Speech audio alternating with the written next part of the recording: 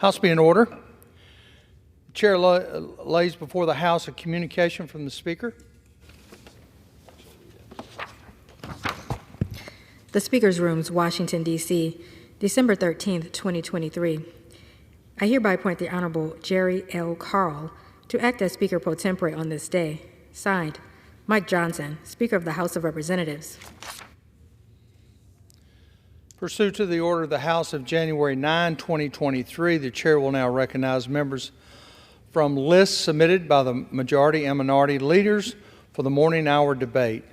The Chair will alter recognition between the parties, which time equally altered between the parties. And each member, other than the majority and the minority leaders and the majority whip, limited to 5 minutes, but in no event shall the debate continue beyond 11:50 a.m. The Chair recognizes the gentleman from California, Mr. Clintock.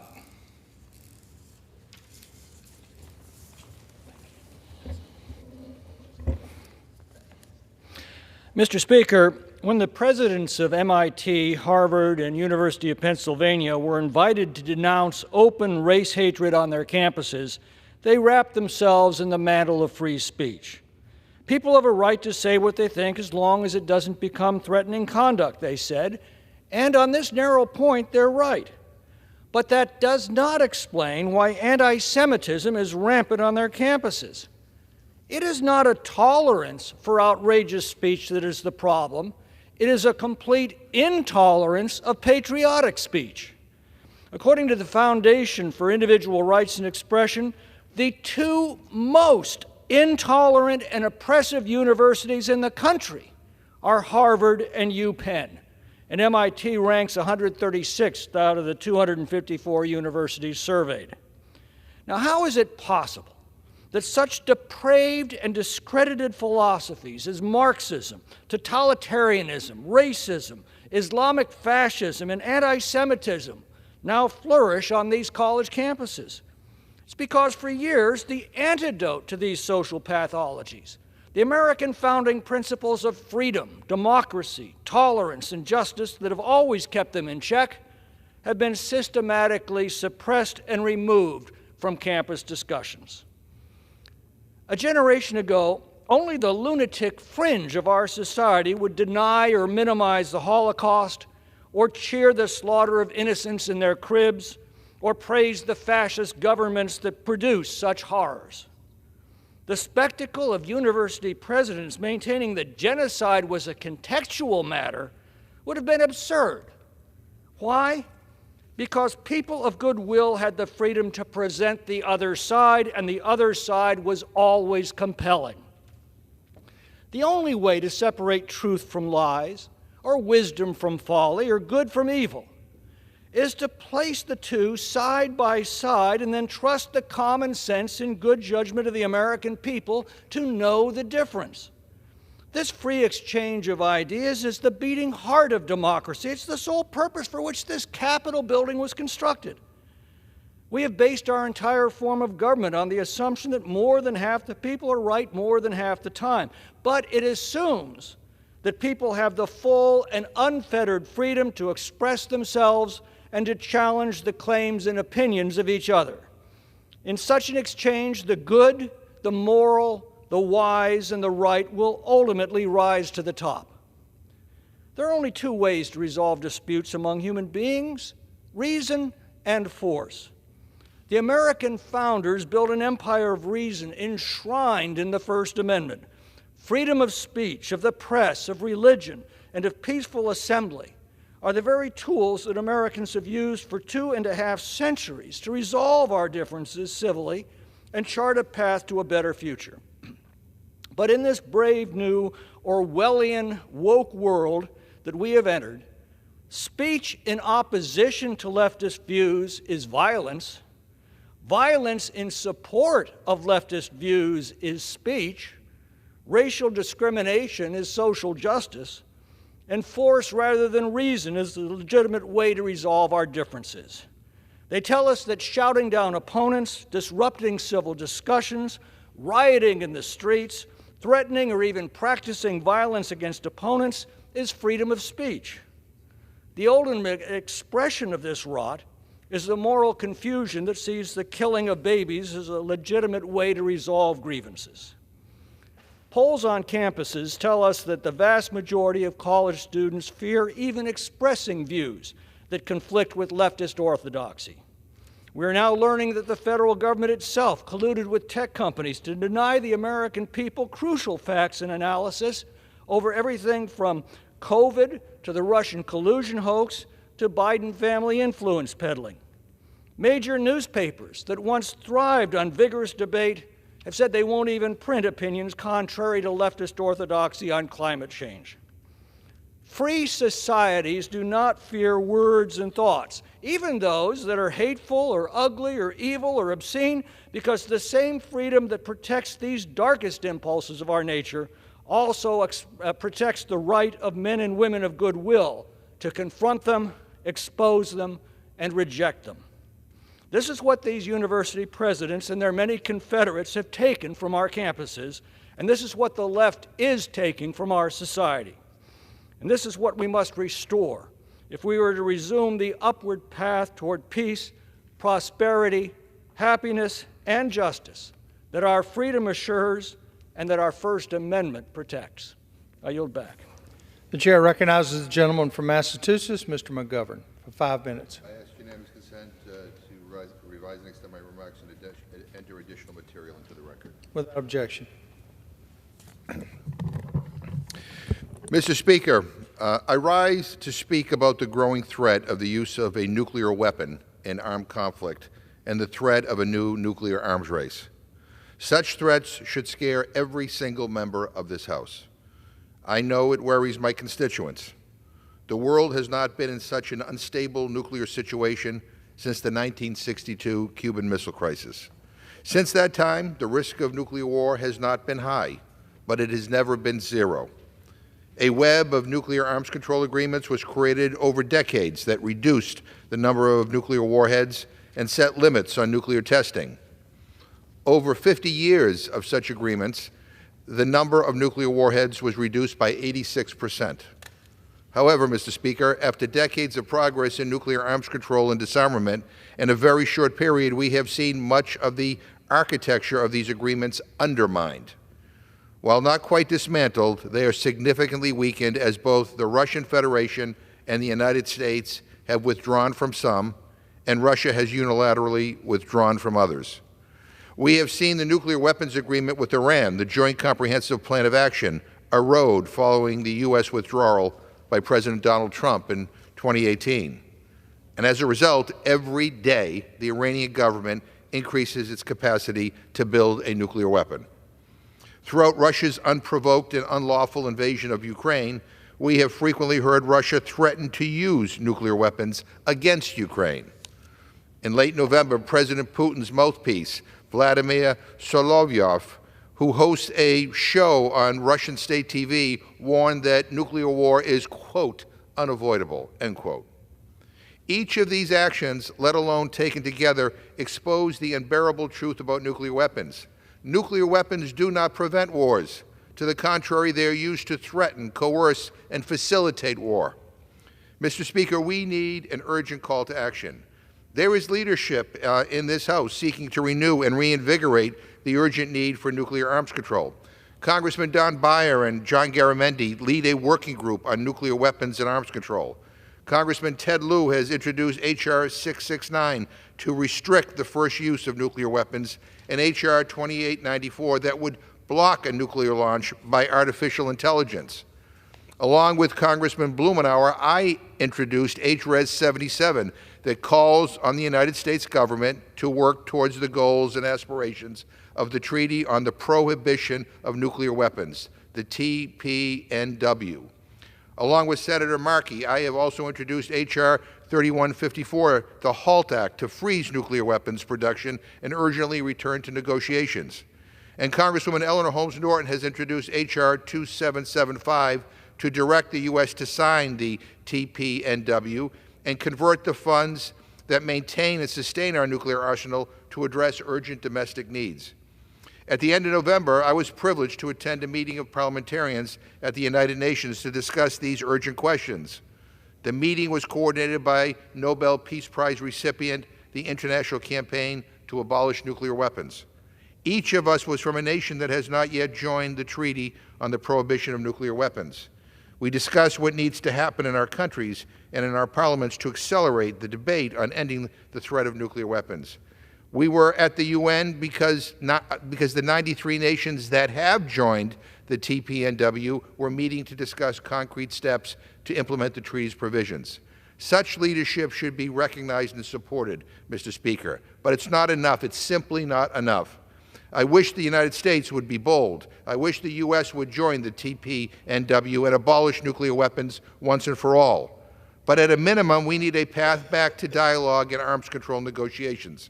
And if we're going to move the major nuclear powers to action, including the United States, we need a massive outpouring of grassroots action in support of ending the threat of nuclear weapons.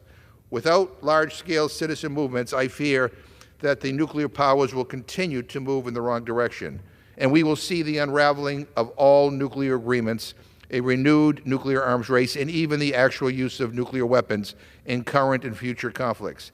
We cannot wait to change direction, Mr. Speaker. We live at a time when the world as we know it can be destroyed in one terrible nuclear flash. The time to act is now. I yield back. The chair recognizes the gentleman from Pennsylvania, Mr. Joyce, for 5 minutes. Mr. Speaker, I rise to address the House and ask unanimous consent to revise and extend my remarks. Without objection.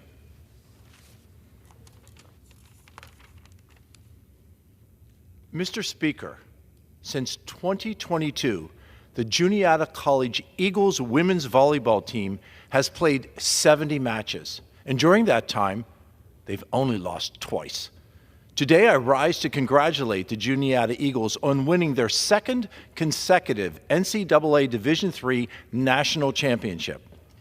Playing with technical skill, agility, and power, these young women have built a program that has stood the test of time, becoming a dominant force and drawing more attention to the sport of volleyball in the Commonwealth of Pennsylvania.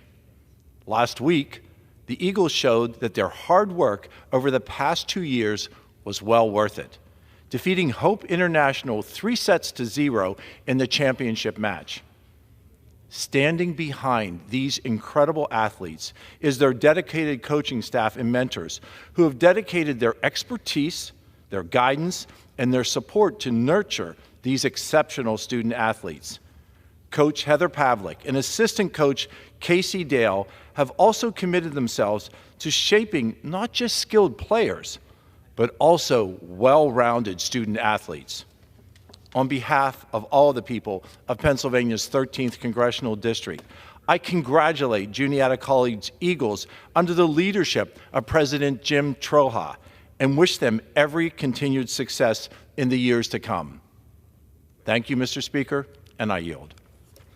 The chair recognizes the gentlewoman from Michigan, Ms. Tlaib, for 5 minutes.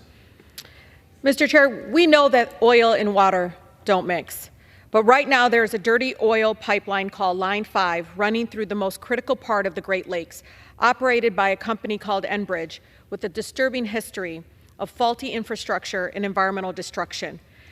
A Line 5 spill would be catastrophic for the Great Lakes region and the entire country. The Great Lakes hold 20% of the world's fresh surface water and is home, as we all know, to the precious ecosystems and wildlife, and tens of millions of people rely on them for water, jobs, recreation. We cannot allow the water we rely on to live, the water that helps make Michigan such a special place for so many, to be sacrificed for corporate greed. The good news is that President Biden could end this threat today by revoking Line 5's presidential permit and committing to the truth that water is life, that it is critical to protect. I call upon Biden administration to stand with the people of the Great Lakes and shut down Line 5 once and for all. Today, big banks bring in billions in profits while our financial systems promote inequality and instability for many of our families. Right now, millions of people, millions, majority being people of color, lack access to checking or savings accounts. But an alternative does exist. We can build a democratic financial system that puts the livelihoods of our residents above private profit and greed. Instead of serving Wall Street, public and postal banks can ensure that everyone has access to basic financial services.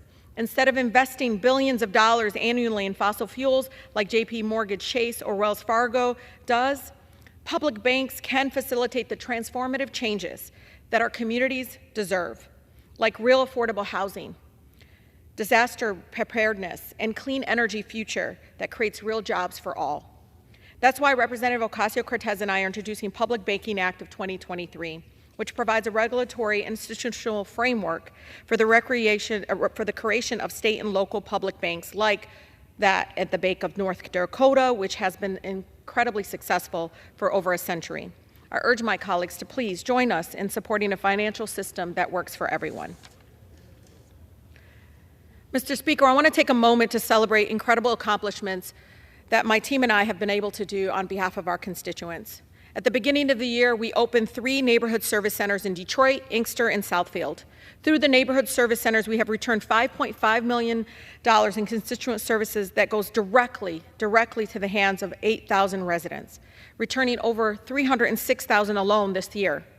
We served and responded to over 164,000 letters from our neighbors that advocated ranging from clean water, clean air, utilities for all, housing for all, and so much more. We've hosted and participated in over 120 events, including coffee hours and town halls and resource fairs and more, really trying to help our families get through everyday challenges and issues. Our legislative advocacy has spanned from affordable housing to medical debt cancellation and ending auto insurance discrimination once and for all. We've introduced 160 bills, Mr. Speaker, and amendments, and 39 of them have actually passed. This year, we celebrated 1 year anniversary of the Congressional Mamas Caucus, where we are committed to advocating working mothers and their families on issues of affordable child care, paid leave, Black maternal health, and economic justice. The accomplishments would not be possible without our residents. So thank you for believing in me and sending me here to Congress to do the people's work. It has been truly an honor to serve you and to be your Congresswoman. This is just the beginning of what we all can continue to accomplish. I yield.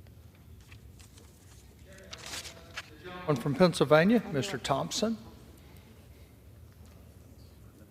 5 minutes, I'm sorry, Mr. Thompson. Thank you, Mr. Speaker.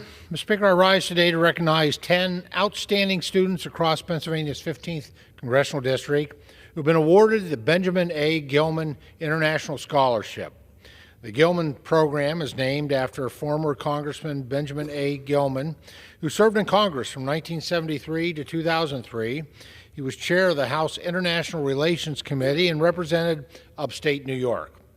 Established in 2001, the Gilman program is part of the State Department's Bureau of Educational and Cultural Affairs.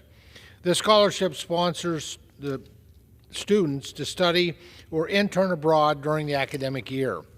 This program is an important part of the federal government's effort to expand and diversify U.S. study abroad and allows Americans to gain the global competencies that are crucial to our national security and our economic prosperity.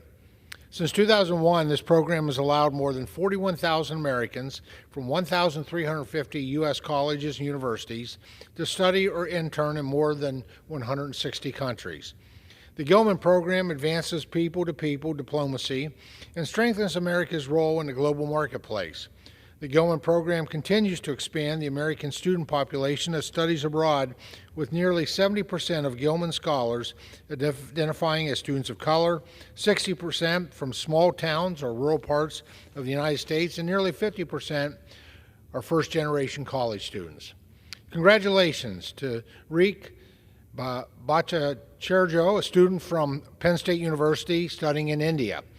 Ashlyn Bird of Lycoming County, a student at Drexel University studying in the United Kingdom. Devin Dancy of Union County, a student at Susquehanna University studying in Ghana. Hannah Dees of Center County, a student at Juniata College studying in the United Kingdom.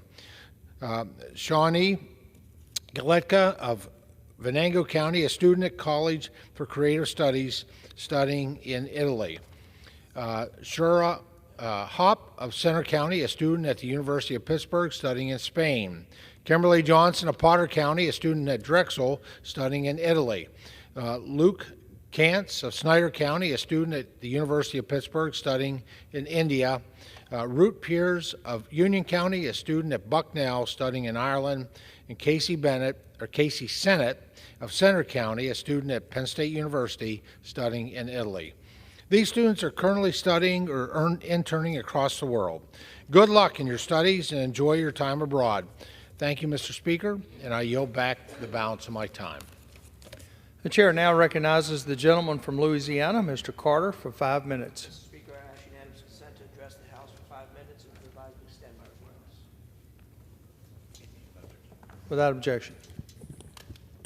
Thank you, Mr. Speaker. I rise today to congratulate an extraordinary talent and a force in the world of college football. LSU's Jayden Daniels, the recipient of this year's Heisman Trophy. Jayden, your journey has been remarkable, defined by grit, determination, and a love for the game. Winning the Heisman is not just a personal victory, it's a testament to the countless hours of hard work, sacrifice, and unwavering support for your teammates and coaches. It truly takes a village. Your skill on the field has captivated fans, and your leadership has inspired generations of future athletes. Jayden, as you hold this coveted trophy, know that you've etched your name in football history and Louisiana history. Congratulations on this well-deserved honor. I know it would be a stepping stone to even greater heights. Thank you, Mr. Speaker. Once again, I rise today to celebrate the pastoral anniversary of Bishop Lester Love and Pastor Fran Love. 25 years of faithful leadership have shaped the City of Love into a beacon of hope and inspiration. Bishop Lester Love has shepherded the City of Love with a clear vision. His exemplary leadership has not only guided his congregation, but has become a blueprint for leadership excellence in churches and corporations alike. Alongside him, Prophet Fran Love, a woman of unwavering faith, has demonstrated her commitment to social justice through initiatives like the Daughters of Life and Love, DAWL. I admire her active devotion by uplifting others and serving mankind and womankind. Today, together, they've led the City of Love with passion and commitment to community service. Their outreach organization, Love 365, has touched thousands of lives beyond the pulpit. Bishop Love and Prophet Fran Love have become pillars of support in the greater New Orleans community. Their influence extends far beyond the walls of the City of Love, reaching into the hearts and lives of those they touch. As I congratulate this remarkable couple, I also want to express my gratitude for their friendship and guidance. May the next chapter of your journeys be filled with continued blessings and fulfillment for the mission of love and the people that you serve. I rise today to celebrate the valor and resilience of the Manfred Point Marines, whose invincible spirit has left a permanent mark on our nation's history. 80 years in the making, 8 courageous New Orleanians received the Congressional Medal of Honor this November, a long overdue recognition of their pivotal role as the first African Americans to join the Marines. Their names are Private First Class Granville Jack Alexander, First Sergeant Nolan A. Marshall Sr., Staff Sergeant Charles E. Allen Sr., Corporal George A. Dupree Sr., Private First Class Andrew J. LeBlanc, Staff Sergeant Melvin O. Parent Sr., and Private First Class Lloyd B. Willis Sr. These heroes who fought to fight for America and made a way from no way, faced the adversity head on and did it with pride and honor. Barred from the National Marine Boot Camp, they persevered at Mumford Point, enduring grueling training and overcoming the stigma that African Americans couldn't serve as Marines. They not only served honorably, but they blazed the trail for 20,000 African Americans who followed in their footsteps. In 1949, Mumford Point was decommissioned, but their legacy endures. Their sacrifice paved the way for diversity and inclusion in the Marine Corps as we proudly embrace their proud history and their service today. Thank you for your incredible service. God bless you, and God bless America. I yield back. The chair recognizes the gentleman from Nebraska, Mr. Bacon, for 5 minutes. Thank you, Mr. Speaker. I rise today to recognize the valiant actions of 2 Air Force officers from our community who placed their own physical safety on the back burner to save citizens from a burning vehicle crash. Captain Zach Evans, a pilot with the 3rd Airlift Squadron, and Captain Joshua Sadler, an MQ-9 Reaper pilot with the 65th Special Operations Squadron, are not just heroes, but are sons from Nebraska, and I'm proud to say that one of them, Captain Evans, is a former member of our district staff. When Zach joined the Air Force, I knew he would go far. Needless to say, Zach and Josh are both living up to, if not surpassing, all expectations and are bringing great honor to our community. On May 5th of this year, Captain Evans and Captain Joshua Sadler, good friends and graduates of University of Nebraska, witnessed a truck driving erratically on a poorly lit road in Dover, Delaware. The truck swerved between lanes, crossed medians, and ignoring traffic signals. Captain Evans and Sadler called 911 to report the driver and kept a safe distance.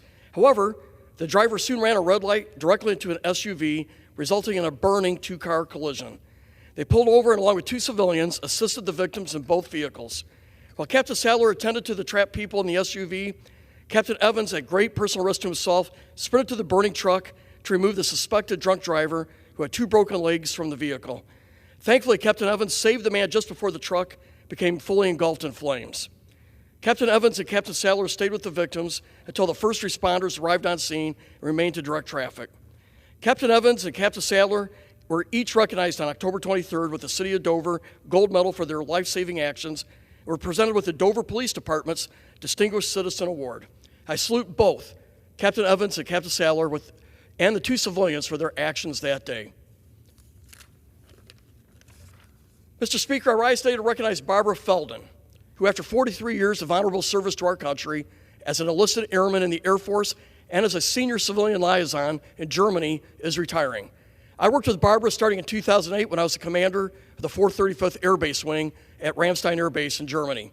Since 2011, she has been the host nation advisor to the commander of the U.S. Air Forces in Europe and Air Forces Africa. At 21, Barbara, a German citizen married to a U.S. airman, qualified to join the U.S. military service. She was assigned to Robins Air Force Base, Georgia, after basic training, and then returned to Germany, where she served in various liaison assignments, first as an interpreter, and then taking on a command-wide responsibilities dealing with federal officials. In 1984, she transferred to the 86th Tactical Fighter Wing Liaison Office, where she developed first-time liaison initiatives with the local communities, such as the organization of German civic leaders and familiarization visits to the United States. One of Barbara's most challenging assignments was closing down the historic Rhein-Main Air Force Base in Frankfurt and then transferring those operations to Ramstein Air Base. Barbara also serves as director of the liaison for the U.S. Kaiserslautern military community, the largest military overseas community in the world. During my time as commander at Ramstein, Barbara organized events and meetings with the community. I recall that one time she helped arrange for me to deliver the opening remarks at the world's largest wine festival, where I had the opportunity to lead a parade and conduct the orchestra. Barbara has provided critical support and assistance for a variety of major projects during her tenure as headquarters for the U.S. Air Forces in Europe and Air Forces Africa. During the COVID pandemic, she liaised with the federal and state officials to ensure military missions would continue while ensuring alignment with the host nation protective measures. In the late summer of 2021, the emergency evacuation of Afghan nationals to Ramstein Air Force Base presented many challenges for Ms. Felden and her team. While initial expectations were for 5,000 evacuees, about 35,000 were actually processed at Ramstein. Barbara's always displayed the utmost professionalism in the various positions and she held during her 43 years. I am proud of her accomplishments, and I'm honored to call her and her husband, Claude, my friends. I salute you both. Barbara, thank you for all that you've done in your stellar career. I yield back. The chair recognizes the gentleman from California, Mr. Costa, for 5 minutes. Ask unanimous consent to address the House for 5 minutes and to advise and extend my remarks. Without objection. Mr. Speaker, in a moment of crisis, the people of Ukraine and around the world are looking to the United States for support and leadership. After an 80-day hiatus, Russia launched a wave of cruise missile attacks on Ukraine on the Remembrance Day, or Holodomor, which is a reflection of when the Soviet Union imposed a famine and killed millions of Ukrainians in 1932 and 1933. These attacks come just days after the Senate Republicans blocked funding for Ukraine and Israel. Putin is watching. He's enjoying these political fights, which is only giving him an advantage. He believes, and his propaganda machine is celebrating, the legislative blockade that is occurring as a first step to withdrawing total support for Ukraine. Believe it. The United States there must send a strong message to Putin that we stand strong and united with the people of Ukraine. I've met with brave Ukrainian soldiers and their families who shared that our support has given them hope that Ukraine will win this fight. They will. So those who say Ukraine is losing the war are wrong. Putin's goal to conquer Ukraine has failed. Ukraine has regained 50% of the land Russia originally took, has reopened up the Black Sea to allow them to export grain. Meanwhile, the Ukrainian military has depleted the Russian army. From a total of over 480,000 soldiers, Russia has lost over 320,000 that have either been wounded or killed. Think about that. Over half their army, forcing Putin to take coercive actions for new and inexperienced personnel, even people from prison, desperately turn to North Korea for supplies. All this at a cost for the United States at less than 1% of our GDP, all without U.S. troops on the ground. That is a very good deal. Less than 10% of our annual defense budget has gone to assist Ukraine's military, and it has destroyed almost 50% of Russia's army. Compared to our allies in Europe, we rank 20th in giving to Ukraine when you factor in GDP. We need to pass a supplemental aid package to provide immediate assistance, and we need to do it in an overwhelming bipartisan way as we have before. We are living in a seminal moment in the history of America and the world we live in.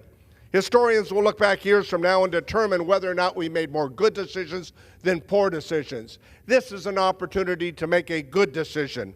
We need to pass a supplemental package to provide immediate assistance that our ally Ukraine needs now. We must provide humanitarian assistance for the Palestinians that have been afflicted by the war and for Armenian refugees that have been removed from their historical home in Nagorno-Karabakh. We need to pass the package to let our European allies know that the United States is a reliable and consistent in the support of democracies around the world. The passage of this supplemental package also provides support for Taiwan and restores American military inventory, so critical. There is nothing more than Putin wants than to see this Congress and our country divided. The Congress in November, December seemed to have time for baseless impeachment inquiries, but not the time to do the most important things like provide funding for national defense, the Federal Aviation Administration, and most importantly, resolving our differences in passing a budget. So I asked my Republican colleagues, what have we done? What are we doing? When we gather around the holiday tables in the next 2 weeks, and we ask for good tidings in the new year, as members of Congress, I think we must ask ourselves, what have we done? What have we done to work together in a bipartisan fashion to pass these critical bills? The answer is nothing. We must do more important things to provide for the American people and the world that we live in. This is a seminal moment, as I said before, in world history, and the world is watching.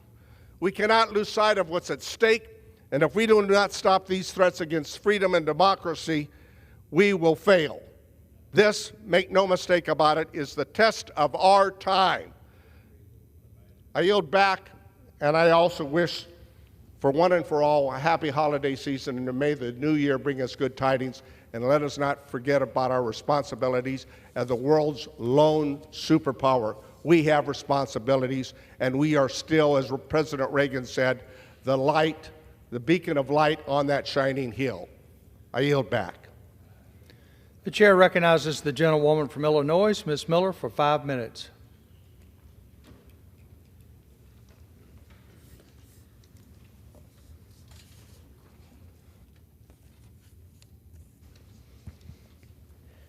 I rise today to honor the life and legacy of Angie Wood. Angie was a leader in Illinois who touched the lives of countless people. She was someone who empowered the people around her and was an inspiration to everyone she met. She was quick to invite new friends to dinner and was always there to help someone in need. Angie embodied selfless devotion to her family, her community, and her country. Everyone knew Angie as a patriot because of her love for our Constitution and her devotion to serving our country. She organized women's constitutional luncheons to teach people about our history, our rights, and our freedoms. She firmly believed that knowledge is power, and she was devoted to our founding fathers' vision of self-government. Angie's patriotism was not something she merely talked about. It was something she lived out every day because of her love for God and country. At her core, Angie was a Christian whose faith in Christ was evident to everyone around her, and she sought to carry the love of Jesus into the world. She organized Bible studies and was always first to offer prayer. She was sure to remind her friends about the peace and comfort that comes from the Lord. Angie would remind people that the only hope for our nation and the world is Jesus Christ. Angie's legacy will continue to inspire everyone who knew her. She exemplified servant leadership, and her patriotism, optimism, and faith will be lived out by the people whose lives she touched. No matter how the future looked, Angie would always say, "The best is yet to come." And now I want to read one of her favorite passages from Philippians. Whatever happens, keep living your lives based on the reality of the gospel of Christ. Then, when I come to see you or hear good reports of you, I'll know that you stand united in one spirit and one passion, celebrating together as conquerors in the faith in the gospel, in the faith of the gospel. And then you will never be shaken or intimidated by the opposition that rises up against us. Your courage will prove to be a true sign from God of their coming destruction. I pray that her memory will serve as an example to us all. And now I'd like to ask for a moment of silence.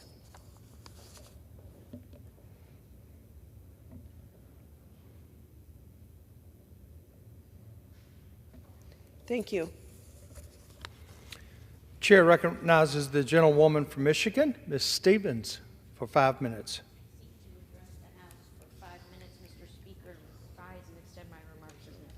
Without objection. Thank you. Mr. Speaker, as a co-chair of the Congressional Task Force on American Hostages and Americans Wrongfully Detained Abroad, I rise in support of the conference report to accompany the National Defense Reauthorization Act. In the past decade, we've seen a dramatic increase in the number of Americans taken hostage by rogue states and bad actors who are trying to leverage civilians to get what they want. Right now, according to the Foley Foundation, there are currently at least 64 Americans held hostage or wrongfully detained in countries overseas. They are held in 16 different countries and territories. So now, more than ever, we must keep up the drumbeat to bring these individuals home. That is why I am so heartened that the NDAA includes 2 of my bills to support and assist Americans wrongfully detained abroad and their loved ones fighting to get them safely back home.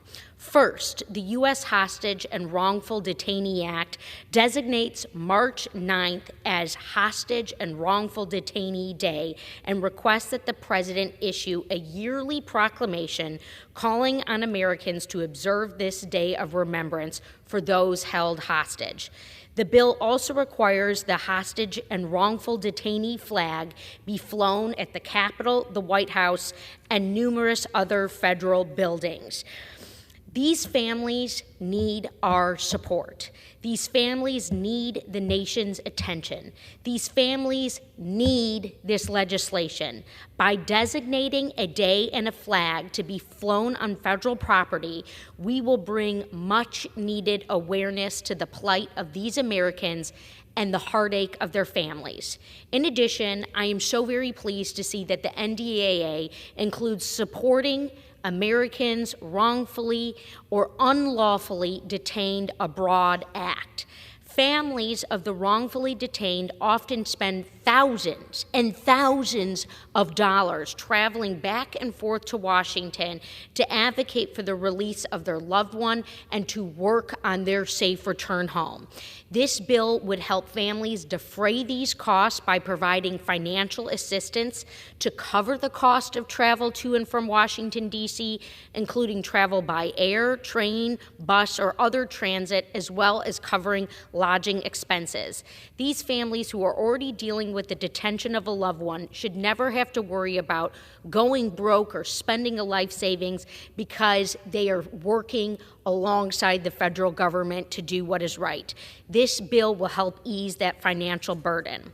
Finally, when detainees return home after years of wrongful detention, we must do more to ensure that they have the resources they need to return to normal life. They've often been stripped of employment, housing, and life as they knew it before they were taken hostage. We must remember that the wrongfully detained have been in prison oftentimes for years, if not decades, which is wrong. They may not come home, but they won't come home. They may come home, but they won't necessarily come home to a job. We cannot let these individuals fall through the cracks when they return. We need to help them return back to society. And that is why I'm so proud that this bill will also seek to make available physical health services, mental health services, and other support, including providing information on available legal or financial resources for up to 5 years following the release of a detainee. We need to make sure that these individuals have the physical and mental health assistance that they need to recover from unspeakable trauma. Well, nothing can give back the years that our adversaries or the time that our adversaries have taken from these Americans. We have a responsibility to help them get back on their feet. I sincerely want to thank the other co-chair of the American Hostage and Americans Wrongfully Detained Abroad Task Force, Mr. French Hill from Arkansas, for working with me on both of these bills. And I also want to pay recognition to the families of the hostages, particularly the family of my constituent, Paul Whelan, who is about to hit 5 years wrongfully detained in Russia. We are continuing to shine a light on Paul and demand and call for his release from the Russian government. To those held hostage, Congress stands behind you. Congress continues to work alongside our ally, Israel, in calling for the return of the 138 hostages currently and still being held in Gaza. Thank you, Mr. Chair, and I yield back. The chair now recognizes the gentleman from Georgia, Mr. Collins.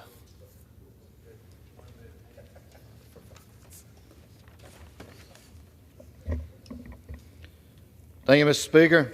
I rise today to honor Dean Dale Green of the University of Georgia's Warnell School of Forestry and Natural Resources, a role in which he served since 2015. After decades of service to UGA in our great state, Dean Green will retire at the end of this year. Dale is an accomplished man. He is a graduate of Louisiana State University, holds a master's degree from Virginia Tech, and a PhD from Auburn University. He joined the UGA faculty in 1986 and has served our school in this state in so many ways since.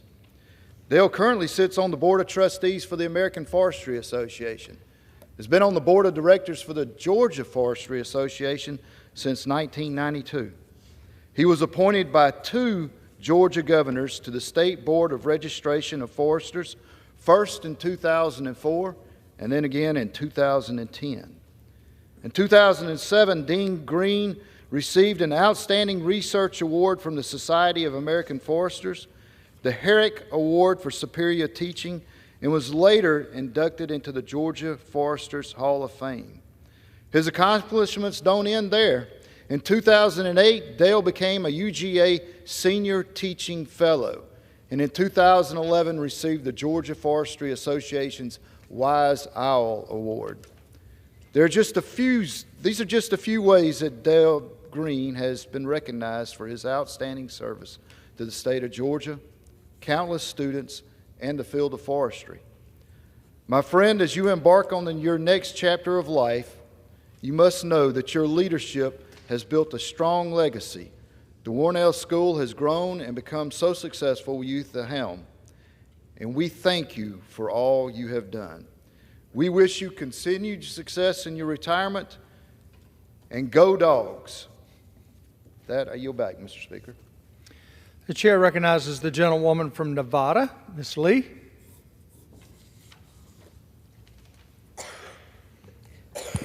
Thank you, Mr. Chair. I rise today as Southern Nevada is reeling in the wake of a horrifying mass shooting at the University of Nevada, Las Vegas. We remember Jerry Chang, Patricia Navarro-Velez, and Naoko Nakamaru.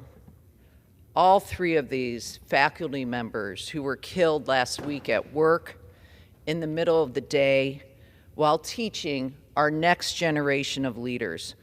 Once again, 6 years after Las Vegas witnessed the nation's deadliest mass shooting, our community is coming together to mourn another entirely preventable loss of life. And again this week, when 4 more people were shot and killed in the Northwest Valley. As we pick up the pieces of these tragedies, our community is once again asking why. Why do we continue to accept these atrocities as normal? Why do we tolerate this violence when we have legislation before us that could save lives and stop the next tragedy before it's too late? I have a son in college. He's a freshman. And I worry every day about the possibility that a tragedy like this would strike his campus. For many parents in my community, that worry became a reality last week. They saw texts and tweets with the breaking news that every parent in this country has come to fear: an active shooter at their child's school. Students were instructed, run, hide, fight. That is not normal. And for our kids, this reality is even more traumatic. The sound of gunshots, barricading classroom doors, everyone hiding under their desks, silent, not knowing whether the next person to walk through that door is someone to save them or a murderous assailant. That is not normal. And let's not forget the resulting emotional trauma that will plague everyone involved for years to come. We are all incredibly grateful for the quick action of the first responders, the University Police Service, and the Las Vegas Metro, all who bravely prevented that day from becoming even deadlier. But like so many mothers in this country, I'm angry. I'm exhausted. This has become a reality for far too many Americans for far too long. Last week's shooting at UNLV was the 80th shooting at a school this year, a year that has broken the record for mass shootings and claimed the lives of over 40,000 children, parents, neighbors. That is not normal. And on that same day that we lost 3 of our own in Southern Nevada, Senate Republicans were busy blocking legislation that could prevent another tragedy. Students, faculty, university staffs were hiding for their lives, cowering in fear, while Washington politicians were cowering behind the gun lobby that refuses to support policies demanded by an overwhelming majority of Americans. That should not be normal. Nevadans are tired of it, and so am I. We cannot and should not continue to accept this violence. Weapons of war on our streets is not normal. Barricading classroom doors is not normal. Parents being afraid to send their children to school from kindergarten to college is not normal. I don't want to hold another vigil. I don't want to hold another moment of silence. What I want to do is I want this institution that Nevadans sent me to help fix, to stop accepting this violence and to end the sick cycle of inaction. Now listen, I'm not naive enough to think that we can't prevent every shooting, but God, please let us at least get caught trying. I am begging my colleagues and anyone who is listening to consider why we have accepted this for so long, and to please, let's honor these victims with action. And with that, I yield the balance of my time. The chair recognizes the gentleman from New York, Mr. Esposito. Okay, I'm close. For 5 minutes, please. Well, thank you, Mr. Speaker. I rise this morning to salute a good friend, a gentleman with one of the biggest hearts I've ever met.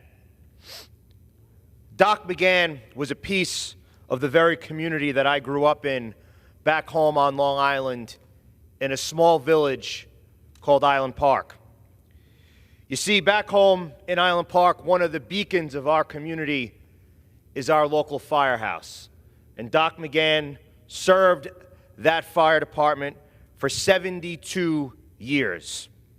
He served as chief of our department from 1963 to 1964 and had the opportunity to serve every rank in that department. And even in his elder years, he was a calm voice, someone who gave the younger members advice on how to serve their community. He was active in our church of Sacred Heart, and he was the executive leader of the Island Park Lido Point Lookout Republican Committee. And in that capacity, in 1980, he was one of the architects that sent an unknown guy from a small village of 6,000 people by the name of Alphonse D'Amato to the United States Senate. And 42 years later, he helped send another guy from a village of 6,000 to the United States House of Representatives, and that being me. He was married to his lovely wife, Jerry, for 66 years and leaves behind 4 children, Danny, Kevin, Kerry, and Jackie, and is the proud grandfather and great-grandfather of beautiful children. Today I salute Doc McGahn. And when he died just less than a month ago, a piece of Island Park died with him. Mr. Speaker, I rise today in recognition of Brian Sullivan, the president of the Nassau County Correctional Officers Benevolent Association. After a long and storied career in the Nassau County Sheriff's Department, Mr. Sullivan has retired, leaving behind a legacy of excellence. Brian Sullivan was appointed a correction officer in Nassau County in 1988, marking the beginning of over 35 years of service. Brian Sullivan worked his way through the ranks of the department, ultimately achieving the rank of captain in 2022.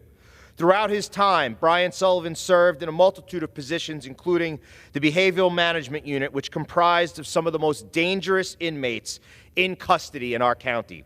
In addition to safeguarding the public from violent offenders, Brian demonstrated his leadership amongst colleagues and was elected in 2002 to serve as delegate of the union. As he did in his uniformed career, Brian rose through the ranks of the union, having been elected first as delegate, twice as the union's first vice president, and then twice as president of the organization. As in his tenure as union leader, he was wildly successful and managed to help pass several laws at the state level to protect pensions and death benefits for Nassau County corrections officers. Brian's work, both safeguarding the people of Nassau County and advocating for his brother and sister correction officers, is worthy of great praise, and I am honored to recognize the incredible career of my Nassau County neighbor and friend. I wish Brian Sullivan the best in the next chapter, and I know he will continue being a selfless community servant wherever life takes him. Best of luck in his retirement. Mr. Speaker, I yield back. The chair recognizes the gentleman from New Jersey, Mr. Mendez, for 5 minutes.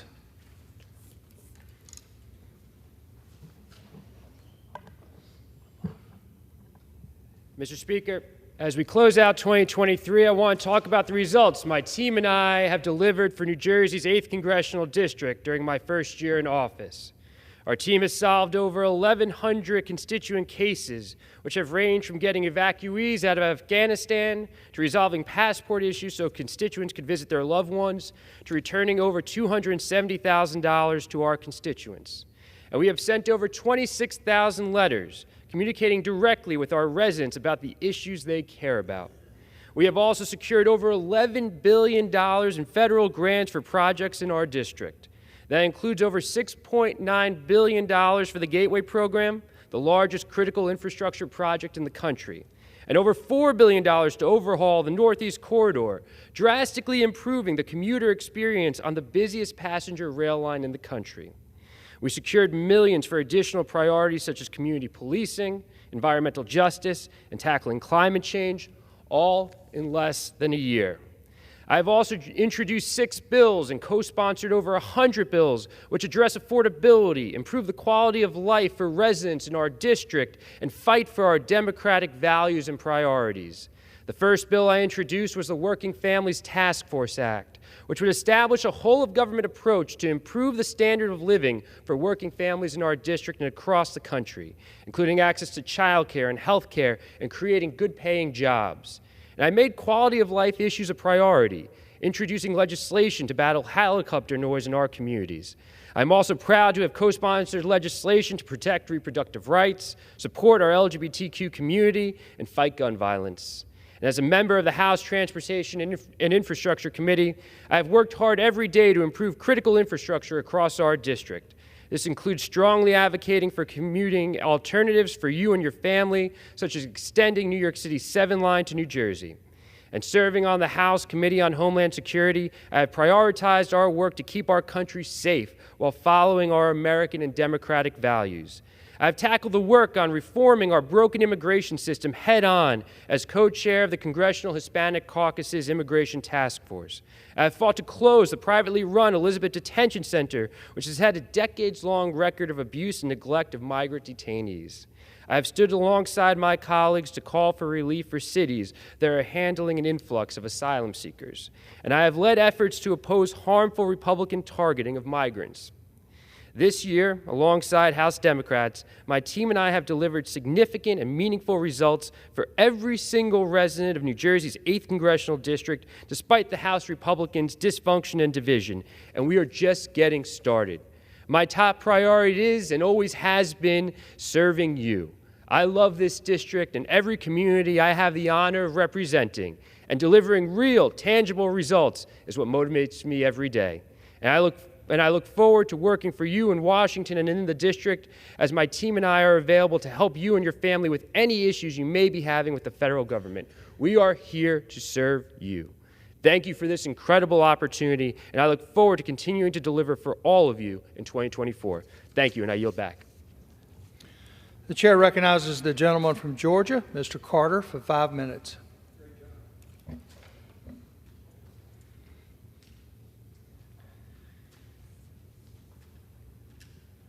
Mr. Speaker, I rise today to celebrate the Pierce County Bears, who won the Georgia High School Association Class 2A football state championship yesterday in Atlanta, Georgia. This win is the second state championship for the Bears and Coach Ryan Herring, and it was not earned easily. This game was tied 14-all going into halftime, and it didn't get any easier from there. The Bears had to fight to the very end, eventually sealing the victory in triple overtime. Pierce County quarterback Caden McGatha was phenomenal in this victory, throwing for 2 touchdowns to receiver Carson Sloan and running for an additional 4 touchdowns himself. The Pierce County defense was also outstanding, sacking the opposing quarterback 6 times. To the Pierce County Bears and to Coach Ryan Herring, I say congratulations on this amazing win. This team earned this championship. It was not given to them.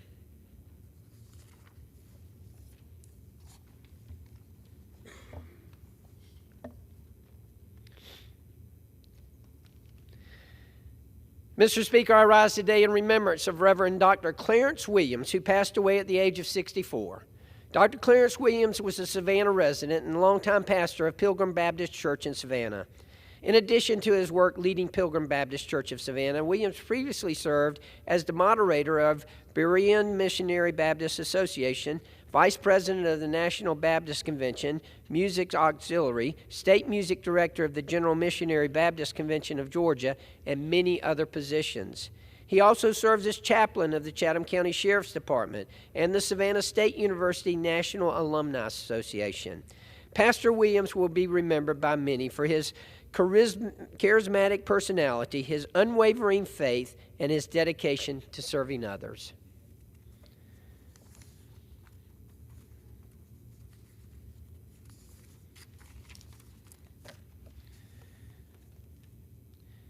Mr. Speaker, I rise today to celebrate the achievements of Ronald Booker, a Savannah resident. After spending 34 years as a head basketball coach for the Beach High School women's basketball team, Ronald Booker was named the special assistant to the head coach for the women's basketball team at Savannah State University. During his career, Coach Booker led the Lady Bulldogs to 12 sub-regional titles, 22 regional championships, and made 30 state championship basketball tournament appearances. His teams were ranked by the Atlanta Journal-Constitution in the state's top 10 teams for 26 seasons. He concluded his coaching career, get this, with a 786 wins, 190 loss overall record. In his honor, the city of Savannah has decided to name a portion of Hopkins Street in front of Beach High School, Coach Ronald Booker Way. Congratulations, Mr. Booker, on your remarkable achievements and on your well-deserved honorary designation.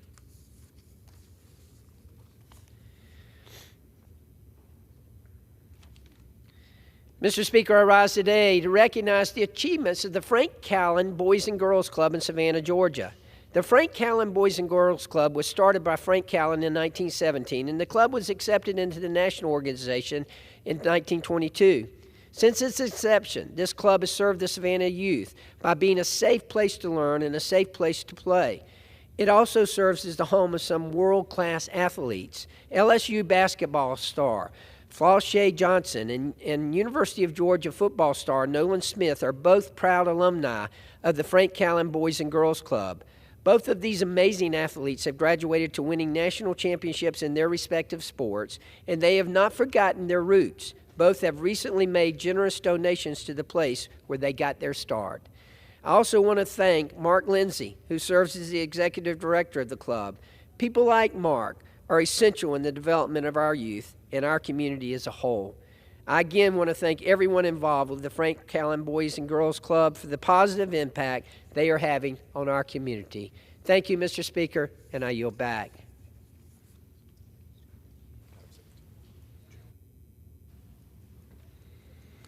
The chair will receive a message. Mr. Speaker, a message from the President of the United States. Mr. Speaker, Madam Secretary, I am directed by the President of the United States to deliver to the House of Representatives a message in writing. The chair recognizes the gentleman from Maryland, Mr. Hoyer. 5 minutes. Without objection. We have hours left. Less than 10 until we go home for the holidays. Less than 10 hours when we leave the field. Less than 10 hours before we act responsibly. The men and women of Ukraine will not go home for the holidays. They will not leave the lines in eastern Ukraine. They will not have a Christmas dinner without the fear that they will be bombed in Kiev or assaulted in eastern Ukraine. Why is that? I ask that to both. Why are we going home and leaving our Ukrainian allies unarmed? Why do we shrink from our responsibility to confront those who would undermine democracy, freedom, and international law? Why, Mr. Speaker, do we retreat from the field while our Ukrainian allies are at risk? Mr. Speaker, we have 1 day left. We can accomplish the goal of passing Ukrainian dollars. We can achieve the goal of giving aid to our ally Israel. We can achieve the goal of making Taiwan a little bit stronger. Or we can send a message to Mr. Putin, to Mr. Xi, to Iran, to Hamas, that America is unable to stay the course.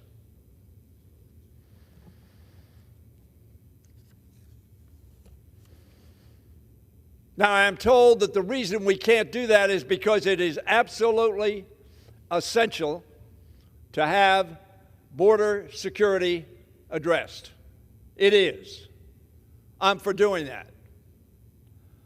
But I want to call the Speaker's attention so that he can remember that in the 115th Congress, as a member of Congress, he co-sponsored a bill, H.R. 395.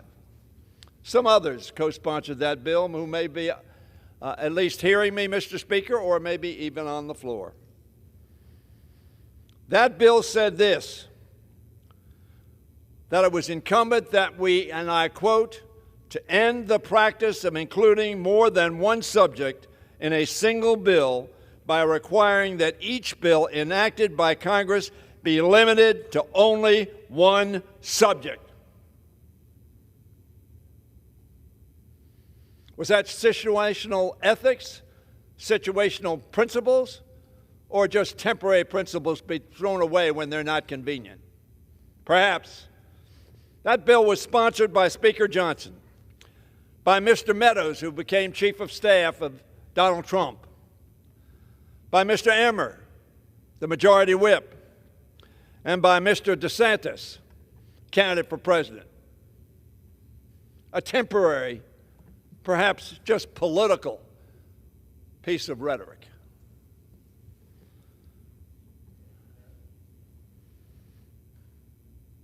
Mr. Speaker, America is better than that. America needs to be a more reliable ally than that. America needs to create confidence, not undermine confidence. America needs to be reliable.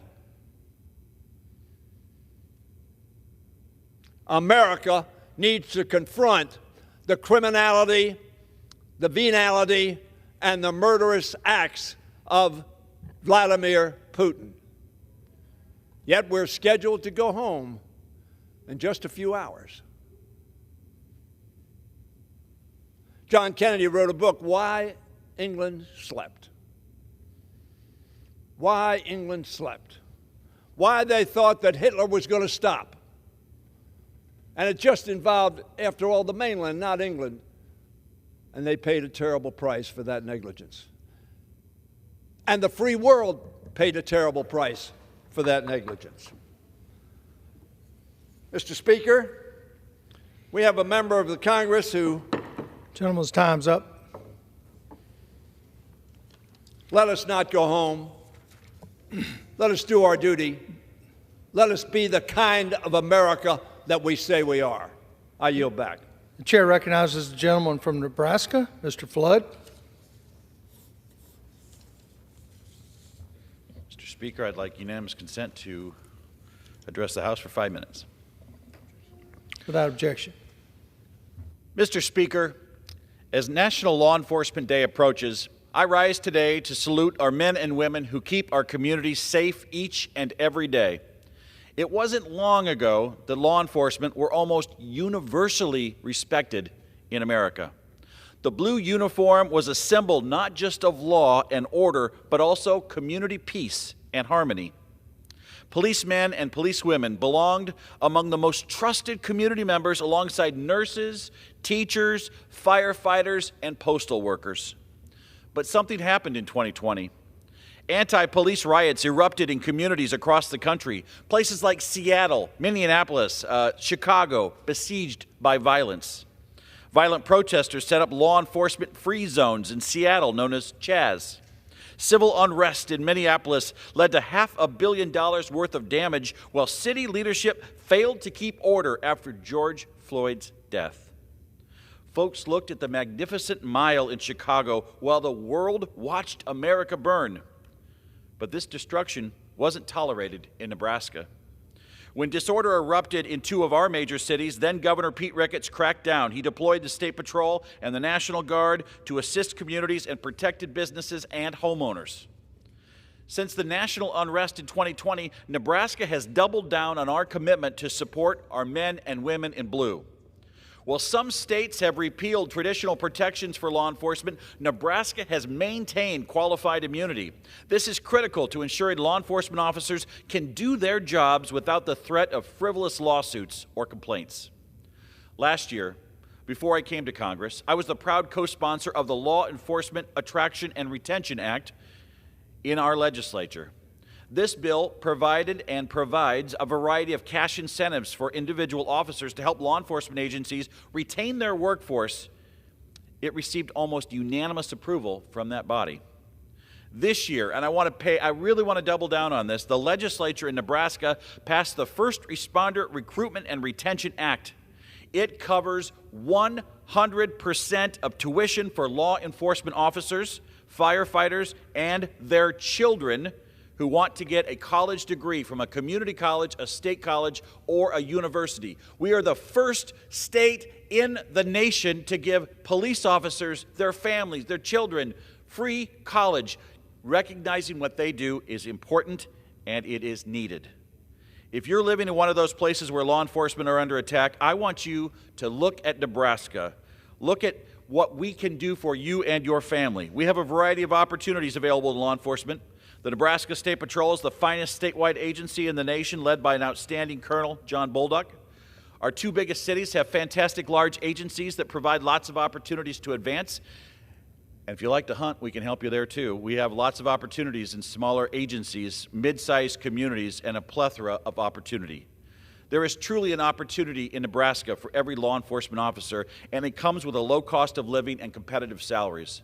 Our communities need police officers. Rural communities need police officers. We are doing what we can in Nebraska to make it as attractive to people across the country as humanly possible. As we honor our peace officers on Law Enforcement Appreciation Day, I invite anyone working in the profession to consider my great state as you think about your career and what's best for your family, and know that Nebraskans support you. We salute your work. We wish you all the best as you continue to protect communities in the good life and across our country. May God bless you. May God bless the United States of America. Thank you, and I yield back. The chair recognizes the gentleman from California, Mr. Malafa, for 5 minutes. Thank you, Mr. Speaker. Well, it can't be overestimated the value and the need for water in our lives, in what we consume food-wise and what it provides in flood control, what it provides in hydroelectric power, just water at the tap, and even environmental water. As a representative of California, we certainly go through a lot of gyrations and a lot of fights over water. As Mark Twain is quoted as saying, is whiskey's for drinking and water's for fighting, especially in California. So there's plenty of that. So what's going on underway? Well, back in the 30s and then in the 60s, two major projects were built to turn California into the blooming land that it is, of so much bounty, so much great agriculture, so much opportunity. With the Federal Water Project started in the 30s, and the State Water Project conceived in the 50s, and much of it built in the 60s. In my own district, we have two very large dams, Shasta Dam at 4.5 million acre feet and Lake Oroville at 3.5 million acre feet. And so those have made so much possibility for people of California, but not just California. Really, it's helped the whole country. and I'll tell you why. Because agriculture is a key element of the sustainability for this country. It's strategic needs for being able to feed itself, defend itself. You can't be overestimated how important that is as well. So what do we currently have happening in California and in the western states? The extreme environmental left is moving to remove more and more dams as we speak. Right now in the Klamath River, up in the north end of my district, there's 4 dams that are in the target sites for that. They make hydroelectric power. Now, as a sidebar here, what do we hear constantly in this chamber? Almost every conversation is filtered through climate change. And so when you have sources of power that are zero CO2, such as hydroelectric power, as well as nuclear power, and very clean, efficient power, such as natural gas, which is being phased out or pushed out by the Biden administration as we can't explore or build pipelines for it, where are we going to get the power if you want to tear these dams out? If you want to take all these inputs for producing electricity in this country, at the same time as you're forcing more and more things to be powered by electricity, vehicles, big trucks. I see on the internet there's a major cargo carrier saying we need to electrify our aircraft. I mean, how heavy will an airplane be when you've loaded up with batteries? Will it have any cargo capacity left? A big semi-rig for the highways is 80,000 pounds GVW. By the time they electrify it and add 2 8,000-pound batteries to that, 16,000 more pounds of cargo you'll have to take off. So that means 5 trucks will have to now do the job of 4 trucks. This is where we're going. So hydroelectric power is extremely important to fuel whatever level of electricity we're going to be using. You know, they want to ban gas stoves. They want to ban gas heaters. If we're going to have more and more of a reliability on the electric grid, which I hope we don't go through these crazy policies, we're going to continue to need this power. So why are we tearing dams out? They want to tear them out in the state of Washington. And they're talking about, as we just visited the Colorado River on the Western Caucasus over the weekend, the Hoover Dam. What a mighty structure that is, with 8 great big power plant turbines in there. And above that, Lake Powell. They're talking about, well, maybe we don't really need Lake Powell anymore because we're in the middle of a drought situation. Yeah, we're in a tough drought. But what if we didn't have those to begin with? We wouldn't have stored that water that has helped us sustain for several years, through many years of drought, actually. Back in my own district with full Lake Shasta and full Lake Oroville, under the original conditions, that would get you 5 years through 5 years worth of drought. Still storing water for agriculture, for people at the tap, for hydroelectric power, and yes, even recreation. So what is the agenda that at the same time they want to force more and more electric vehicles and electric everything and rip out the means to make the power? It doesn't make a lick of sense. I just see where Ford Motor Company, they lost about $4.5 billion last year electrifying. You had the original influx of people buying those electric vehicles. Now that's fallen off because once the incentives go away or once you can get a sticker to drive it in the fast lane in certain areas in California, the rest of the market probably isn't too interested in that. Their F-150 Lightning, they're pulling back production by at least half, maybe more, because people aren't buying these vehicles like they supposedly are projecting. Stored water is an incredibly good thing. Why it matters to the rest of the country as well is California has grown so many amazing crops over the years with the innovation and ability to farm the lands that we've had in the San Joaquin Valley. We would not have the food that the whole country eats, since 90 to 99% of these crops are grown in California. I go back. The chair recognizes the gentleman from South Carolina, Mr. Norman, for 5 minutes. Thank you, Mr. Speaker. I rise today to recognize Officer Alan Brandon for his retirement following 30 years of service in public safety. Officer Brandon has served the 5th District of South Carolina in many roles. In each, he displayed incredible leadership, bravery, and honoring his community with incredible work and dedicated service throughout his career. In 1983, he began his service as a patrolman at the TKK Police Department and was quickly promoted to a supervisor in 1985. He then moved to the York County Sheriff's Office, where his work proved to make a true impact in the community. He held many roles operating in the narcotics department for many years before being promoted again to the patrol lieutenant and the captain of the Uniform and Field Services Division. Officer Brandon's service is reflective of the values that the police force holds most important: accountability, integrity, honesty, and courage. I would also like to take the time to recognize Mr. Brandon's family, his wife Melania, and his two children, Sarah and William. Working in the police force requires sacrifice and support from the entire family. In addition to his service on the police force, Officer Brandon has served the community as an elder at Forest Hills Church, a Keystone board member of the Palmetto Boy Scouts Board, and a leader for the United Way of York County. Officer Brandon has set the gold standard for representing his community with pride and prioritize fairness and justice.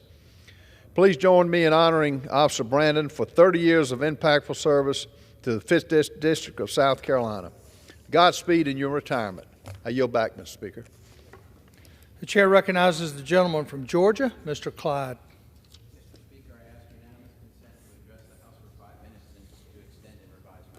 Without objection.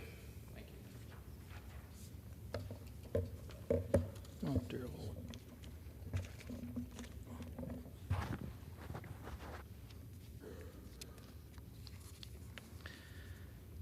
Mr. Speaker, I rise today to honor the life and legacy of Brenau University's 10th president, Dr. Ann Sclater, who tragically passed after bravely battling cancer at Emory University Hospital in Atlanta. Born in Pittsburgh, Ann studied psychology at the University of Pittsburgh and later earned her doctoral degree from Temple University.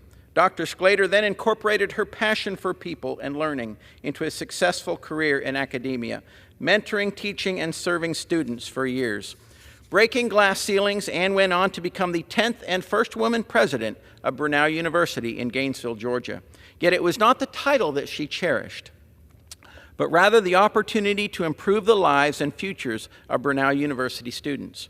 Her leadership extended beyond the campus as she served on the executive committee of the Atlanta Regional Council of Higher Education and was a board member for numerous organizations, including the Women's College Coalition, National Association of Independent Colleges and Universities, and the Greater Hall Chamber of Commerce. Our sincere condolences are with Ann's family as they mourn her loss. While her leadership and impact on our community will surely be missed, we cherish Dr. Sclater's legacy and find comfort in knowing that she has found eternal peace with her beloved parents and brother in the presence of our Heavenly Father. Georgia's 9th District will always remember the incredible impact that Dr. Sclater had on students at Brenau University and on our community as a whole. Mr. Speaker, I rise today to honor the exceptional businesses in Lumpkin County. The Dahlonega-Lumpkin County Chamber of Commerce recently held its annual State of Economic Development meeting to recognize outstanding businesses in our community. On behalf of the 9th District, I'd like to honor this year's winners.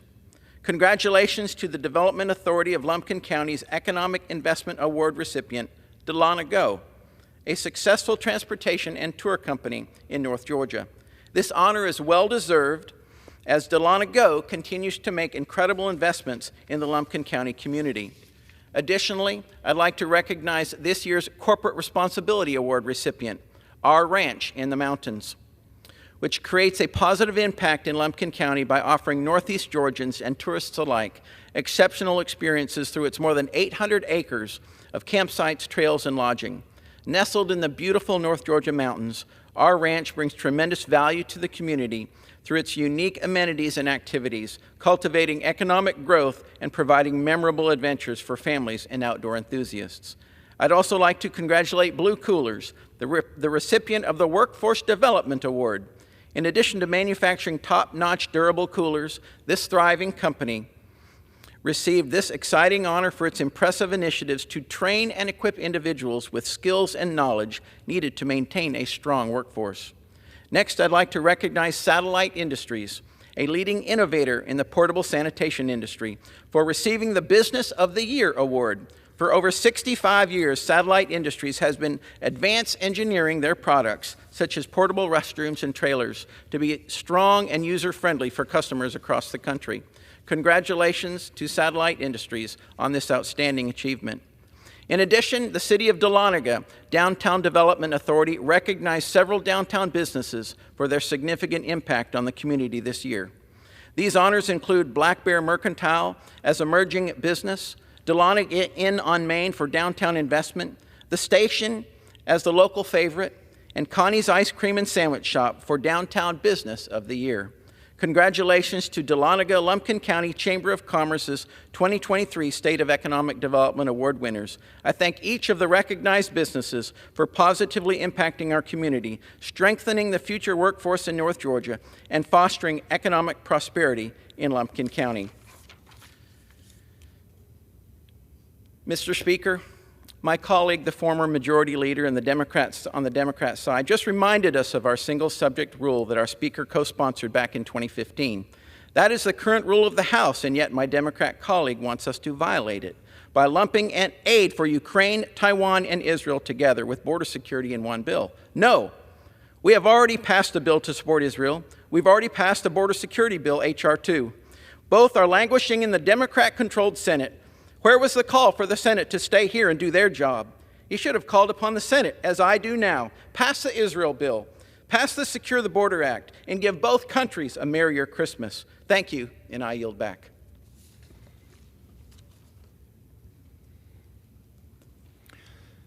The chair recognizes the gentleman from Arizona, Mr. Ciscomani, for 5 minutes.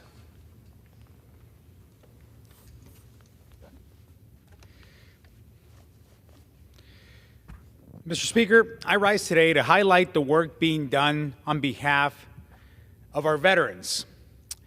The work that my office has been working on. Arizona's 6th Congressional District is home to over 70,000 veterans. Our district has a historic legacy of service to our country, from the service members at Davis-Monthan Air Force Base and Fort Huachuca to incredible veterans like Walter Ram, a World War II veteran and Purple Heart recipient. In my role as their congressman, I've made it my mission to secure as much assistance as possible for those who risk their lives for our freedom. That's why I've made it a priority to help our veterans, service members, and their families as they navigate federal agencies. This year alone, my team has been able to return $345,000 to veterans. The responsibility to provide for them is not one I take lightly, and I am committed to ensuring they receive the care and support that they deserve. This is something that extends to my time here in Washington. As a member of the House Veterans Affairs Committee, I have made a concerted effort to introduce common sense bills to improve the lives of those who served. My first bill ever introduced in Congress, H.R. 1378, the Veterans Appeals Backlog Improvement Act, aims to address the lengthy waiting period our veterans face when trying to appeal a claim at the VA.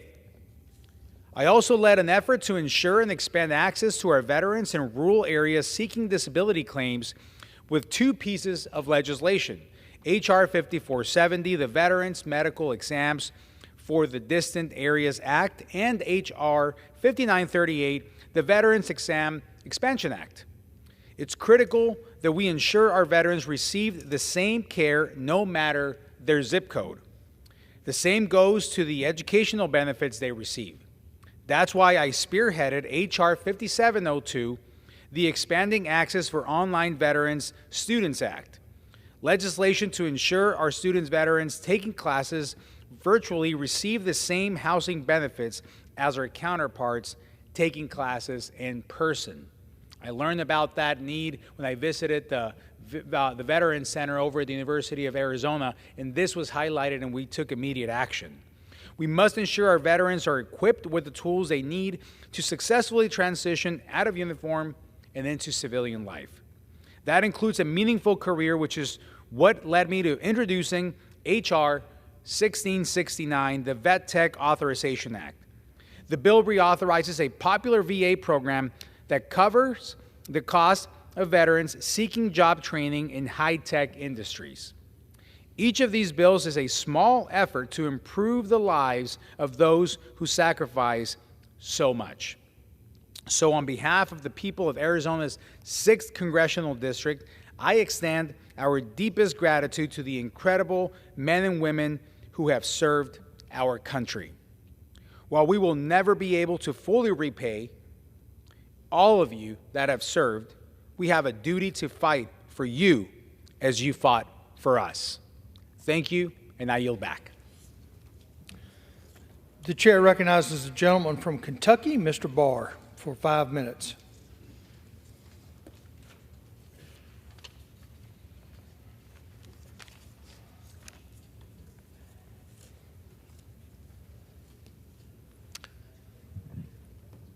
Thank you, Mr. Speaker.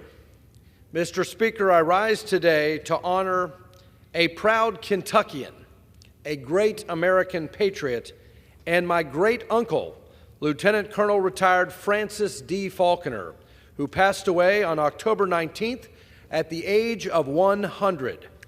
My grandfather's younger brother was better known to many of us in central Kentucky as Fearless Frank Falconer, the first weatherman for WKYT, later WTVQ, and finally WKQQ, where he delivered for us the weekly Fearless Frank's 5-day forecast.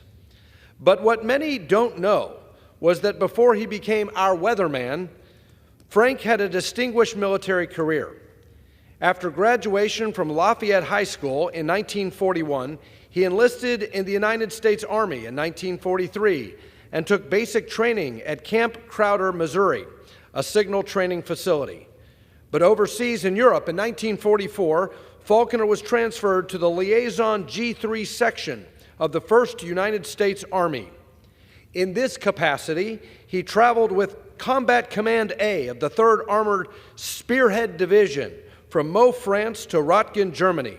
Service in the European Theater of Operation earned him 5 Bronze Stars for his service in Normandy, northern France, Rhineland, Central Europe, and the Ardennes. He additionally was awarded the Distinguished Service Award for helping to escort the reserve elements of the Combat Command at night, from the rear to the forward elements of the battle line.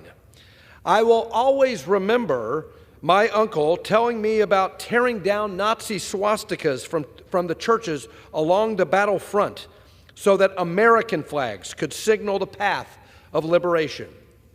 Frank has now taken his rightful place in heaven and in the history books, chronicling the story of American freedom alongside his beloved brother, my grandfather, Major General J.B. Falconer, Army veteran of the Pacific Theater, with the millions of other heroes of the greatest generation.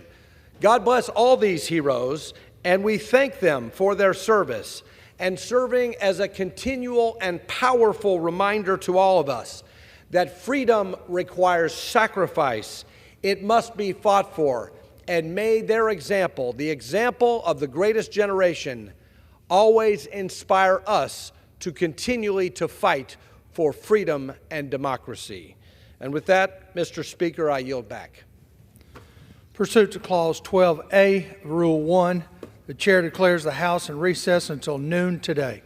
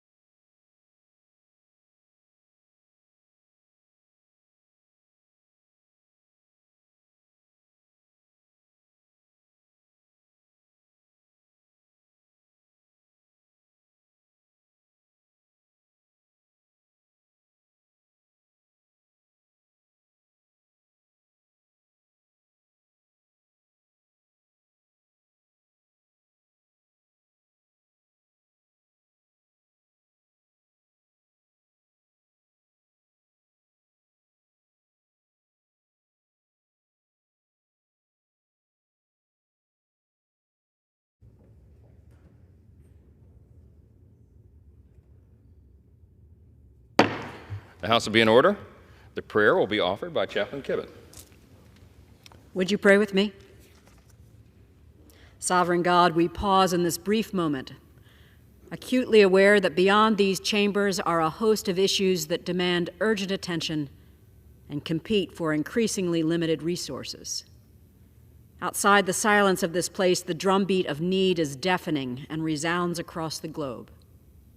We pray to you, O Lord, for our world, for the ever more precarious position in which Ukraine finds itself, for the fog of war that has descended on Israel and Gaza, and for the discord of our own discourse on just these two topics alone. Each of these is a crisis in its own right, and each is fraught with competing concerns that complicate even our best intentions. Lord, you are not the author of confusion, but of peace. Bring your peace into our world and into this place, that our eyes would be open to your leading, that our ears would hear among the cacophony of voices that clamor to be heard your word of truth and justice. Out of our mouths may our words sow your peace and reap a harvest of righteousness. We give ourselves fully to the work of you, O Lord. May our labor for you and for this nation never be in vain. In your merciful name we pray. Amen. Amen. The chair has examined the journal of the last day's proceedings and announces to the House the approval thereof. Pursuant to Clause 1 of Rule 1, the journal stands approved. The Pledge of Allegiance will be led by the gentleman from South Carolina, Mr. Wilson. Everyone, including our guests in the gallery, please join in. I pledge allegiance to the flag of the United States of America and to the republic for which it stands, one nation, under God, indivisible, with liberty and justice for all. The chair will entertain up to 15 requests for 1-minute speeches on each side of the aisle. For what purpose does the gentleman from Pennsylvania seek recognition? Mr. Speaker, request unanimous consent to address the House for 1 minute and revise and extend my remarks. Without objection, the gentleman is recognized for 1 minute. Thank you, Mr. Speaker. Mr. Speaker, I rise today to celebrate Clara Barton, the founder of the American Red Cross. Clara is one of the most honored women in American history. From a young age, she was dedicated to service and helping others. Clara started her career in Washington, D.C., working in the federal government. She was in D.C. at the start of the Civil War, and Clara recognized the immediate need to help these newly recruited troops. Clara spent the early days of the war collecting food and supplies for the Union Army. She would later risk her life heading to the field hospitals to volunteer and deliver medical services. More than 140 years later, the Red Cross continues its services through its strong network of volunteers, donors, and partners. They continue to serve those in need by mobilizing the power of volunteers in times of emergencies. Mr. Speaker, Clara Barton's birthday is on December 25th. Her passion for service is an example for all of us. Her selflessness and determination to help others continues to inspire us to this day. Thank you, Mr. Speaker, and I yield back the balance of my time. The gentleman yields back. For what purpose does the gentlewoman from New York seek recognition? Gentleman's recognized. Mr. Speaker, I rise today to recognize the work of Sarah Capon, Chair of the Alliance of National Heritage Areas. Sarah, who also serves as Executive Director of the Niagara Falls National Heritage Area, is a dedicated leader, collaborator, and facilitator committed to preserving and celebrating the Niagara region's rich history. From the growth of the Discover Niagara Shuttle to the success of the Niagara Falls Underground Railroad Heritage Center, Sarah has been the energy behind projects connecting people to stories, destinations, and to one another. At the national level, Sarah was the driving force behind approval of the National Heritage Areas Act, which reauthorizes all 45 heritage areas for the next 15 years, safeguarding and strengthening the economic opportunities across the country. We thank Sarah Capon for her passion and commitment to ensuring America's history is woven into the future for future generations to come. I yield back. Gentleman yields back. For what purpose does the gentlewoman from Texas seek recognition? I ask unanimous consent to address the House for 1 minute. Without objection, the gentlewoman is recognized for 1 minute. Mr. Speaker, I rise today to honor the life of a cherished son of South Texas, Mr. Harold Hudson Rip Wallace Jr., who was called home earlier this year. Rip lived a life marked by service, dedication, and love. His 58 years of marriage to his beloved wife, Donna, stands as a testament to his commitment and love. A respected rancher and community pillar, Rip's contribution to local agriculture, the Texas Farm Bureau, and his unwavering support for the Live Oak County Fair enriches our lives.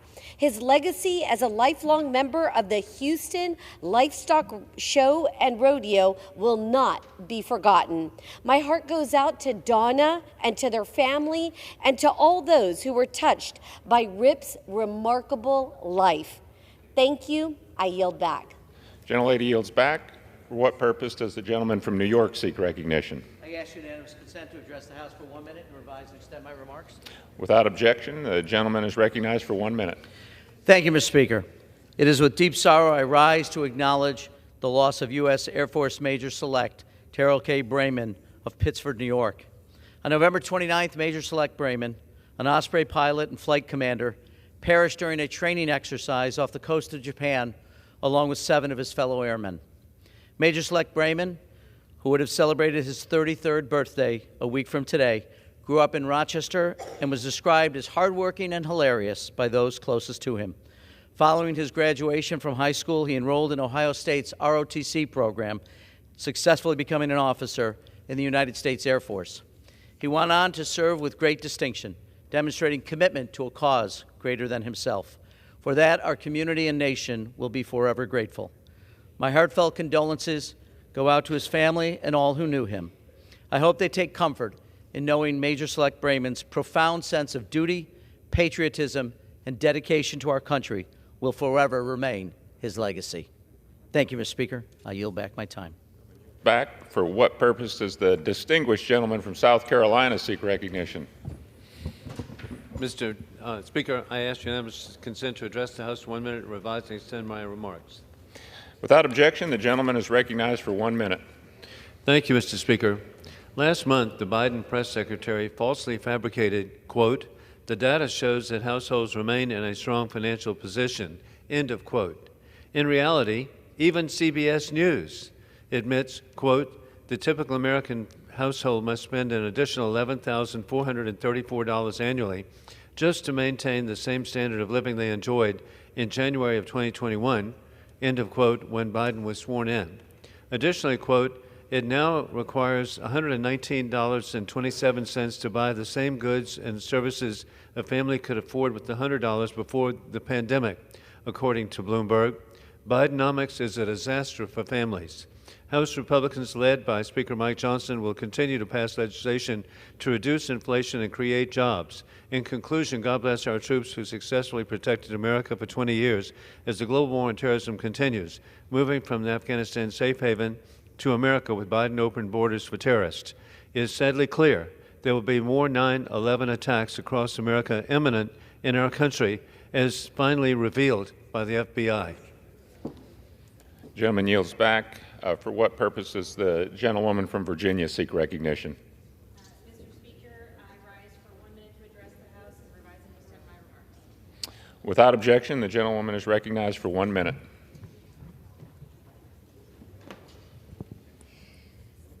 Mr. Speaker, I rise today to recognize Freedom High School of Woodbridge, Virginia, for winning its second straight Virginia Class 6 state football title. Last Saturday, Freedom defeated Highland Springs in a hard-fought championship game. The Eagles won by a score of 42-34 to claim the title, making them the first Prince William County high school to win back-to-back state titles since 1999. This win capped off an undefeated season for Freedom, and the Eagles extended their winning streak to an incredible 29 games. As the representative for Virginia's 7th District, I would like to officially congratulate Freedom High School's players and coaches, including head coach Daryl Overton. I also want to congratulate the parents and faculty for supporting these players and student athletes and guiding them through a perfect season.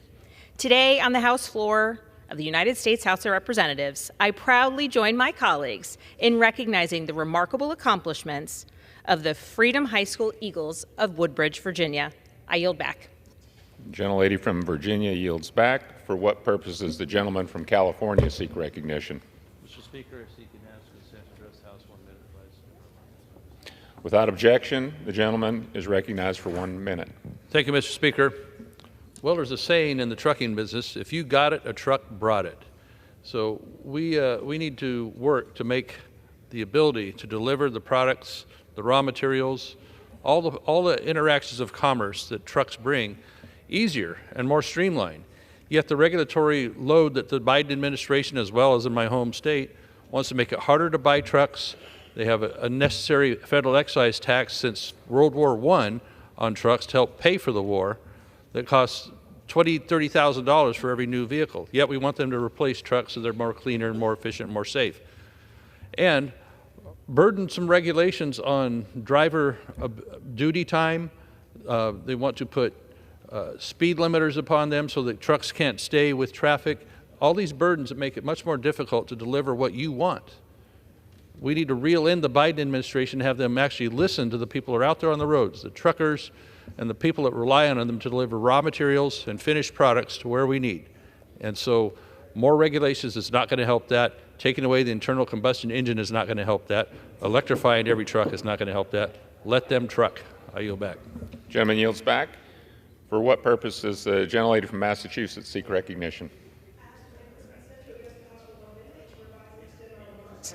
Without objection, the gentlelady is recognized for 1 minute.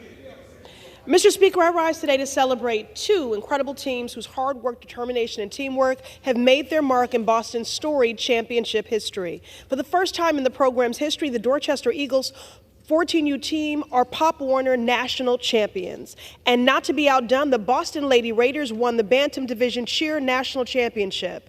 These young men and women have been playing and cheering together for years, and this hard-won championship is all the more sweeter after coming up just short in last year's tournament. But they rallied around their teammates, recommitted to their sport, put in the work day in, day out, no matter what the New England weather could throw at them, and proved themselves to be the best of the best. And your Congresswoman is proud of you. Congratulations to the entire Metropolitan Pop Warner League, Coach Terry Cousins, the families and friends, and most of all, the athletes who were already champions in our community, but now have the trophy and national recognition they so richly deserve. Let the congressional record reflect the Dorchester Eagles and Boston Lady Raiders are the 2023 national champions. Congratulations. Gentlelady yields back. For what purpose does the gentleman from Ohio seek recognition? Mr. Speaker, I ask unanimous consent to address the House for 1 minute and to revise and extend my remarks. Without objection, the gentleman is recognized for 1 minute. Thank you, Mr. Speaker. I rise to recognize Bill Overton, a Vietnam veteran from Ohio who served his country and continues to serve his fellow veterans. Bill has been the loudest spokesperson for veterans and veterans programs in Northeast Ohio. He has assisted over 300 veterans with their compensation and benefits. Bill has been able to ensure hospice veterans receive care, injured veterans received compensation, and disabled veterans obtained vehicles and adaptive housing. His work has brought approximately $5 million to veterans in our community alone. When the Battlefield Cross was removed from the Ohio Western Reserve in 2017, Bill was instrumental in applying public pressure on the National Cemetery Administration to return it. Ohio's 7th District is thankful to have Bill Overton and is grateful for his years of service and service that will still continue. We love you, Bill. Thank you for everything you do. Mr. Speaker, I yield back. Gentleman yields back. For what purposes does the gentleman from Rhode Island seek recognition? I address the House for 1 minute. Without objection, the gentleman is recognized for 1 minute. Mr. Speaker, the Rhode Islanders who I talk to are so disappointed in this Congress. They sent us here to fight to make their lives better, not to play political games like the sham impeachment push that House Republicans are making against the president, despite no evidence of wrongdoing. The people expect us to fight to lower costs, to go after the companies that are price gouging working Americans. They expect us to fight for Social Security and Medicare and abortion rights and to fix roads and bridges. Instead, The extreme House Republicans are pushing for impeachment of the president despite having no evidence of wrongdoing after a year of investigations. We need to remember who sent us here and what they sent us here to fight for. I urge my colleagues, let's fight for working people in this country. Stop the political games, stop the nonsense, and I yield back. Gentleman yields back. For what purpose does the gentleman from Georgia seek recognition? Without objection, the gentleman is recognized for 1 minute.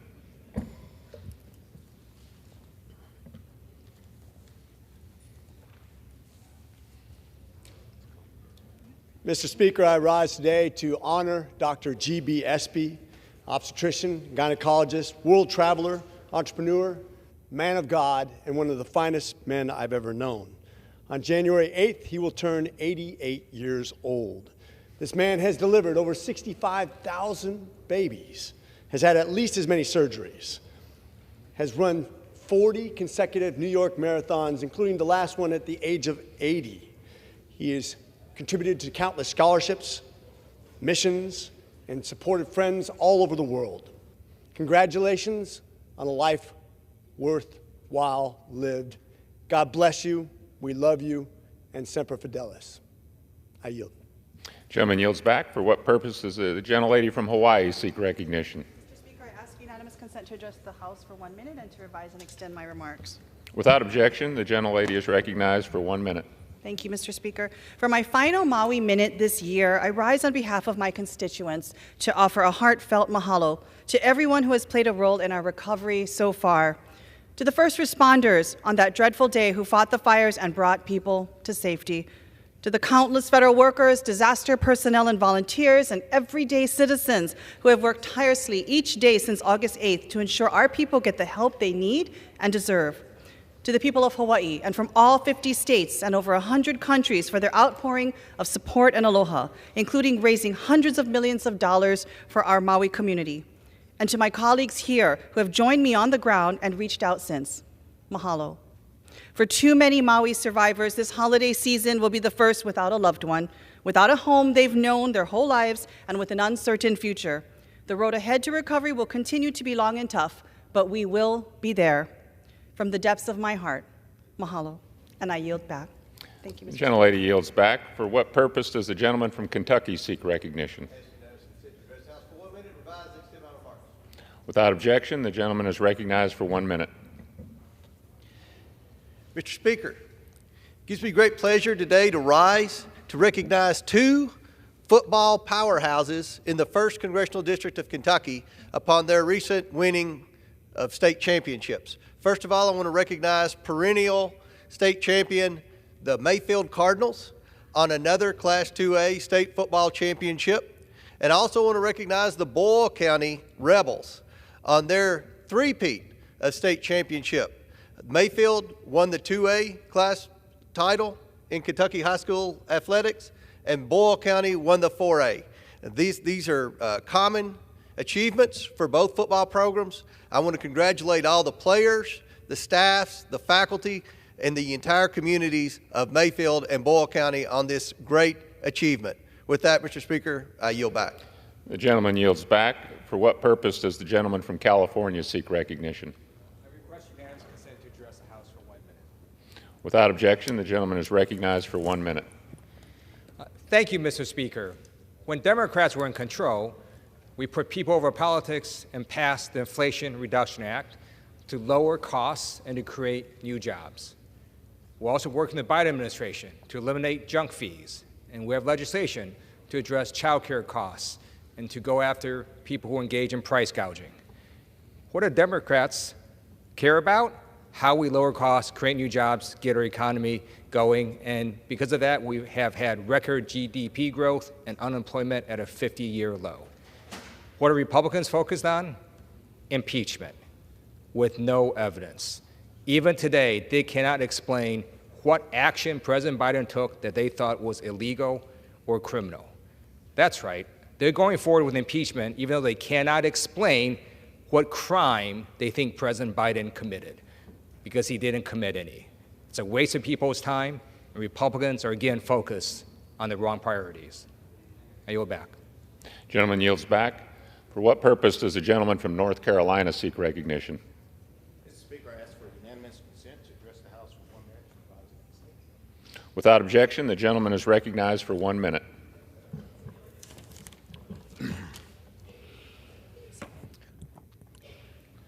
Thank you, Mr. Speaker. I'm honored to recognize Steve Tripp for his 30 years of service to the residents of the town of Ayden, North Carolina, including the past 20 years as mayor. Mayor Tripp has been instrumental in addressing critical housing needs and growth while reducing the town's utility rates. He's also known for his faith. Mayor Tripp, your dedication has set up the town of Ayden for decades and decades of success, and we're so grateful for you and your many contributions to Eastern North Carolina. I extend my most profound blessings to you and Susan. Mr. Speaker, I yield back. Gentleman yields back. For what purpose does the gentleman from Florida seek recognition?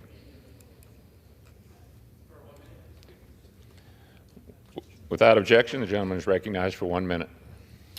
Thank you, Mr. Speaker. So we are about to begin the impeachment inquiry debate. And my colleagues, my Republican colleagues, are going to show you how important it is to them. They're going to show you how much evidence they have supposedly uncovered. They're going to show you how serious of an issue they think this is. And you want to know why? Because as soon as we take this vote today, you know what they're going to do? They're going to break for 3 weeks. They're going to run out of this place and leave for 3 weeks, even though it's so important and it's so overwhelming.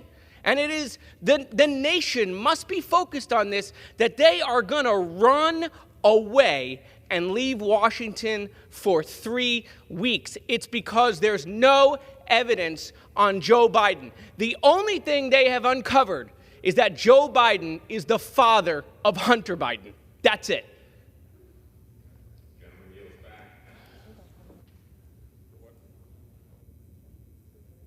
Does the gentleman from New York seek recognition? Without objection, the gentleman is recognized for 1 minute. Mr. Speaker, for far too long, Long Islanders have paid much more in taxes to both Washington and Albany than we have received back in investments. Published recently, the Long Island Regional Planning Council's 2023 balance of payments comparison highlights this disparity. A Long Island, D.C. deficit of $26 billion, a Long Island, New York State deficit of $15 billion. Mr. Speaker, addressing this injustice, where Long Islanders subsidize Albany's and Washington's bloated spending, is vitally important to my constituents. To right this wrong, Albany lawmakers must implement judicious spending cuts and reduce income taxes, while at the same time providing proper investments in Long Island's infrastructure and schools.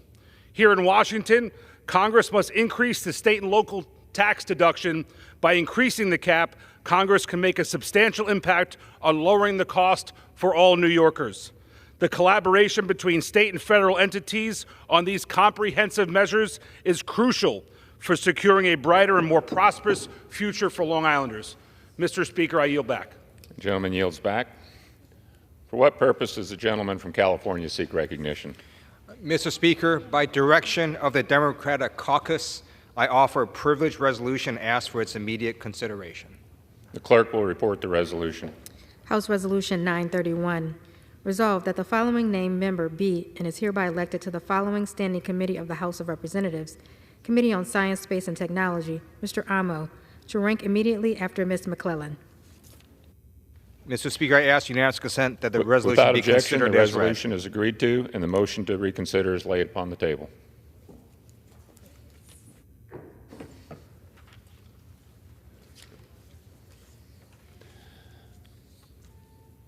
The chair lays before the House the following enrolled bills.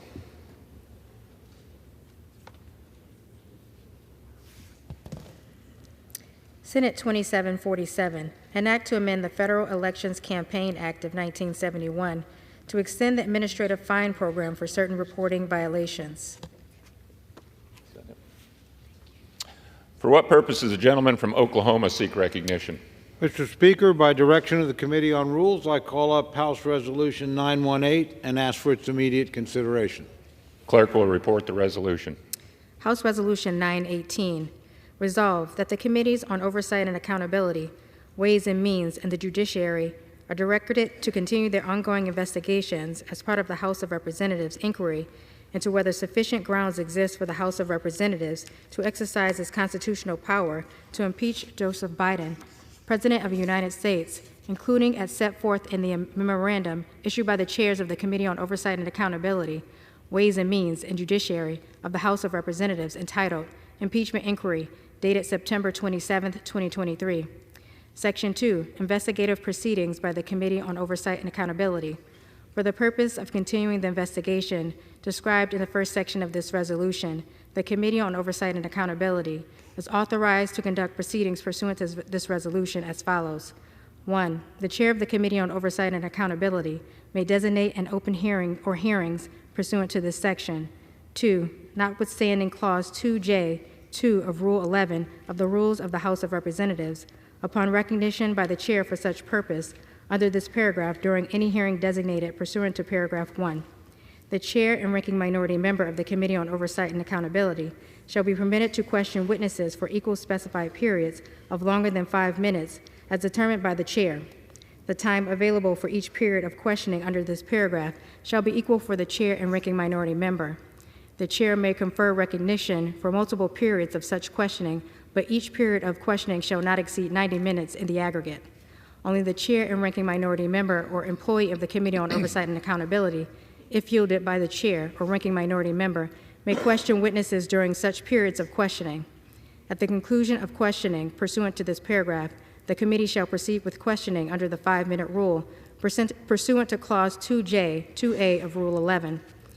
3. To allow for full evaluation of minority witness requests, the ranking minority member may submit to the Chair in writing any request for witness testimony relevant to the investigation described in the first section of this resolution within 72 hours after notice is given for the first hearing designated pursuant to paragraph 1. Any such request shall be accompanied by a detailed written justification of the relevance of the testimony of each requested witness to the investigation described in the first section of this resolution.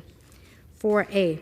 The ranking minority member of the Committee on Oversight and Accountability is authorized with the concurrence of the Chair of the Committee on Oversight and Accountability to require as deemed necessary to the investigation, I, by subpoena or otherwise, 1. The attendance and testimony of any person, including at taking of deposition, and 2. The production of books, records, correspondence, memoranda, papers, and documents, and I, by interrogatory, the furnishing of information. B. In the case that the Chair declines to concur in the proposed action of the ranking minority member, pursuant to subparagraph A, the ranking minority member shall have the right to refer to the committee for decision the question whether such authority shall be so exercised, and the Chair shall convene the committee promptly to render that decision, subject to the notice procedures for committee meetings under Clause 2G, 3A, and B of Rule 11. C. Subpoenas and interrogatories, so authorized, but may be signed by the ranking minority member and may be served by any person designated by the ranking minority member. 5. The Chair is authorized to make publicly available in electronic form the transcripts of depositions conducted by the Committee on Oversight and Accountability in furtherance of the investigation described in the first section of this resolution, with appropriate redactions for classified and other sensitive information. 6. The Committee on Oversight and Accountability may issue a report set forth in findings and any recommendations appending any information and materials the Committee on Oversight and Accountability may deem appropriate with respect to the investigation described in the first section of this resolution. The Chair may transmit such reports and appendices, along with any supplemental minority, additional, or dissenting views filed pursuant to Clause 2.1 of Rule 11 to the Committee on the Judiciary and make such report publicly available in electronic form with appropriate redactions to protect classified and other sensitive information.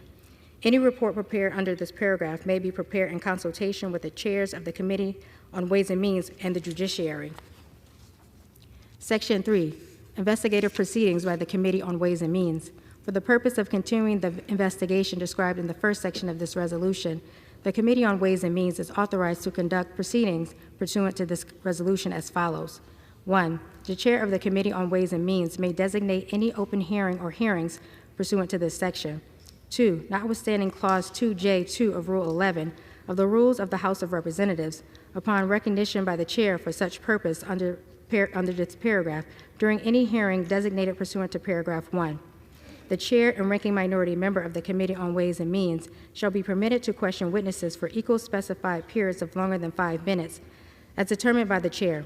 The time available for each period of questioning under this paragraph shall be equal for the chair and ranking minority member. The chair may confer recognition for multiple periods of such questioning, but each period of questioning shall not exceed 90 minutes in the aggregate. Only the chair and ranking minority member or an employee of the Committee on Ways and Means, if yielded to by the chair or ranking minority member, may question witnesses during such periods of questioning. At the conclusion of questioning pursuant to this paragraph, the committee shall proceed with questioning under the 5-minute rule, pursuant to Clause 2J2A of Rule 11. 3. To allow for full evaluation of minority witness requests, the ranking minority member may submit to the chair in writing any request for witness testimony relevant to the investigation described in the first section of this resolution within 72 hours after notice is given for the first hearing designated pursuant to paragraph 1. Any such request shall be accompanied by a detailed written justification of the relevance of the testimony of each requested witness to the investigation described in the first section of this resolution. 4A. The ranking minority member of the Committee on Ways and Means is authorized, with the concurrence of the chair of the Committee on Ways and Means, to require as deemed necessary to the investigation, I, by subpoena or otherwise, 1. The attendance and testimony of any person, including at taking of deposition, and 2. The production of books, records, correspondence, memoranda, papers, and documents, I, by interrogatory, the furnishing of information. B. In the case that the chair declines to concur in the proposed action of the ranking minority member, pursuant to subparagraph A, the ranking minority member shall have the right to refer to the committee for decision the question whether such authority shall be so exercised, and the chair shall convene the committee promptly to render that decision, subject to the notice procedures for a committee meeting under Clause 2A, 2G, 3A, and B of Rule 11. C. Subpoenas and interrogatories, so authorized, may be signed by the ranking minority member and may be served by any person designated by the ranking minority member. 5. The chair is authorized to make publicly available in electronic form the transcripts of depositions conducted by the Committee on Ways and Means and in furtherance of the investigation described in the first section of this resolution, with appropriate redactions for classified and other sensitive information. 6. The Committee on Ways and Means may issue a report setting forth its findings and any recommendations and appending any information and materials the Committee on Ways and Means may deem appropriate with respect to the investigation described in the first section of this resolution. The chair may transmit such report and appendices, along with any supplemental, minority, additional, or dissenting views filed pursuant to Clause 2.1 of Rule 11 to the Committee on the Judiciary and make such report publicly available in electronic form with appropriate redactions to protect classified and other sensitive information.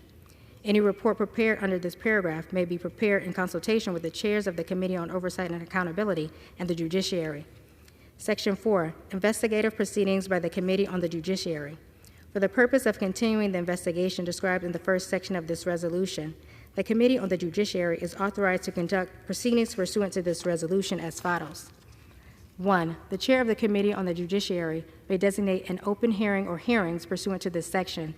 2. Notwithstanding Clause 2J2 of Rule 11 of the Rules of the House of Representatives, upon recognition by the chair for such purpose under this paragraph during any hearing designated pursuant to paragraph 1, the chair and ranking minority member of the Committee on the Judiciary shall be permitted to question witnesses for equal specified periods of longer than 5 minutes, as determined by the chair. The time available for each period of questioning under this paragraph shall be equal for the chair and ranking minority member. The chair may confer recognition for multiple periods of such questioning, but each period of questioning shall not exceed 90 minutes in the aggregate. Only the chair and ranking minority member or an employee of the Committee of the Judiciary, if yielded to by the chair or ranking minority member, may question witnesses during such periods of questioning. At the conclusion of questioning pursuant to this paragraph, the committee shall proceed with the questioning under the 5-minute rule pursuant to Clause 2J2A of Rule 11. 3. To allow for full evaluation of minority witness requests, the ranking minority member may submit to the chair in writing any request for witness testimony relevant to the investigation described in the first section of this resolution within 72 hours after notice is given for the first hearing, designated pursuant to paragraph 1. Any such request shall be accompanied by a detailed written justification of the relevance of the testimony of each requested witness to the investigation described in the first section of this resolution. 4A. The ranking minority member of the Committee on the Judiciary is authorized, with the concurrence of the chair of the Committee on the Judiciary, to require, as deemed necessary to the investigation, I, by subpoena or otherwise, 1, the attendance and testimony of any person, including at a taking of deposition, and 2, the production of books, records, correspondence, memoranda, papers, and documents, and I, by interrogatory, the furnishing of information. B, in the case that the chair declines to concur in a proposed action of the ranking minority member pursuant to subparagraph A, the ranking minority member shall have the right to refer to the committee for decision the question whether such authority shall be so exercised, and the chair shall convene the committee promptly to render that decision, subject to the notice procedures for a committee meeting under Clause 2G, 3A, and B of Rule 11. C, subpoenas and interrogatories. So authorized may be signed by the ranking minority member and may be served by any person designated by the ranking minority member. 5, the chair is authorized to make publicly available in an electronic form the transcript of depositions conducted by the Committee on the Judiciary in furtherance of the investigation described in the first section of this resolution, with appropriate redactions for classified and other sensitive information. Section 5, impeachment inquiry procedures in the Committee on the Judiciary. A, the Committee on the Judiciary is authorized to conduct proceedings relating to the impeachment inquiry described in the first section of this resolution, pursuant to the procedures submitted for printing in the Congressional Record by the Chair of the Committee on Rules, including such procedures as to allow for the participation of the President and his counsel. B, the Committee on the Judiciary is authorized to promulgate additional procedures as it deems necessary for the fair and efficient conduct of committee hearings held pursuant to this resolution, provided that the additional procedures are not inconsistent with the procedures referenced in subsection A, the rules of the committee and the rules of the House. C1, the ranking minority member of the Committee on the Judiciary is authorized, with the concurrence of the chair of the Committee on the Judiciary, to require as deemed necessary to the investigation, A, by subpoena or otherwise, I, the attendance and testimony of any person, including at a taking of deposition, and I, the production of books, records, correspondence, memoranda, papers, and documents, and B, by interrogatory, the furnishing of information. 2, in the case that the chair declines to concur in a proposed action of the ranking minority member, pursuant to paragraph 1, the ranking minority member shall have the right to refer to the committee for decision the question whether such authority shall be so exercised, and the chair shall convene the committee promptly to render that decision, subject to the notice procedures of the committee meeting under Clause 2G, 3A, and B of Rule 11. 3, subpoenas and interrogatories. So authorized may be signed by the ranking minority member and may be served by any person designated by the ranking minority member. D, the Committee on the Judiciary is authorized to report to the House of Representatives resolutions, articles of impeachment, or other recommendations. Section 6, adoption of House Resolution 917. House Resolution 917 is hereby adopted. The gentleman from Oklahoma is recognized for 1 hour. Mr. Speaker, for the purposes of debate only, I yield the customary 30 minutes to my good friend, the gentleman from Massachusetts, Mr. McGovern, pending which I yield myself such time as I may consume. During the course of this resolution, all time yielded is for the purpose of debate only. I ask unanimous consent that members may have 5 legislative days in which to revise and extend their remarks and include extraneous material on House Resolution 918. Without objection. Thank you, Mr. Speaker. Mr. Speaker, today is a sad day for myself, for the institution, and most of all for the American people. My duty today is one I do not relish, and I am sure that every other member of this institution feels the same way. Yesterday, the Rules Committee met and reported out a measure under our original jurisdiction. House Resolution 918 formalizes an inquiry into whether sufficient grounds exist for the House of Representatives to exercise its constitutional power to impeach the President of the United States. 3 months ago, at the direction of then Speaker Kevin McCarthy, 3 committees, those of Oversight and Accountability, Ways and Means, and the Judiciary, began this impeachment inquiry. Over the succeeding months, the committees have done their work and have done it well. But the inquiry is now at an inflection point. The three committees are nearing the end of their investigations, and the White House has chosen this moment to stonewall and resist the legitimate investigative powers of the House. Mr. Speaker, while I do not believe the House must hold a vote on the floor to initiate an impeachment inquiry, doing so may be said to be best practice. And so we are taking up today's resolution, which will formalize all impeachment inquiry that has already begun. This will ensure not only that the inquiry has the full authority of the House, but also that the House can enforce its subpoenas and ensure that the Biden administration can no longer refuse to cooperate with the investigation. I'll briefly describe the procedures for this inquiry. The resolution tasks three committees, Oversight and Accountability, Ways and Means, and the Judiciary, with continuing their current inquiries. It establishes procedures for conducting hearings and calling and questioning witnesses. It grants the minority equal time to question witnesses and the right to request their own witnesses. At the conclusion of their proceedings, it provides for the committees on Oversight and Accountability and Ways and Means to transmit their findings and supporting documents to the Committee on the Judiciary, which is the committee that traditionally considers impeachment matters. It gives the President the right to participate in the proceedings before the Committee on the Judiciary. Finally, the resolution authorizes the Judiciary Committee to transmit to the House resolutions, articles of impeachment, or other recommendations. The procedures we're adopting today closely parallel those the Democrats created in 2019.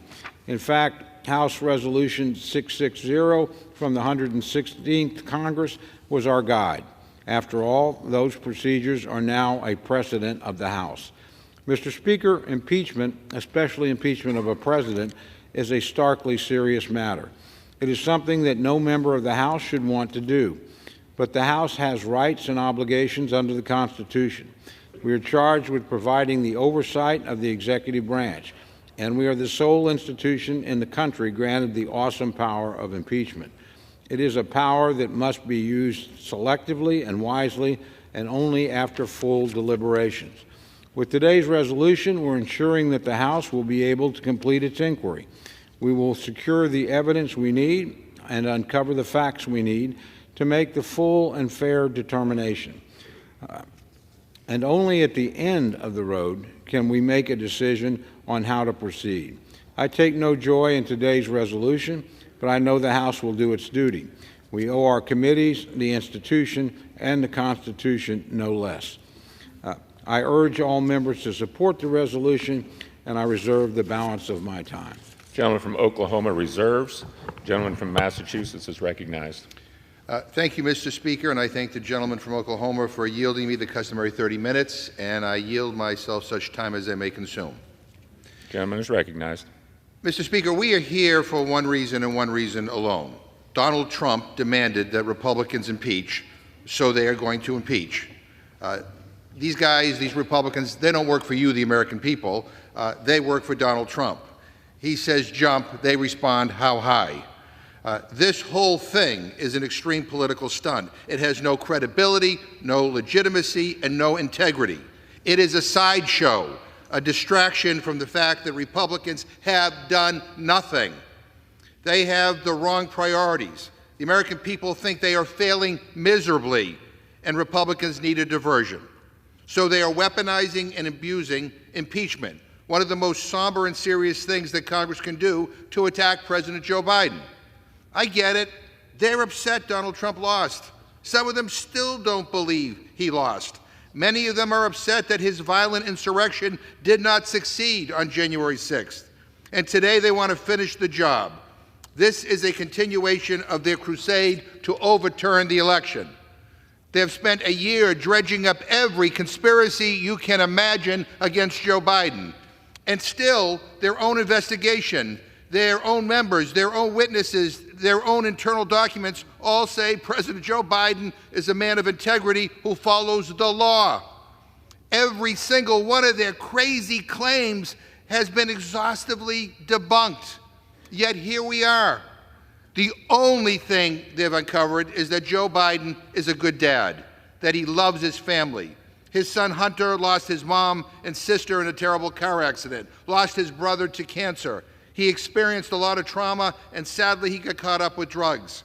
And Republicans are weaponizing this addiction and using it to attack President Biden, a man of decency and integrity. Frankly, it's one of, if not the most despicable things I've seen in my whole career here in Congress. You know, Republicans talk about an open and transparent process. Give me a break. Yesterday, Rules Committee Republicans blocked Democrats from adding the words open and transparent to this resolution. They voted against requiring a single open hearing. They didn't even put our amendment in the official committee report. I've never seen anything like that. They're so afraid of openness and transparency that they are literally trying to hide our amendments from the public record. They don't want an open and transparent process. They're allergic to transparency. They want no transparency so they can go on Fox News, distort the facts, and keep this whole ridiculous charade going. Their whole investigation is built on lies. It's an extreme political stunt designed to distract from how incompetent Republicans are and how obsessed they are with Donald Trump, a twice impeached ex-president who's been indicted more times than he's been elected. How pathetic. With that, I reserve my time. Gentleman from Massachusetts reserves. Gentleman from Oklahoma is recognized. Thank you, Mr. Speaker. I yield 3 minutes to the distinguished Chairman of the Committee on Oversight, Mr. Comer of Kentucky. Gentleman from Kentucky is recognized for 3 minutes. Thank you, Chairman Cole. Mr. Speaker, I rise today to support House Resolution 918. Joe Biden has repeatedly lied to the American people about his family's corrupt influence peddling schemes. He told the American people he never spoke to his son about his family's business dealings. He claimed there was an absolute wall between his official government duties as vice president and his family. He said his family never made money from China. All of these are blatant lies.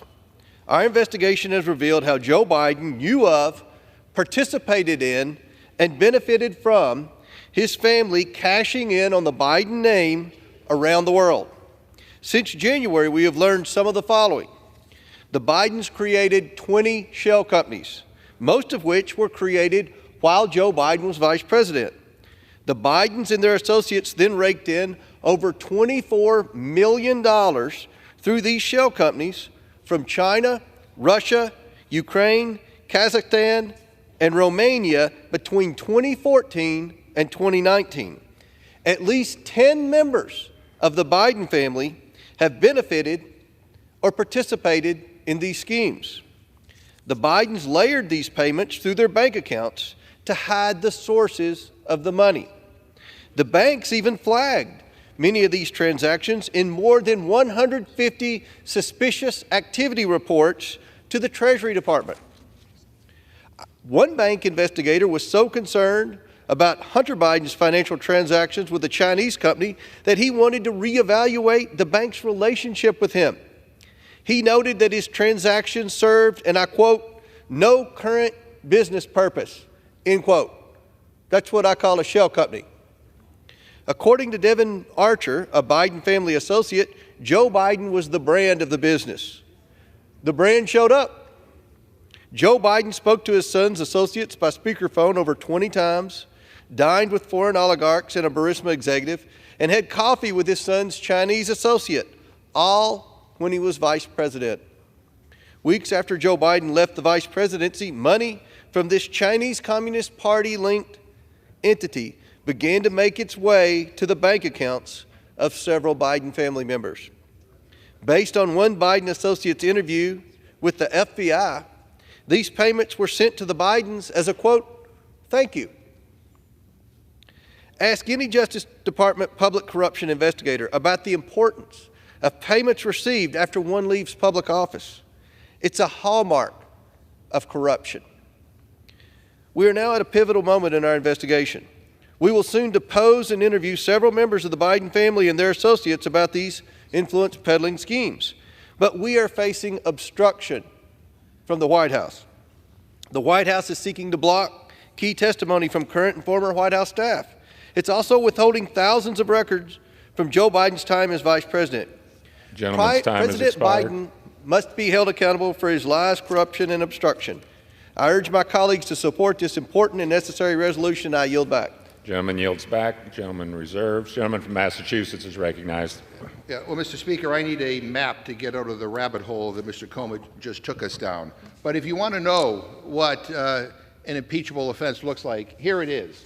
When that man, wannabe dictator, told that angry, violent mob to attack this Capitol building where we all are right now to overturn a free and fair election. This is what a smoking gun looks like. I now yield 3 minutes to the gentleman from Maryland, the distinguished ranking member of the Committee on Oversight and Accountability, Mr. Raskin. Gentleman is recognized for 3 minutes. Thank you, Mr. Chairman, Mr. Speaker. You know, the reason mysteries are called whodunits is because they start with a crime and then you have to try to figure out who did it. The Biden impeachment investigation isn't a whodunit, it's a what is it?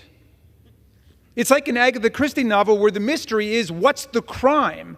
And that gets very tedious very fast. After 11 months of this, no one can tell us what President Biden's crime was, much less where it happened, when it happened, what the motive was, who the perpetrators were, or who the victims were. Maybe the funniest thing I've ever seen in Congress was yesterday in the Rules Committee when Congressman Neguse kept asking Congressman Reschenthaler what the crime was, and Reschenthaler, who's not on the Oversight Committee and is apparently just waking up to the joke, kept saying he didn't know what it was, but that's why we need an impeachment investigation to find out. And Neguse kept asking him, but what will the impeachment investigation be looking for? And finally, Reschenthaler said, a high crime or misdemeanor, and Neguse said, yes, but which one? Now, Neguse, of course, was involved in a real impeachment investigation of a real presidential offense, the incitement of a violent political insurrection against this Congress, against the Vice President of the United States, against the Constitution, and against the election of 2020. We did not need Sherlock Holmes and a magnifying glass to find the presidential crime with Donald Trump. It came right into this House and smashed us in the face. Now, it's true Chairman Comer has collected a mountain of evidence over the last 11 months, tens of thousands of pages of documents, dozens of hours of interviews with government officials, but all of it clearly shows that Joe Biden committed no crime.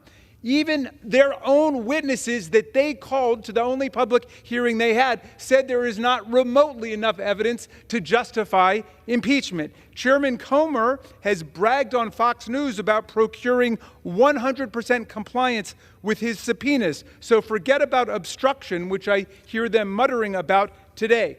Mr. Speaker, I played a game with the little kids in our family at Thanksgiving. I asked them whether they'd seen my hen weigh. And when they said, what's a hen weigh? I said 4 or 5 pounds.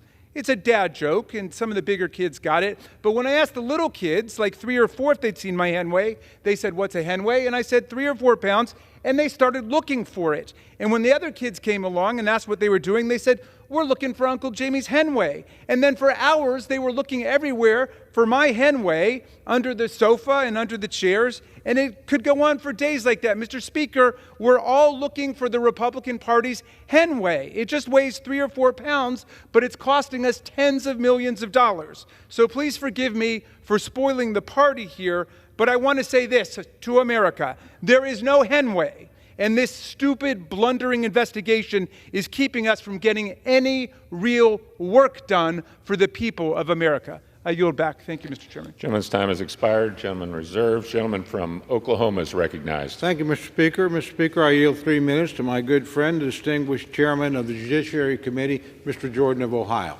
The gentleman from Ohio is recognized for 3 minutes. Thank you, Mr. Speaker. I thank the gentleman for yielding. This is a story as old as the hills. You got a politician who does certain things. Those actions then benefit his family financially, and then there's an effort to conceal it and sweep it under the rug. The best example is to go back to the Ukrainian energy company Burisma. 4 key facts about Hunter Biden's involvement with this company and Joe Biden's involvement.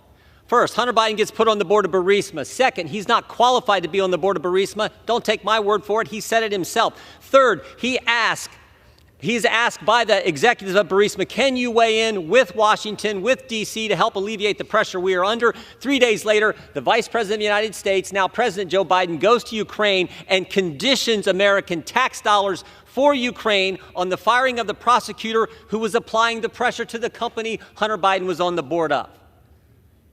That's why we're going with an official impeachment inquiry vote today. That's why this needs to be investigated. There are two resolutions we're considering. Resolution 918 and Resolution 917 incorporated if we pass 918.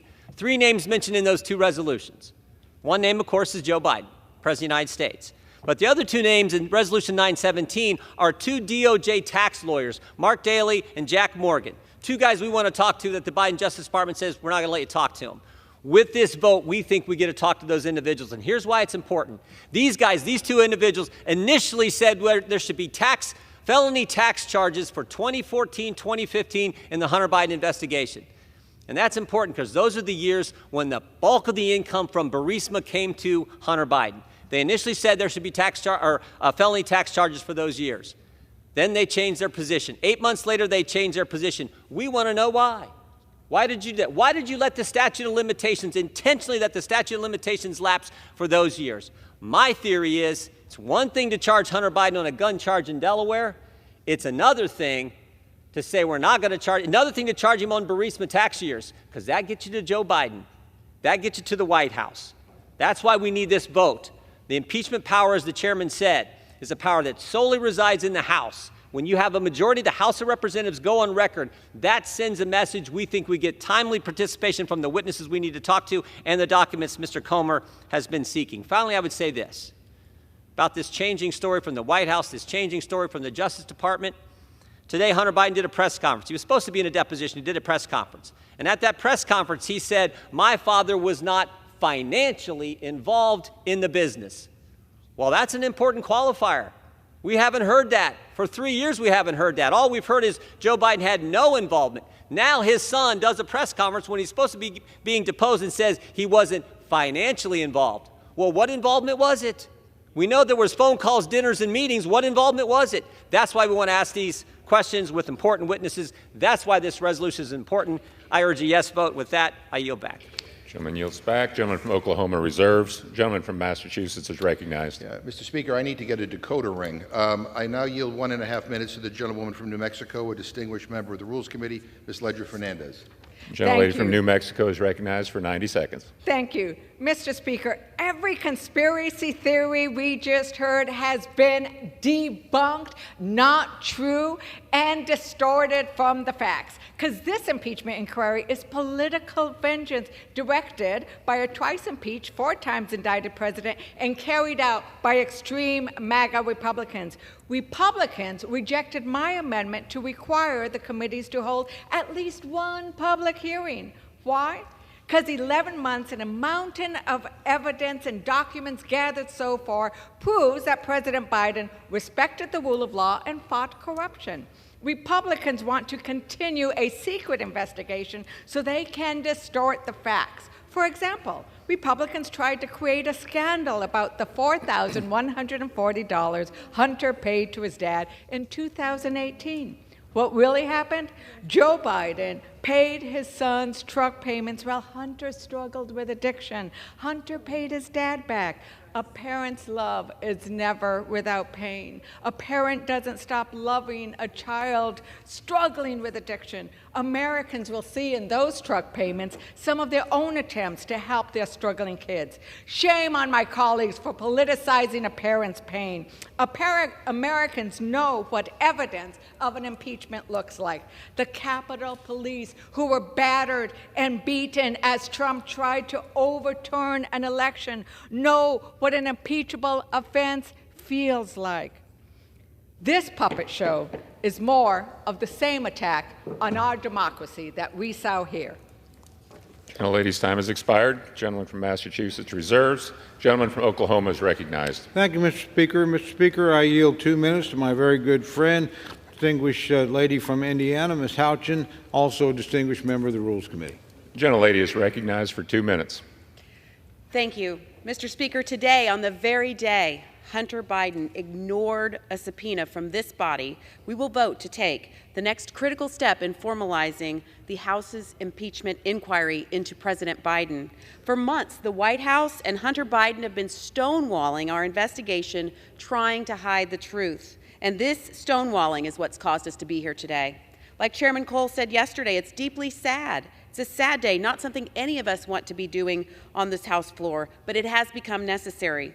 Following today's floor vote on HRES 918, the committees on Oversight, Accountability, Ways and Means, and Judiciary will have greater legal position and subpoena power to fully investigate allegations of influence peddling and wrongdoing by President Biden, his family, and his associates.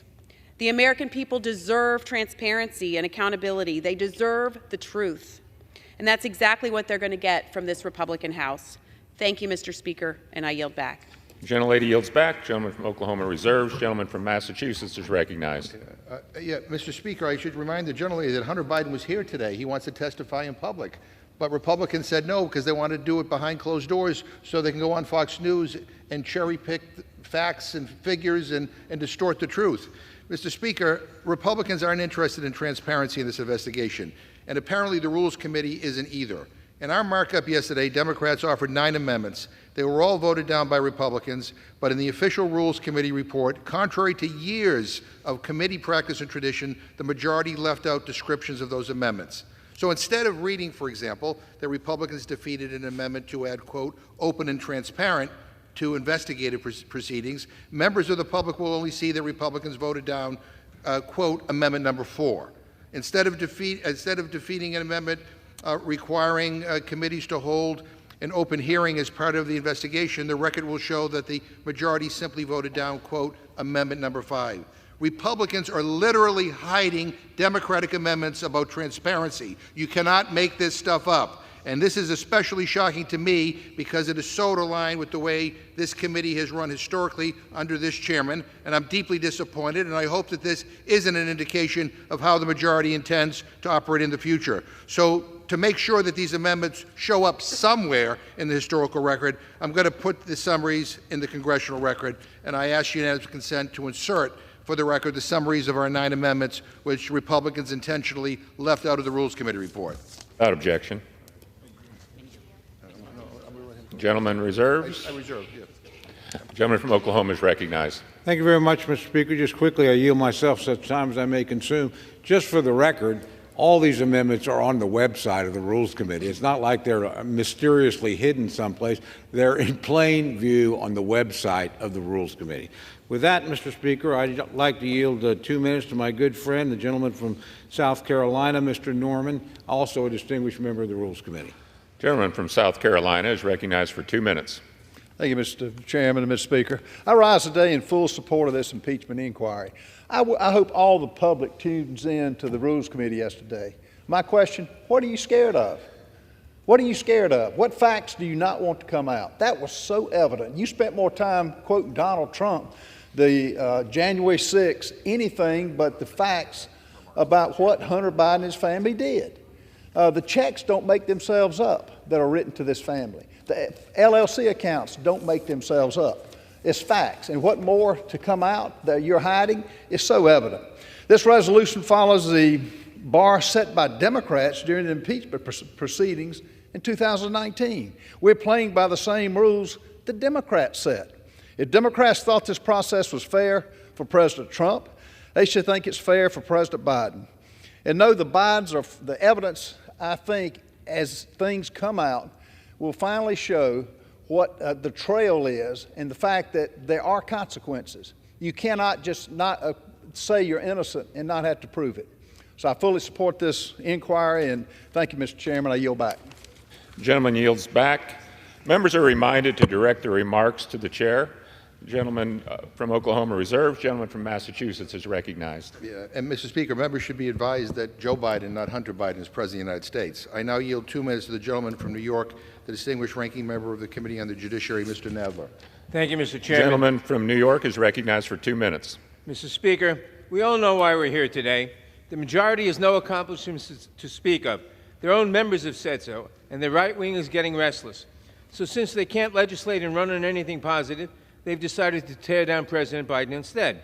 They have no evidence, of course, to support this inquiry, but since this majority never lets facts get in the way of a good set of Fox News talking points, here we are.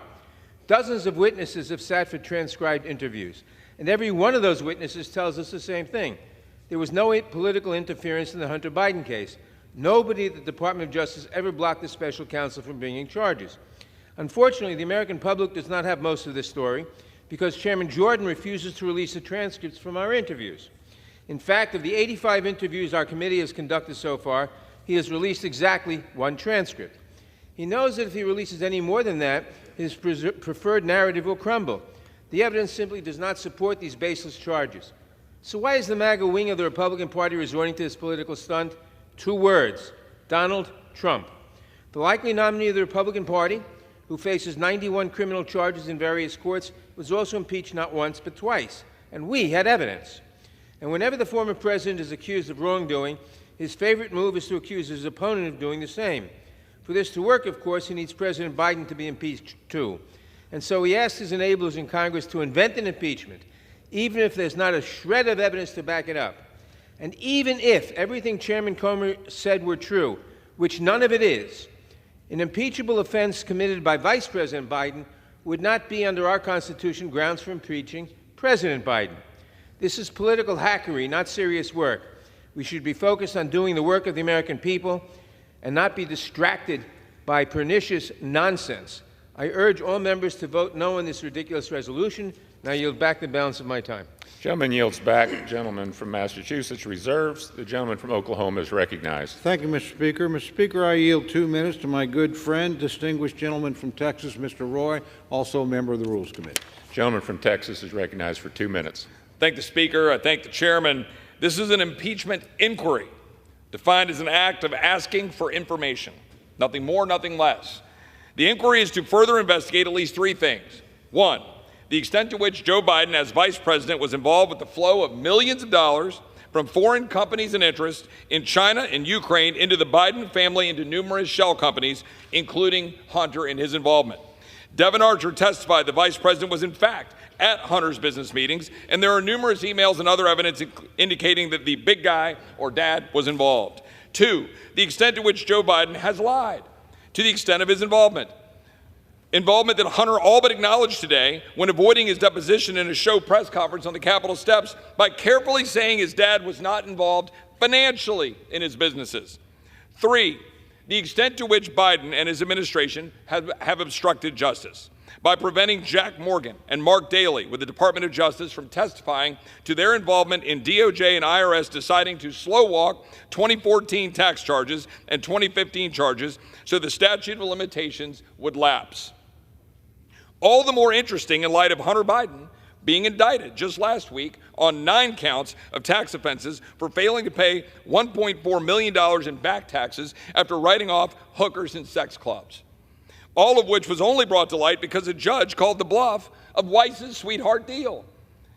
By only providing 14 of 82,000 emails with pseudonyms, of which 29,000 were tied to Biden's family businesses. 3rd, by limiting the scope of witness testimony from Department of Justice witnesses over and over and over again. This is an impeachment inquiry. That's all. What are my Democratic colleagues afraid of if there's nothing to see there? Maybe that is all the more reason for the inquiry. I yield back. Gentleman yields back. Gentleman from Oklahoma reserves. Gentleman from Massachusetts is recognized. Mr. Speaker, I yield 2 minutes to the gentleman from Massachusetts, the distinguished ranking member of the Committee on Ways and Means, Mr. Neal. Thank you, Mr. McGovern. The gentleman is recognized for 2 minutes. I rise in shock and frustration at our Republican colleagues' do-nothing Congress. Seinfeld would have called this the impeachment about nothing. They are leading the most unproductive session since the Great Depression, and after manufacturing crisis after crisis, weeks of trying to choose a speaker, and putting their record-breaking economic recovery, which is non-existent, under the spotlight, they think that formalizing a fishing expedition will dress it up enough for the American people to believe it. This is not the work of the Ways and Means Committee. The greatness of this committee has nothing to do with an impeachment proceeding, and how the Ways and Means Committee got involved in this baffles Republican and Democratic members of the committee. The truth is, it's been nearly a year and not a shred of evidence has shown any wrongdoing or interference by Joe Biden. Their recycled conspiracy theories continue to be debunked. They continue to mistake Congress, a legislative body, for a law enforcement body. In their only public hearing, their own witnesses conceded that there isn't evidence to warrant moving forward. which I have submitted to the record, Mr. Speaker. The gentleman from South Carolina said we're trying to hide something. I moved in the Ways and Means Committee to have the whistleblower's testimony done in full public for observation. They turned it down. Meanwhile, we're staring at another Republican government shutdown at the beginning of tax filing season. Enough with this obsession with one person, Joe Biden. The Ways and Means Democrats, we are concerned about all members of the American family, and for the taxpayer that is about to impede because of the work that's being done on impeachment instead of on tax reform, this is where we find ourselves. Nothing here, no evidence, no wrongdoing after a year, a waste of time for the American people, a waste of time for a Congress that should be addressing the real problems of the American family. And without objection, the gentleman's request is granted. A gentleman from Massachusetts reserves. Gentleman from Oklahoma is recognized. Thank you, Mr. Speaker. Mr. Speaker, I yield 3 minutes to my very good friend, distinguished chairman of the Ways and Means Committee, the gentleman from Missouri, Mr. Smith. The gentleman from Missouri is recognized for 3 minutes. Thank you, Mr. Speaker. Thank you, Chairman Cole. President Biden has hidden from the American people his knowledge of and role in his family's overseas business dealings.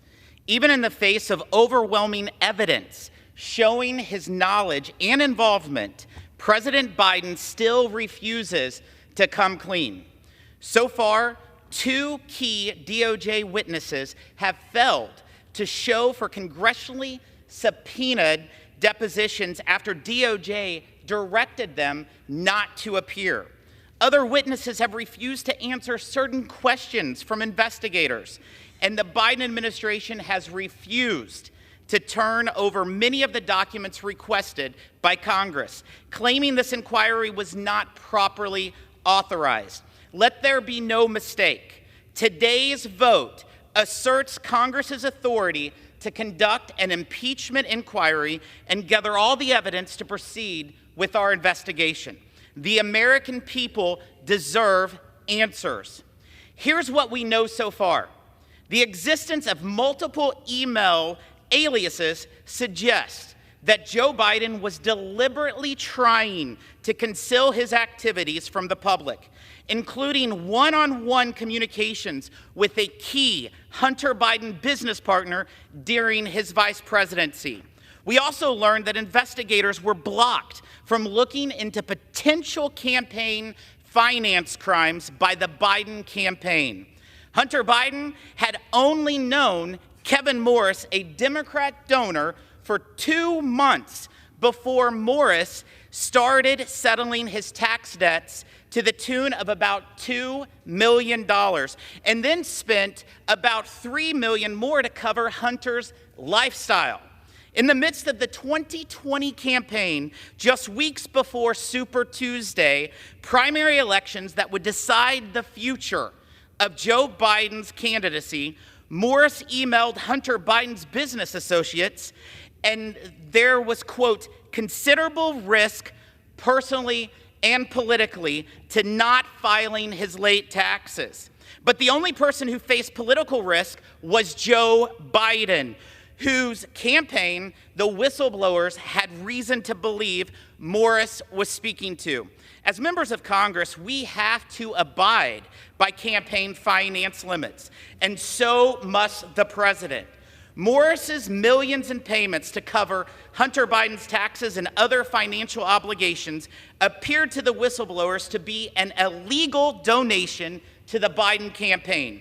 Unfortunately, they were blocked from investigating further. Time and again, when investigators found a lead that pointed to Joe Biden, DOJ, they stepped in and prevented them from pursuing it. Just 30 seconds. Yield the gentleman an additional 30 seconds. Gentleman's recognized for additional 30 seconds. Thanks to the evidence released by the whistleblowers, the DOJ indicted Hunter Biden on 9 tax charges, including 3 felonies. Everything the whistleblowers told us about the Hunter Biden tax case has proven right. I'm convinced they're also right about the links to Joe Biden they were prevented from following. Congress owes it to the American people to follow the facts wherever they lead and pass this resolution, Mr. Speaker. Gentleman's time has expired. Gentleman from Oklahoma reserves. Gentleman from Massachusetts is recognized. Mr. Speaker, I request unanimous consent to insert into the record an article from Time magazine entitled "Absolutely Shocking: Impeachment Experts Say Biden Inquiry May Be the Weakest in U.S. History." And this article quotes Philip Bobbitt, a constitutional scholar at Columbia Law, saying impeachment, quote, is supposed to be the most extreme sanction in American politics, and if you reach for it every time you think it'll help you in the polls, I fear it will become degraded, end quote. Mr. Speaker, all the gentleman just said has been, what he just said has been debunked, and it's just nuts. I now yield 1 minute to the gentleman from California, Mr. Schiff. The gentleman from California is recognized for 1 minute. To extort the president of Ukraine by withholding military aid unless Zelensky agreed to announce a sham investigation of Joe Biden. The evidence of Trump's impeachable offenses was overwhelming, and Trump was impeached. In 2020, after losing the election, Trump incited a violent insurrection against our own government.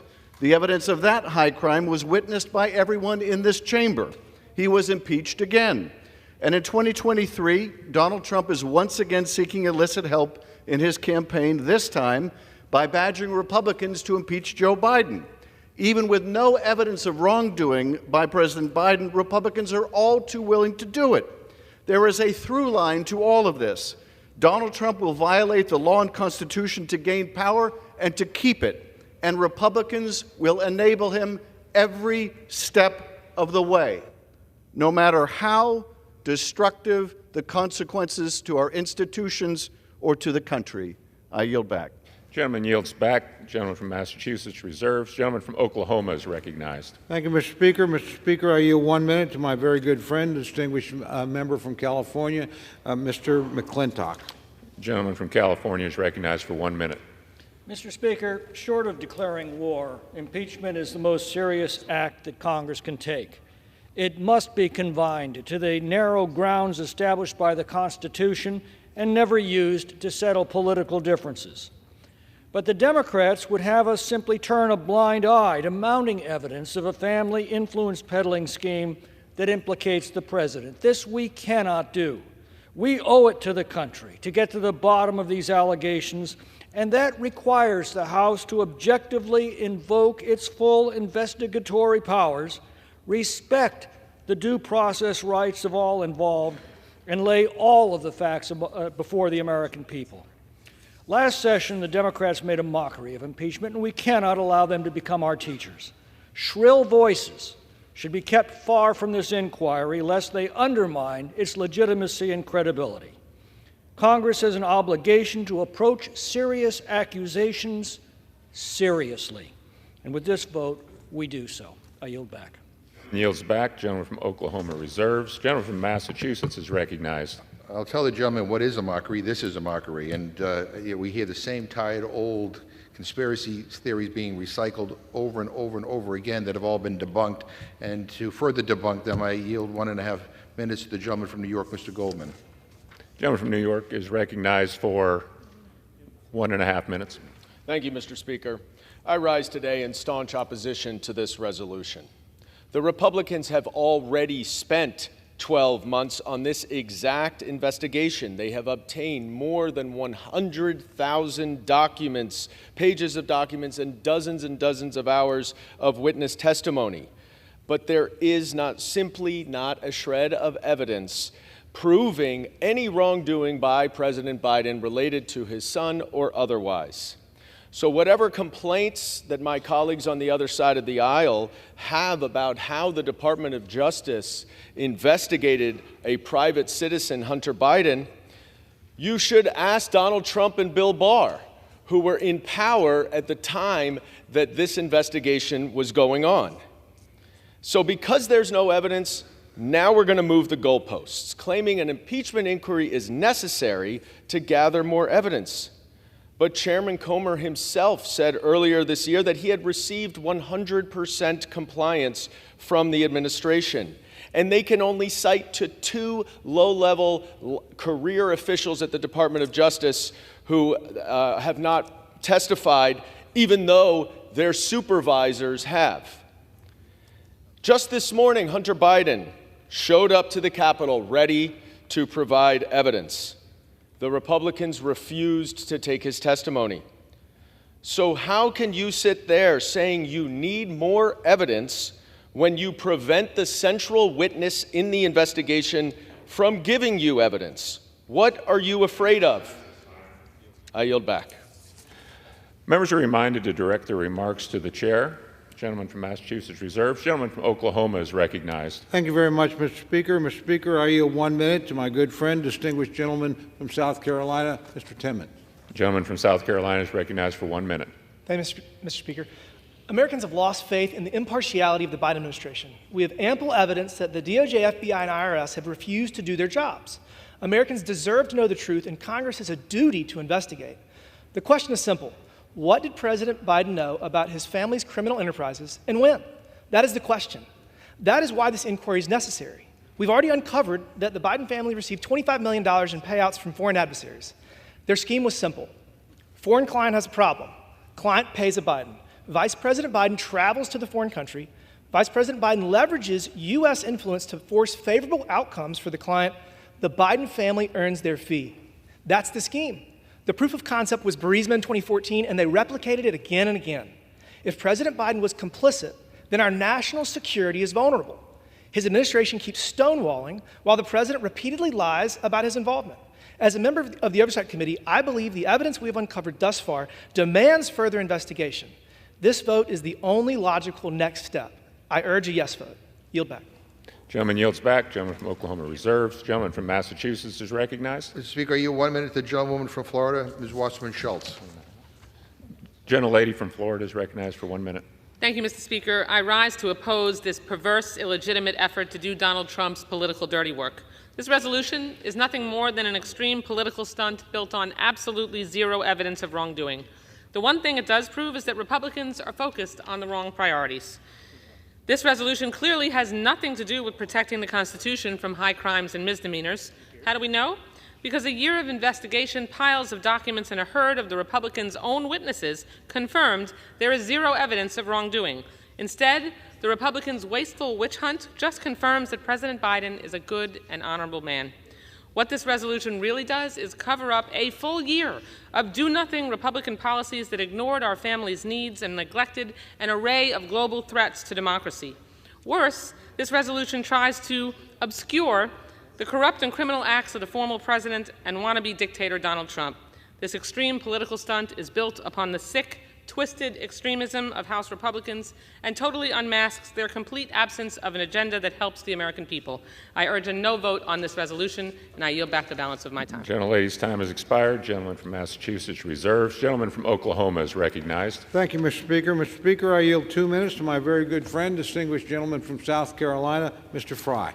Gentleman from South Carolina is recognized for 2 minutes. Thank you, Mr. Speaker. I rise today in strong support of House Resolution 918. This year, House Republicans have conducted a methodical investigation into the alleged actions of the Biden family, including Joe Biden himself in his family's foreign business dealings and foreign peddling schemes.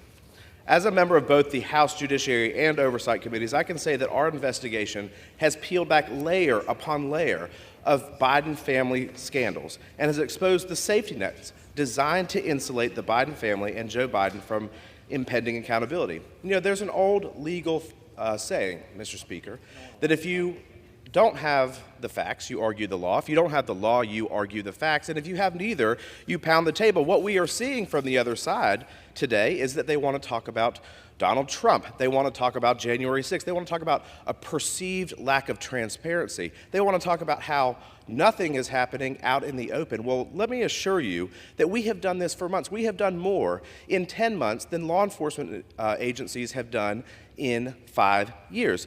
So let's talk about the facts. $25 million have flowed to members of the Biden family, 20 corporate entities. 9 members of the Biden family have received these monies. $40,000 direct payment to Joe Biden himself, $200,000 direct payment to Joe Biden himself, allegedly under a loan. We have WhatsApp messages, pseudonyms, fake email addresses, and 22 meetings in which Joe Biden himself met with Hunter Biden and his business associates. We have been stonewalled. We've even seen this today as Hunter Biden paraded onto the Senate side and did not come to a lawfully issued subpoena deposition in front of the House Oversight Committee. Now is the time for an impeachment inquiry. Thank you, and I yield back. Gentleman yields back. Gentleman from Oklahoma reserves. Gentleman from Massachusetts is recognized. All right, good. Mr. Speaker, I yield 2 minutes to the gentleman from Massachusetts, the distinguished Democratic whip, Ms. Clark. Gentlelady from Massachusetts is recognized for 2 minutes. Mr. Speaker, the MAGA majority is putting forward an impeachment inquiry even as their own leaders admit there's no evidence of wrongdoing. They've already reviewed tens of thousands of documents, interviewed dozens of witnesses, and nothing. Why? Because this has never been about the truth. This is about avenging Donald Trump. This is about undermining our democracy and influencing the 2024 election. President Ford once said, "Truth is the glue that holds government together." Mr. Speaker, it's truth that allows this chamber to function. Abandoning truth in favor of political gamesmanship creates nothing but chaos. That dysfunction isn't a byproduct of the majority's behavior, it's the point. They don't want government to function. They've sought nothing in service of the American people, nothing to lower costs, nothing to create good-paying jobs, to grow the middle class, to make everyday people feel more secure. What has the majority delivered? The kind of extremism that chooses rich tax cheats over working people, that obstructs the ballot box and hikes the cost of health care, that protects guns over kids, that bans abortion and criminalizes doctors, that rewards polluters and corporate greed and tells everyday Americans, you foot the bill. This sham impeachment is below the dignity of the people's house. It is an affront to the people who sent us here to work for them. What a disgrace. I yield back. Gentlelady yields back. Gentleman from Massachusetts reserves. Gentleman from Oklahoma is recognized. Thank you very much, Mr. Speaker. Mr. Speaker, I yield 1 minute to my very good friend, distinguished gentleman from Florida, Mr. Donalds. Gentleman from Florida is recognized for 1 minute. Mr. Speaker, the Democrat Party is telling us that they care about taxpayers, but the son of the President of the United States is a tax cheat. He ignored federal tax law on purpose. He laundered money through 20 LLCs. He concealed millions of dollars of overseas money. And the only reason he was able to accomplish these feats of getting so much money into his companies is because the president is his father. That is it. If you're asking why we are looking for an impeachment inquiry, it is because there were 170 suspicious activity reports at the Department of Treasury, which we went and looked through. And every one of those reports said very clearly that there was evidence of money laundering and potentially tax evasion. There were hours of deposition. There's a web of LLCs with company names that have no business interest whatsoever. And then we have finally uncovered one example, Mr. Speaker, $5 million from a foreign company going to a joint venture partly controlled by Hunter Biden.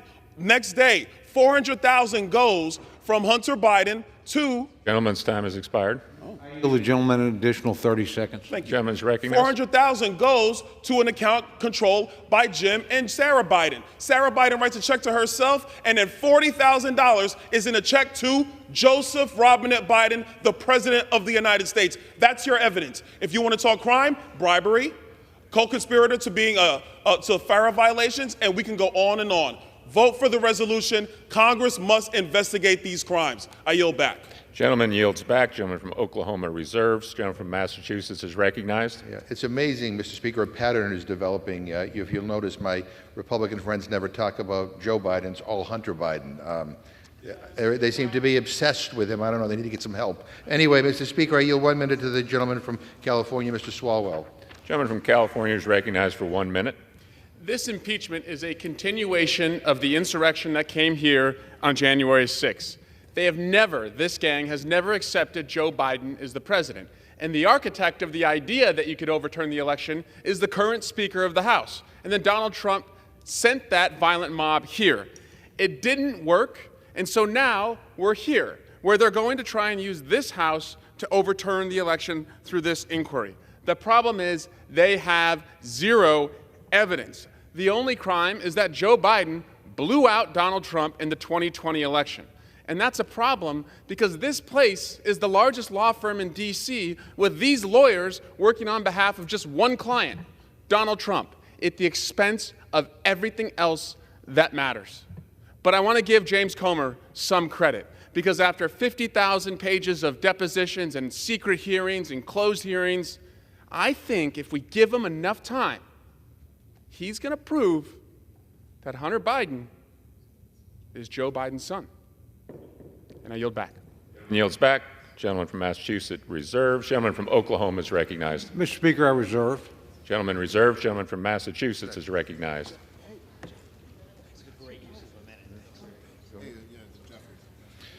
Mr. Speaker, at this time I'd like to yield 1 minute to the distinguished gentleman from New York, the Democratic leader, Mr. Jeffries. Gentleman from New York is recognized for 1 minute.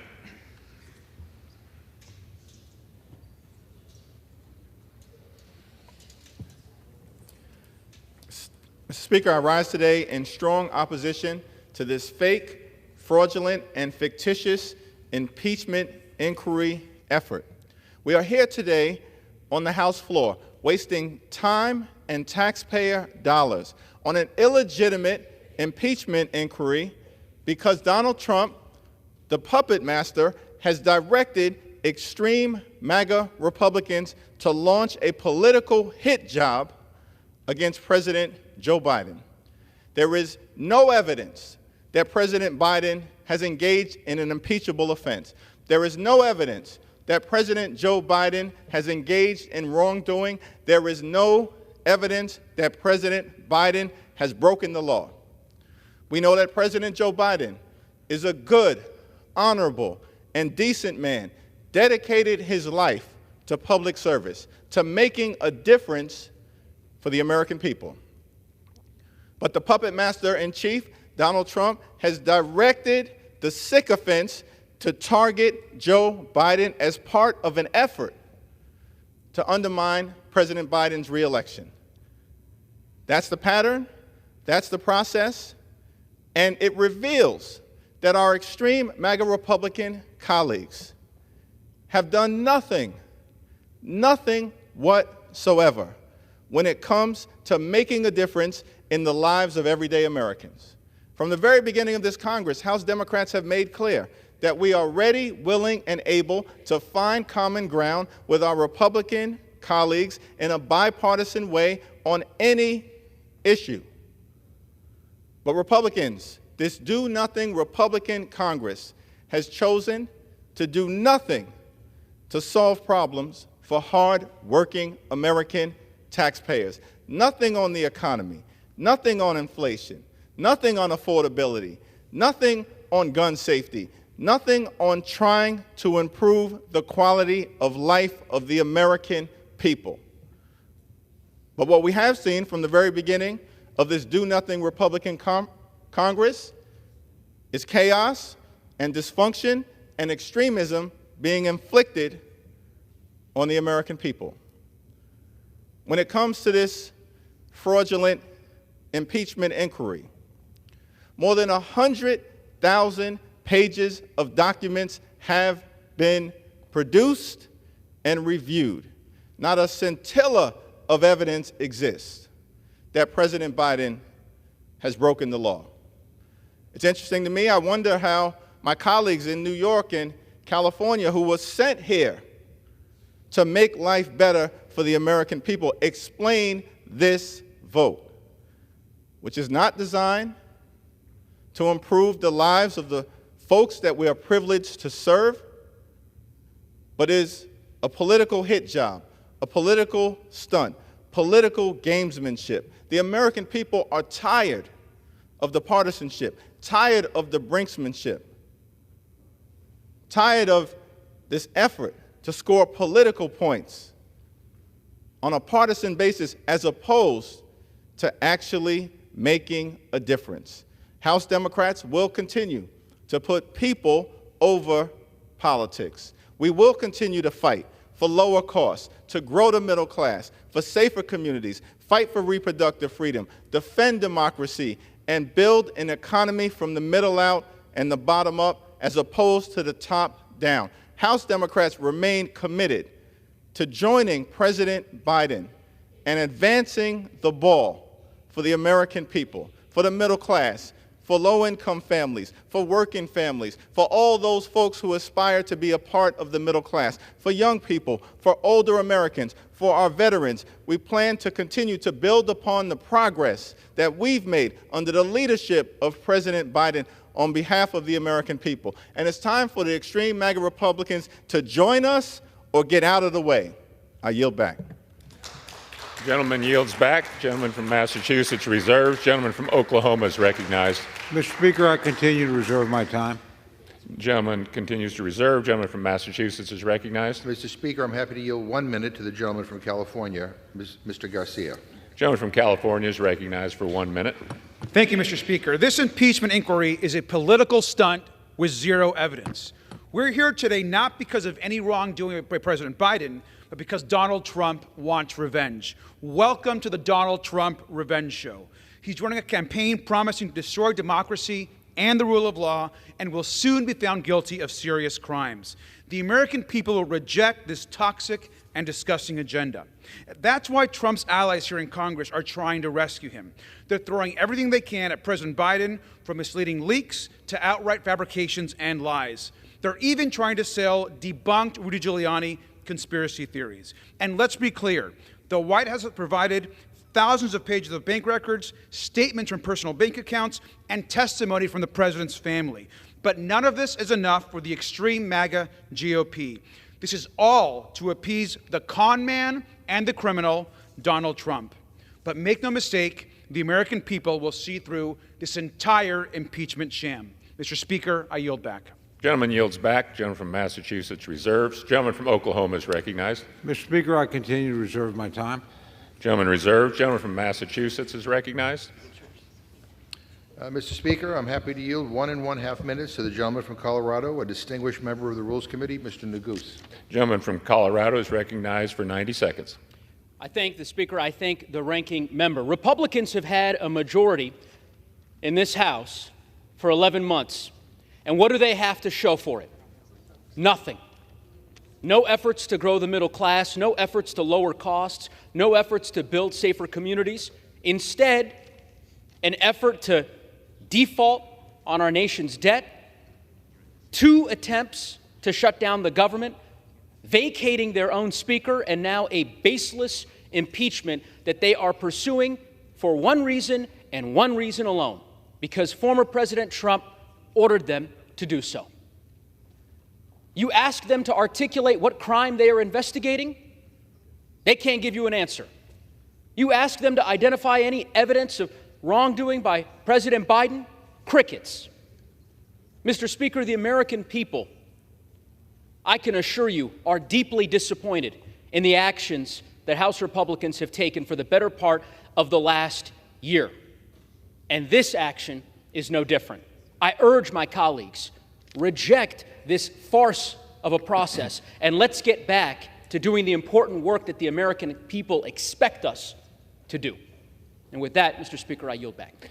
Gentleman yields back. Gentleman from Massachusetts reserves. Gentleman from Oklahoma is recognized. Mr. Speaker, I continue to reserve my time. Gentleman reserves. Gentleman from Massachusetts is recognized. Mr. Speaker, if we defeat the previous question, I will offer an amendment to the rule to bring up H.R. 12, a bill that would ensure every American has full access to essential reproductive health care, including abortion care. Mr. Speaker, I ask unanimous consent to insert the text of my amendment into the record along with extraneous material immediately prior to the vote on the previous question. And to discuss our proposal, I yield 1 minute to the gentlewoman from Massachusetts, Ms. Trahan. Without objection, the gentlewoman is recognized for 1 minute. Mr. Speaker, this entire charade is ridiculous. Speaker Johnson is about to send members of Congress home for the rest of the year. And instead of lowering costs for families before the holidays or protecting women's freedom to make their own health decisions, House Republicans are taking orders from Donald Trump to force through a partisan political impeachment with no evidence, no witnesses, and no wrongdoing on behalf of the president. Meanwhile, as we speak, Kate Cox, a pregnant woman from Texas, is being forced to flee her home as Republican leaders try to force her to carry her baby to term, who was diagnosed with a terrible condition that would result in miscarriage, stillbirth, or death soon after birth. We could have come to the floor today to pass legislation like the Women's Health Protection Act to protect women like Kate Cox and to prevent that kind of physical harm and trauma from being inflicted on women living under Republican abortion bans. But House Republicans choose impeachment. The American people won't forget. I yield back. Gentlelady's time has expired. Gentleman from Massachusetts reserves. Gentleman from Oklahoma is recognized. Mr. Speaker, I continue to reserve. Gentleman reserves. Gentleman from Massachusetts is recognized. Can I inquire how much time is left? Gentleman has 3 3/4 minutes remaining. 3 3/4. Okay. Gentleman from Oklahoma has 6 3/4 minutes. Does the gentleman have any other speakers, or?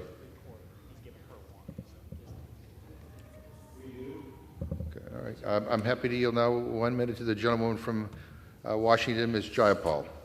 Gentlelady from Washington is recognized for 1 minute. Thank you, Mr. Speaker. Extreme MAGA Republicans in the House are on a Donald Trump-directed fishing expedition. In fact, they've been on a fishing expedition for months with embarrassing results. Nothing. No bites, no evidence for anything that justifies impeachment. There are no fish to catch in this Republican swamp. And good luck to all these Republicans who have to go home and justify a sham impeachment to their districts while telling them that we haven't passed the budget, we haven't reauthorized the Farm Bill, we haven't done a single thing that helps Americans live their lives. Instead, we're wasting time on bogus censure resolutions and bogus impeachment inquiries. We have 1.5 legislative business days left in the year. We should be passing bills to help working families, but that is not what we do under extreme Republicans' control. Vote no on this new fishing expedition. I yield back. Gentlelady yields back. Gentleman from Massachusetts reserves. Gentleman from Oklahoma is recognized. Mr. Speaker, I continue to reserve my time. Gentleman reserved. Gentleman from Massachusetts is recognized. Yeah, Mr. Speaker, Republicans are saying the quiet part out loud, and I ask unanimous consent to insert in the record a Rolling Stone article from today entitled GOP Rep Explains Impeachment Push, Donald J. Trump 2024 Baby. I reserve. Gentleman from Oklahoma is recognized. Thank you, Mr. Speaker. Mr. Speaker, I yield 3 minutes to my very good friend, the distinguished gentleman from North Dakota, also the sponsor of the resolution. Gentleman from North Dakota is recognized for 3 minutes. Thank you, Mr. Speaker. Here's what we know. We know that the President Biden's transition team ran interference for Hunter Biden and obstructed law enforcement's attempts to interview the president's son. We know that somebody in the FBI decided not to investigate bribery allegations against Hunter Biden and Joe Biden, provided by a confidential informant. That source is so important that the FBI has deemed him so credible that they opposed the release of the report and only agreed for a review in a classified setting. We know that the IRS investigators were not allowed to follow leads that had the potential to implicate President Biden in Hunter Biden's alleged financial crimes. We know that recommendations for prosecution of Hunter Biden were denied or delayed until the statute of limitations had run. We know that a plea deal was offered to Hunter Biden by the DOJ that offered him global immunity for crimes outside the scope of the charged conduct, and that that plea deal only fell apart after whistleblowers came forward to Congress. Set aside for a minute the $24 million, the 20-plus shell companies, the payments to President Biden, and the changing narrative from this White House every time a new bad fact comes to light. Set that aside. These instances alone should concern all Americans, because it appears that people in the highest echelons of our government were running interference for the president's sons. My colleagues on the other side of the aisle have an innocent explanation for every single incident. The problem is, it's very difficult to see an innocent explanation for all of the incidents. The FBI, the DOJ, the IRS, and the president's political operation have all frustrated attempts to investigate the Bidens. Obstruction is a crime, and it's no less of a crime if it's being used within the highest powers of government to perpetrate that coercion. Take all of the politics out of this, there is no investigator in any jurisdiction in the world that would not continue to investigate this investigation with these facts.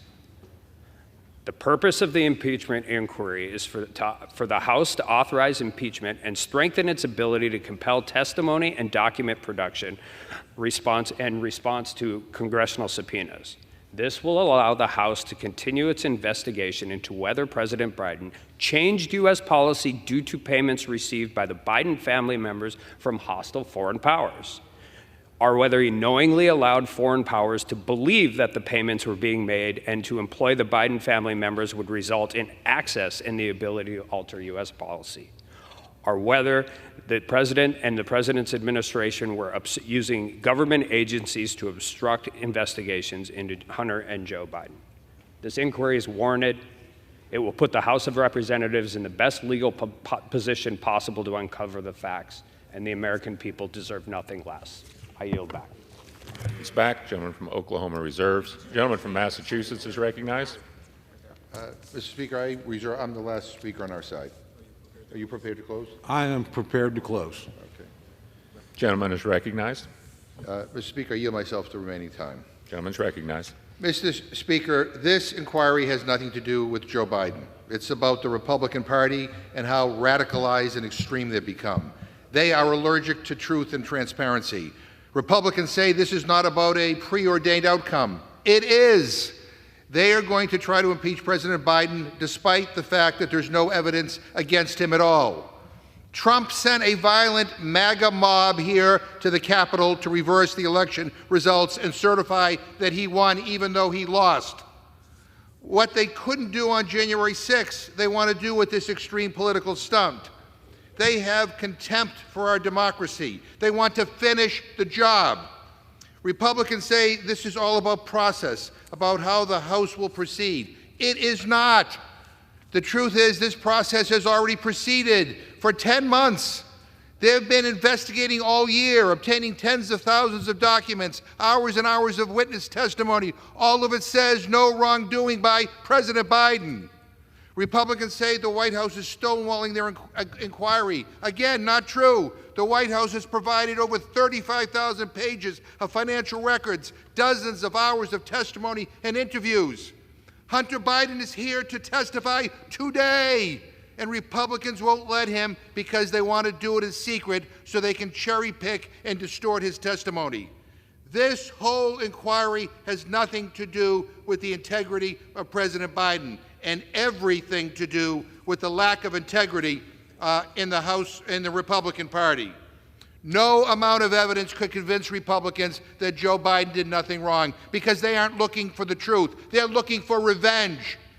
And I would just say directly to the American people, Mr. Speaker, that the Republican Party works for Donald Trump, not for you, for Trump.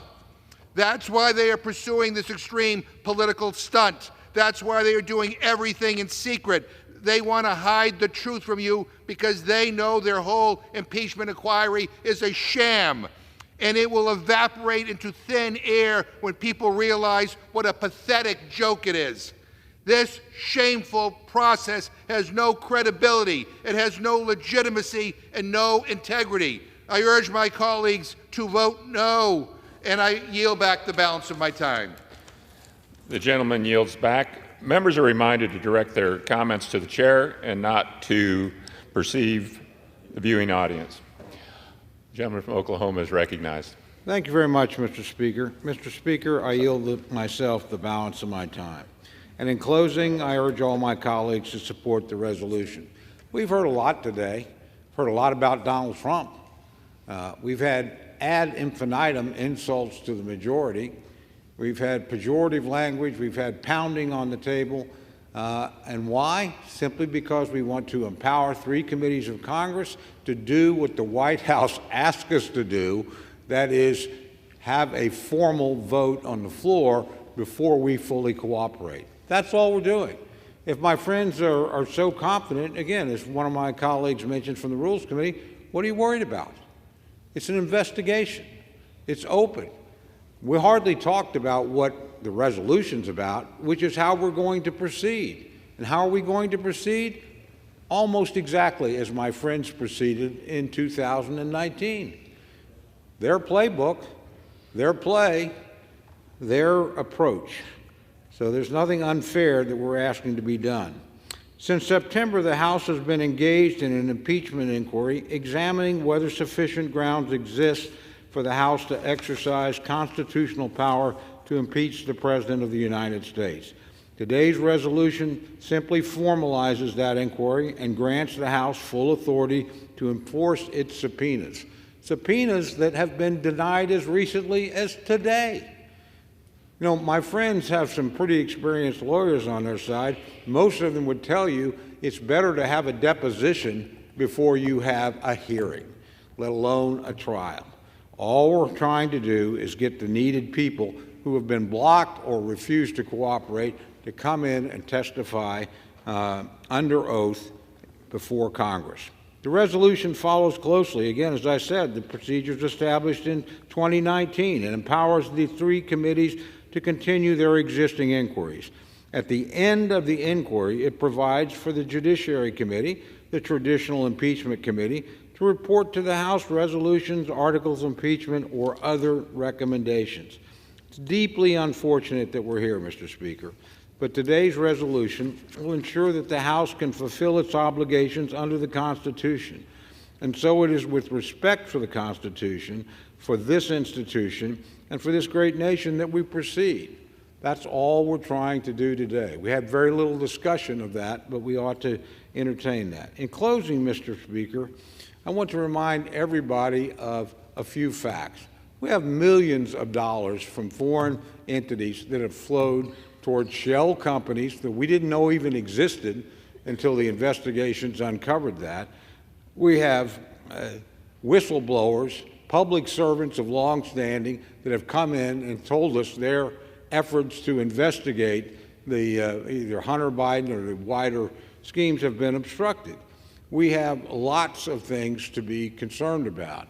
Our committees need to be empowered with the tools that are required to pursue the truth and then come back and tell us what they found and have a recommendation as to how we could proceed. That's all today is about.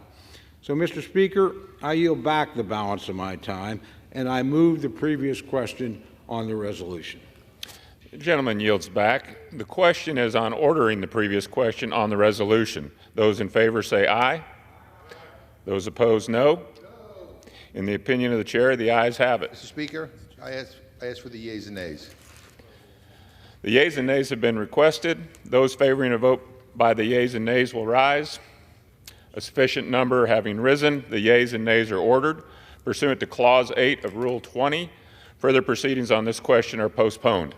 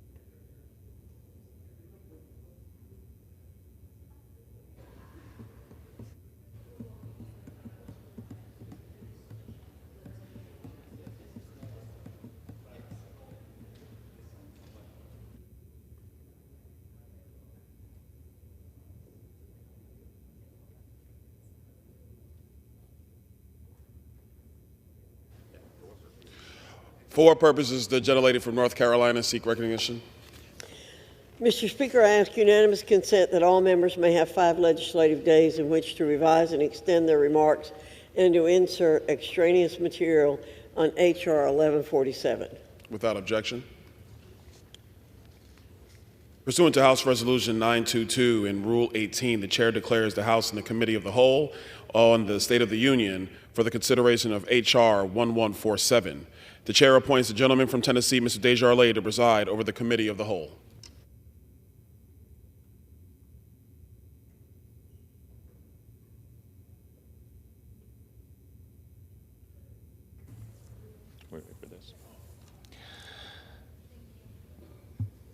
The House is in the Committee of the Whole House on the State of the Union for the consideration of H.R. 1147, which the clerk will report by title. A bill to amend the Richard B. Russell National School Lunch Act to allow schools to participate in the school lunch program under such act to serve whole milk. Pursuant to the rule, the bill is considered read the first time. General debate shall be confined to the bill and shall not exceed 1 hour, equally divided and controlled by the chair and ranking minority member of the Committee on Education and the Workforce or their respective designee.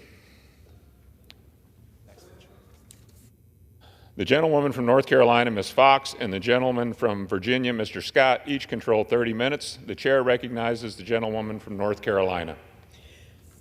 Thank you, Mr. Chair. I yield myself such time as I may consume. Gentlewoman is recognized. Mr. Chair, I rise in strong support of H.R. 1147. It's Christmas time across America. For many, the season brings with it the annual return of cherished Christmas traditions, such as leaving milk and cookies out for Santa Claus and his reindeer to enjoy. As for my family, our traditional choice of dairy has always been whole milk.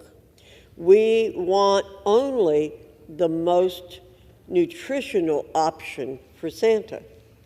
The nutrients in whole milk, like protein, calcium, and vitamin D, provide the fuel Santa needs to travel the whole globe in one night.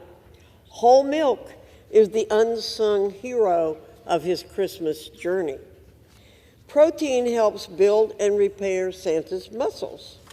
Hoisting heavy sacks of gifts up and down the chimney is no easy task. Calcium is vital for strong bones. It is calcium that keeps Santa strong and sturdy as he dashes from rooftop to rooftop.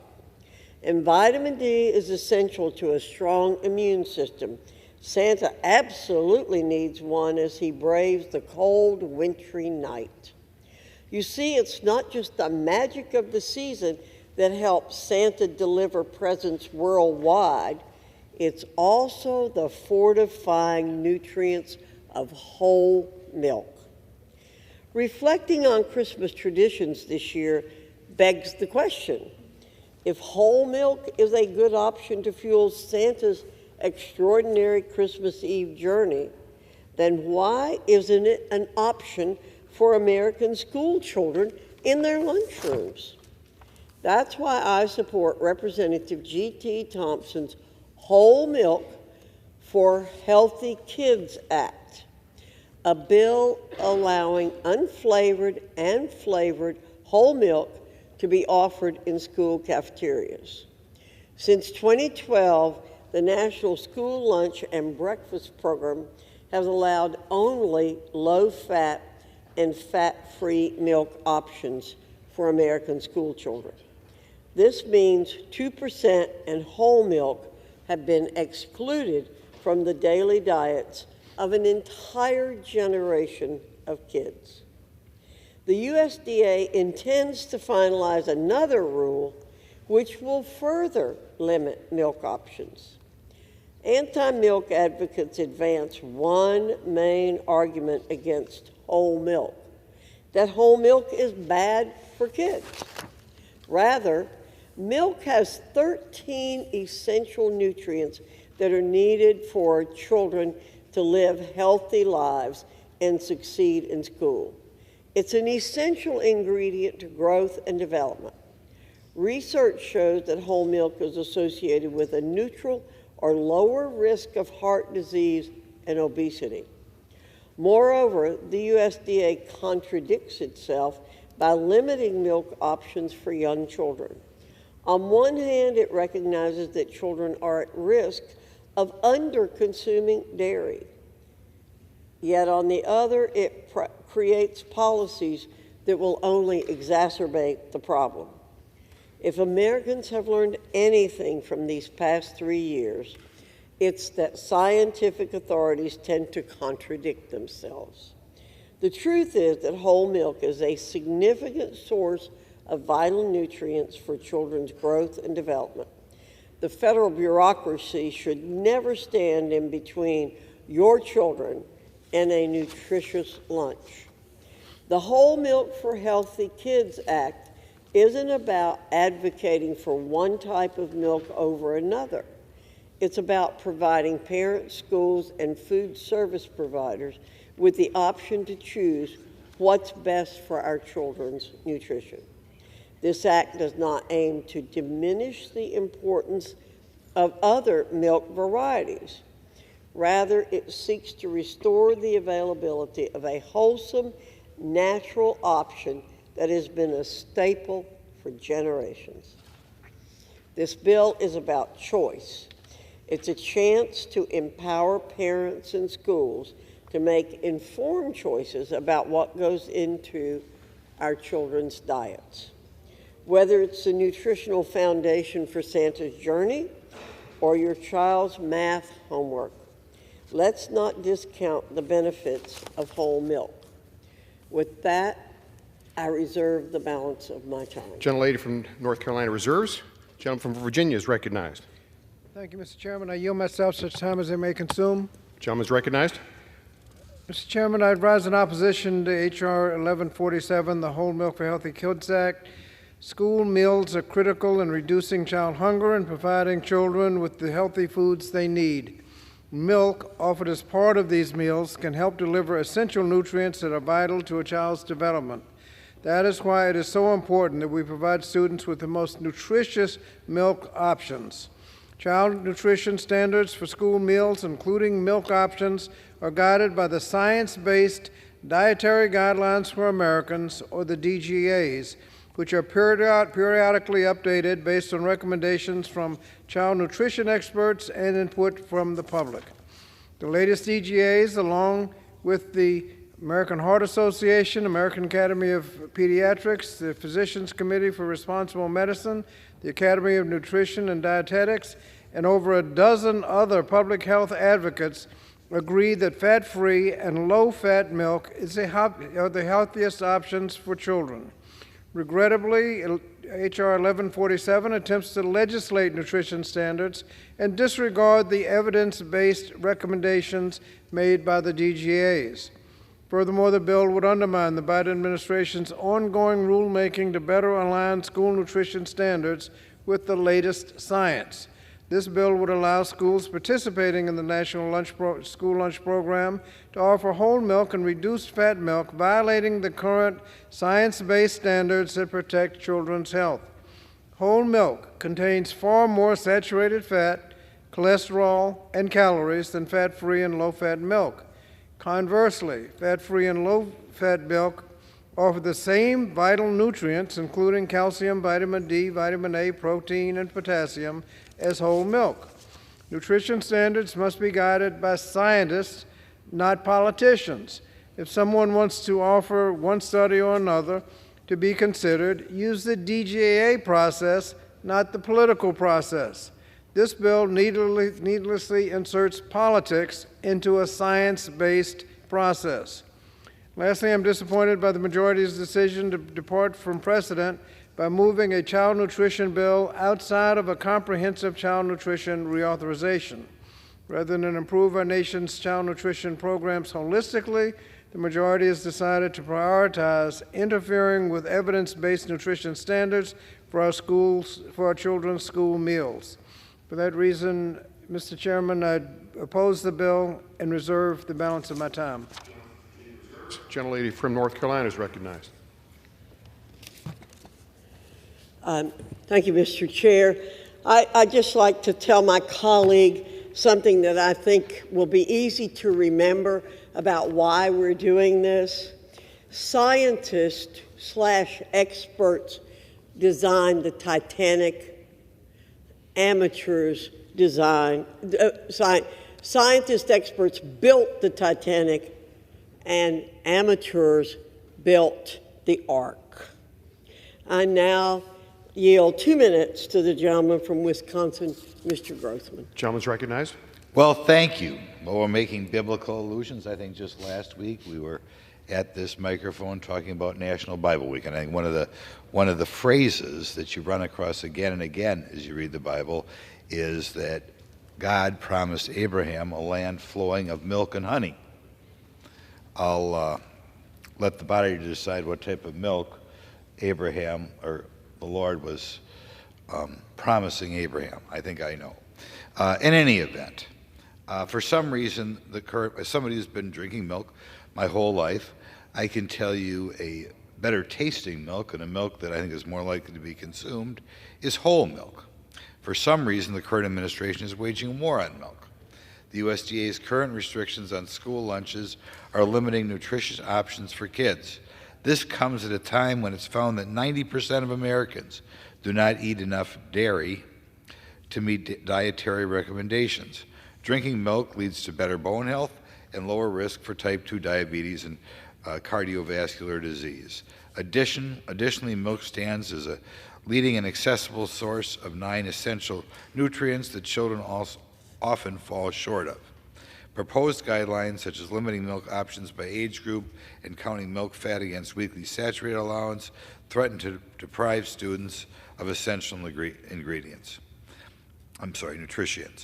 It is crucial that students have access to nutritional benefits of milk, and with these restrictions, they might choose to forego milk entirely if you have to drink the less tasty 1% or, even worse, fat-free milk. These proposed restrictions ignore several recent research studies examining the effect of higher fat milk consumption, which found that it is associated with lower childhood obesity, and concluded that dietary guidelines that recommend reduced fat milk versions might not provide a benefit in lowering the risk of childhood obesity, which we are all for. I implore each of you to consider the Whole Milk for Healthy Kids Act of 2023 as a common sense solution to ensure that we have healthy children. Thank you for your attention, and I ask my fellow members to vote yes on H.R. 1147. Gentleman's time's expired. Gentlelady from North Carolina. I reserve, Mr. Chair. Gentlelady from North Carolina reserves. Gentleman from Virginia is recognized. Mr. Speaker, I yield such time as you may consume to the gentleman from Louisiana, Mr. Carter. Gentleman's recognized. Thank you, Mr. Speaker. Thank you, Ranking Member Scott, for your time and leadership in this matter. I rise today in opposition to this bill. Monday night, the Rules Committee considered my amendment number 16 to H.R. 1147, which would have provided an alternative, a healthy alternative to our young people, people that cannot digest milk. I've heard my colleagues on the other side of the aisle suggest that this was a choice. Well, if there were a choice, then why not add soy as a choice?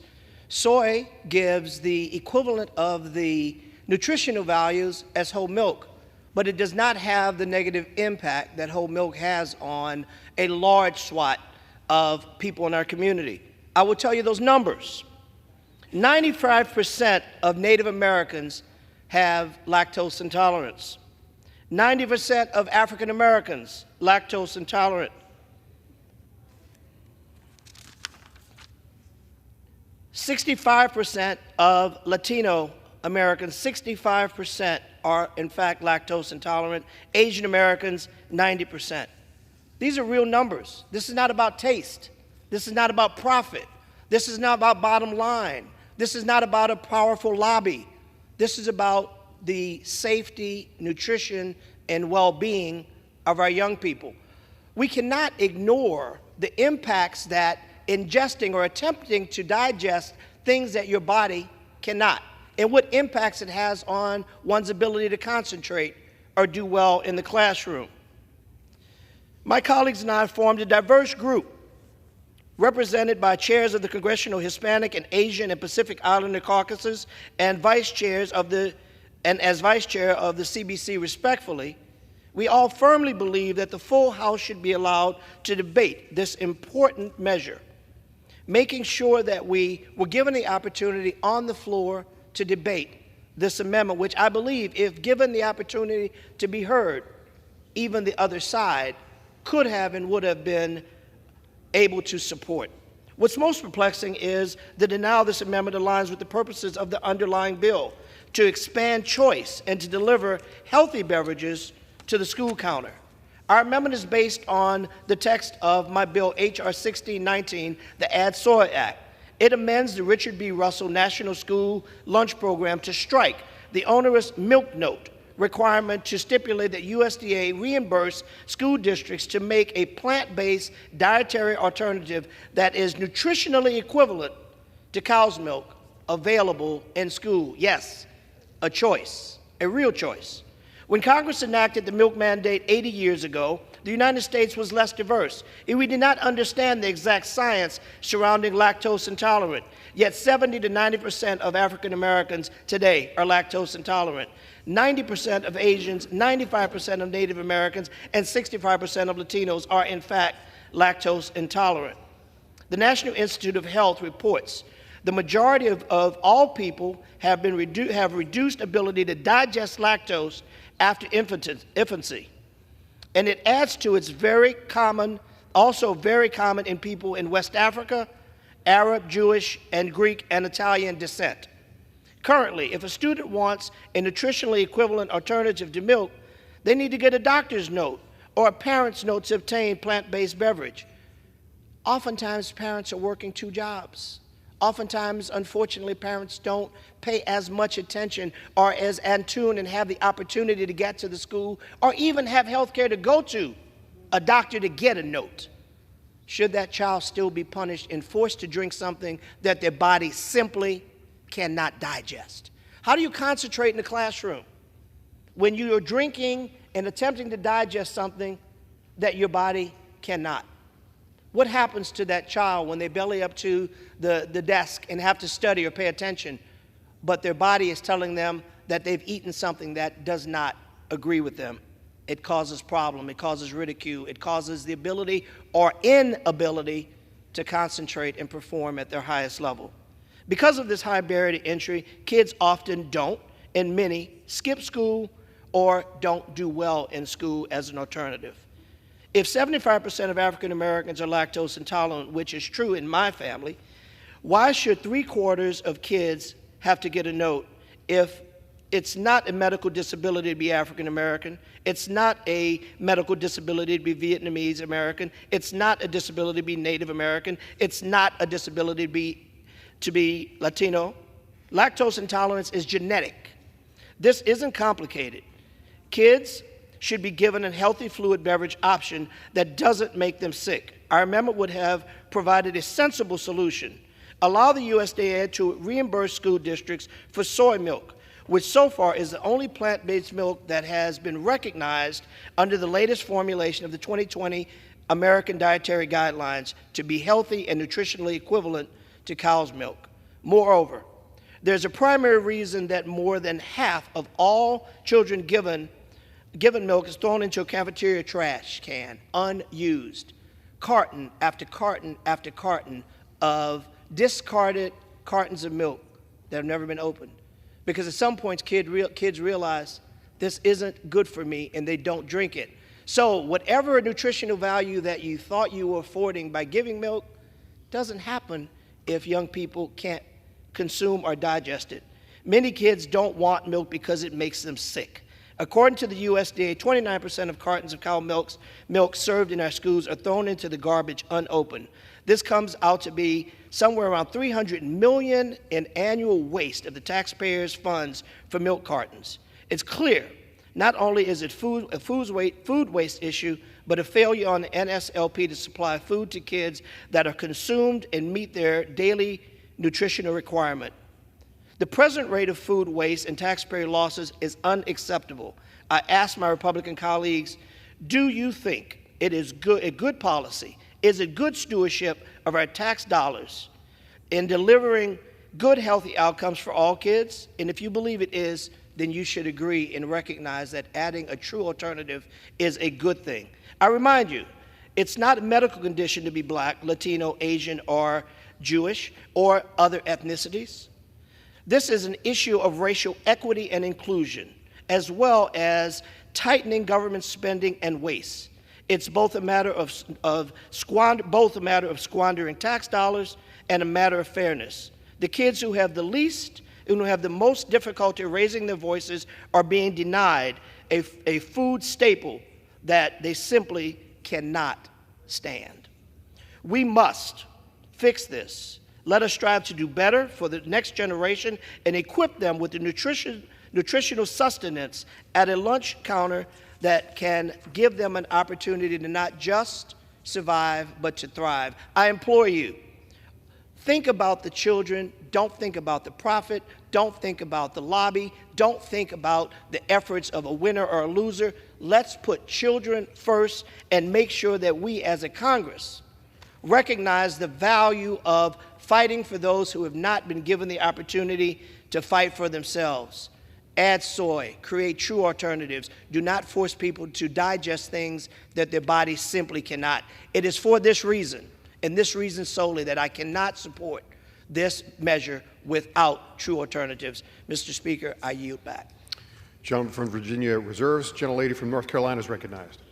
Mr. Chair, I yield myself a minute.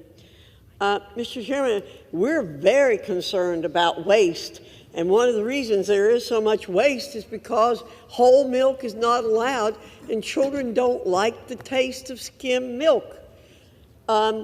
We are putting children first. We're not excluding soy drink. It is not milk. It is a plant-based food. It isn't milk, so you can't call it soy milk. You can call it soy drink. But it was under our first African-American president in this country that this was designed this way, and the First Lady pushed through these rules and regulations to exclude whole milk, which, by the way, my colleague says has an enormous amount more fat.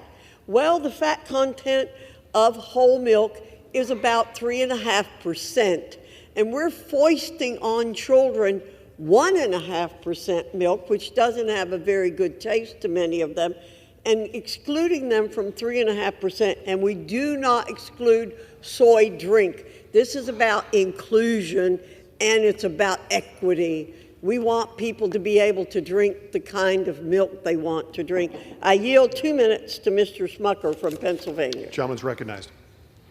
Thank you, to Madam Chair. Mr. Speaker, I rise in support of H.R. 1147, the Whole Milk for Healthy Kids Act, and I urge my colleagues to support this bipartisan, bicameral, and utterly fantastic bill.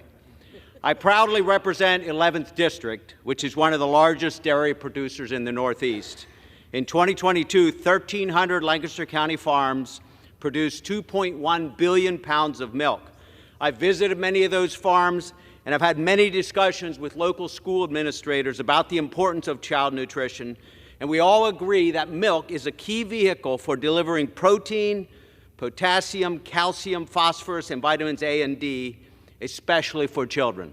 And let's not skim over the facts here. Whole milk is truly the cream of the crop in delivering these key vitamins and nutrients to growing children.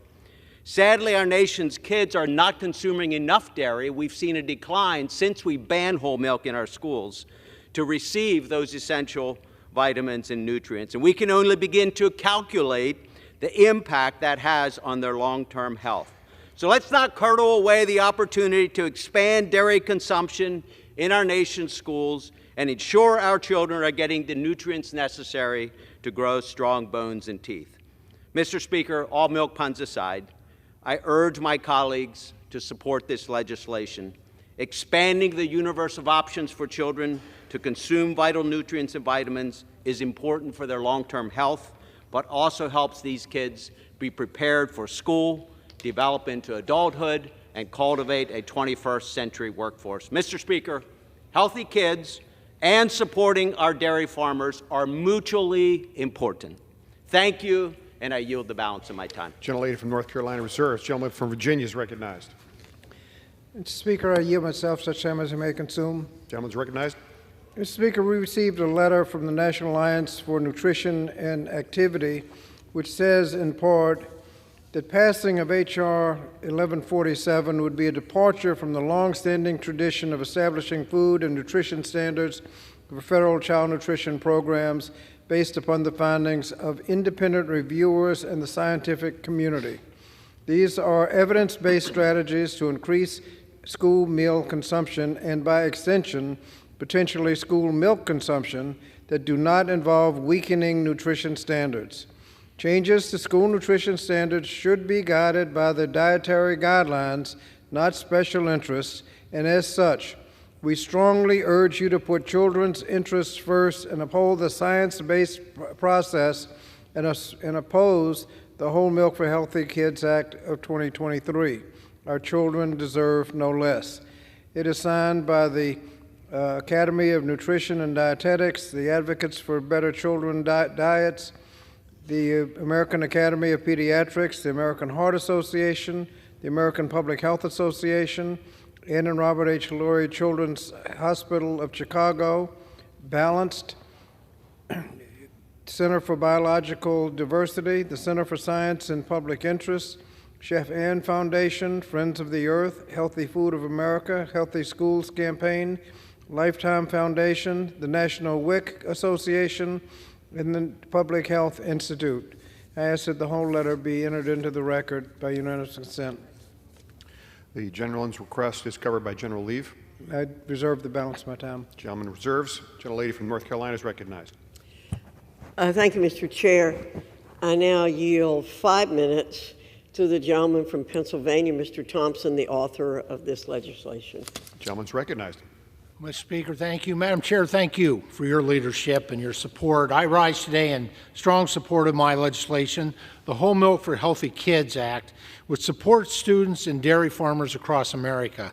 Milk is an essential building block for a well-rounded and balanced diet, offering 13 essential nutrients and numerous health benefits.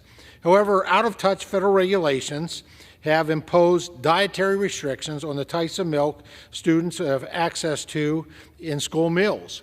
Our ranking member is a dear friend of mine. We've worked together for I've been here 15 years, a little longer, but we've got a great relationship. We do a lot of bipartisan bills together, like we marked up yesterday. But I have to say, the only special interest here is our kids. And it's our kids that have been cheated out of the nutrition that they need. It's our kids who have, case studies have shown that the rate of obesity and being overweight increased dramatically after access to whole milk and flavor was taken out of the schools. 2007, 2008 was a baseline. 2010, Democrat-led initiative demonized milk fat. In 2020, 2021, there was a study of that same cohort, and obesity has gone up. Whenever this beverage. My good friend Louisiana, who was just here, spoke before. I mean, everybody's entitled to their own facts, their own opinion, but not their own facts. And the facts are that it's the underlying law that was passed back in 2010 by a Democratic House and signed by a Democratic president that quite frankly, required a physician prescription in order for health reasons. Now, that is a good part of the law. We didn't touch that. We didn't address that in this bill, so I'm not sure why he's talking about it. It's not germane to the topic that we're talking about today. That actually is the underlying law. The bottom line is that students and parents do have choice, and there's a mechanism to honor that. The only choice they don't have, though, is access to the most nutritious beverage, which is whole milk, and specifically whole milk and flavor. The waste that was noted, I appreciate the gentleman from Louisiana sharing how much waste there was, what that amounts to in cartons, half pints, what it amounts to in dollars, but that's because of the taste experience. It's not that these kids are throwing the milk away because it's unhealthy for them. It's just a terrible taste experience when you're drinking non-fat, low-fat, or non-fat milk. The students have been limited to fat-free or reduced fat milk since the Healthy Hunger Free Kids Act was enacted in 2010. While some of my friends on the other side of the aisle have argued that we should not reform individual aspects of the child nutrition, it was that legislation more than a decade ago that singled out milk for regulation, which is why we're here today. There are several reasons why these top-down regulations are harmful to students and school districts that are forced to comply with them. First, we have seen students opt out of consuming milk altogether if they don't have access to a variety that they enjoy. According to the 2020 Dietary Guideline Advisory Committee report, more than 2/3 of school-aged children fail to meet the recommended levels of dairy. Well, no kidding. We took out the most nutrition, the most tasty, and made it inaccessible to them. Let's face it, the only way to benefit from milk's essential nutrients is to consume it. Now, we're not force-feeding anybody anything. This is about choice. And when students turn away from milk, they often opt for far less healthy alternatives that are highly caffeinated, sugar-sweetened, or lack key nutrients. Now, these regulations also perpetuate baseless claims that milk is bad for our kids. Research has shown time and time again that whole and 2% milk are not responsible for childhood obesity and other health concerns. In fact, these beverages are so nutritious that research shows positive health outcomes for kids who consume whole milk. Mr. Speaker, I ask for unanimous consent to insert into the record 15 academic studies from researchers around the world, including from top institutions such as Boston University and Tufts, who have studied the health effects of full-fat dairy. Gentleman's request is covered by general leave. Thank you. These studies show, among other things, that full-fat dairy foods have little to no association with high blood pressure, cardiovascular disease, type 2 diabetes, obesity, blood pressure, or cholesterol. In fact, several of these studies show full-fat foods help improve or lower negative health outcomes for children who drank more full-fat dairy beverages. Gentleman's time has expired. Give me 2 minutes. I'll use less. A minute. I yield the gentleman an additional 2 minutes. Gentleman's recognized.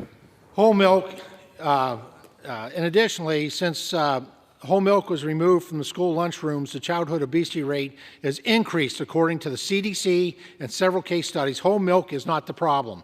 For our children to excel in the classroom and beyond, they must have access to more nutritious options, not fewer. Whole Milk for Healthy Kids Act will allow schools participating in the National School Lunch Program to serve all varieties of flavored and unflavored milk, including whole milk. And it's important to remember that this legislation does not require any student to drink or any other school to serve whole milk. Rather, this legislation simply gives schools the flexibility to serve a broader variety of milk in the school lunchroom. And additionally, if students have a documented medical condition or disability that prohibits them from safely or comfortably consuming milk, schools are required to offer them an alternative beverage. This legislation will not change that standard. Proud to have 134 bipartisan co-sponsors from 44 states. And the bottom line is Whole Milk for Healthy Kids is all about ensuring students have the necessary nutrients to learn and to grow. And with that, I yield back, and I thank the gentlelady. Gentlelady from North Carolina reserves. Gentleman from Virginia is recognized. Thank you. Mr. Chairman, could you advise how much time is available on both sides? Gentleman from Virginia has 17 and a half minutes remaining. Gentlelady from North Carolina has 13 and a half minutes remaining. Thank you. I yield myself such time as I may consume. Gentleman's recognized. Mr. Speaker, the gentleman from Pennsylvania and I have enjoyed working together on many different bills, but on this bill we happen to disagree. He has presented evidence on the floor that instead of being considered by members of Congress, really ought to be considered by the experts in the normal scientific process. If the school children are to get the benefit of his studies, tell it to the experts, not the politicians. I would hope that we would stick with the scientific process and keep as we're doing, stick with the DGAs, and not the political process and changing the process by trying to convince members of Congress who are subject to political pressures on one side or another. So I would hope that we would stick to that process and not the political process. And if you have studies, show it to the experts, not the politicians. I reserve. Virginia reserves. Gentlelady from North Carolina is recognized. Thank you, Mr. Chair. I yield 2 minutes to the gentlewoman from Pennsylvania, the Vice Chair of the Education and Workforce Committee, Ms. Miller. Gentlelady is recognized. Thank you, Dr. Fox. Thank you, Mr. Speaker. And I want to thank Chairman Thompson and Chairwoman Fox for sponsoring this important legislation. I rise in support of H.R. 1147, the Whole Milk for Healthy Kids Act. This crucial legislation recognizes the nutritional benefits of whole milk for our children. As a result of the radical Obama administration policies led by Michelle Obama, only fat-free and low-fat milks can be served in school meals. H.R. 1147 would end this practice and allow schools to serve whole milk. Whole milk is a rich source of essential nutrients, including calcium and vitamin D, which are vital for developing strong bones and a healthy immune system. Studies have also shown that whole milk can contribute to healthier weight in children. I raised my 7 children on whole fat milk, and they're all within normal weights. And I also have recognized that children that have high fat diets stay full longer. I am proud to support this bill on behalf of parents, and I want to thank America's dairy farmers for producing milk for our families. Thank you, and I yield back. Gentlelady from North Carolina reserves. Recognized. Reserves. Gentlelady from North Carolina reserves. Mr. Chair, my understanding is that there was a limit to what my colleague from Pennsylvania could put under general leave, and so I wish to insert 5 pieces under general leave and under my comments. Gentlelady's request is covered under general leave. Thank you. Gentlelady from North Carolina reserves. Gentleman from Virginia is recognized. Mr. Chairman, I reserve. The gentleman from Virginia is reserves. Gentlelady from North Carolina is recognized. Go ahead. Thank you, Mr. Chair. I yield 1.5 minutes to the gentleman from Tennessee, Mr. Rose. The gentleman from Tennessee is recognized. Mr. Speaker, today I rise in support of the Whole Milk for Healthy Kids Act, which will allow schools to offer both unflavored and flavored whole milk for students. Whole milk provides children with 13 essential nutrients for growth, development, immunity, and brain function. Whole milk also serves as the top source of protein, calcium, potassium, and vitamin D for children. I am a proud co-sponsor of this vital legislation, and I thank my good friend Chairman Thompson for introducing this common sense bill. For too long, poor federal policy has kept whole milk out of our school cafeterias. This common sense legislation puts the health and well-being of our children first, and as a father of 2 young sons myself, I am proud to support this bill, and I urge my colleagues to join me in doing so. Also, as a father, I would note that I see every day the illustration of how my children react to whole milk versus skim milk, and I would just give that firsthand impression. But I also would say the science supports it, and I would like to submit these scientific studies for the record as well. Thank you, Mr. Speaker. Gentleman's request is covered under general leave. Thank you. I yield back.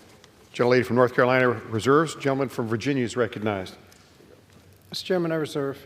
Gentleman from Virginia reserves. Gentlelady from North Carolina is recognized. Thank you, Mr. Chair. I yield 1.5 minutes to the gentleman from Pennsylvania, Dr. Joyce. Gentleman's recognized. Thank you, Dr. Fox, and thank you for yielding. I rise in support of the Whole Milk for Healthy Kids bill. As a doctor, I know the benefits of whole milk, and I know that they can have benefits for Americans of all ages. Whole milk is 96.5% fat-free, and according to a study conducted that lasted for more than 15 years and was published in the Lancet Journal of Medicine, individuals who consume more than 2 dairy products each day have a lower risk of cardiovascular disease. There are lower morbidity associated with those who have whole milk and whole milk products in their diet. The 13 essential nutrients that are found in milk are vital for the development of bones, muscles, and even brain tissue in our nation's children. By banning healthy milk products from our schools, misguided policies that were crafted and implemented by the Obama administration have led to students to turn away from milk and dairy products and turn to highly caffeinated and sugary drinks. Those drinks have very little nutritional value. Pennsylvania's 13th congressional district is home to the most number of dairy cows in our Commonwealth. Recently, I had the chance to visit Gallagher's Dairy Company in Johnstown, Pennsylvania. For the past 4 generations, Gallagher's has processed milk from 46 regional family dairy farms. These products end up with retailers, in grocery stores, and in schools across the Northeast. The Whole Milk for Healthy Kids Act will ensure that whole and 2% milk processed at facilities like Gallagher's will make its way to school lunchrooms. I urge all of my colleagues to vote for nutrition by supporting this legislation. Thank you, and I yield. Gentlelady from North Carolina reserves. Gentleman from Virginia is recognized. Mr. Chairman, I reserve. Gentleman from Virginia reserves. Gentlelady from North Carolina is recognized. Thank you, Mr. Chair. I yield 1.5 minutes to the gentleman from Wisconsin, Mr. Van Orden. Gentleman is recognized. Thank you, Mrs. Fox. Mr. Chairman, I'd like to thank the gentleman from Louisiana for painting a vivid and completely disingenuous picture of junior high school students being held down and having milk forced down their throats in a school cafeteria. I will also take the opportunity, I can't believe I'm doing this, Ms. Fox and Doctor, the milk fat content of whole milk is actually 3.25%, making it 96.7% fat-free. So when we look at the science, we read this definition. Milk means the lacteal secretion practically free from colostrum obtained by the complete milking of one or more healthy cows. The reason soy milk's not in there is because it's not milk. Neither is almond milk. Milk comes from a mammal. I strongly support this bill, and I'm looking forward to having our children have healthy, nutritious choices in their schools. And with that, I yield back. Thank you for your time. Gentlelady from North Carolina reserves. Gentleman from Virginia is recognized. Mr. Chairman, I reserve. Gentleman from Virginia reserves. Gentlelady from North Carolina is recognized. Thank you, Mr. Chair. I yield 1.5 minutes to the gentleman from New York, Mr. Molinaro. Gentleman is recognized. Thank you, Mr. Chairman. I'm proud to co-sponsor the Whole Milk for Healthy Kids Act and urge my colleagues to support its adoption. After over 10 years of schools having to comply with a nonsensical ban, I'm excited to work on this bill to provide full-flavor, nutrient-dense milk to kids once again. Parents and physicians have known the benefits of milk for generations. Nearly 70% of milk consumed at home is whole, or 2%, because it actually tastes good. It's packed with vitamins, and most importantly, kids actually love it. I know my 4 do. Full-fat milk gives parents alternatives to soda that their kids actually want to drink, but kids have been strangely barred from having their favorite milk choices in schools. The result has been a decline in milk consumption in schools, and when kids are drinking less milk, they're losing out on nutrients that are critical for their healthy development. Milk is the top source of protein, calcium, phosphorus, and vitamin D for kids, and it provides 7 of the 14 nutrients the American Academy of Pediatrics recommends for brain development. The bottom line is that limiting milk in schools and reduces consumption of essential nutrients, pushes kids towards sugary alternatives, and has led to less healthy kids. As the representative for hundreds of family-owned dairy farms in New York and as a parent to 4 kids, I have one special interest: the health standard of the kids growing up in our communities. And I'm excited to take this long overdue action to repeal a ridiculous ban. And I'm grateful to Chairman Thompson for his leadership to get the full-fat milk back in schools. I encourage my colleagues to vote for this bipartisan bill. And with that, I yield back. North Carolina reserves. Gentleman from Virginia is recognized. Mr. Chairman, I reserve. Gentleman from Virginia reserves. Gentlelady from North Carolina is recognized. Thank you, Mr. Chair. I yield 2 minutes to the gentleman from California, and my classmate, Mr. Costa. I thank the gentleman for yielding and my classmate for 2 minutes. Let me speak in favor of this important bipartisan legislation. The Whole Milk for Healthy Kids Act is an investment, I believe, in our children's health and future. This proposed legislation, let's be clear, does not change the underlying law. The 19 years that I've been on the House Ag Committee, the school lunch and breakfast program has been and should be a focus of attention by the House of Representatives and the Congress. Why?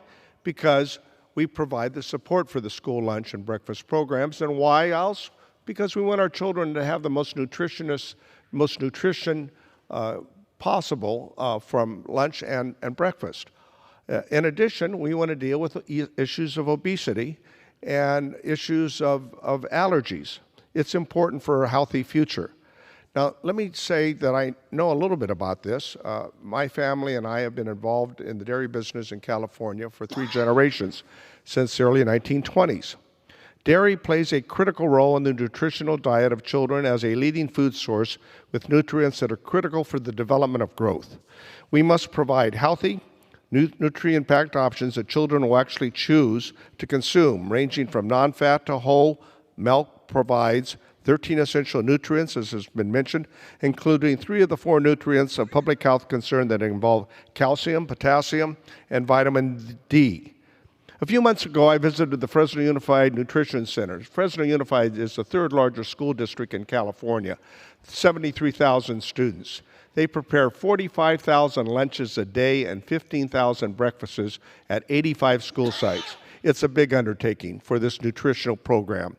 And what we know is that for many of the kids, the breakfast or the lunch they get is sometimes the best meal they get in a day. So therefore, we need to be focused on this. Our schools must be equipped with the nutritional school milk options. We must be available and flexible to new scientific developments that are made. And when kids... Gentleman's time has expired. I'll yield the gentleman an additional minute. Thank you. Gentleman's recognized. Our schools must be equipped with nutritional school milk options, and this is what this legislation attempts to try to do. When kids like their school milk options that are flavorful and tasteful, they consume them in the levels that they should. When kids, I think, like their choices for lunch or breakfast, America succeeds. And let me close by saying, everybody needs milk. I yield back the balance of my time. Gentlelady from North Carolina reserves. Gentleman from Virginia is recognized. Mr. Chairman, I'm prepared to close. Gentleman reserves. Gentlelady from North Carolina is recognized. Thank you, Mr. Chair. We are waiting for one more speaker to come, so I will yield myself a minute. Gentlelady is recognized. Thank you. Mr. Chair, I want to reiterate some points that were made before. We are not being driven by any special interest group lobby. We are being driven by the special interest group of children. We want children in school to have access to whole milk, which, as my colleagues have pointed out, is 96.75% fat-free. But it provides one of the most nutritious meals that children can have. We are seeing tremendous waste in the schools. We are not excluding soy drink.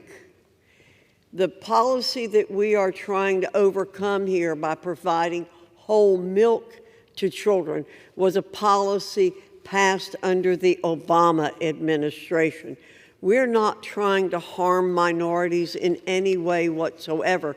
We want everybody to have the choice to drink a soy drink, whole milk, skim milk, 1% milk, whatever. We don't understand. Yield myself 15 seconds. Gentlelady is recognized. Thank you. Mr. Chair, this bill has been terribly mischaracterized by our colleagues on the other side of the aisle. It's about healthy choices for children. With that, I reserve. Carolina reserves. Gentleman from Virginia is recognized. Mr. Chairman, could you advise how much time is available on both sides? Gentleman for Virginia has 16 and a half minutes remaining. Gentlelady from North Carolina has 3 1/4 minutes. Gentleman for Virginia is recognized. I reserve. Gentleman reserves. Gentlelady from North Carolina is recognized. Thank you, Mr. Chair. I yield 1 minute to the gentleman from Pennsylvania, Mr. Muser. Gentleman is recognized. Speaker, I thank Chairwoman Fox very much for her leadership on this and very important issue. Mr. Chairman, kids love milk, but our schools have been prohibited from providing children whole milk since 2010, and frankly, it was based upon false science. Milk is a healthy choice for our children. It has 13 essential nutrients that kids need: calcium, protein, iron, vitamin D, potassium, and more. And compared to soda or iced tea, which kids will turn to without a healthy alternative, a carton of milk has only 1/3 the sugar as a can of Coca-Cola. We as adults and representatives need to give our children and grandchildren the options to make healthy choices. We need this legislation to put whole milk back in our schools. And, Mr. Speaker, would you be surprised to know that whole milk is 96.75% fat-free? To say whole milk is unhealthy for kids is, if you will, utterly ridiculous. Let's do the right thing by our children, families, and dairy farmers by passing the Whole Milk for Healthy Kids Act. It's time to ask American school children if they once again got milk. I yield back. Gentleman's time's expired. The gentlelady from North Carolina reserves. Gentleman from Virginia is recognized. Mr. Chair, I'm prepared to close. Thank you, Gentleman for Virginia is recognized. Mr. Chairman, I yield myself the balance of the time. Gentleman is recognized. Mr. Speaker, I'm disappointed that my Republican colleagues are attempting to make school meals less healthy by ignoring the latest science and undermining President Biden's work to strengthen school meal nutrition. The latest DGAs have already made clear that fat-free milk and low-fat milk are the healthiest options for children. And if anybody has studies or research to the contrary, they should submit it to the experts in the normal process rather than politicians. This bill goes against the dairy industry's recent commitment to ensuring students have access to the healthiest dairy options consistent with the DGAs. Mr. Chairman, we should be committed to ensuring that students have access to the healthiest dairy options in accordance with science-based guidelines. But H.R. 1147 contradicts this commitment by interfering with the independent process that aligns child nutrition standards with the latest science. I'm also disappointed that we're considering a bill that does nothing to meaningfully address child nutrition or hunger. This is in stark contrast to the comprehensive science-based reauthorization of the federal child nutrition programs that committee Democrats advanced last Congress to, among other things, strengthen evidence-based nutrition standards for school meals beyond just milk. Bottom line is that Congress should not inject politics into child nutrition standards at the expense of nutritious meals that our children need to grow healthy, and therefore urge my colleagues to oppose H.R. 1147 and yield back the balance of the time. Gentleman from Virginia yields. Gentlelady from North Carolina is recognized. Thank you, Mr. Chair. I yield myself the balance of my time. Gentlelady is recognized. I've seen a lot of bills mischaracterized on this floor in my time here, but I think this is one of the worst. Passing the Whole Milk for Healthy Kids Act would be a critical step towards empowering parents and securing our children's well-being. Whole milk isn't just a beverage. It's a vital source of nutrients essential for children's growth. Denying access to its calcium, vitamin D, and protein threatens to inhibit their development. To the anti-milk advocates, I have one thing to ask of you. What do you have against milk? If you scrutinize them closely, you might be convinced that Democrats are waging a war on dairy. The Democrat administration has presided over a 15% milk price increase in the grocery store. A Democrat proposal, the Green New Deal, calls for the elimination of cows for their so-called greenhouse gas emissions. A Democrat policy is slashing the milk available to newborns through the special supplemental nutrition program for women infants, and children by 4 quarts. A Democrat interest group, PETA, has called milk a so-called white supremacist symbol. How patently absurd. Let's end the war on milk. Pass the bill. Together we can ensure that our children have access to the nutritional foundation they need to thrive and become the healthy, vibrant leaders of tomorrow.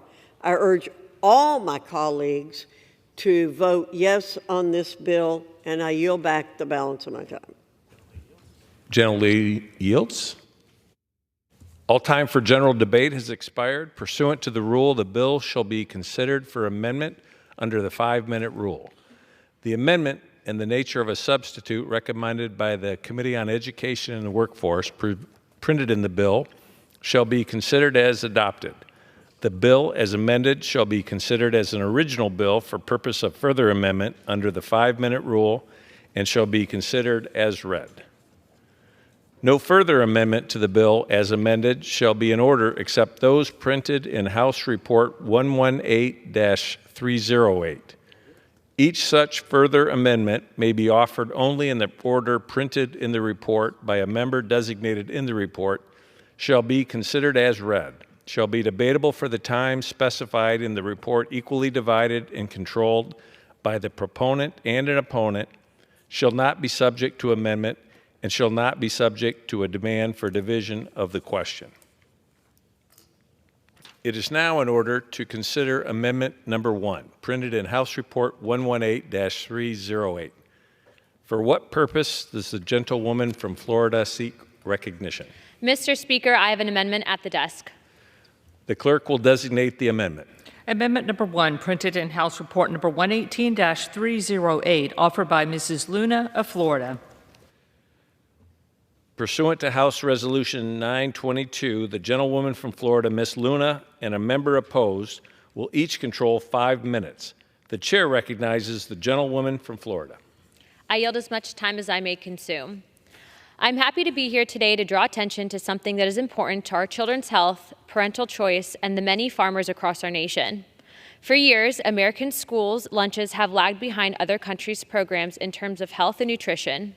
European and Asian students often have access to fresher and healthier meals than students in the United States. This problem has been worsened by the federal government's over-regulating what schools are allowed to serve our children, in particular, preventing schools from offering whole milk to students. The Whole Milk for Healthy Kids Act would allow students who participate in the National School Lunch Program to serve their students whole milk, but my amendment goes a step further by ensuring schools may also offer their students to use organic milk as well. For food we give our children and where it comes from is incredibly important. My family empowers parents and the ability that they have to decide what is healthiest for their children. As many parents know, high-quality nutrition is closely related to better academic and behavioral outcomes in children. Allowing parents to choose organic milk is a step in the right direction. Studies have also found that organic milk contains more omega-3 fatty acids and antioxidants than non-organic milk, which helps with brain function, heart and health, and fights heart disease regularly and respectively. Of course, it is vital that we also know where this milk comes from. Organic or not, far too often, Congress listens to special interests and big ag lobbyists and ignores the countless family farmers who are the backbone of our country. Our organic family farmers and the countless unseen families who feed our nation are invaluable to our country. These farmers work many long, thankless hours to bring us nutrient-rich, high-quality milk. On behalf of my family and I thank you. I'm thankful to be able to be here today to continue to empower and fight for our children, and I thank those that are helping to bring organic milk to our country. I reserve the balance of our time. Gentlewoman reserves. For what purpose does the gentleman from Virginia seek recognition? Mr. Chairman, I seek time in opposition. Gentleman is recognized for 5 minutes. Thank you. I'd give myself such time as I may consume. Mr. Chairman, nothing in this bill prevents schools from offering organic milk under current law. This is the main barrier for schools offering organic milk is cost. Nothing in this amendment provides additional funding or support to help schools offer organic milk if they prefer. Fundamentally, this amendment does not fix the flaws of the underlying bill. It invites Congress to legislate on specific foods served on school meals at the expense of evidence-based recommendations from experts. According to those experts, milk is the top source of saturated fat in American diets. Whole and 2% milk can raise bad cholesterol, a cause of heart disease, and contains more fat, saturated fat, cholesterol, and calories than 1% in fat-free milk. This has led to organizations such as the CDC to recommend nutrient-rich 1% or fat-free milk instead of 2% or whole milk. For children age 2 and up, the inclusion of whole milk in the bill disregards the healthy dietary patterns backed by the Dietary Guidelines for Americans, the scientific, evidence-based, comprehensive set of nutrition recommendations. Over 60 organizations have expressed concerns over attempts to bring whole milk back into school meal programs. Regardless of whether milk is organic, inclusion of whole milk in this bill is detrimental to American youth's health and well-being, and the amendment fails to alter that fact. So I oppose the underlying bill and oppose the amendment and reserve the balance of my time. Gentleman reserves. The gentlewoman from Florida is recognized. Mr. Speaker, may I inquire as to how much time I have remaining? Gentlelady has 3 minutes remaining. I yield myself the balance remaining of my time. So ordered. I hear a lot from my colleagues across the aisle on the experts, but I also wonder how many people in Congress have had to use the national school lunch programs. And frankly, I've been one of those people. So when I hear people speak in opposition to this, saying that it's going to hurt minorities, it's going to hurt those of us who have actually had to use the program, I find it ironic. Frankly, I think that we need more people in office that have had rougher upbringings to bring a different lens and perspective, to hear that whole milk is bad for children, to hear the arguments against organic milk, and to hear the arguments that are coming from across the aisle. I don't know that it represents necessarily the best interest of the American people other than political spite. I yield back my time. Gentlewoman yields. Gentleman from... I yield back. Gentleman yields. The question is on the amendment offered by the gentlewoman from Florida. Those in favor say aye. Those opposed say no. In the opinion of the chair, the ayes have it. The amendment is agreed to.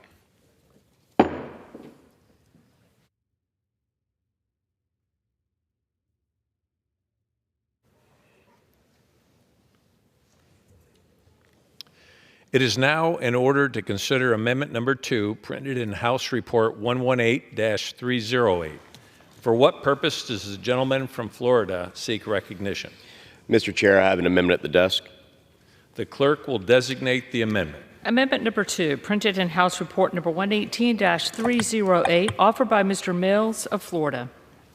Pursuant to House Resolution 922, the gentleman from Florida, Mr. Mills, and a member opposed will each control 5 minutes.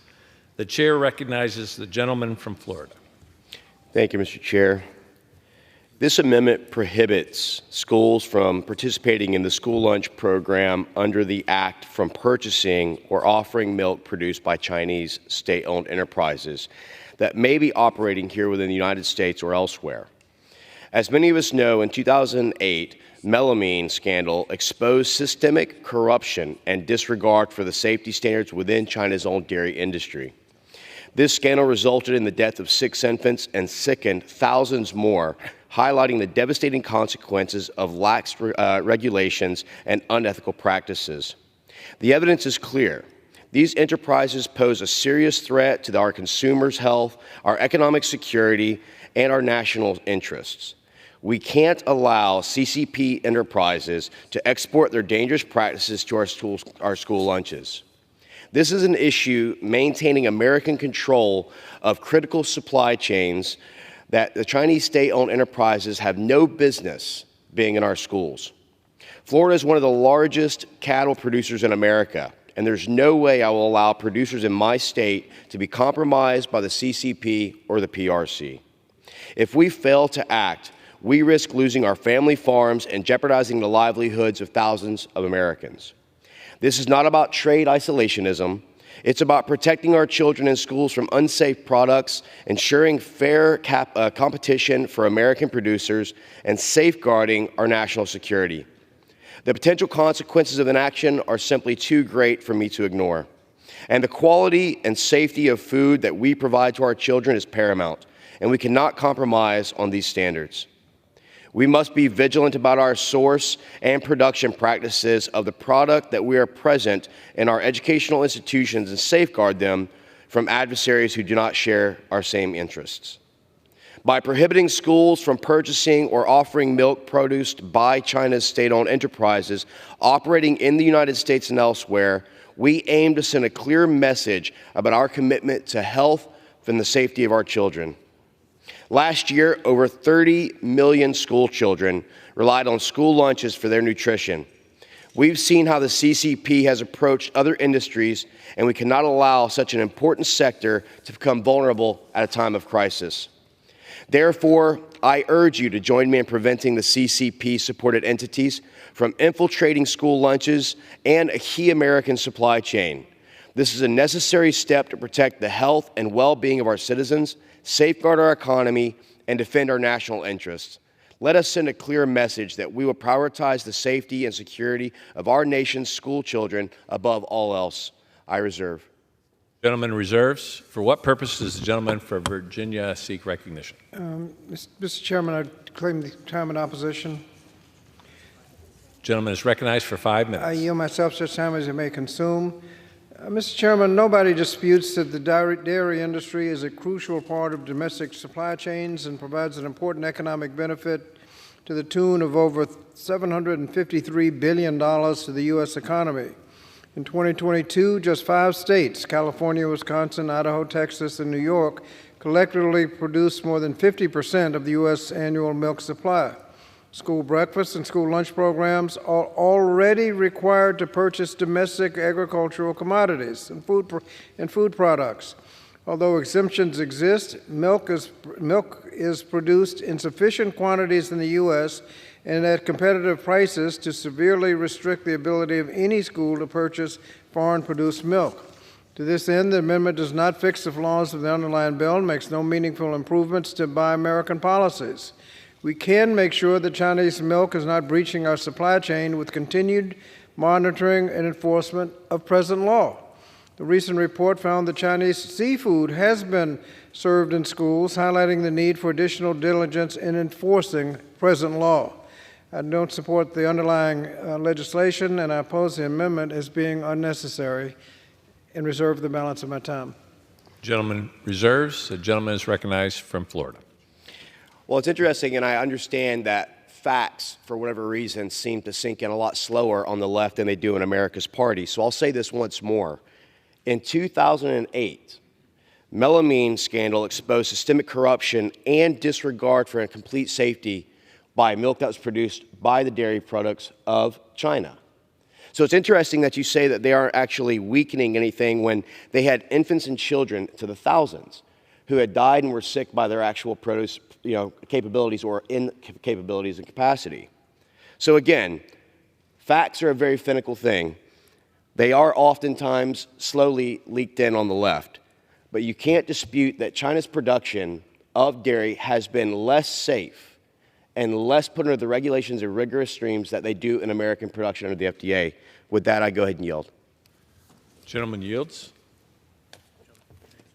Gentleman from Virginia is recognized. Mr. Chairman, does the gentleman yield back his time? Gentleman yield back. Okay. Thank you. I yield myself the balance of the time.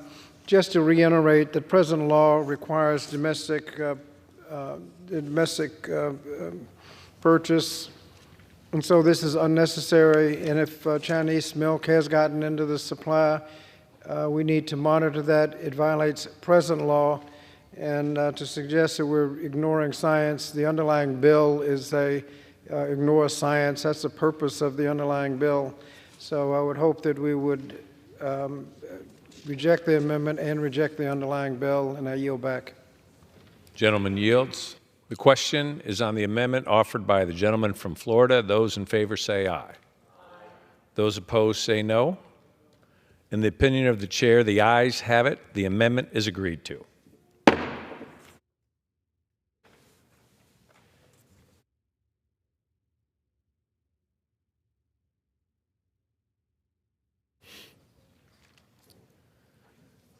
It is now in order to consider Amendment Number 3, printed in House Report 118-308.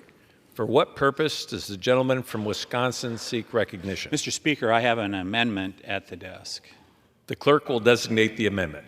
Amendment number 3, printed in House Report number 118-308, offered by Mr. Tiffany of Wisconsin. Pursuant to House Resolution 922, the gentleman from Wisconsin, Mr. Tiffany, and a member opposed will each control 5 minutes. The chair recognizes the gentleman from Wisconsin. Mr. Speaker, first of all, Merry Christmas.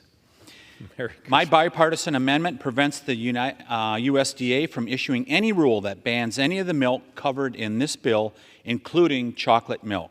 This would ensure that all types and flavors of milk are available to school children and not subject to bureaucratic rulemaking. Some may ask, why are we focusing on this issue? Unfortunately, it's because the USDA has its sights on getting rid of chocolate milk in schools. It's now up to us to act. This summer, it was reported that the Department of Agriculture is considering a ban on chocolate milk in elementary and middle schools. USDA issued a proposed rule that would set a new nutrition standard for school meals. These new standards could limit the availability of flavored milk like chocolate and strawberry in high schools, while children in elementary and middle schools would have no access at all. For those of you with young children or grandchildren, go and ask them what they think about USDA's new rule. I think I can speak for most folks when saying that when I was young, chocolate milk was usually the highlight of having lunch at school. But this new rule would mean that roughly 30 million students who participate in the USDA's school meal programs would no longer be able to have chocolate milk or any flavored milk for that matter. According to the Journal of the American Dietetic Association, removing flavored milk from schools resulted in a 62 to 63% reduction in milk consumption by kids in kindergarten through 5th grade, including a 50% reduction in 6th through 8th grades.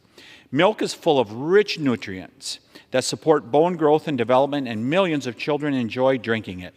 We should not allow rules that would limit our children's access to delicious and nutritious products like milk and its varieties covered in this great bill. Come and take it, USDA. I urge my colleagues to vote yes on this bipartisan amendment. Gentleman reserves? I reserve. For what purposes from Virginia seek recognition? Mr. Chairman, I claim the time in opposition. Gentleman is recognized. Mr. Chairman, I yield myself such time as I may consume. Mr. Chairman, current law requires that school meals and beverages offered under the school meal programs be consistent with the Dietary Guidelines for Americans, the DGAs, which are drafted by an advisory committee of experts. These are evidence-based recommendations set to provide nutritional guidance to ensure children receive the most nutritious meals possible. This amendment would effectively undermine the unbiased, evidence-based guidelines of the DGAs by prohibiting USDA from doing its work and replacing that process with a process where evidence will be presented to politicians and we get to decide the science. It is critical that actual scientists and experts make the recommendations and guide the process in determining options in schools, and the regulations that are updated to align with current DGAs. Experts, not members of Congress, should be the ones determining the nutrition standards to ensure that our children get the healthiest meals possible. This amendment, like the underlying bill, reinforces the precedent for Congress to legislate on specific foods at the behest of one industry or another that would be served in schools. There is a reason that the school lunch program does not contain specific nutrition standards for foods and beverages, and that is to ensure that nutrition standards can adapt to the latest science and expert recommendations.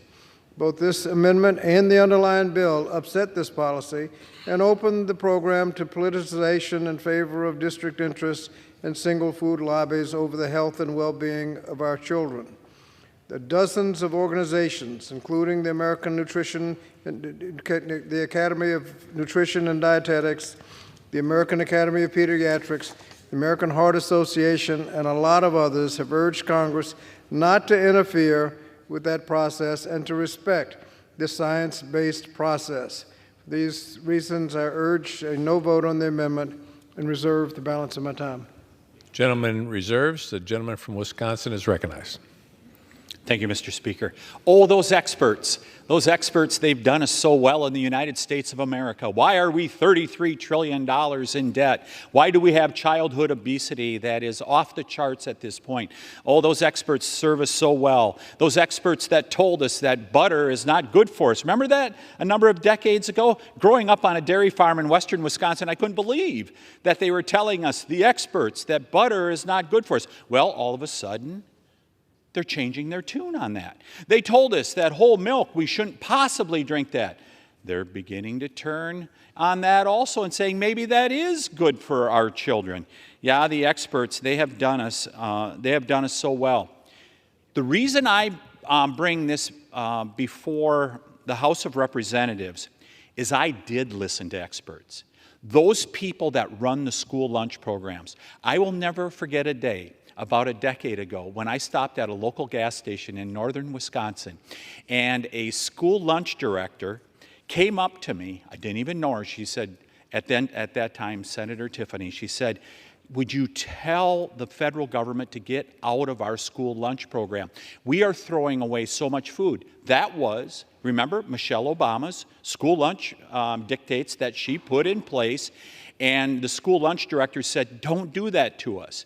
I had multiple school lunch directors across northern Wisconsin in my district say, federal government, stay out of our school lunch programs. We know what we're doing, we're trained in what we're doing, and we see what happens in our schools. This amendment should be passed, Mr. Speaker. I yield. Gentleman yields. Gentleman from Virginia is recognized. Thank you, Mr. Chairman. I yield myself the balance of the time. And ask unanimous consent to enter a letter signed by dozens of organizations opposing this changing the science and the process. This amendment would make it impossible to update the science based on new evidence. We should be basing our decisions based on science, not what somebody tells us at the gas station. I would hope that we would defeat the amendment and the underlying bill, and I yield back the balance of my time. Gentleman's request will be covered by general leave. Gentleman yields. The question is on the amendment offered by the gentleman from Wisconsin. Those in favor say aye. Aye. Those opposed say no. In the opinion of the chair, the ayes have it. The amendment is agreed to.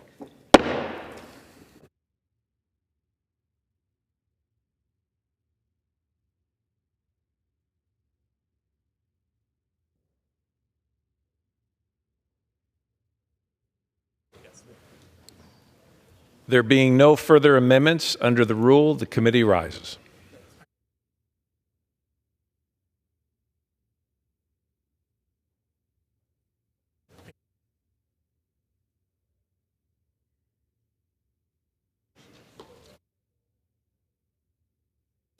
Mr. Chairman. Mr. Speaker, the Committee of the Whole House on the State of the Union has had under consideration H.R. 1147. And pursuant to House Resolution 922, I report the bill as amended by that resolution back to the House with sundry further amendments adopted in the Committee of the Whole.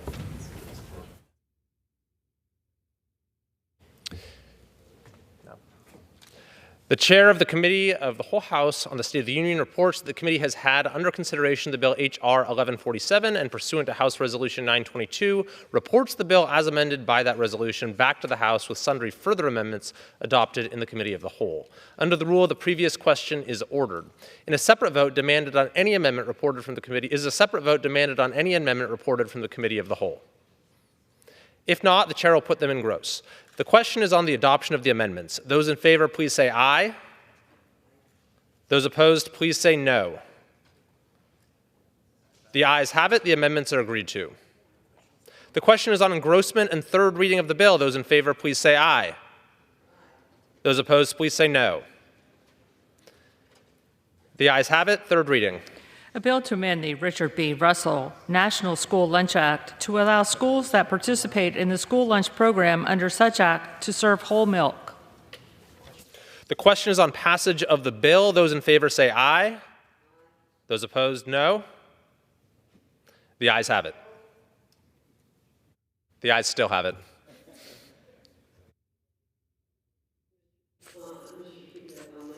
Rest the yeas and nays.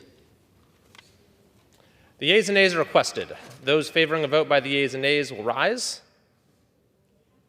A sufficient number having risen, the yeas and nays are ordered. Pursuant to Clause 8 of Rule 20, further proceedings on this question are postponed.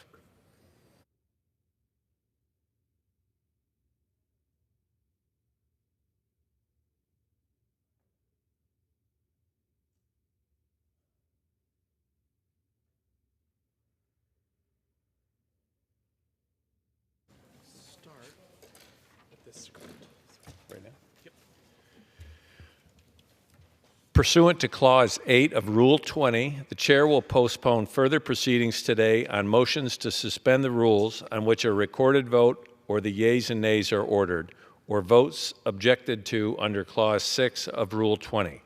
The House will resume proceedings on postponed questions at a later time. For what purpose does the gentlewoman from North Carolina seek recognition? Mr. Speaker, I move the House suspend the rules and agree to the resolution H-Res 927. The clerk, title of the resolution. House Resolution 927, resolution condemning anti-Semitism on university campuses and the testimony of university presidents in the House Committee on Education and the Workforce. Pursuant to the rule, the gentlewoman from North Carolina, Ms. Fox, and the gentleman from Virginia, Mr. Scott, each will control 20 minutes. The chair recognizes the gentlewoman from North Carolina. Thank you, Mr. Speaker. I ask unanimous consent that all members may have 5 legislative days in which to revise and extend their remarks and insert extraneous material on H-Res 927. Without objection. Mr. Speaker, I yield myself such time as I may consume. So ordered. It depends on the context. This was the testimony delivered by so-called prestigious university presidents when presented with the question, does calling for the genocide of Jews violate your campus bullying and harassment policies? The context. What a disgraceful legalistic answer from academia's supposed top minds. As chairwoman of the House Committee on Education and the Workforce, I'll tell you what never depends on the context. Defending the rights of Jewish students to feel safe on campus. Condemning calls to incite violence against the world's most persecuted ethnic group is always appropriate and never depends on the context. And holding smug university elites accountable never depends on the context. That's why I rise today in support of this resolution, and I reserve the balance of my time. Gentlewoman reserves. For what purpose is the gentleman is recognized? Thank you, Mr. Chairman. I yield myself such time as I may consume. So ordered. Mr. Speaker, I condemn anti-Semitism in all forms. Moreover, calls for genocide of Jewish people has no place in reasonable discourse, and I condemn that too. I don't think such a statement would be necessary, but in today's context, it is necessary. These sentiments were shared repeatedly by Claudine Gay of Harvard, Sally Kornbluth from MIT, and Elizabeth McGill from the University of Pennsylvania during their testimony last week. Unfortunately, because of the 5-minute exchange towards the end of the hearing that was clipped and shared online without full context during the hours-long hearing, these university presidents' commitment to fighting anti-Semitism has been called into question. This is because during the clip, they answered the question asked. They made the mistake of believing the hearing was a serious attempt to ascertain what could be done to promote student safety on campus in light of the tension between the First Amendment protections of freedom of speech on the one hand with the Criminal Code, Title VI, and Campus Code of Conduct on the other. Some speech, such as threats, can be so severe as to be criminal. Other speech could establish a hostile environment on campus in violation of Title VI of the Civil Rights Act of 1964. Universities can establish codes of conduct prohibiting some speech while respecting the First Amendment. But any speech involved in the First Amendment analysis is likely to be reprehensible. The fact that it might be protected does not make the speech any less reprehensible and does not suggest that you even agree with it. A call for genocide of Jewish people is obviously reprehensible in all contexts, but whether or not it is constitutionally protected depends on context. Don't take my word for it. Read the article published recently in the Harvard Crimson, authored by Harvard law professor Charles Freed, formerly Solicitor General during the Reagan administration. In the article, Professor Freed states, and I quote, "When asked whether they would discipline students, or I suppose faculty, if they called for genocide of Jews, each president responded that the answer depends on the context of the utterance." He goes on by saying, "I've taught at Harvard Law School since 1961 and began practicing before the Supreme Court in 1985, 4 years as Solicitor General of the United States, and I would have felt professionally obligated to answer as the presidents did. It does depend on context." In the 1969 Brandenburg v. Ohio Supreme Court ruled unanimously the Constitution guarantees free speech and free press do not permit a state to forbid or prescribe advocacy of the use of force or law violation, except where such advocacy is directed to inciting or producing imminent lawless action and likely to incite or promote such action. He continues that speech itself indeed is well protected. The three university presidents head private institutions that are not bound by every aspect of the federal constitutional restraints, but each institution in various ways has declared itself committed to protecting the First Amendment values over the years. So it is not surprising that their presidents would have answered that whether they would discipline or expel students for advocating genocide depends on the context. If one seeks to follow constitutional principles, answering this question certainly does depend on context. That's what Professor Freed said. That is the kind of analysis applied to any freedom of speech question.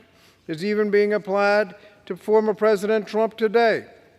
Was his speech on January 6, 2021, a crime of inciting violence, or was it protected speech?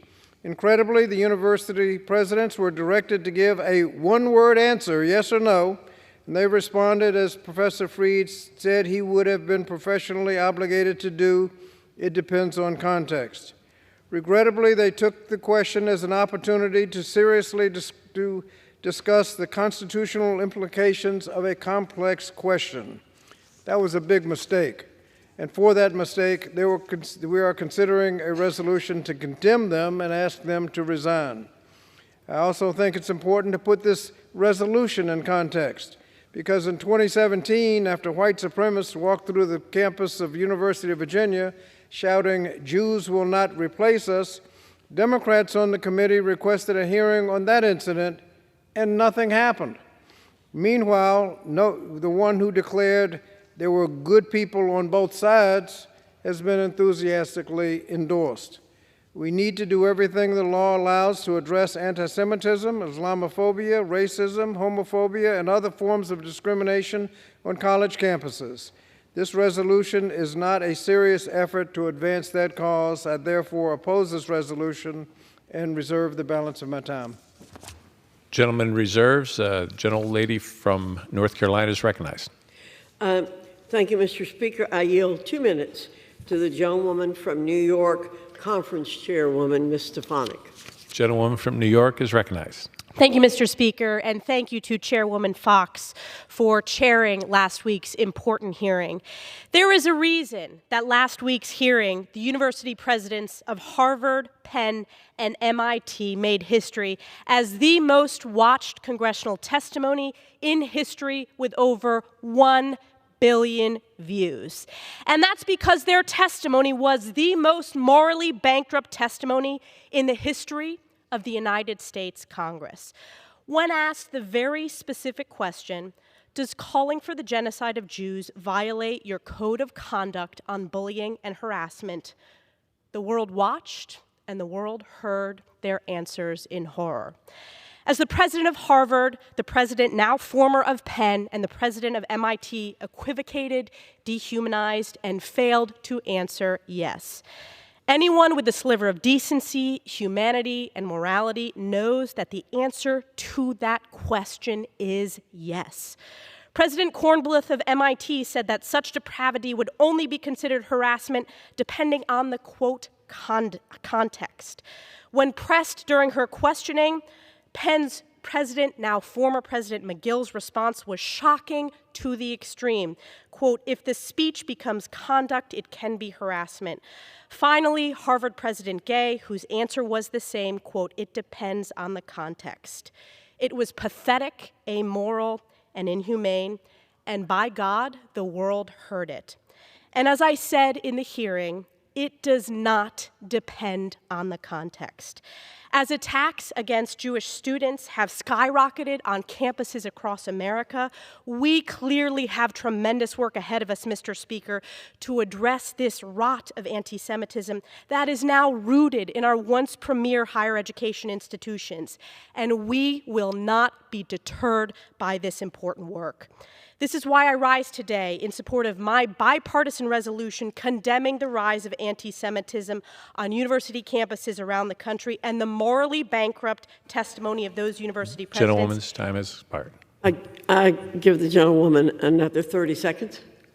It is only a first step, but it is an important step. I commend my colleagues, Congressman Moskowitz, Majority Leader Scalise, and Congressman Gottheimer for joining to lead this historically important bipartisan effort to stand for moral truth. And I yield back the balance to the chairwoman. Gentlewoman from North Carolina reserves.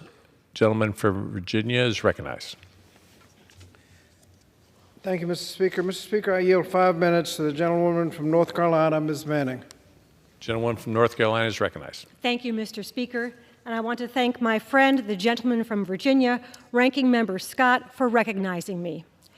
Mr. Speaker, as someone who has dedicated most of her career to combating anti-Semitism and as the co-chair of the House Bipartisan Task Force for Combating Anti-Semitism, I know well that anti-Semitism has been on the rise in our country for years.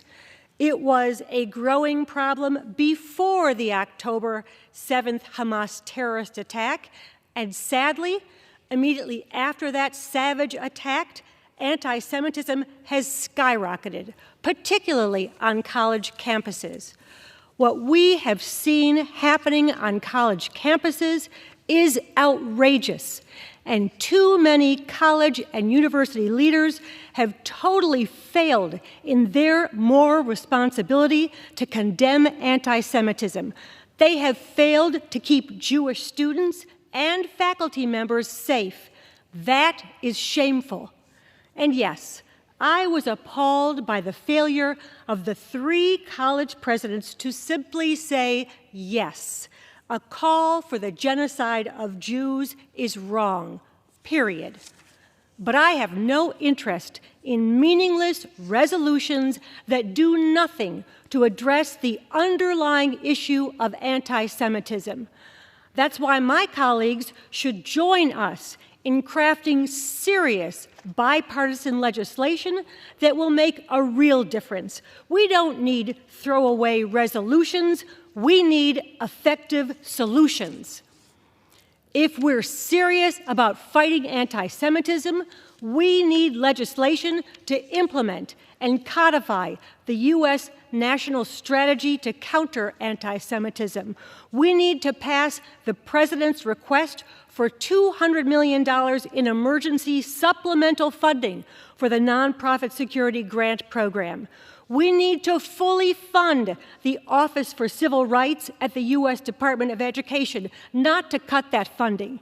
And we need to strengthen our federal civil rights laws to punish all universities that fail to protect Jewish students. Until we do that, non-binding, politically motivated resolutions are not worth the paper they're written on. When anti-Semitism rears its ugly head, it harms us all, and it eats at the foundations of our democracy. I have always called out anti-Semitism on the left and on the right, and I will continue to do so. But I don't want just words. I want this Congress to take action and pass implementing legislation. Thank you. I yield back the balance of my time. Gentleman from Virginia reserves. Gentlewoman from North Carolina is recognized. Thank you, Mr. Speaker. I yield 1.5 minutes to the gentleman from South Carolina, member of the Committee on Education and Workforce, Joe Wilson. Gentleman from South Carolina is recognized. Thank you, Mr. Speaker. And thank you, Chairwoman Virginia Foxx, a former college president yourself, who understands these issues. And I'm very grateful for Republican Conference Chairwoman Elise Stefanik, who is courageously leading this resolution that condemns anti-Semitism on university campuses. Most Americans are shocked at the insane campus anti-Semitism that has developed. And I reviewed this in a lead op-ed in the Washington Times, December the 7th. My analysis was, sadly, college campuses have descended from coveted citadels of intellectual freedom to illiberal sewers of intolerance and bigotry. Diversity and inclusion are a George Orwell 1984 implementation, excluding conservative thought. Over the years, as infantile leftists hire only other infantile leftists, the most extreme even hire more extreme, as each tries to do the other in leftism. This leads to today's suicidal derangements, even as the regime in Tehran, coordinating with war criminal Putin, develops missiles for a nuclear attack on the big Satan, America, which would vaporize college campuses. The solution for closed-minded intolerance on campuses is obvious. To liberate academia from denial of free speech, there should be the inclusion and diversity of more conservative academics overcoming today's blatant discrimination. All Americans in good faith want college education to be uplifting for students to achieve the American dream, and I look forward to working with my colleague, Congresswoman Manning. This should be bipartisan. I yield back. Gentlewoman from North Carolina reserves. Gentleman from Virginia is recognized. I reserve. Gentleman reserves. Gentlewoman from North Carolina is recognized. Thank you, Mr. Speaker. I yield 1.5 minutes to the gentleman from Wisconsin, a member of the Committee on Education and Workforce, Mr. Grothman. Gentleman from Wisconsin is recognized. Thank you. Like most Americans, I happen to be in the room because I'm on the committee and was a little bit startled and stunned by the lack of concern for rampant anti-Semitism on the most prominent universities in this country, the leaders who were chosen to lead those universities. And we have to ask ourselves, why is it happening on our premier campuses? You know, I can go in Wisconsin, all the hard workers in the factories, all the hard workers on the farms, all the people working in retail. I don't see any evidence of this. As a matter of fact, I don't think there's anywhere in the state of Wisconsin I'd go and find this sort of thing. But nevertheless, we seem to be finding it on our universities. And the question is, why is that so? And is there anything out there would give an indication that you have a possibility of anti-Semitism? Part of it, I think, is coming from recent immigrants who are carrying grievances from long ago to the United States. But the more concerning one is the spoiled upper middle classes that make up so many of the college students and the professors that make up the college students. And I think what we're coming out of is what I'll call the bored upper middle classes looking for something to do, and the unhappiness out of that boredom that leads them to be anti-American, but also anti-Semitic and anti-Israel, because when they see Palestine, the Gaza and Israel They see one successful Western country and they see an unsuccessful, crooked country, and it leads them to be so mentally muddled up that they can't see what's wrong with the horrific murders that took place. So in any event, I condemn this. Thank you. Gentlewoman reserves. Gentleman from Virginia is recognized. Mr. Speaker, I reserve. I have an additional speaker coming, but he's not here yet. Gentleman reserves. Gentlewoman from North Carolina is recognized. Thank you, Mr. Speaker. I yield 1.5 minutes to the gentleman from California, a member of the Committee on Education and Workforce, Mr. Kiley. Gentleman from California is recognized for 1 minute. For nearly 4 centuries, Harvard has been known for many great things. As America's first college, as the alma mater of 8 presidents, as the most fertile of ground for new ideas and cutting-edge research. Yet now, in this moment, Harvard has become known for a truly terrible thing, for anti-Semitism, for leading a 21st century American resurgence of one of the world's most ancient and retrograde prejudices. And this is in large part because of the words and action as well as the silence and inaction of President Claudine Gay. We have all now seen the shocking testimony from last week. But to borrow a phrase from Dr. Gay, we need to also look at the context. The context of Harvard having the very worst ranking in the entire country for protecting free speech. The context of President Gay initially refusing to condemn the Hamas terrorist attack and then refusing to condemn the student groups that blamed Israel. The context of Harvard's woefully inadequate measures to protect Jewish students both before October 7th, but especially after, to the point that at the hearing, President Gay would refuse to even answer the question as to whether a Jewish student can feel safe and welcome on her campus. That Harvard has declined to remove President Gay even after Penn forced out its president speaks volumes about the singular failures of that university. Yet Harvard also offers a broader window into what ails higher education in our country. This is a moment of reckoning for American higher education. Our universities cost too much, deliver too little value to graduates, and have become the most intolerant places in American life. Now is the time for fundamental change to reform the American university, and this resolution is a first step. I yield back. Gentlewoman from North Carolina reserves. Gentleman from Virginia is recognized. Mr. Speaker, I reserve. Gentleman reserves. Gentlewoman from North Carolina is recognized. Thank you, Mr. Speaker. I yield 2 minutes to the gentleman from Florida, chairman of the Early Childhood, Elementary, and Secondary Education Subcommittee, Mr. Bean. Thank you very much, Madam Chair. Gentleman from Florida is recognized for 2 minutes. Thank you, Mr. Speaker, and thank you, Madam Chair. Mr. Speaker, we have seen the evil and hatred of anti-Semitism find its voice across American college and university campuses, and we have seen the full force of Jewish hatred grow as student organizations continue to celebrate the horrific October 7th terrorist attacks. These institutions have become hate factories that are quick to allow the spread of anti-Semitism, but slow to condemn it, if at all.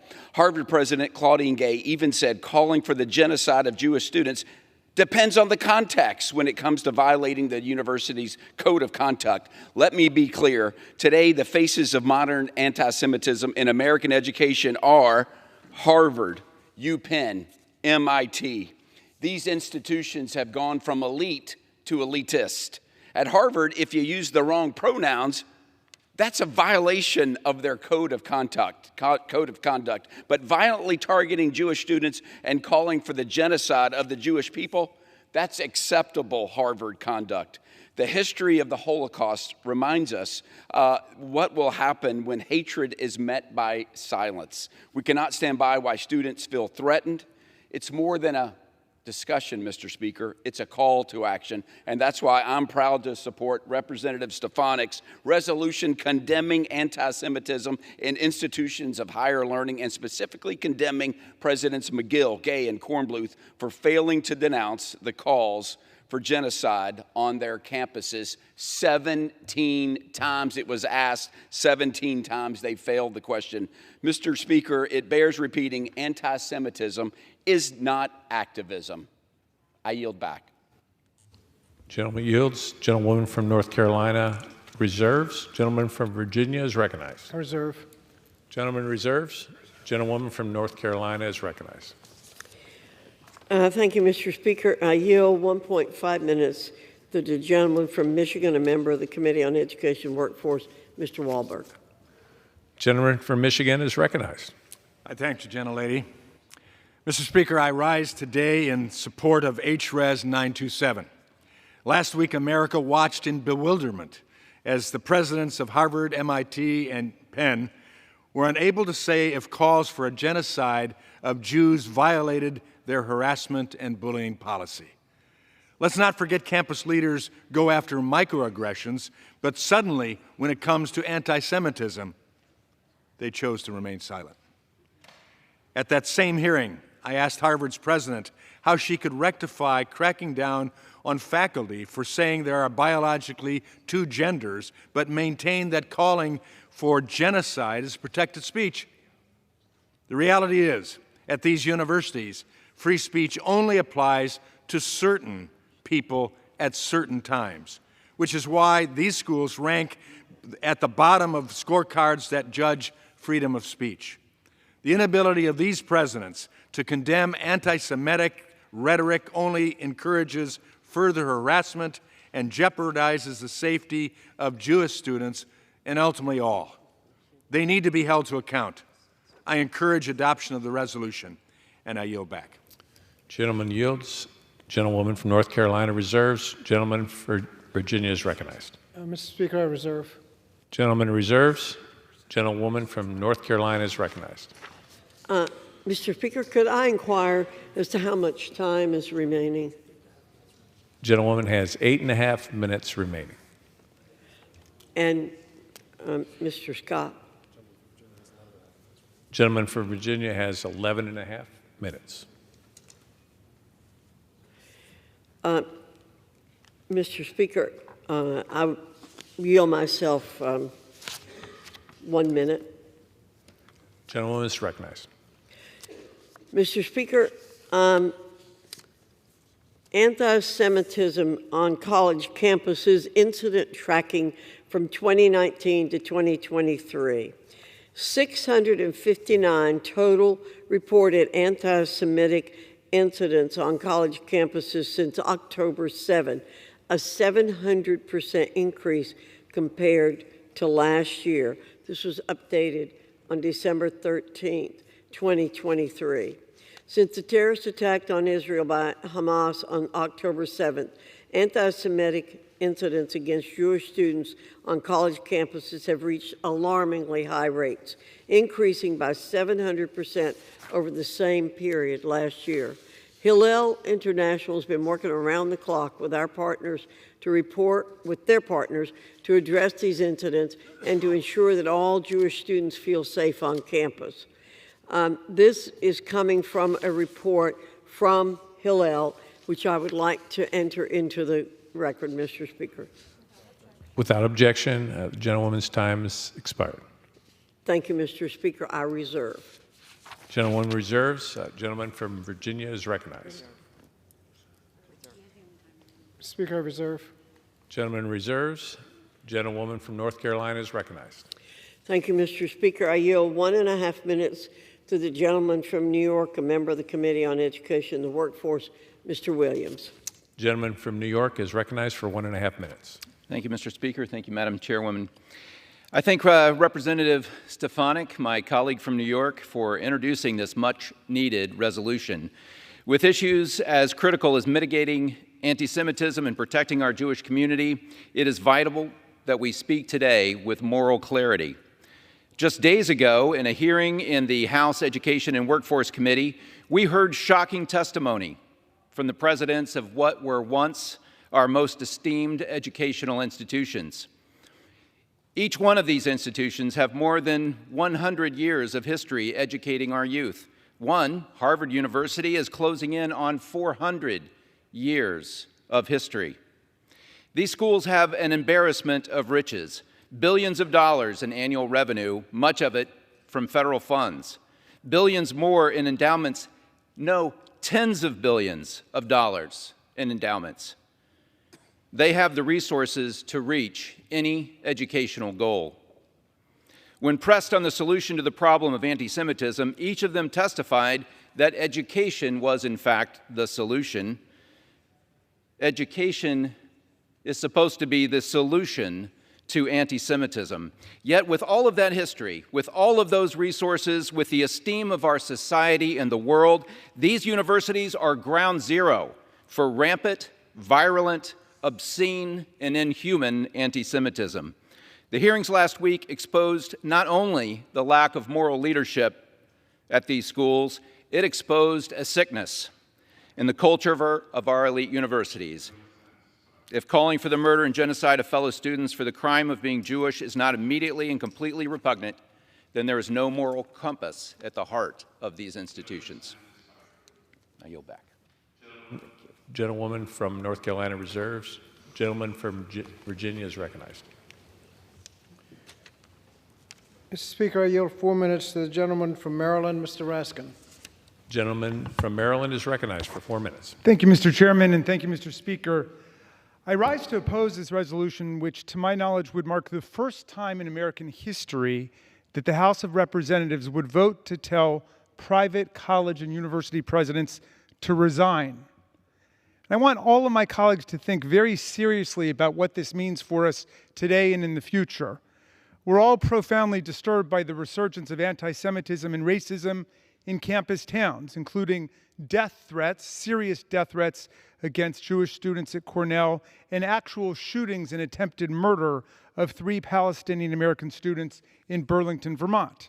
We all want to express our outrage in House resolutions, which we've done more than 20 times as a House of Representatives, and numerous times even since October 7th. For example, on November 2nd, we passed House Resolution 798, which condemned all forms of anti-Semitism on college campuses, denounced any support for terrorist groups on campus, reaffirmed the free speech rights of Jewish students and faculty, and urged enforcement of federal civil rights laws to protect Jewish students against anti-Semitism. So why do we need this resolution? Well, the only thing new about it is that it would have the U.S. House of Representatives call specifically for the resignation of 2 college presidents, a call that has been slipped in at the bottom of page 2 of the resolution. This extraordinary passage comes close to being what the Constitution calls a bill of attainder, which is the unconstitutional imposition by Congress on a specific citizen or citizens of a criminal punishment or stigma by the Congress itself. Although this resolution is not a criminal punishment or stigma against specific citizens, it is undoubtedly a civil punishment and stigma against specific American citizens. How many of you would like the president of the college where you went or where your children go to be walking around with a congressional resolution telling them to resign? Everyone knows that this will be an academic scarlet letter and a professional death sentence for anyone carrying it around. Does anyone think that UPenn's President Liz Magill, who's already resigned in the face of Ms. Stefanik's ceaseless campaign to force her out, will ever be able to find another college presidency? Give me a break. Now, I hold no brief for the college president's overly legalistic, ethically tone-deaf answers awkwardly advanced in response to Ms. Stefanik's rapid-fire yes-no questions. It should not be difficult for anybody to say that in the age of rampant gun violence and lax Republican gun laws, which have put tens of millions of AR-15s into circulation in our society, anyone calling for genocide of the Jews or anyone else should be sent immediately a campus security detail to see if they pose the risk of harm to other people or if they need an immediate mental health exam. And if there's not an imminent threat, surely the call for genocide of the Jews by definition constitutes a hostile learning environment and should occasion aggressive disciplinary action. So where was the common sense on the part of the college presidents? But where is the common sense in the Congress of the United States of America? Calling for the resignation of private individuals at private universities would be a dramatic and unprecedented departure for the U.S. Congress, which has never before voted to tell a college president to resign. before we affix this lifelong stigma, reproach, and dishonor on a private citizen, do you think perhaps we should offer them some kind of due process? The kind of due process that even George Santos got, and that Donald Trump is getting all over America right now for his 91 federal and state felony charges? I request 2 more minutes. 2 more minutes.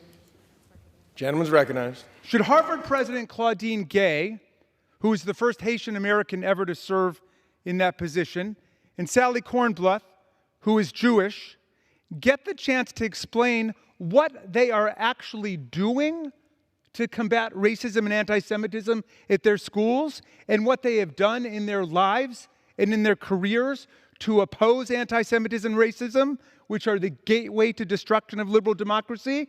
Do we care about that? Or is this just a bunch of drive-by talking points? Is it relevant that the Harvard and MIT boards have made unanimous statements affirming the leadership of their 2 college presidents? Are we saying that their boards don't matter, or they are indifferent to anti-Semitism? And the leaders of the Freedom Caucus know better than the Jewish president of MIT what anti-Semitism is? Now, I know these 2 were the presidents testifying before Ms. Stefanik, but are we sure that these 2 are even the worst in the country when it comes to bias and discrimination? Is this a one-shot deal, or, as Ms. Stefanik promises, is this just the beginning? Are we going to go through all the college and university presidents in America? And what about the CEOs of the businesses? Maybe they are not performing to her satisfaction either. And indeed, maybe there are college presidents who've looked the other way in not hypothetical cases of anti-Semitism and racism, but real cases of anti-Semitism and racism. What about them? Are we going to let them go, or are we going to go after them? Maybe we should determine who the worst are before we start using the resources of the House of Representatives to call for people to resign. Are there college presidents, by the way, who looked the other way when there was sexual abuse of college male wrestling team members, rape of students, or female gymnasts, or female soccer players? Are we interested in that now that we are superintending higher education in America? Now that we are the appellate review board for the colleges? Has expired. I'd like to request 1 more minute. Members are reminded to direct their remarks to the chair. Gentleman's recognized. Additional 1 minute.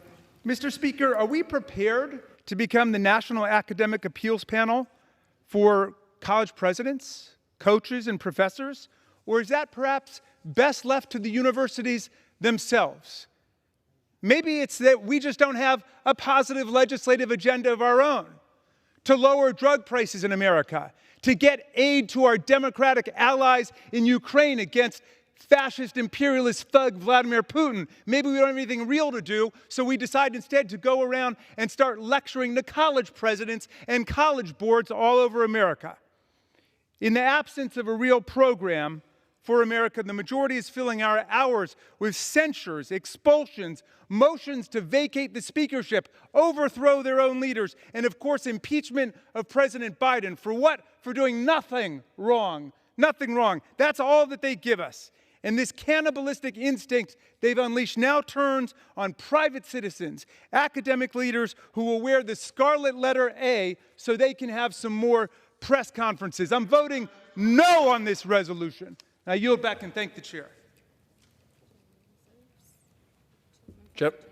Gentleman from Virginia is recognized. Gentleman Mr. reserves. Speaker, I'm prepared to close, and I reserve the balance of my time. Gentleman reserves. Gentlelady from North Carolina is recognized. I am prepared to close too, and I believe the gentleman will close first. Gentleman reserves. How much time do I have left? Gentleman has 4.5 minutes remaining.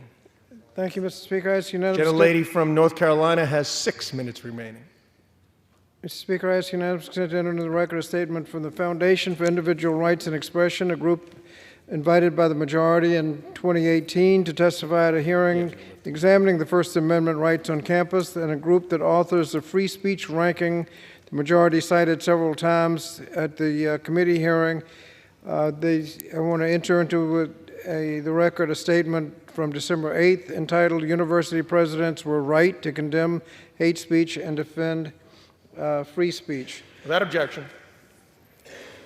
Mr. Speaker, the letter, the statement goes that Gay was indeed correct on the calls for genocide of Jews were personally abhorrent and at odds with the values at Harvard. She is also correct that Harvard gives wide berth of free expression, even to views that are objectionable, and takes action when free speech crosses into conduct that violates our policies.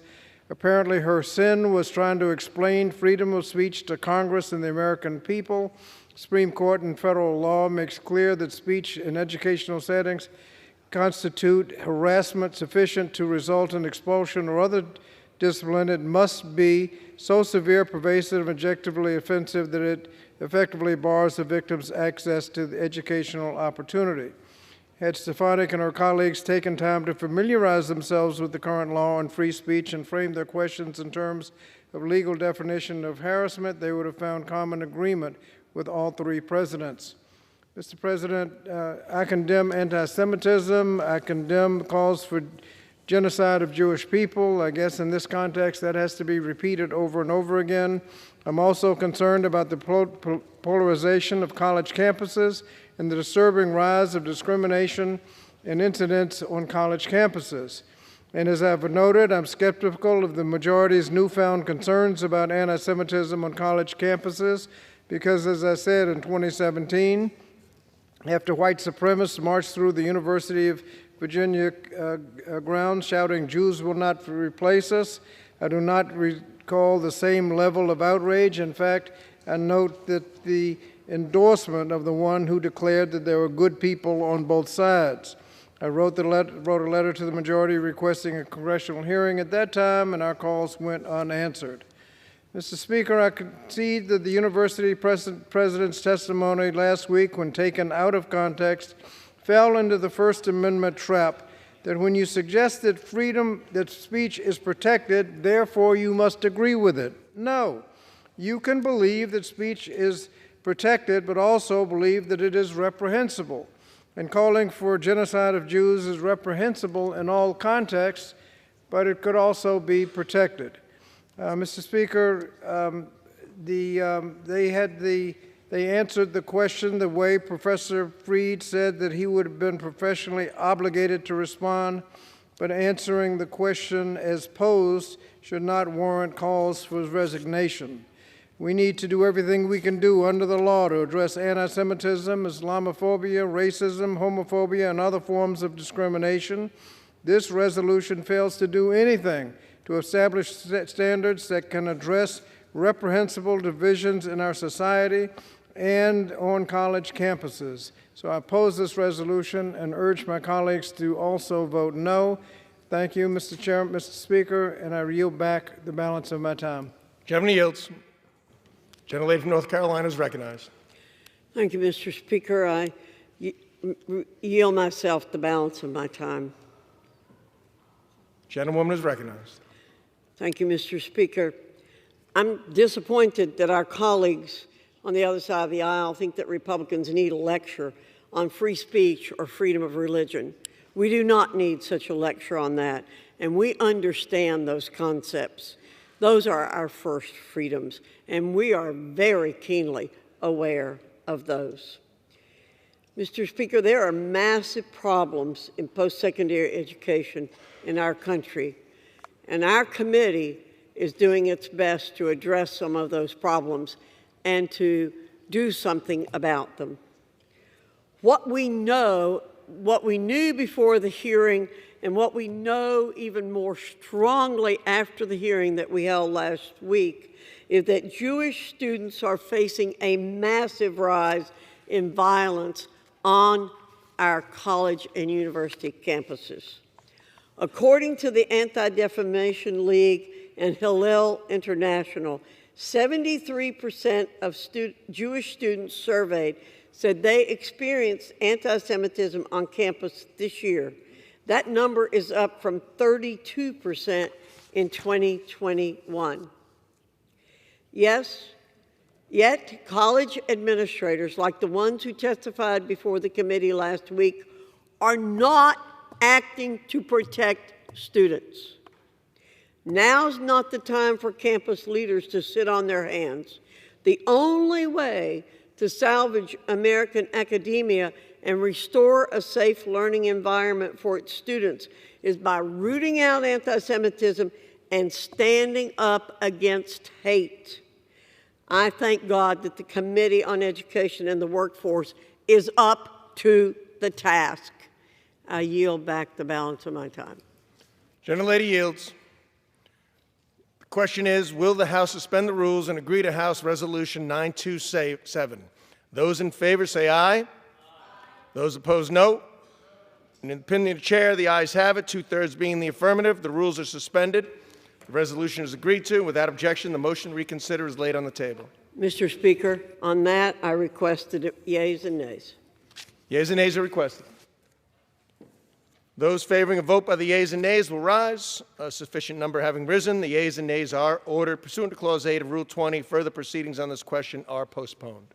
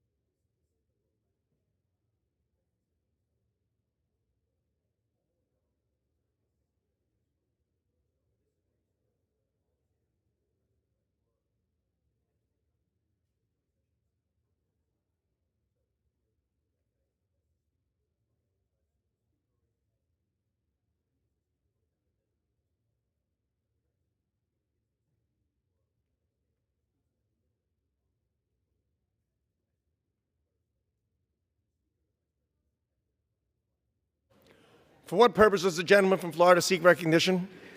Mr. Speaker, I move that the House suspend the rules and pass the bill H.R. 2365 as amended. The clerk will report the title of the bill. H.R. 2365, a bill to direct the Secretary of Health and Human Services to carry out a national project to prevent and cure Parkinson's, to be known as the National Parkinson's Project, and for other purposes. Pursuant to the rule, the gentleman from Florida, Mr. Bilirakis, and the gentleman from New York, Mr. Tonko, will each control 20 minutes. The chair recognizes the gentleman from Florida. Thank you, Mr. Speaker.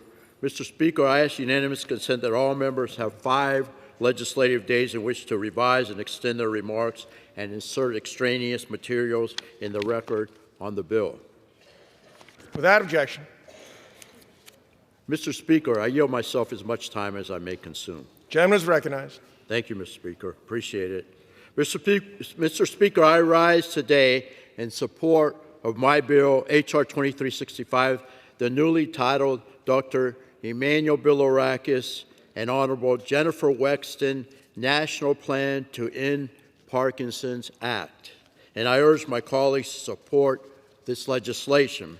First, I want to thank Chairman Rogers for her support of this bill and passing it out of markup last week unanimously by a vote of 47-0. I'm also grateful to my good friend and colleague on this bill, the co-lead Representative Paul Tonko, for his support and for working with me on this particular piece of legislation. Mr. Tonko has been a true partner in this effort to provide hope for patients living with Parkinson's disease, and I commend him for his advocacy on behalf of the community. In that spirit, Mr. Speaker, the Michael J. Fox Foundation has been a champion for this mission to fund research for better treatments and cures for over 23 years. Michael J. Fox has been able to use his own diagnosis and celebrity status to channel into over $1 billion for translational research. We have a letter of endorsement from his foundation and 30 other Parkinson's neurological advocacy groups and organizations, and I truly could not thank them enough for their support and grassroots efforts on this particular bill. H.R. 2365 is no-cost legislation. Again, I want to repeat, no-cost legislation that will unite experts from government and the private sector to develop a national Parkinson's project with the goal of preventing, treating, and ultimately curing Parkinson's disease. Parkinson's affects almost 1 million Americans nationwide, and it is the fastest growing neurological disease with no cure available, unfortunately. It costs our healthcare system over $52 billion annually, and that number is projected to increase over the next decade to $80 billion. We must do all we can to change that trajectory. Sadly, many of my close family members, Mr. Speaker, are among those who have been diagnosed with this horrific disease. This year in particular has been very difficult for my family as I lost my brother, Dr. Emmanuel Bilirakis, to Parkinson's disease in May. As a primary care physician, my brother cared for his community and his family. He really did, and I'm so thankful that my friend and colleague, Anna Eshoo, she's a godsend, suggested we rename the title of the bill after him in his honor, and for her strong support on this bill. My brother was an outstanding individual, in my opinion, a saint, and may his memory be eternal. Further, my mother-in-law, Theodora Dialios, also passed away just this past October after a years-long battle with the disease. She was a strong and wonderful woman. My uncle also had a diagnosis and passed away a few years ago. And my father, Congressman Mike Bilirakis, who was chairman of the Health Subcommittee under Energy and Commerce, Peter worked with him. He was diagnosed just recently. So this is for you, Dad, as well, and all of my constituents. Given these personal connections, I have made it a mission to enact legislation that will help Parkinson's patients around the country. And H.R. 2365 is the first step in that direction. Thankfully, we have been able to come together in a bipartisan fashion to move this bill forward, and I'm hopeful we will get broad bipartisan support in the House today, Mr. Speaker. This could also not come at a more critical time, as earlier this year, researchers were able to newly discover a Parkinson's biomarker that will help reveal pathologies and provide better understanding in research and development efforts. I truly believe we are on the brink of new breakthroughs for treatments and cures, and that one day we will completely eradicate this dreadful disease. But we must be proactive, and I cannot afford we can't afford, none of us can afford to wait any longer. This National Parkinson's Project will provide an integrated strategy to support and coordinate research efforts, collaborate to prevent duplication, encourage development of safe and effective treatments, and review the impact on patients and their caregivers and families. With passage of this bill, Mr. Speaker, HHS will be tasked with the creation of a new advisory council comprising of experts in the field across the federal government and every related agency, combined with non-federal, this is how you do it, public-private partnership, non-federal appointed members represented by the patient advocates, specialist providers, clinicians, and researchers working in the Parkinson's space. This advisory council will focus its efforts on an annual report to the Secretary and to Congress with an evaluation on the current efforts to prevent, treat, and cure Parkinson's once and for all. It will also provide recommendations for ways to reduce the escalating burden of this disease on patients and families, the caregivers, Mr. Speaker, including ways to reduce costs, improve health outcomes, and quality of care for Medicare and Medicaid beneficiaries and our nation's true American heroes, our veterans, and better research, again, researching the underlying causes of this terrible disease. Lastly, H.R. 2365 will incorporate other neurodegenerative Parkinson's-related diseases, including the rare disease progressive supranuclear palsy, PSP.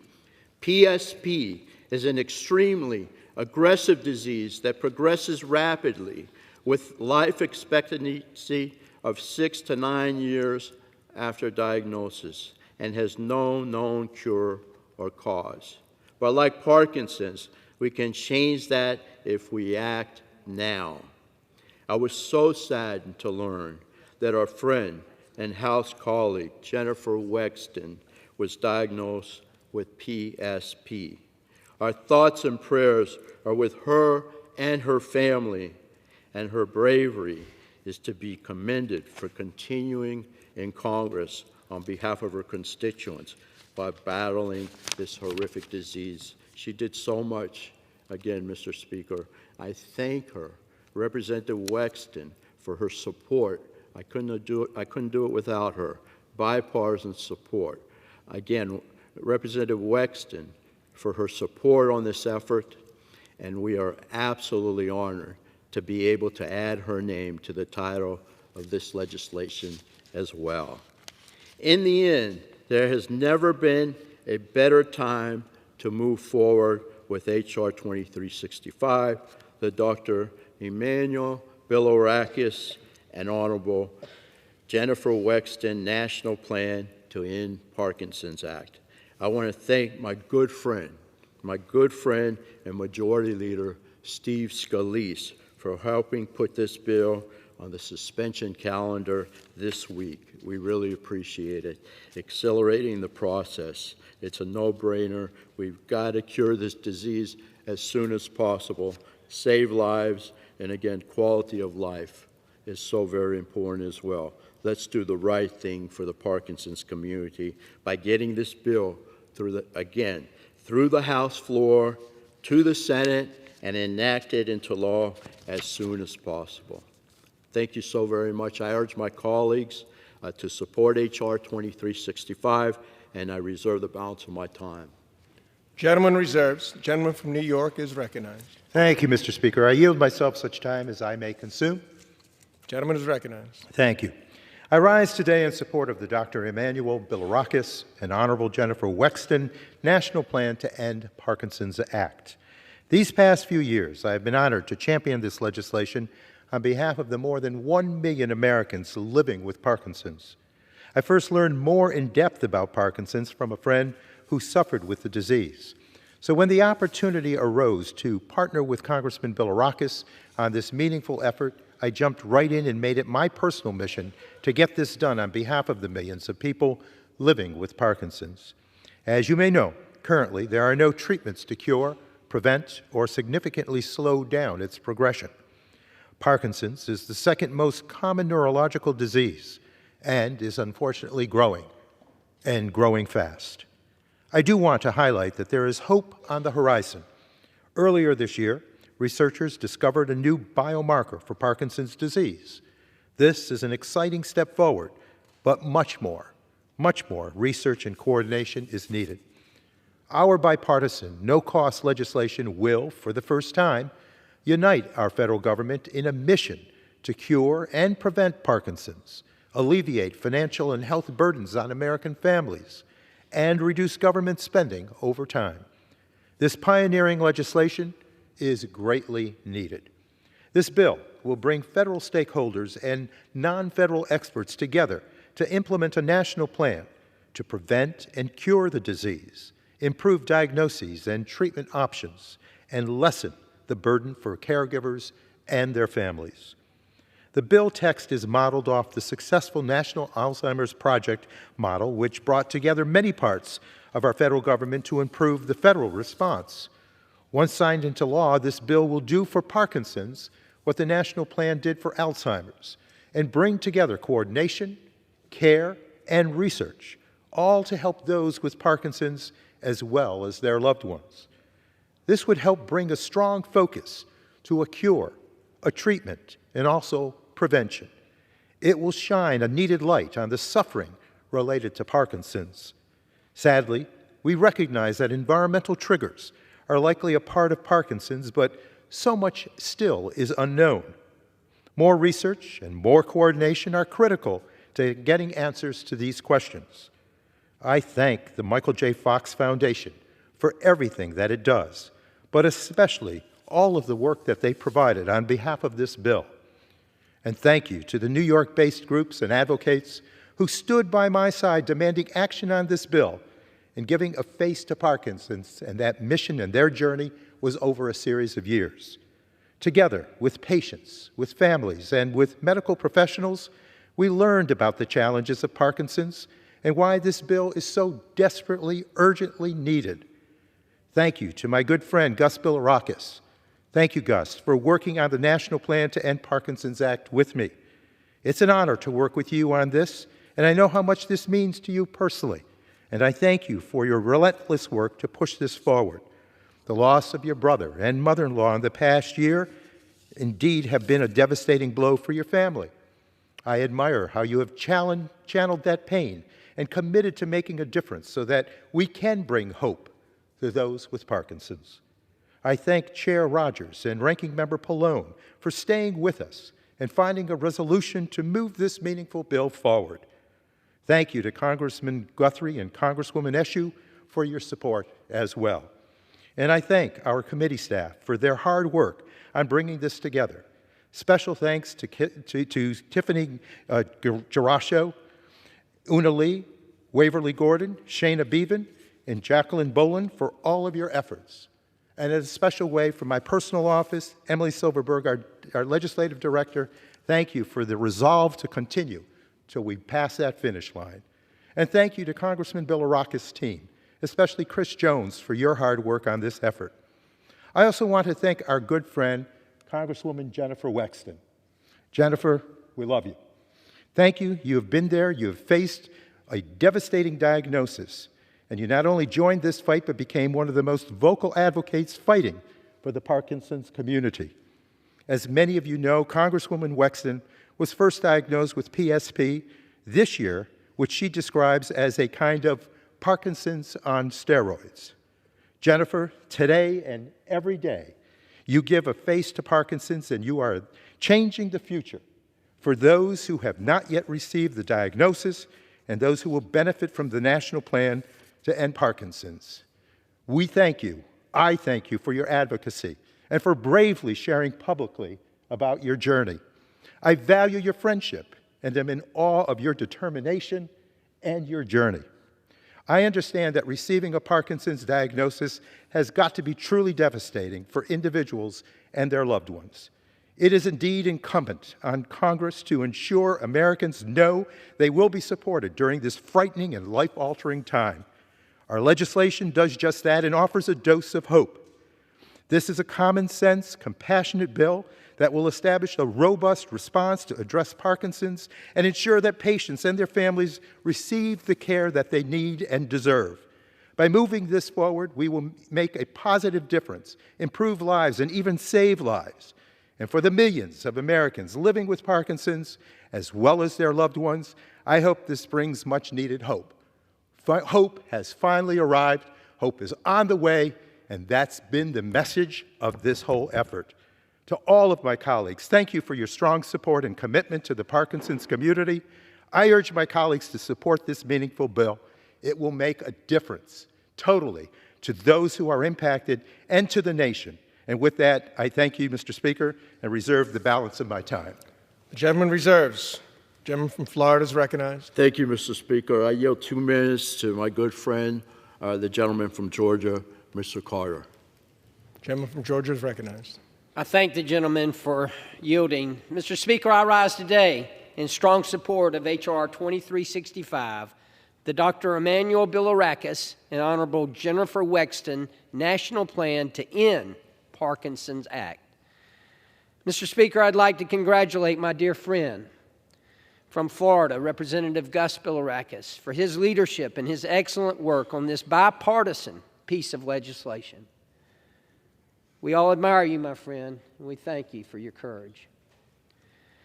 This is the first ever legislation in Congress focusing on curing and preventing Parkinson's disease and ensuring quality care for those living with the disease. More than 1 million people in the U.S. live with Parkinson's disease, and there are no treatments to cure, prevent, or significantly slow down the progression. Whether you're living with the disease or caring for someone, Parkinson's takes a terrible toll on everyone involved. This issue is also very important to me. As a pharmacist, I have, through my career, experienced this with many patients. I also watched my dear friend, Senator Johnny Isakson, courageously battle Parkinson's disease for over 6 years. Fortunately, we have an opportunity here today to pass one of the single largest congressional efforts to address Parkinson's disease. The National Plan to End Parkinson's Act will build on the great work being done at places like the Isakson Center, named after Senator Isakson, to end Parkinson's once and for all. I urge my colleagues to do what's best for patients and for the Parkinson's community by getting this bill passed. Thank you, Mr. Speaker, and I yield back. I thank the gentleman, and I'll reserve. Gentleman from Florida reserves. Gentleman from New York is recognized. Mr. Speaker, I yield 2 minutes of time to the representative from California, Nanette Barragan, who is an active member on our Energy and Commerce team and a very strong supporter of this legislation. Gentlelady is recognized. Thank you, Ranking Member Tomko, for your leadership. I rise in support of the Dr. Emmanuel Bilirakis and Honorable Jennifer Wexton National Plan to End Parkinson's Act. More than 1 million people in the U.S. live with Parkinson's disease. Without a cure, this number will only continue to grow. Every 6 minutes, someone is diagnosed with Parkinson's, and their life changes forever. This diagnosis is devastating to patients and their loved ones who deal with the physical, emotional, and financial toll of this disease. I know this and its impacts firsthand. As a teenager, I watched my father battle Parkinson's for the last 10 years of his life. I also want to recognize our colleague and thank her, Jennifer Wexton, who earlier this year shared that she was diagnosed with a form of atypical Parkinsonians, PSP. And she has shared her story and has been an advocate to make sure that the bill got to where it is today. The National Plan to End Parkinson's Act, the first ever legislation solely dedicated to ending Parkinson's, is sorely needed. This bill directs the Secretary of Health and Human Services to lead a national project to prevent and cure Parkinson's. Our fight against this heartbreaking disease is nowhere near done, but we have the tools to start. I urge my colleagues to vote yes and to support this bill. I yield back. Gentlelady yields. Thank you, Mr. Speaker. I appreciate it. I yield 3 minutes to my very good friend, the gentleman from Idaho, Mr. Falter. Gentleman is recognized. Mr. Speaker, thank you. My friend from Florida, thank you. I stand before you today to express my support for the National Plan to End Parkinson's Act, which addresses one of the most pressing health challenges of our time, Parkinson's disease. It's a debilitating brain disorder that disrupts our lives and the families across our nation, including those in my immediate family as well. H.R. 2365 puts forth a much-needed proactive approach, mandating Health and Human Services to formulate and regularly update a national plan coordinating efforts to not only prevent and slow the progression of Parkinson's, but to ultimately find a cure.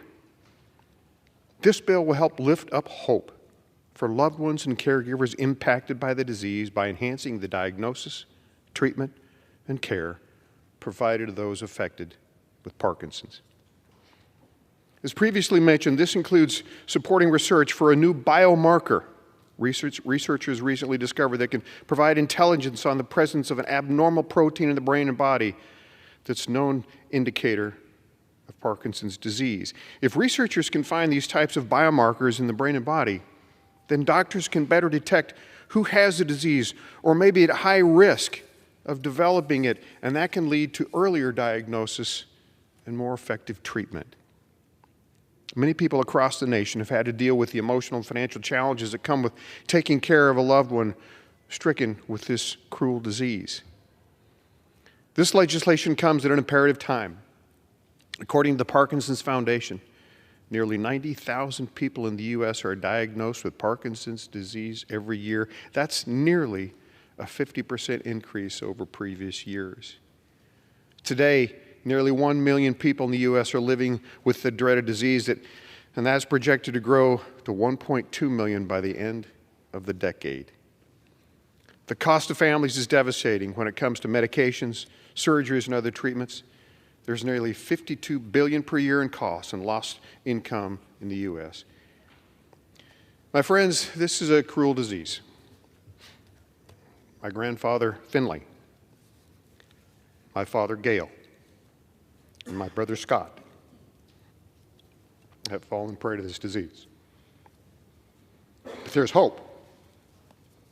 I urge my colleagues to join forces in passing this bill. Together, we can pave the way for the future, where Parkinson's disease is not a sentence, but a condition we've conquered through our shared dedication to the health and well-being of the American people. And this bill would not be possible without Representative Wexton.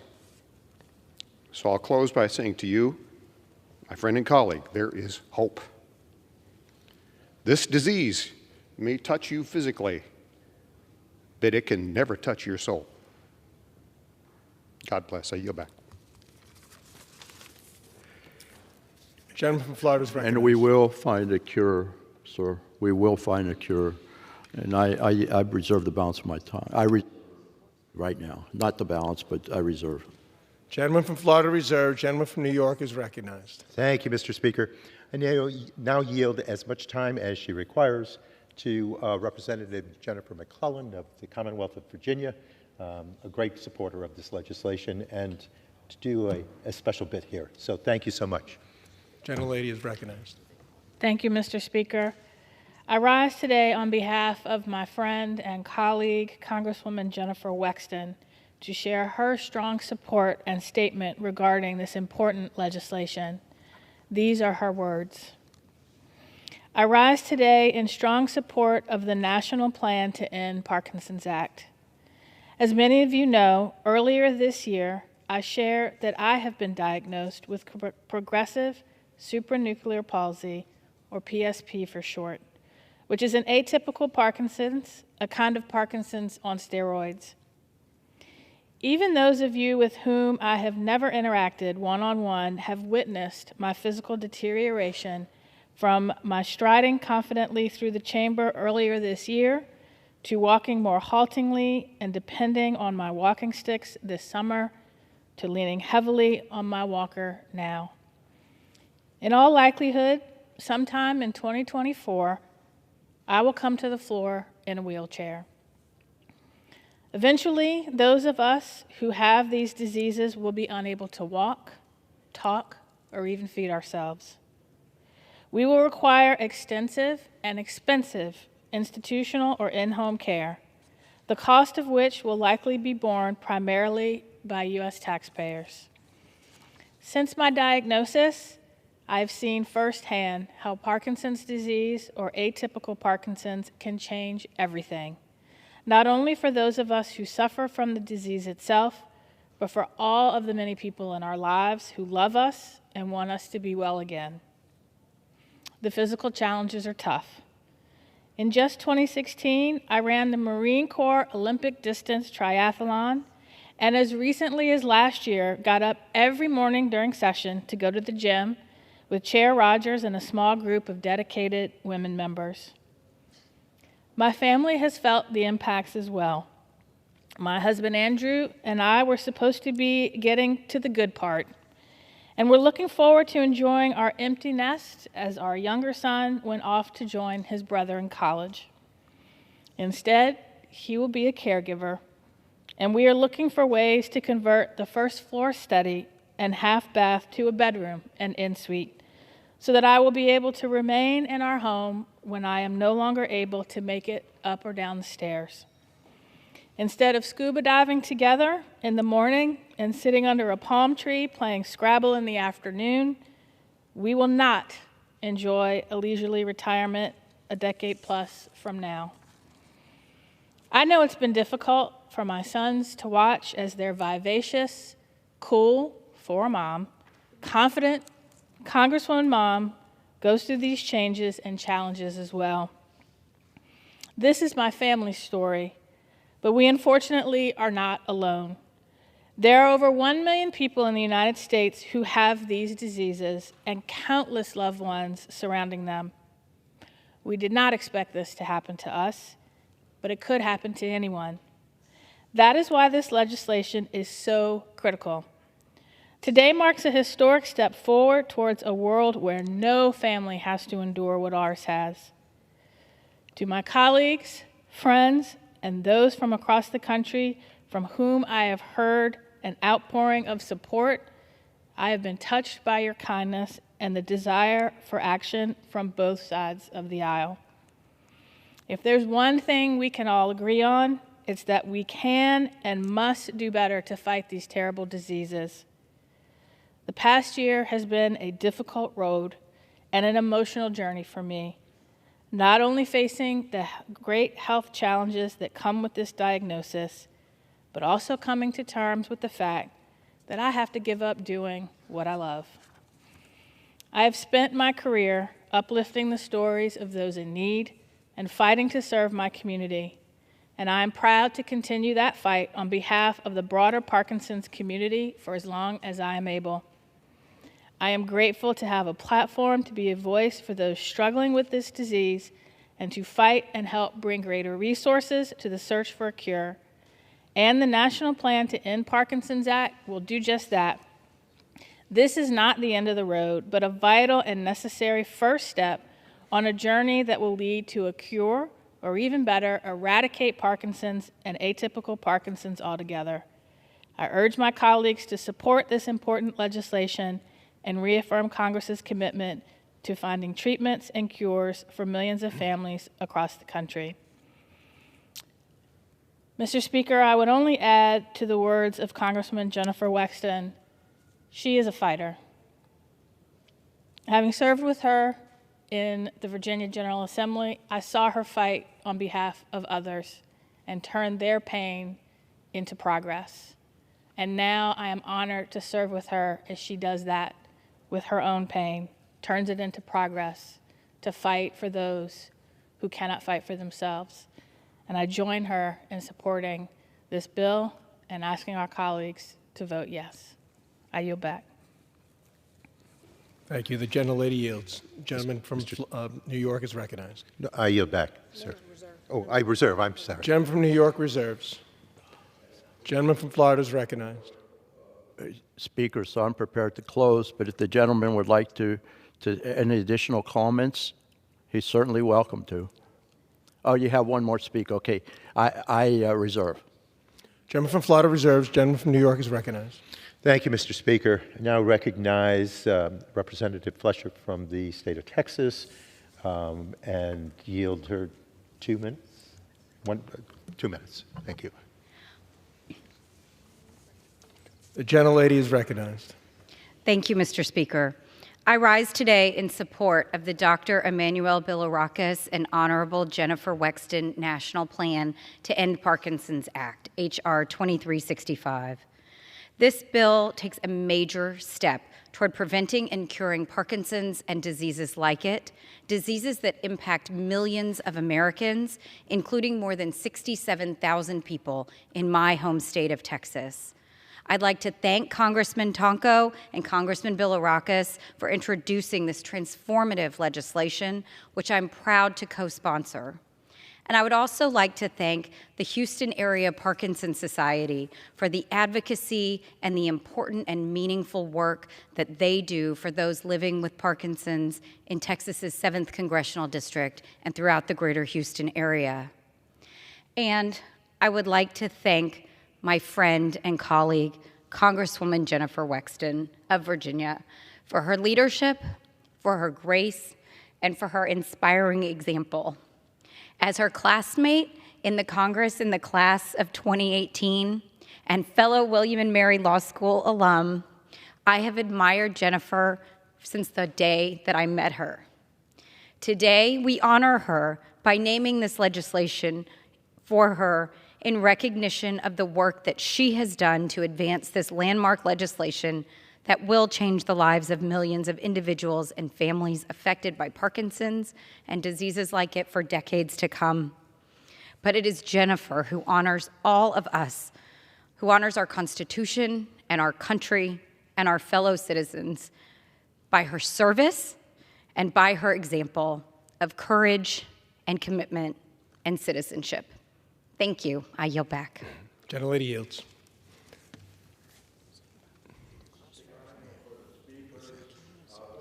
Like to any remarks before I close? Any closing remarks? Gentleman from New York is recognized. Yeah, I'm prepared to close if you have no other individuals that are going to be recognized. Yeah, I'll reserve Okay. as well. Before I make my final statement, I have a statement from Ranking Member Pallone that I'd like to have entered Gentleman into is the record, recognized. please. Yeah, this The has request will be covered by been General Lee. a very emotional journey. And in the words of Jennifer Wexton, this could happen to anyone. So any one of us could be touched by the impact of this legislation that will deliver efforts to search for better diagnoses, sounder treatment, and ultimately find a cure. But it's also about hope. And hope reigns eternally here with this effort so that folks like Jennifer will know, and folks from Gus Bilirakis' family will know that America cares, that she cares deeply. And with that, I yield back, Mr. Speaker. Gentleman yields. Gentleman from Florida is now recognized. Thank you. I'm prepared to close, Mr. Speaker. Mr. Speaker, first of all, the reason the Lord brought us here today was to do good things, and that's why our constituents elect us to do good things and work together for our constituents and, of course, for our wonderful country. I want to thank Jennifer Wexton, my colleague, for really helping me with this. We could not have done this without our bipartisan support. And Jennifer, I appreciate you so very much. And I want to thank my staff and the committee staff for not giving up and really being resilient and getting this done in a timely fashion. So we urge the Senate to do the same. I want to salute also some family members, my sister-in-law, Maria, who took care of my brother, Emmanuel, for so many years. He took care of everyone in our community, really, as an old-fashioned family doctor, and called them patients every night to make sure that they were okay, worried about us on a regular basis, the family, and never really cared about himself. God bless him for what he has done for our community, and again, for this bill. I want to thank also my nieces, Evelyn and Stella, and I want to thank my lovely, wonderful wife for taking care of my mother-in-law for so many years. This is quite an accomplishment. Again, if we couldn't do it without Representative Tonko, and again, Anna Ashew, and our ranking member Pallone, and of course, my chairman, my wonderful chairman, Kathy McMorris Rogers. So with that, Mr. Speaker, why don't we go ahead and close and get this done? I urge support, unanimous support for this wonderful bill that will do so much. And again, with Michael J. Fox's help, and he's done so much so far, we will find a cure. Thank you, and I encourage a yes vote on this particular bill, and I yield back the balance of my time. The gentleman yields. The question is, will the House suspend the rules and pass the bill H.R. 2365 as amended? Those in favor, say aye. Those opposed, no.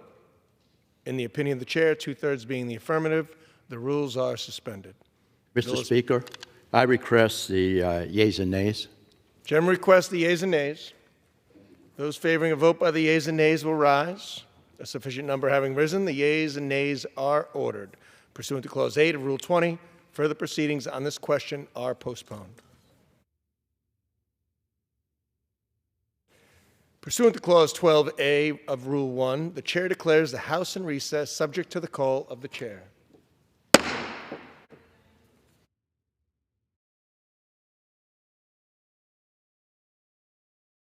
The House will be in order.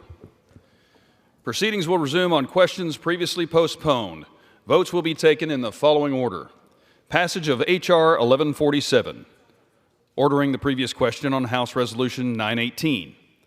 Adoption of House Resolution 918, and the motion to suspend the rules and agree to House Resolution 927. The first electronic vote will be conducted as a 15-minute vote. Pursuant to Clause 9 of Rule 20, remaining electronic votes will be conducted as 5-minute votes. Pursuant to Clause 8 of Rule 20, the unfinished business is the vote on passage of H.R. 1147, on which the yeas and nays are ordered. The clerk will report the title of the bill. Union Calendar Number 103, H.R. 1147. A bill to amend the Richard B. Russell National School Lunch Act to allow schools that participate in the school lunch program under such act to serve whole milk. The question is on passage of the bill. Members will record their votes by electronic device. This is a 15-minute vote.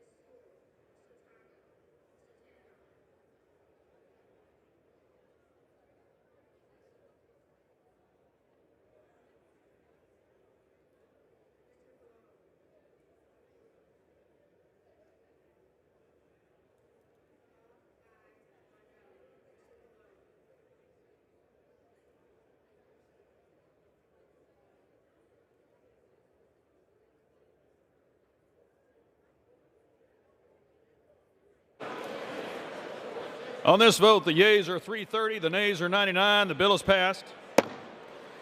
Without objection, the motion to reconsider is laid on the table.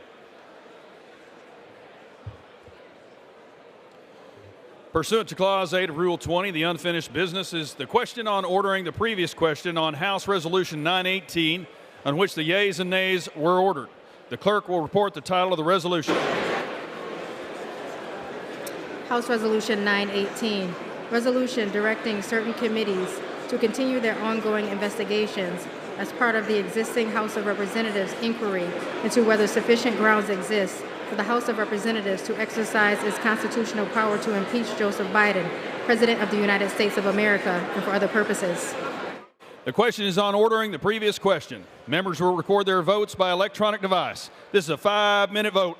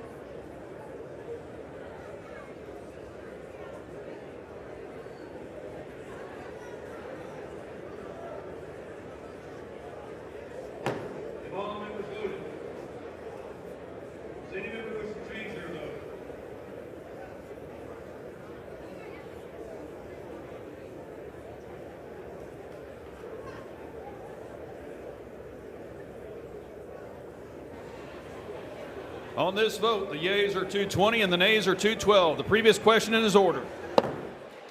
Question is on the adoption of the resolution. Those in favor say aye. Those opposed say no. In the opinion of the chair, the ayes have it. Mr. Speaker. For what purpose does the gentleman from Massachusetts seek recognition? I ask for a recorded vote. Recorded vote is requested. Those favoring a recorded vote will rise. A sufficient number having risen, a recorded vote is ordered. Members will record their votes by electronic device. This will be a 5-minute vote.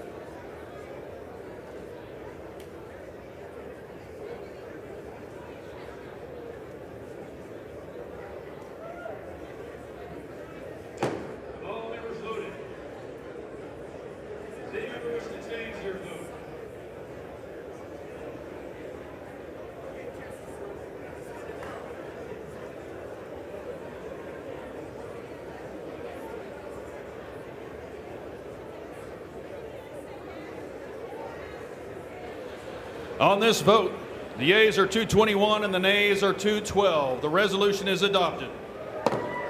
Without objection, the motion to reconsider is laid on the table.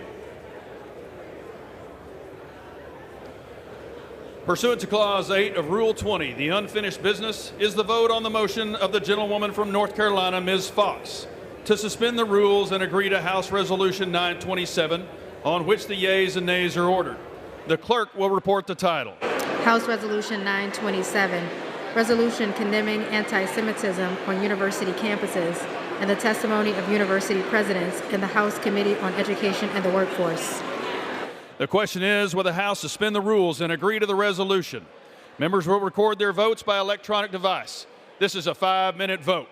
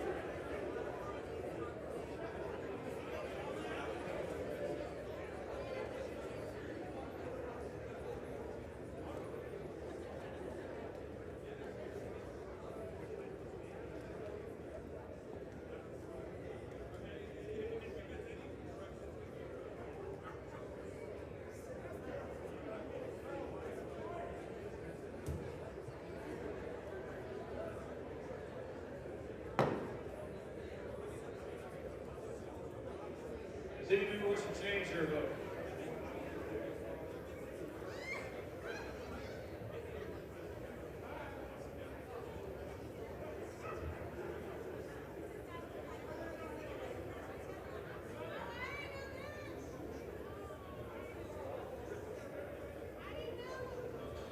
On this vote, the yeas are 303, the nays are 126, 3 recorded as present. 2/3 being in the affirmative, the rules are suspended. The resolution is agreed to, and without objection, the motion to reconsider is laid on the table. Pursuant to Section 6 of House Resolution 918, House Resolution 917 is considered as adopted.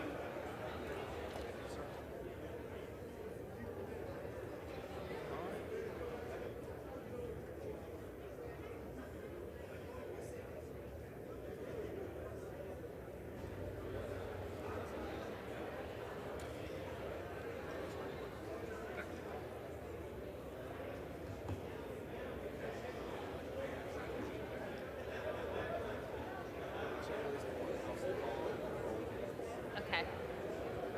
Now? Enrolled bills? The chair lays before the House the following enrolled bills. H.R. 1734, an act to require the Coordinated National Institute of Standards and Technology, science and research activities regarding illicit drugs containing xylazine, novel synthetic opioids, and other substances of concern and for other purposes.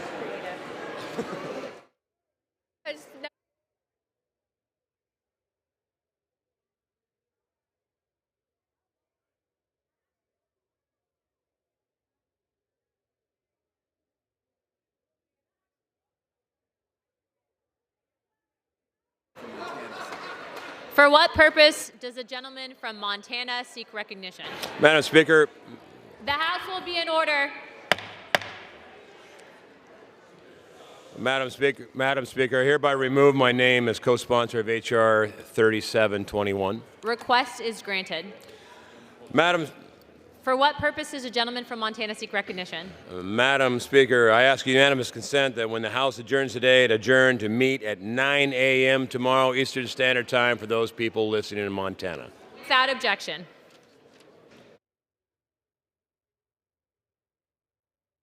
Will be in order.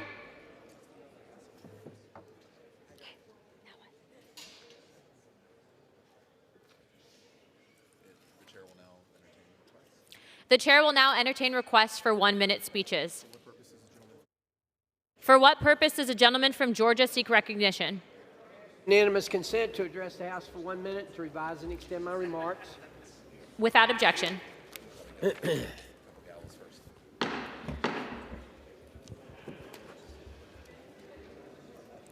Order. Shh.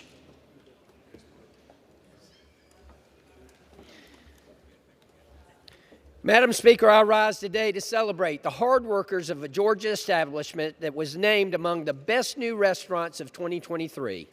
Food magazine, Bon Appetit, released its picks for the best new restaurants of 2023, forming the list from various places around the country that they state represent the very best of dining. Brochu's family tradition in Savannah is a part of this list. Chef Andrew Brochu spent years in Chicago fine dining, ultimately deciding to open his first restaurant in Savannah, the hometown of his business partner and wife, Sophie Brochu. The restaurant, situated in a former 1930s grocery store, is full of charming details that will remind you of the South almost as much as the food will. With innovative takes on East Coast favorites, the food is reminiscent of the backyard gatherings and family dinner parties of Andrew's youth. I would like to again offer my congratulations to Brochu's family tradition, and I wish them the best of luck going forward. Thank you, Madam Speaker, and I yield back. For what purpose does a gentleman from Georgia New Jersey seek recognition?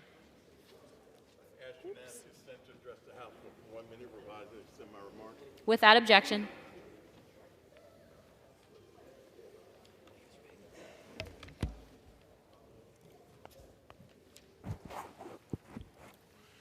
Mr. Speaker, I rise today to support the Gun Violence and Prevention Community Safety Act.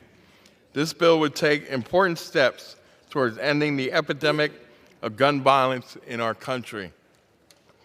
It would create a license gun owners would need to get before the purchase of a firearm. It would require universal background checks and close loopholes to avoid them. It would ban individuals who present a safety risk from owning a gun. It would raise the minimum age for buying a gun and establish a 7-day waiting period before a gun purchase could be made. It would ban military-style assault weapons and ghost guns. And it would hold the gun industry accountable for the harm their products cause society. And it would provide funding for federal research into gun violence. We must do something to stop this country's epidemic of gun violence. The longer we wait, the more lives we lose. And with that, Madam Speaker, I yield back.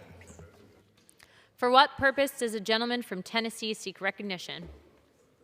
Brother Henry, I seek unanimous consent to address the House for 1 minute and to revise and extend my remarks. Without objection, the gentleman is recognized for 1 minute. Thank you, Madam Speaker. I rise to honor Yeoman Third Class William Osborne. Yeoman Osborne went to Maryville College, go Scots, where he majored in psychology and played for the football team all 4 years and served as co-captain during his senior year. After graduating, he joined the Naval Reserve and went to boot camp, then served 1 year in the reserves and 2 years on active duty. In September 1970, he got a job as a probation and parole officer trainee in Virginia, then worked at Virginia State Penitentiary, and after that he drilled on a World War II destroyer. Around this time, the Navy was under pressure to do something about troops returning from Vietnam with substance abuse issues. Since Yeoman Osborne had a degree in psychology and experience working with people with drug addictions, he was selected as part of a team who received training as a substance abuse counselor. He went on to get his master's degree in education and his PhD in public policy and administration. He had a great career as a criminal justice educator. He is currently enjoying retirement with his wife Maureen and living in Knoxville close to his son Patrick and his wife Jessica and their 2 children. He also has another son Ryan who lives in North Carolina. It is my honor to recognize Yeoman William Osborne as the Tennessee 2nd District's December 2023 Veteran of the Month. Thank you, Madam Speaker, and I yield back the remainder of my time. For what purpose does the gentleman from California seek recognition? Madam Speaker, seeking unanimous consent to address the House for 1 minute, revise and extend my remarks as necessary. Without objection. Thank you. Madam Speaker, I rise today to recognize and congratulate the new California Division 4AA football champions, the Soquel High Knights. This is the first team from Santa Cruz County to win a state football title. Head coach Dwight Laurie, a former defensive back for the San Diego Chargers, took the team over 6 years ago, and ever since he's been working with these young men day in and day out to get them better and better to dominate the Pacific Coast Athletic League. This season, though, Soquel only lost 2 games with their last defeat on September 22nd. Since then, they went undefeated, extending their 5-game winning streak into the postseason and ultimately to the championship title at Pasadena City College, defeating the Jurapa Hills High School 28-7. The Knights' superior defense was on full display as well as the passing game, and all the while, 1,000 fans cheered them on. We on the Central Coast are very proud of the Soquel Knights, and as a United States representative for California's 19th Congressional District, and as someone who played high school football against Soquel, I'm proud to celebrate the school's well-earned victory. Congratulations, go Knights. For what purpose does a gentleman from Wisconsin seek recognition? I'd like you to ask unanimous consent to speak for a minute. Without objection. Over the next month, there's going to be more discussion with regard to what's going on in Ukraine and whether we should have more Ukraine aid. I will emphasize again, there is not enough discussion about how this war is going to end, because eventually all wars end. I think if you talk to the Biden administration, they have no plan, no vision as to what that war is going to look like a month from now or a year from now. The one thing I'm going to point out is that you're dealing with 2 countries who already have a shortage of young people who should want this war to end. Ukraine has the 2nd lowest birth rate in the world. There's also a low birth rate in Russia, and a lot of people are moving to the United States. But during the Korean War, a bloodier war than this, President Eisenhower had a negotiation with the North Koreans and Red China, arguably the two most evil regimes in the last century. But he didn't say, oh, we can't negotiate with Putin. He negotiated with completely evil people, and tens of thousands of Koreans are probably alive today because of what President Eisenhower did. Thank you. For what purpose does a gentlewoman from Texas seek recognition? To address the House for 1 minute Without objection. and ask unanimous consent. I rise in opposition and join with the opposition to HRES 918, directing certain committees to proceed with an impeachment inquiry of President Biden. As we all know how serious this is, let me remind you that Article 2 of the Constitution says that a president shall remove from office on impeachment for conviction of treason, bribery, other high crimes, and misdemeanors. And Article 2 says also requires that the president take care that the laws are faithfully executed. There is no charge or challenge of facts that the president has not executed his job carefully, that he has committed high crimes and misdemeanors and treason. In fact, out of 35,000 pages of financial records, 2,000 pages of Treasury records, 36 hours of testimony, and a number of witnesses, tens of thousands of VP area emails, there is nothing. This is extreme, a political stunt, no evidence worthy of putting forward this impeachment. And in the words of an outstanding scholar, Professor Michael Gerhardt, in other words, an impeachment proceeding, including the initiation of an impeachment inquiry, must rise above petty partisanship. We cannot do this under the circumstances of petty partisanship. Mr. Biden should not be impeached. For what purpose does the gentleman from Kentucky seek recognition? I seek unanimous consent to address the House for 1 minute and to revise and extend my remarks. Without objection. Madam Speaker, I rise today to honor the memory of Mr. Lloyd Kenneth Rogers of Alexandria, Kentucky, who passed away on December 8, 2022, at 90 years of age. Lloyd Rogers rose from adversity to live a life of notable achievement and civil service. Lloyd was raised in an orphanage in Kentucky, the same orphanage where he met his wife, Blanche, whom he was married to for 75 years. Lloyd served in 9 years in the U.S. Navy during the Korean War. Then he came back to Kentucky and he ran and won a seat as Judge Executive of Campbell County, where he served in a civilian capacity. And then, later, he worked as my Director of Veterans Affairs in my congressional office, where he was committed to helping others, former service members. Lloyd also aided in crafting legislation that most of my House colleagues are familiar with. That's right. Lloyd Rogers wrote the first draft of the regulations from the Executive in Need of Scrutiny Act, otherwise known as the REINS Act. I saw the first draft of this bill in his basement on his personal computer.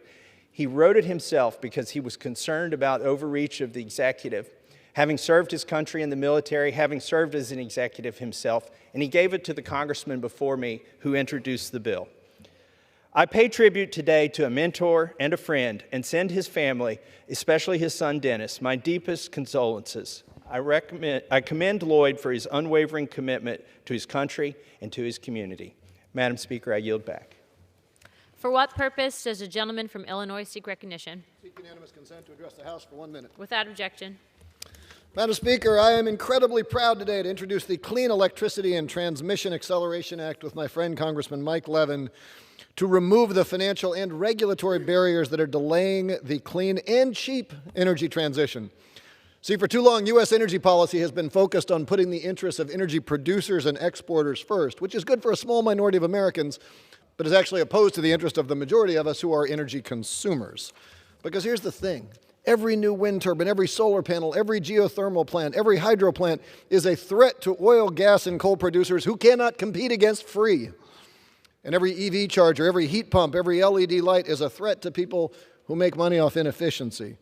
But for consumers to realize those benefits and for entrepreneurs to access those markets, We need wires to connect new generation to new loads. And so over the last year, Congressman Levin and I have worked with our colleagues across the Democratic caucus to develop a consumer-focused energy policy that makes that possible, to accelerate the deployment of clean energy, to accelerate Americans' access to cheap energy, and to refocus U.S. energy policy on the interests of energy consumers where it belongs. Thank you, and I yield back. For what purpose does a gentlewoman from Ohio seek recognition? For 1 minute and to revise and extend my remarks. Without objection. Madam Speaker, I rise today to recognize Antonio Baez, a member of our district congressional staff who has answered yet another call to serve. Antonio came to our office through the Wounded Warrior Program, later moving to our official staff. A family man and proud Marine Corps veteran who later served in Afghanistan as a member of the Army Reserve, Antonio adeptly attended to his duties with skill, knowledge, and compassion. He was president of his police academy class at Lorain Community College and served as a sworn officer and deputy sheriff, nobly serving his community. Antonio exhibited exemplary public service to the people of Ohio's 9th District, and I deeply appreciate his service and drew the hundreds and hundreds of constituents for whom he was a dutiful listening ear and guiding heart. This past weekend, Antonio raised his hand again, taking the oath of office as a newly elected member of the Lorain City Council. He is a son of Lorain and has never forgotten his roots. Bravo! His call to serve runs deep, and I know he'll serve his beloved community well. Godspeed, and thank you for your service to the American people, Antonio. Onward. What Lorain makes and grows Lorain. I yield back. For what purpose does a gentleman from California seek recognition? Madam Speaker, I ask unanimous consent to address the House for 1 minute. Without objection. Madam Speaker, all I want for Christmas is to clean up the corruption in Congress. That is why tomorrow morning I will be introducing my political reform and anti-corruption resolution supported by Unusual Whales, Capital Trades, and Quiver Quantitative. Crew has also done important work on these issues. It calls for 5 things. First, a ban on all PAC and lobbyist money. Second, a ban on members of Congress trading stock. Third, a ban on members ever becoming lobbyists. Fourth, term limits for members of Congress and Supreme Court justices. And fifth, a binding code of ethics for the Supreme Court. The American people on both sides are frustrated by the corruption in Washington. We need real change. I hope members on both sides will support this resolution that we introduce tomorrow. For what purpose does a gentleman from California seek recognition? Madam Speaker, I ask for unanimous consent to address the House for 1 minute and to revise and extend my remarks. Without objection. Thank you, Madam Speaker. Today, I rise with a heavy heart to honor the memory of Air Force Major Luke Unrath. Just days ago, Major Unrath lost his life when the CV-22B Osprey he piloted crashed during a training exercise off the coast of Japan. He was just 34 years old. Major Unrath's journey of service began in Riverside in my district, where he graduated from Martin Luther King High School. His commitment to a life of purpose and selflessness was evident early. Described by his comrades as a natural leader, Major Unrath's cool demeanor, high standards, and quick wit left a mark on all who had the privilege of serving alongside him. Today, we remember him and honor a beloved husband, brother, and son. Major Unrath's legacy is one of sacrifice, dedication, and exemplary service to our great nation.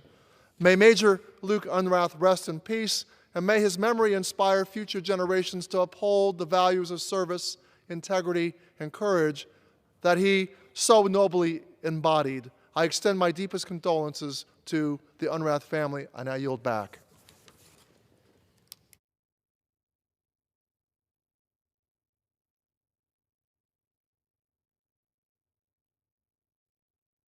The chair leaves before the House the following message.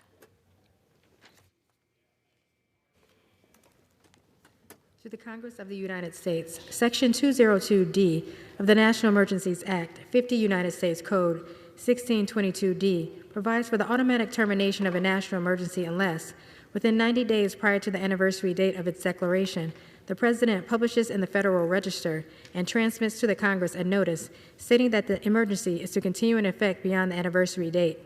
In accordance with this provision, I have sent to the Federal Register for publication the enclosed notice stating that the national emergency with respect to global illicit drug trafficking, declared in Executive Order 14059 of December 15, 2021, is to continue in effect beyond December 15, 2023. The trafficking into the United States of illicit drugs, including fentanyl and other synthetic opioids, is causing the deaths of tens of thousands of Americans annually, as well as countless more non-fatal overdoses, with their own tragic human toll.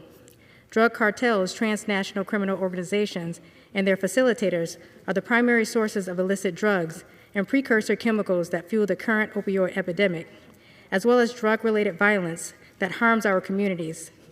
International drug trafficking, including the illicit production, global sale, and widespread distribution of illegal drugs, the rise of extremely potent drugs such as fentanyl and other synthetic opioids, as well as the growing role of internet-based drug sales, continues to pose an unusual and extraordinary threat to the national security, foreign policy, and economy of the United States. Therefore, I have determined that it is necessary to continue the national emergency declared in Executive Order 14059 with respect to global illicit drug trafficking. Signed, Joseph R. Biden, Jr., The White House, December 13, 2023. Referred to the Committee on Foreign Affairs and ordered printed. Under the Speaker's announced policy of January 9, 2023, the gentleman from Utah, Mr. Moore, is recognized for 60 minutes as a designee of the Majority Leader. Please. Yeah. Thank you, Madam Chair. I ask unanimous consent that all members may have 5 legislative days in which to revise and extend their remarks and include extraneous material on the topic of this special order. Without objection. Thank you. I am grateful to host this last special order of 2023 and to allow my colleagues to speak on House Republicans' legislative efforts this week and achievements on behalf of Americans this whole entire year as we've taken over the majority at the start of 2023. And share a little bit about what we've accomplished. This week, we passed legislation to lower health care costs, increase price transparency regarding health care, allow schools to make their own choices on nutritional aspects, such as the type of milk that they provide to their students, and ensure Americans receive the answers they deserve regarding the inquiry into the Biden family's peddling schemes and nefarious business activities. Tomorrow, we will vote on the National Defense Authorization Act for fiscal year 2024, a comprehensive and robust bill that will provide for the needs of our service members and enhance our national security efforts while keeping liberal ideology out of our military. I am pleased to have some of my colleagues here to speak on these bills and the ways that they've delivered for their constituents throughout the year. No more has done that than the representative that will address us next, on particularly her strong focus with respect to defense. I have an Air Force base that's part of who I am, part of where I grew up, so close to the community that I get to represent. She's in a very similar situation and has an intense focus on providing for her district and the needs of making sure that our men and women have what they need to secure our nation and take the fight to our adversaries. So with that, I would like to yield as much time as she may consume. The representative from the Commonwealth of Virginia, Ms. Kagans. Thank you, Madam Speaker. I rise today in support of the fiscal year 2024 National Defense Authorization Act. As a member of the House Armed Services Committee, I've had the honor of working on this important legislation for months, and I'm proud of the final bipartisan bill we produced to strengthen our national security. One of the main reasons I came to Congress was to restore America's military strength and improve the quality of life for our servicemen and women. This bill takes several critical steps to help us achieve that goal. In total, this year's NDAA authorizes $886 billion in national defense discretionary programs, with a focus on improving our readiness and recruitment, supporting our service members and their families, strengthening partnerships with our allies, increasing the lethality of our joint force, equipping our warfighters to successfully complete their mission, and ensuring vigorous oversight of taxpayer dollars at the Pentagon. I wanted to speak specifically to a few components of the NDAA, why it's a great bill, why I am excited to support it and encourage my colleagues to do the same. First of all, the NDAA has a large component of it is about supporting our service members and their families. It secures the largest pay raise in 20 years for our service members at 5.2%. We continue to see our service members struggling with the economy. They're unable to afford things, not just gas and groceries, but things like buying a new home, buying a new car. We have service members that still qualify for things like SNAP benefits and WIC benefits. We still see food pantries that exist on our bases. So providing that important pay raise, again, the largest in over 20 years, very important component of taking care of our men and women. This NDA also authorizes $356 million over the president's budget request to renovate and build new barracks. We had a GAO report come out recently that really highlighted some of our insufficiencies when it comes to housing, especially unaccompanied housing, the mold issues, the pest issues, just the out of date, the infrastructure that's old and dilapidated. We can do better for our servicemen and women. So this bill provides just that. It's a starting point. There's a lot to do, but I'm excited to support it for that reason. Also includes a Parents' Bill of Rights in DoD schools. I represent Virginia's 2nd Congressional District, so kind of the birthplace of the Parents' Rights Matter movement. So we were able to incorporate why it's important to have parents involved in their children's schools into this NDAA piece so that it applies to DoD schools as well. Authorizes DoD also to reduce out-of-pocket child care expenses for military families and provides $153 million over the president's budget request for the construction of new child care centers. You know, in my district, I have Naval Air Station Oceana. Our CDC on base has over 1,600 people on the waiting list. That's not acceptable, and my base is not alone. If you were to look at other bases, same amount of waiting lists. We can do better than this, and it's an important way to support our service members and their families. This bill also authorizes an additional berthing barge to provide a safe and healthy housing alternative for Navy service members during dry dock availabilities. We just had an article come out about the USS Stennis in Newport News, which is where the shipyard is, will be the first to have off-ship housing, free Wi-Fi, better parking. We have to take care of our servicemen and women who are in these extended port periods, and this bill does just that. This NDA also provides oversight for taxpayer dollars. It cuts $37 billion in inefficient weapons systems, defense programs, and Pentagon bureaucracy. It requires mandatory DoD audits, and it also establishes a special inspector general to oversee and monitor security assistance going to Ukraine. I've been a supporter, and I think we need to continue to support that fight in Ukraine. However, it cannot be a blank check. There has to be some accountability, and this NDA also improves readiness and recruitment, and something I've been focused on. We have a recruitment, retention, quality of life task force that has been part of our Armed Services Committee. We've been focusing that for several months now. So this NDA is a good place to start. It creates a grant program to expand the capacity of our shipyards.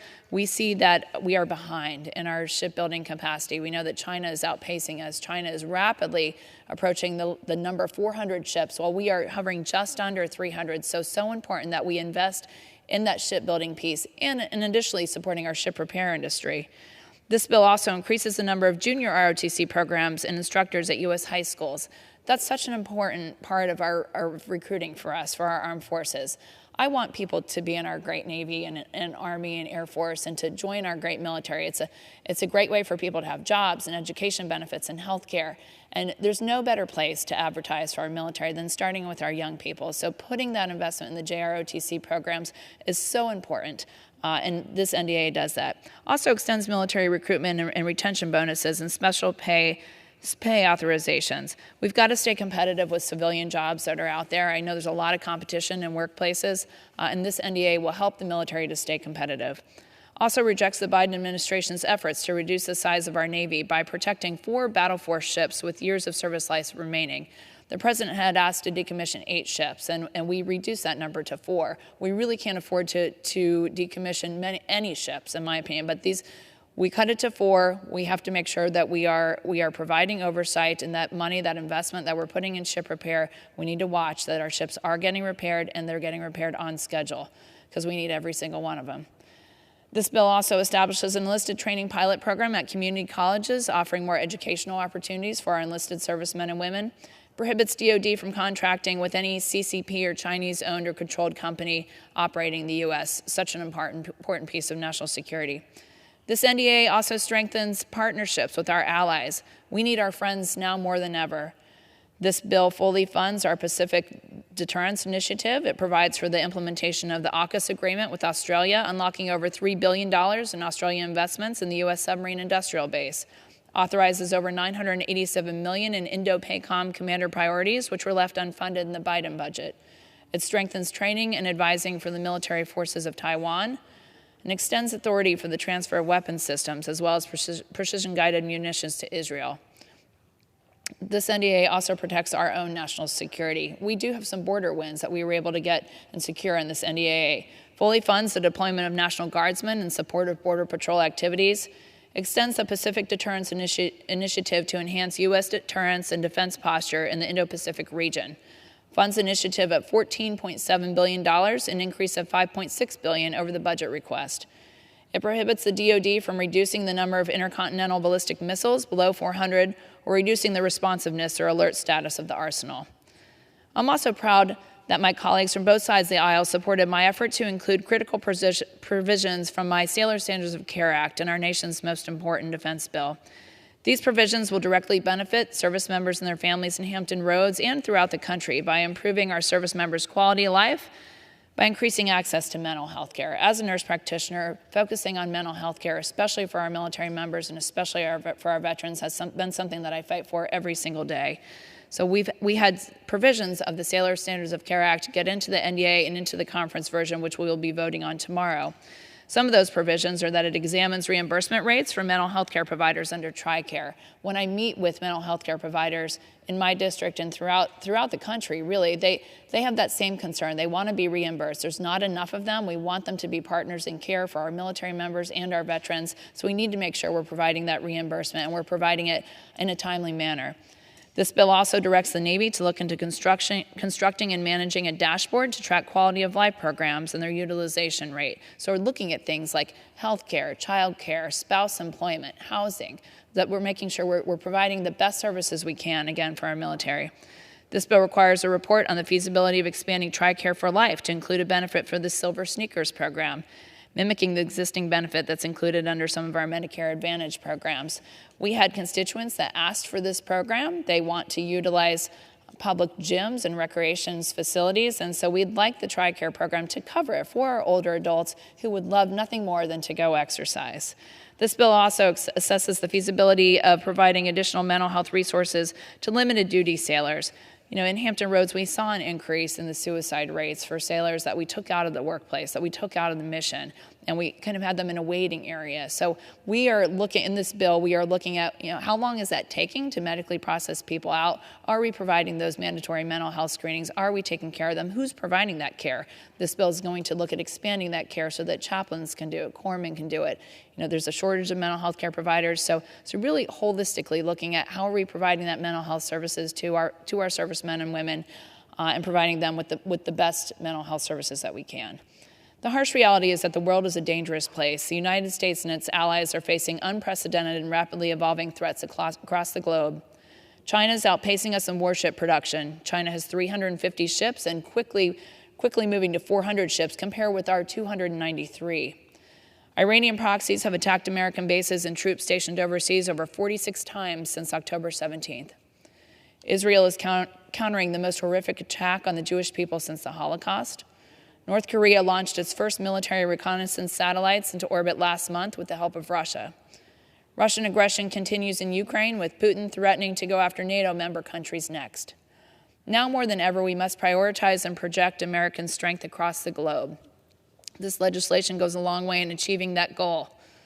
The goal of this legislation is deterrence. It's all about peace through strength. America leads the world in the peacekeeping forces, and it's so important. I can think of no other country that I would want to have this role than our great nation, the United States.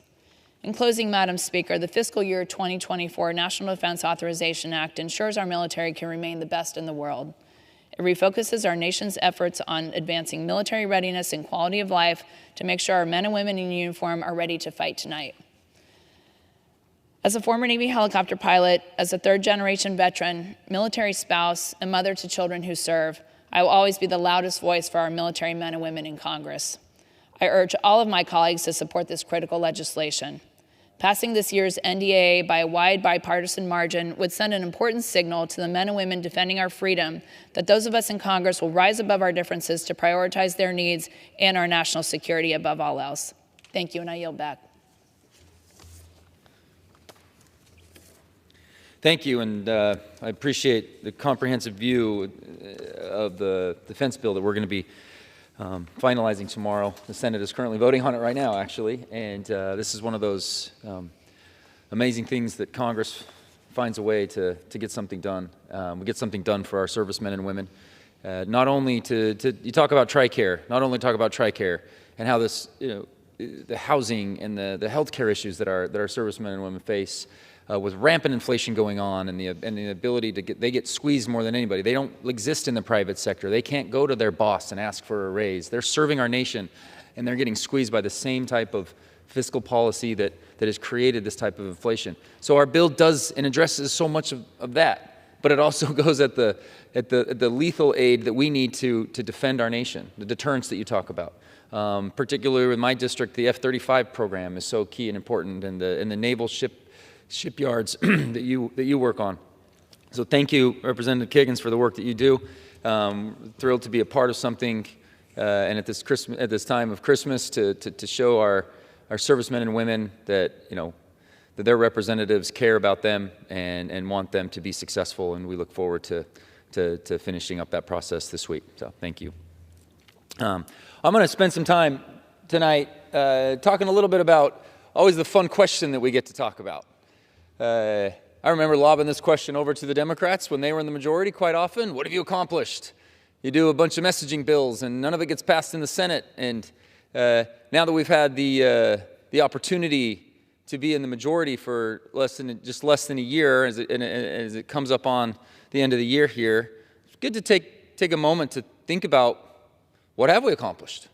Well, can we answer that question? What do we need to do to address any criticism that may be out there? Have you accomplished enough? Washington's a tough place.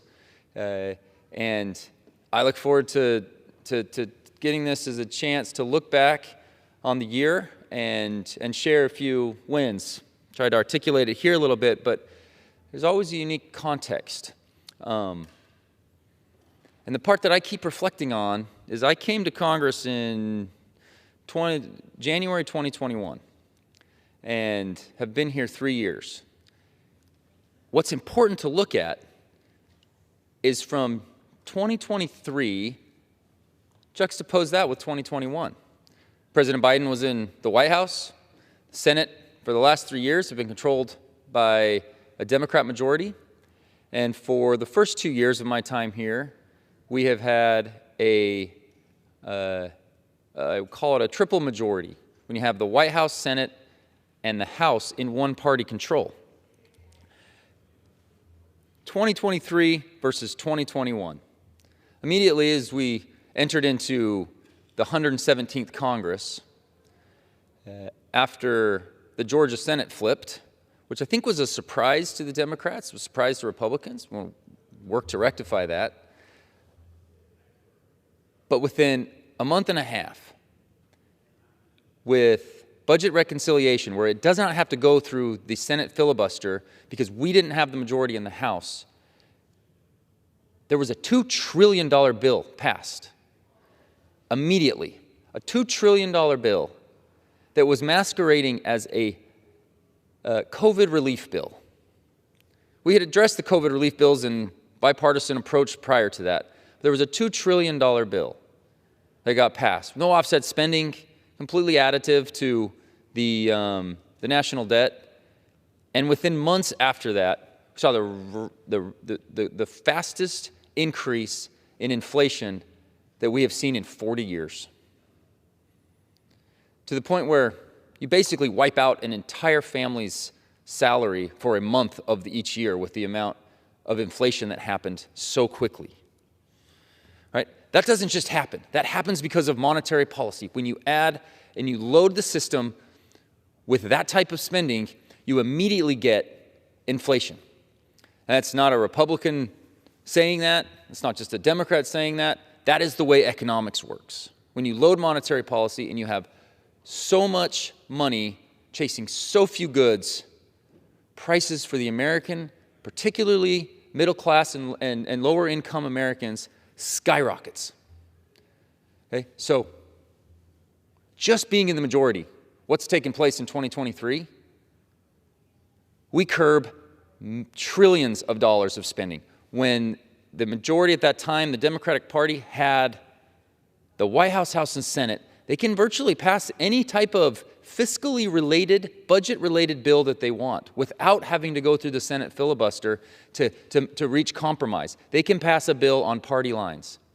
And they chose within the first month and a half to pass a $2 trillion bill that led to the most rapid increase in inflation that most Americans have seen in their lifetime. You're seeing inflation still high. We're still reeling with the effects of that, but it's leveled off because Republicans are in control of the House of Representatives. Just by being in control of the House of Representatives and the hard work that it took to win back the majority, we immediately curb all of that spending. And it wasn't just the $2 trillion bill. They passed an Inflation Reduction Act, the IRA, that was that has nothing to do with inflation, but that was nearly $1 trillion bill. They thought maybe it was going to be $400 to $600 billion. It's now being estimated to be well over that. And what that bill was failed Solyndra-type policy. Look, it's broadly accepted among Republicans and Democrats that an Obama-era kind of a mini Green New Deal with Solyndra and this tax break that was given to that was a massive failure. This isn't just, again, a Republican saying that. That is largely accepted that a, $500 million bill was largely a failure. That's a lot of money, and that's a big failure for a type of policy you're trying to create. That was $500 million. The Inflation Reduction Act, which basically mimics what took place with Solyndra, where you're trying to pick winners and losers in the energy world, was in the range of $400 billion, which is far more expensive than what it was even billed to be. Okay, so by being in the majority, we keep all of this stuff at bay and from ever even reaching the system. That will, with addition of having to raise interest rates as high as we did, will curb inflation. Okay, if I say nothing else, that's an enormous win for what our Republican majority is doing. President Biden had a $5 trillion tax and spend plan, much of which he wasn't even able to accomplish because it wasn't popular enough, even among Democrats, to pass, that we were able to defeat over the last 3 years. But still, that amount of spending got put through. And as I talk about some more things here, that is key. I hope that Americans can understand that by Republicans creating a split government, we make it so that we don't allow a Democratic agenda that's, what was, during the election when it was, former Vice President Biden and current Senator Bernie Sanders, they were going back and forth saying, "Oh, I don't agree with your policies, Senator Sanders.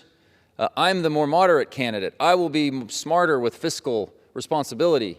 That was what former Vice President and candidate at the time Biden said.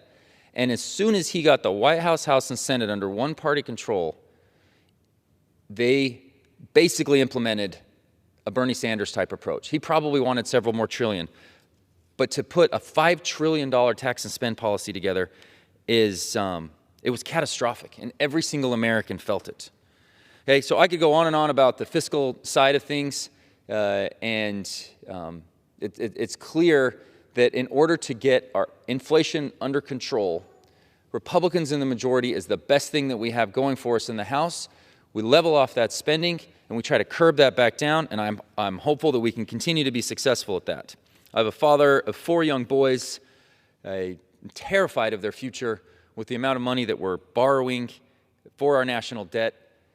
Each year, what we're having to spend more and more to cover the debt servicing is, it's really scary. Let me take it out of the fiscal side. In January of 2023, Americans were done with COVID. We didn't need these COVID policies to still exist. We needed to move on. Republicans put a bill on the floor to end the COVID emergency that was still in place with President Biden after almost 3 years in the White House. The very week we put that bill, we announced that bill was going to be voted on Wednesday or Thursday. By Tuesday, the White House had announced, yeah, we're going to pull that back now. Hey, that type of stuff doesn't happen unless we're in the majority. And we forced the White House to pull back. They recognize it's not popular. Even Democrats were going to support our resolution to end the COVID emergency, and the White House responded. They respond when we push back on bad policy.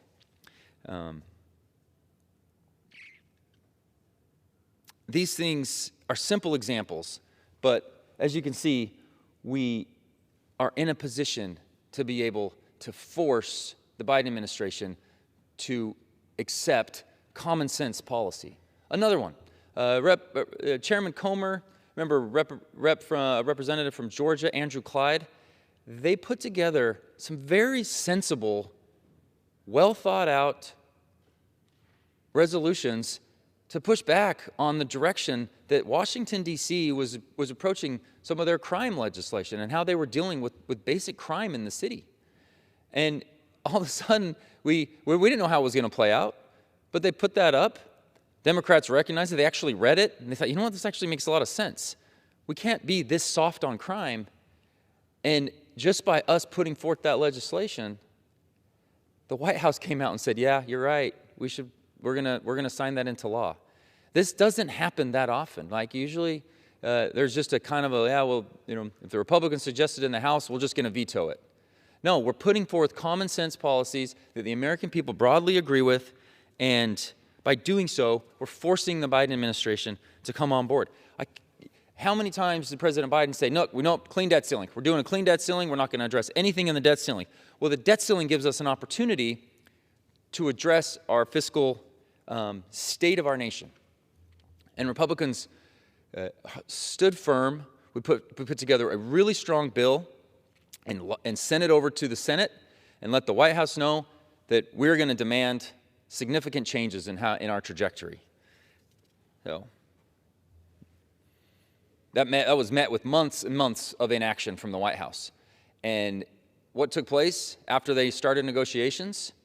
Well, they recognized that the President Biden was not going to be able to continue to spend like he was. He was going to have to accept that Republicans are going to stand firm to lower discretionary spending. This is the first time in over a decade, maybe more, that we're going to spend less dollars in our discretionary budget than we did the year before. Usually these grow at a rate of 1% to 5%. This is a time where we're actually going to reduce it, saving over $2 trillion in a 10-year span, cutting out that much from the budget, putting caps on it. And then we got that accomplished, and we're working through that process right now. Look forward to finalizing that in the first part of the year and actually realizing those true cuts. So is there bills that we force President Biden to sign? Yeah, I'm actually really proud of that work that we've done. Is there things that we've accomplished here in the House that are historic? Look at H.R. 1 and H.R. 2. They're the two best energy and border immigration bills that you've ever seen come out of this place. And if we adhere to it, we would be living in true prosperity with respect to how we approach our energy. We'd be doing it cleaner, safer, with better standards than anywhere in the world. We would be trusting our industry instead of outsourcing that and sort of outsourcing that guilt. I'm okay with Iranian oil. I'm okay if Russia continues to do that. We don't sanction the Nord Stream pipeline, but we sanction our own and we get rid of our own pipelines. It does not make sense. The energy policies of the Biden administration do not make sense. So what are we doing as a majority to push back? Well, we stood firm at the debt ceiling to make sure that we took portions of H.R. 1. We would love for that whole bill to be passed. It's apparently not going to. But we took portions out of that. Some of the worst parts that are going on in our economy right now is this horrible permitting process through these archaic NEPA standards that we stood firm and said, this doesn't go through unless you give us this type of permitting reform. We're doing the exact same thing right now, using our majority to, for the first time that I've been here in 3 years, that Democrats in the House and the Senate are saying, yeah, if we're going to move forward on Ukraine, I get it. Republicans are going to stand firm on the border. We are having, 1 to 2,000 encounters from the last 3 presidents, Republican and Democrat presidents, mind you. We're over 10,000. The millions and millions of encounters that we've had, we do not have control of our southern border, and Republicans are saying, with our majority, we are going to stand firm, right? That is going on right now, similar to how we used the debt ceiling leverage to be able to accomplish some very good policy changes. It's not easy to be in split government. It's a lot of back and forth and a lot of, this is your fault, it's not our fault, and a lot of name calling, a lot of back and forth on this. Standing firm on the key things that matter to our nation, energy, immigration and border policy that make sense, that are humane. We cannot have the cartels running the border. They are making billions and billions of dollars by taking advantage of policy that's so simple, would actually improve President Biden's approval rating if he would recognize, the migrant protection protocols that were in the previous administration were actually quite positive. They saved lives. They saved our National Guardsmen and women's lives. They saved immigrants' lives. And it's just nonsensical that we can't do it. We're going to use any opportunity we can to do that, and that's how we're using our majority. So I've talked about H.R. 1 and H.R. 2. Those bills should be passed. If they truly went on policy, the Senate would recognize that, and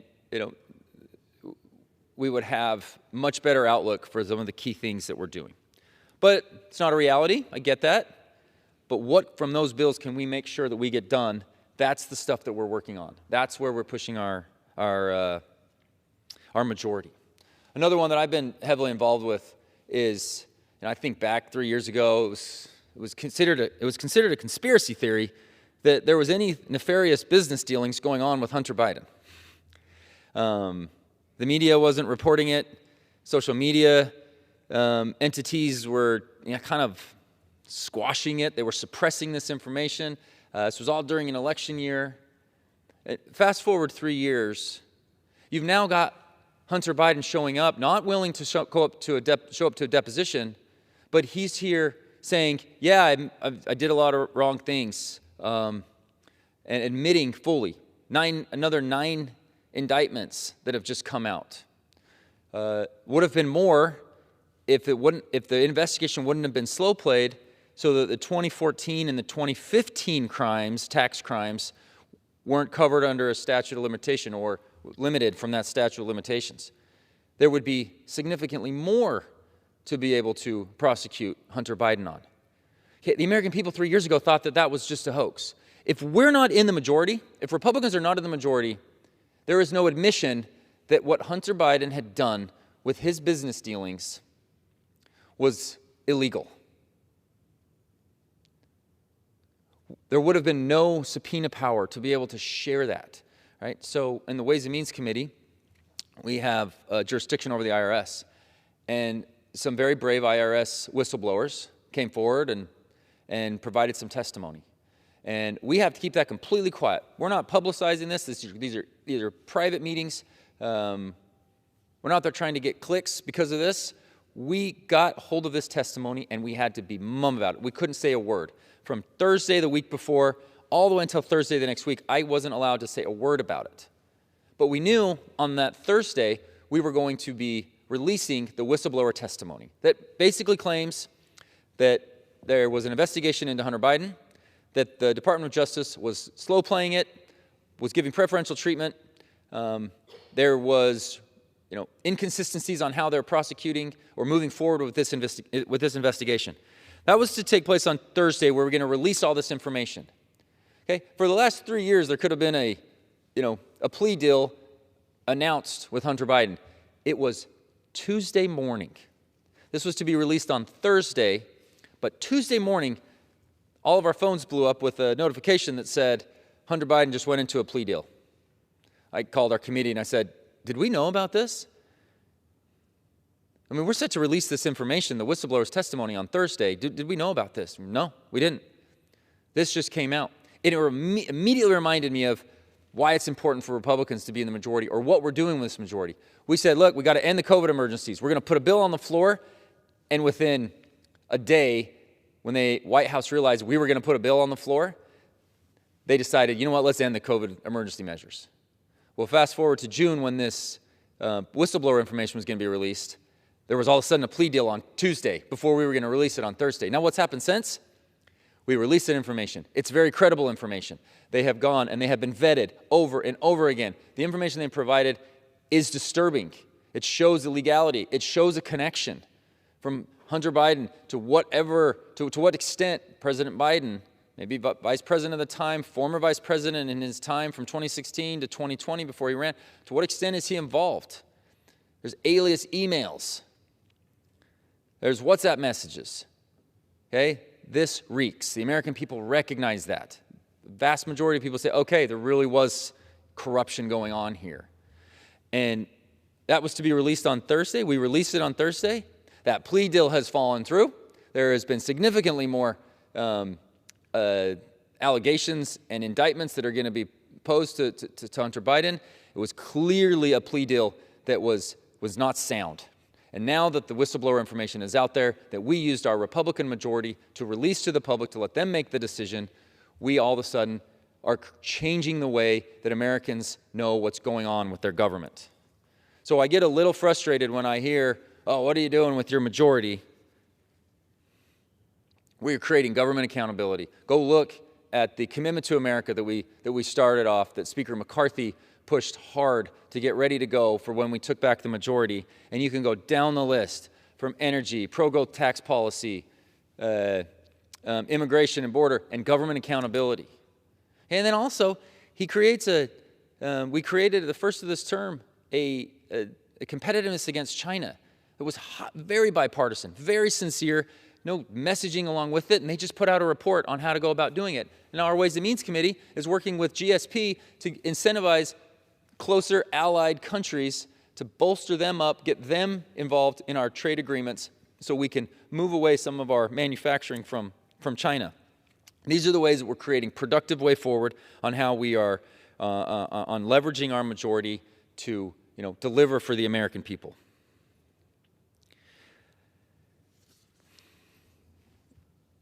The last 3 years have been tough to watch on an international stage.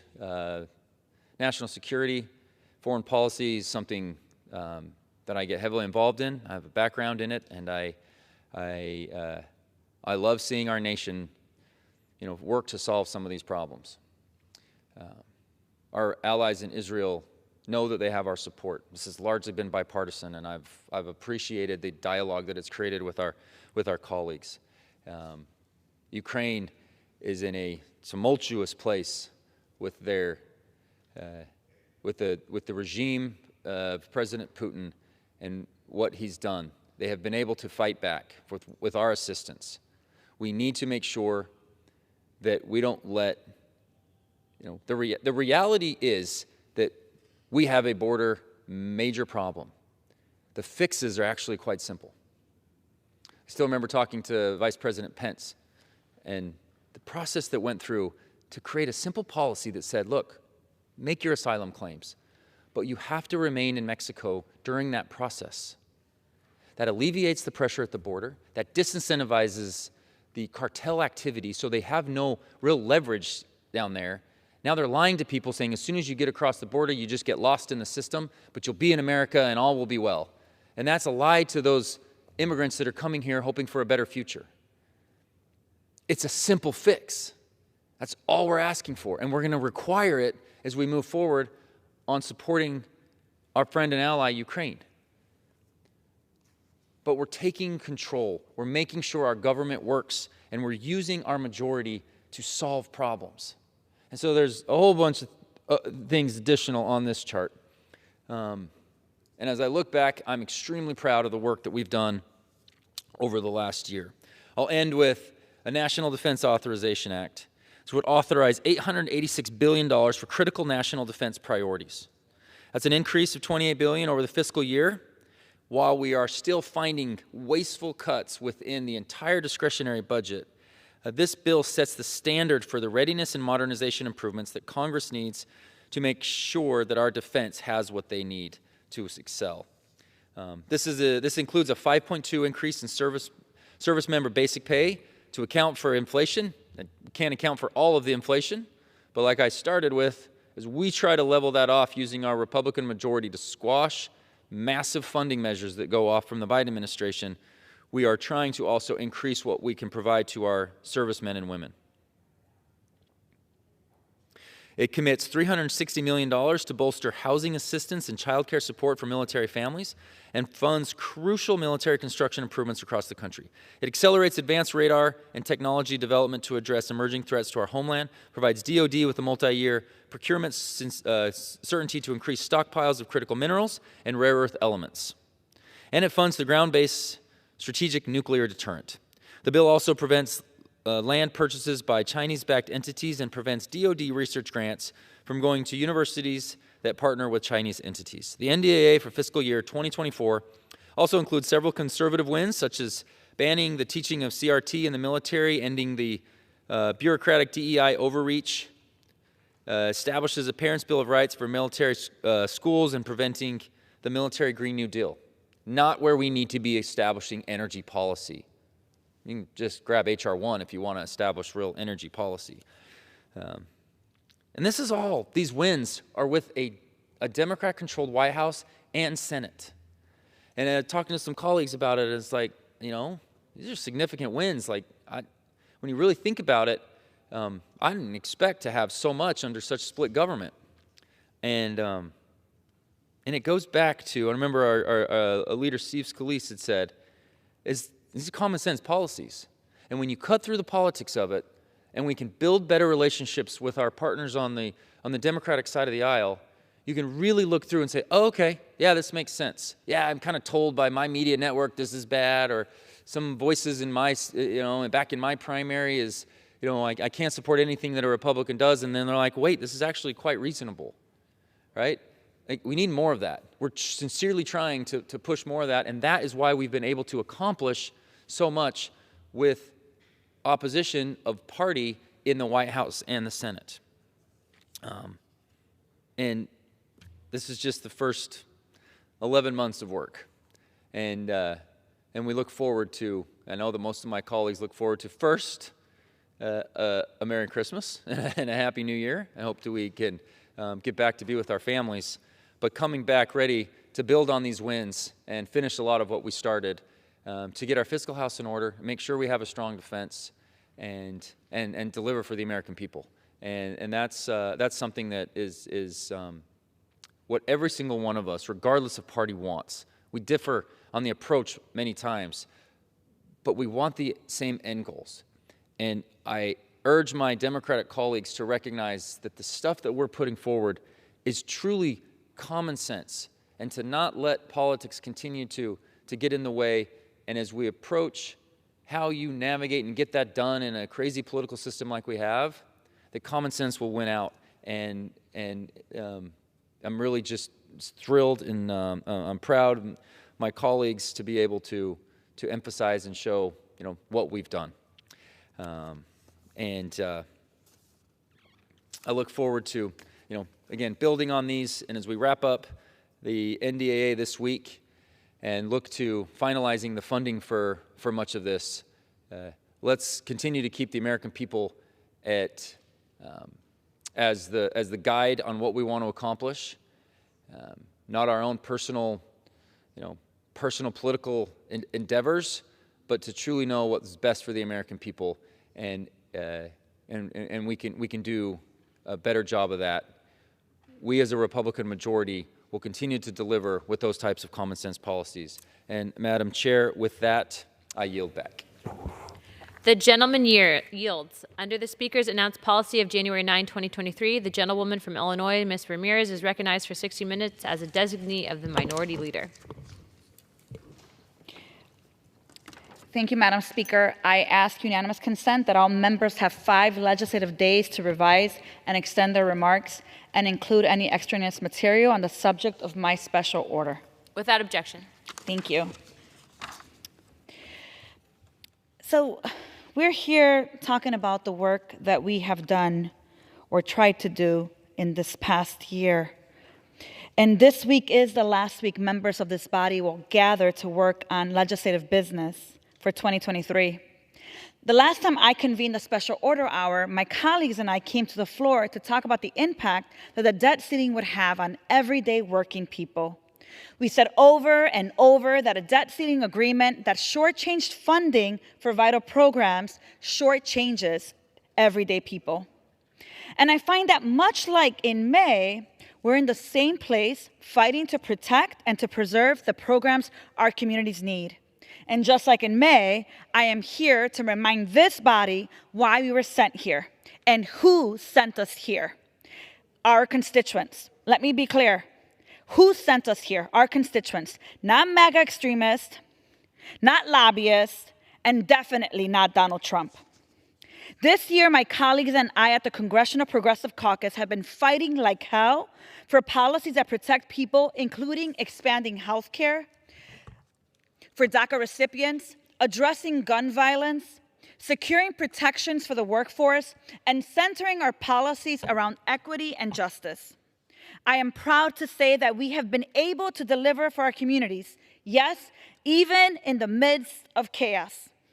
And while we were able to accomplish so little, although I know that my colleague tried to talk a little bit about what the GOP tried to do, I'm convening this special order hour to speak truth to power. I want to be clear and say that Republicans have held progress hostage. It's been a year, and we've spent more time on speakership elections, 19 to be exact, pointless censures, and political theater, jeopardizing the safety and the well-being of people instead of moving policy that improves their lives. We have spent countless hours subjected to words that dehumanize and devalue brown and black people. And I have witnessed firsthand as members across the aisle call immigrants vile names like infestation over and over again, not just here, but during my committee hearings, denying their humanity. I have spent more time attending vigils than celebrating life because Republicans are intent on holding up bills that would address gun violence. I have spent more time voting no to protect my constituents from harmful cuts and reckless policies, and I've had the opportunity to vote yes than I've had the opportunity to vote yes to legislation that prioritizes working people and families. I have spent more time on picketing lines affirming that workers deserve living wages, protection from retaliation, and the right to collectively bargain than actually passing policies that ensures that all workers are compensated well, respected, and valued. When I was elected to Congress, I told my community that I was committed to delivering results. I am here today to say that in the face of everyday Republican manufactured obstacles to progress, their political games, their disorganization, and their opposition to honoring our shared humanity, I remain true to my commitments and my values as a member of Congress. I have remained focused on delivering results for Illinois' 3rd Congressional District and honoring our diverse, multicultural, multi-generational community. And I'm not alone. My colleagues in the Congressional Progressive Caucus have also remained true to their commitment and their values and focused on delivering for their districts. And I'm grateful to be flanked by such dedicated, persevering, and courageous leaders. And so I'm pleased to yield to one of my colleagues who will share some of the progress that she's made and what Congress must still continue to do to accomplish and deliver for the people. I'd like to yield to the gentle lady from Pennsylvania, Ms. Lee.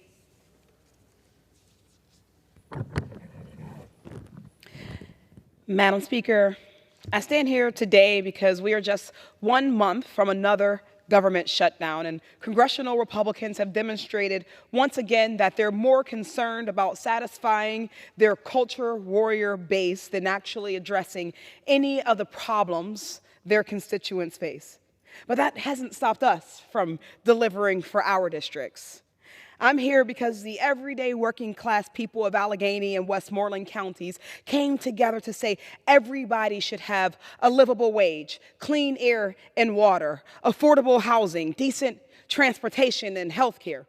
The people I represent resoundingly rejected the status quo and decades of corporations leaving us behind and polluting our communities without accountability.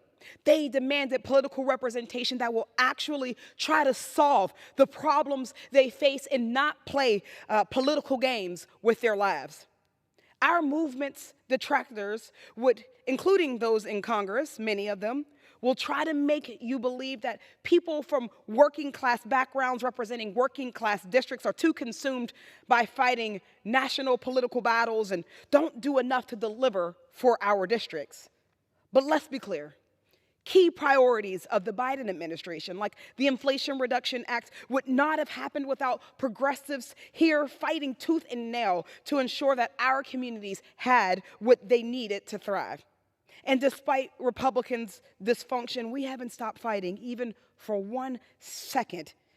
And we are proud to have delivered in my district nearly $1 billion in federal investments for infrastructure, affordable housing, STEM innovation, clean air, and good paying jobs.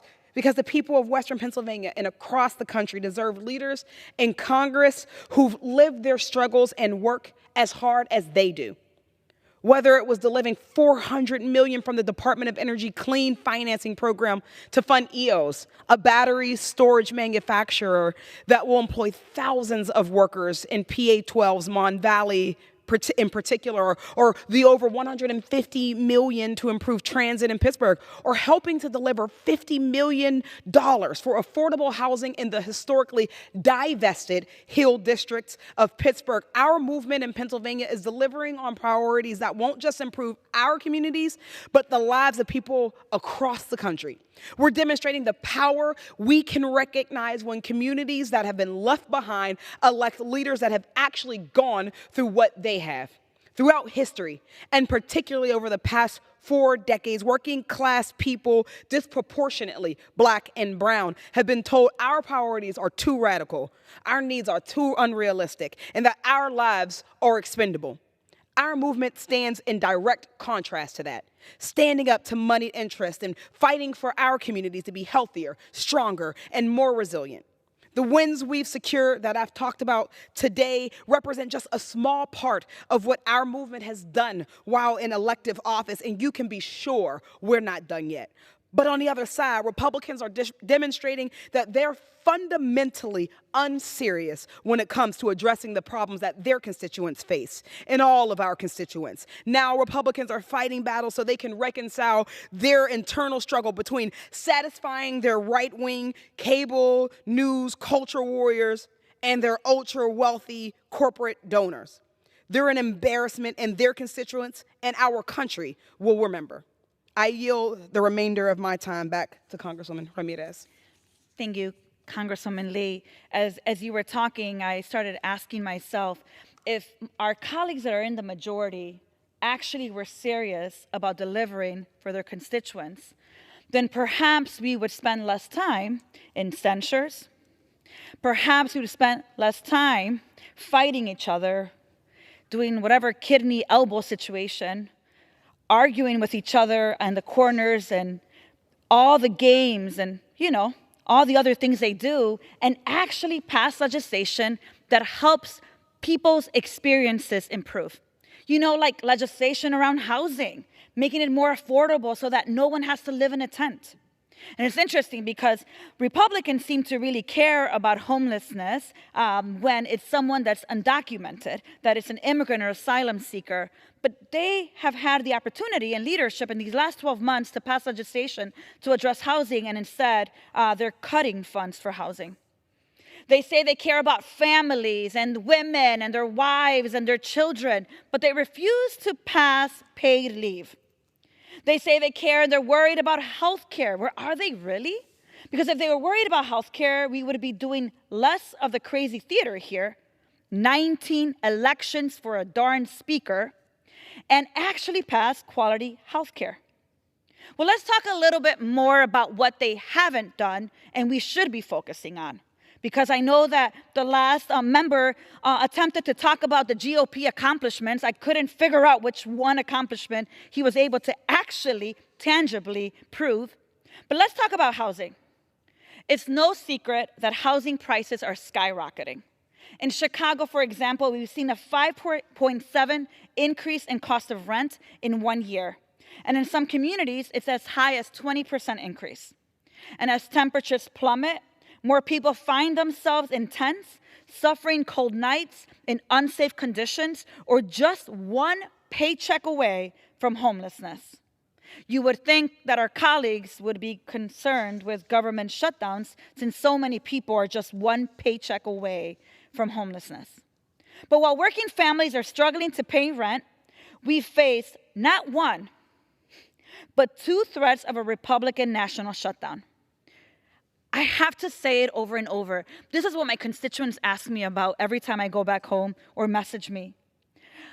We didn't elect y'all to spend your time fighting each other because you don't like each other, or because, one person said this thing that this other person didn't like. And all this time you spent censuring each other and fighting instead of negotiating appropriation bills that would fully fund our communities.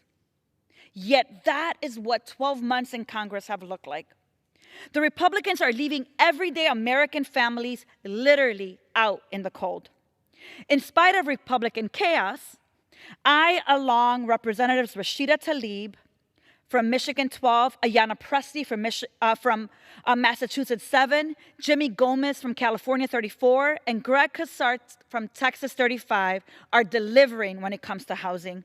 We introduced H.R. 5827, the Tenants' Right to Organize Act, legislation that will protect the power of tenants with federal vouchers to organize. We know that throughout our nation, from big cities like Chicago to smaller cities, tenants have recognized that when we fight, when we come together and claim our power, we win. Tenant organizing is not the only winning battles against unfair housing practices, unjustified evictions, housing discrimination, and uncontrolled price hikes. It's also changing housing public policy. The Tenants' Right to Organize Act, my bill, aims to amplify their efforts by protecting the organizing rights of tenants with housing choice vouchers and tenants living in low-income housing tax credit properties. It expands also protections for mixed-status families and those who may not be eligible for tenant-based rental assistance. Currently, only public housing tenants have legally recognized the right to organize. And by extending this right to housing choice vouchers and low-income housing tax credit tenants, the bill acknowledges that all tenants deserve decent, safe, stable, and sanitary housing. The fight for safe, stable, equitable housing must always include tenants. And as we are encountering a worsening housing affordability crisis, we understand that now more than ever, all tenants must have the right to organize. Now let's talk about immigration. This is the place where I find the most dissonance. The same people that love to quote scripture, God has called me to love him above all things. And then they seem to forget the second commandment, love your neighbor as you love yourself. It couldn't be more clear as it comes to immigration. I cannot count the number of times that the same people that quote scripture come to this podium to respond while scapegoating immigrant communities, demonizing them, and then saying that they care about them. Poor immigrants. Well, if you cared about them, and if you cared about humanity, and certainly if we were living our Christian values, then we would be looking for legal pathways so that no one would have to endure what so many people seeking asylum have to do every single day. Republicans have repeatedly tried to introduce legislation and resolutions that deport unaccompanied children. These are the same people that say that they're the ones of family values. They're the ones protecting life and children. They want to end asylum and they want to jail families. They are trying again right now. They're seeking to extort immoral and deplorable border provisions in exchange for aid for Ukraine. I have said it before, and I will say it again and again and again. It is hypocritical, cynical to target immigrants when many of the people who serve in this chamber, some of them with me right now, have reaped the benefits of immigrant labor and become wealthy on the backs of immigrant sacrifice. It takes courage to cross a border, to seek a job, to pursue an opportunity to raise your children in safety. The courage of our people stands in stark contrast with the cowardice of my colleagues. There's nothing people-centered, there's nothing noble, nothing redeeming about their extremist approach to border immigration policy. Let's just be clear. They're scapegoating immigrants right now so that they can say to their voters that they are doing something about the border, but they're not going to want to do enough because they want to take the border conversation and issue to the polls in November. Their unwillingness to negotiate, to actually get to the root cause of migration is mind-boggling. They don't want solutions, because if they wanted solutions, they'd understand that actually addressing immigration, passing comprehensive immigration reform, would actually prioritize our economy. It would actually address the root causes of migration in Central and South America by creating legal pathways, by working with these countries, by ensuring that we help strengthen their democracies.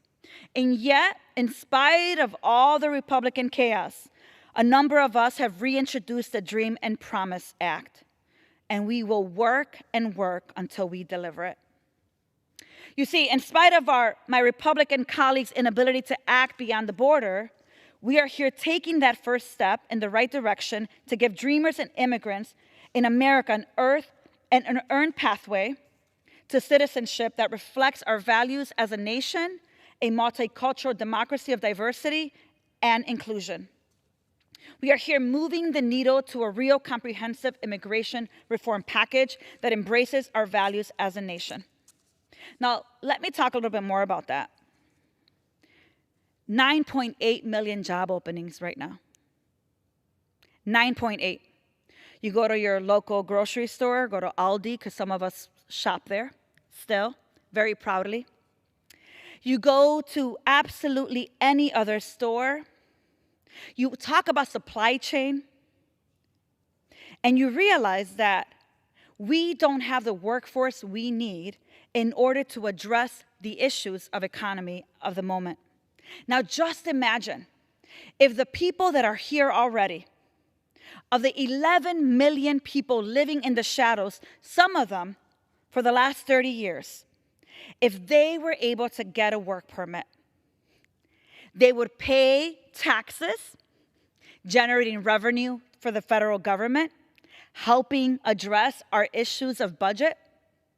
They would address supply chain issues, our manufacturing, hospitality, agriculture, the list goes on in terms of the different trades that are desperately needing workers would get the workers they need. They would actually extend Social Security by decades if we passed comprehensive immigration policy.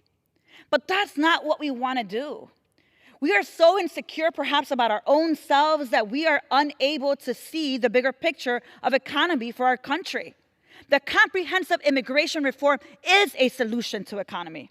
The comprehensive immigration reform is the American way. That this country was founded by immigrants, and every single person in this chamber right now comes from a family who also migrated to this country, unless you are from the original indigenous community. So let me say this. As the only member of Congress married to a dreamer, this issue is extremely personal to me. And I am committed to fighting this fight until we have a humane immigration policy that doesn't question the validity of people's lives and claims, that doesn't impose hurtful limitations on our communities, or it doesn't leave anyone behind. No bans, no walls, no raids, punto. I want to talk to you a little bit about education and veterans. While extreme Republicans have served up hate and fear from every direction with no regard for the harm it causes our communities, I have been focused on addressing the real issues everyday people face. People like Army veteran Christopher Brown from Des Plaines, Illinois, who was promised by ITT Tech that his GI benefits would cover his tuition, only to be left with $95,000 in student loans. Or Navy veteran Brian Terrio from Lisle, Illinois, who was left with significant debt after DeVry failed to be clear about the amount of money needed to complete his education. Constituents in our districts have real problems that require real policy solutions. There are bad actors that should be held accountable and whose impact on our constituents can be minimized through prevention and redress. These are the problems we should be addressing. And if we spent the actual time addressing these issues, we would see the American people feel the improvement in their day-to-day lives. But too many veterans are defrauded by predatory, often for-profit institutions that see the GI Bill education benefits and only see a profitable exploit. And in spite of the Republican chaos, I, along with Representative Mike Levin from California, have introduced the Student Veteran Benefit Restoration Act, my very first piece of legislation in the United States Congress. H.R. 1767 establishes an across-the-board process for student veterans to have their GI Bill education benefits restored in qualifying instances, such as when a student veteran has been defrauded by an educational institution. While Republicans waste our time doling out impeachments and censures, they deny veterans who have been defrauded justice, leaving them without recourse or the ability to start again in a reputable institution using the benefits they earned while serving our nation. It is time to bring H.R. 1767 to the floor, and I know that our veterans are watching closely and deserve it. So I want to talk about health. Every person in the Illinois 3rd Congressional District has a right to achieve their dreams. And as members of Congress, our policy choices should enable them to realize their full potential. Access to health care and healthcare services are critical supports to that end. That is why, while Republicans have made it their mission to cut funding for hospitals, healthcare providers, on-the-ground organizations that support health equity efforts, and programs that enable the healthcare ecosystem to function, my colleagues and I have made expanding access to healthcare services a priority. Republicans proposed a labor HHS appropriation bill that cuts vital programs and services by 28%, equivalent to $64 billion. But Democrats, we held the line, and this bill did not pass. However, my colleagues, of course, did not stop there. However, in spite of their chaos, I, along with so many of my colleagues, continue to deliver for our communities. Our fearless chair, Rep. Jayapal, also introduced the Medicare for All Act, which would expand health care coverage to everyone, and I am a proud co-sponsor of it. We advocated for and we're proud to see the proposed rule from the Department of Health and Human Services that would grant eligibility for health care coverage to deferred action for childhood arrivals, DACA recipients. And I introduced an amendment to LHHS appropriations bill that affirmed how critical it is for the Consumer Financial Protection Bureau to maintain its independence from congressional meddling so that it can continue to address practices that harm consumers, especially predatory lending that leads to medical debt. Medical debt puts people in an impossible position, having to choose between seeking necessary health care services and paying for their basic needs like housing, like food, and heat. And we didn't do that work alone. Achieving health equity requires collective action, which is why I'm proud to highlight the work of the AIDS Foundation of Chicago. In partnership with over 200 organizations and with funding support from the Ryan White program, AIDS Foundation Chicago served over 8,000 individuals last year through case management, housing, emergency financial assistance, and food support. Services include, but are not limited to, connections to housing, medical care, transportation, and behavioral health support. The last thing I want to talk about is appropriations. Something that this leadership doesn't seem to figure out. You see, we're on our second continued resolution, and the way things are going, we might have to go to a third one in January. So let's not forget that Democrats have effectively kept the government open amidst Republican infighting and, goodness, so much disorganization. If we remember the first attempt of a continuing resolution, it included terrible anti-immigrant provisions and about a 30% cut to government services, which would have meant that in Illinois 3, 10,900 women and children would have gone hungry. 28,187 active and reserve service members would have gone without payment in Illinois, and 5,000 residents in Illinois 3 would have lost access to federal help and vouchers. These are not the goals of people who care about working families. Like, how can you say that you are the party of family and then do everything you can to slash resources for them? To me, on the contrary, it's a vicious attack on working families. At that time, we said that if the Republicans were serious about averting a shutdown, they would bring a clean CR to the floor to keep our government running and to continue bipartisan conversations about funding priorities. So, with less than 24 hours to avoid a shutdown, Republicans presented another CR. And in spite of the Republican chaos, I, along with so many of my colleagues, delivered. We defeated the extremist CR, and that victory made the clean CR that averted a shutdown possible. We forced them to, or at least momentarily, to back down from their anti-immigrant demands and their cold disregard for working families. But let's remember that fight is not over. You just heard a number of my colleagues, particularly the last one, talk about H.R. 2, the most anti-immigrant bill we have ever seen pass Homeland Security. We call it the Child Deportation Act. They want to bring draconian, Trump-era border policy, and in the same sentences talk about how they're concerned about the women and children crossing the border. If that is not dissonance and hypocrisy, I don't know what is. So let me say this loud and clear. It is our responsibility to deliver for the people that sent us here. We are looking like chaos under Republican leadership. And we must continue to double down in pushing back and fighting for working families. I'm committed to continuing the fight for an appropriations package that protects essential safety net programs and vital services, brings federal resources back to my district and the state of Illinois, and prevents further cuts that threaten the well-being of our communities. I want to thank Congresswoman Summer Lee for joining me today as we talked about the Progressive Caucus's Special Order Hour and the things that we continue to work on, the victories in the midst of the chaos. But here's what I want to say as I wrap up.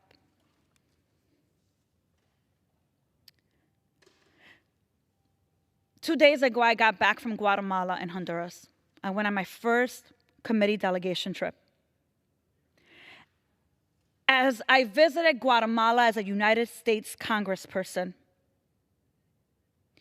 I couldn't stop thinking about my mother and how she has reminded me over the years the journey she took, over 1,800 miles of walking, of suffering, pregnant with me, as she left poverty, as she left a place she loved to have a better opportunity for me, for her daughter.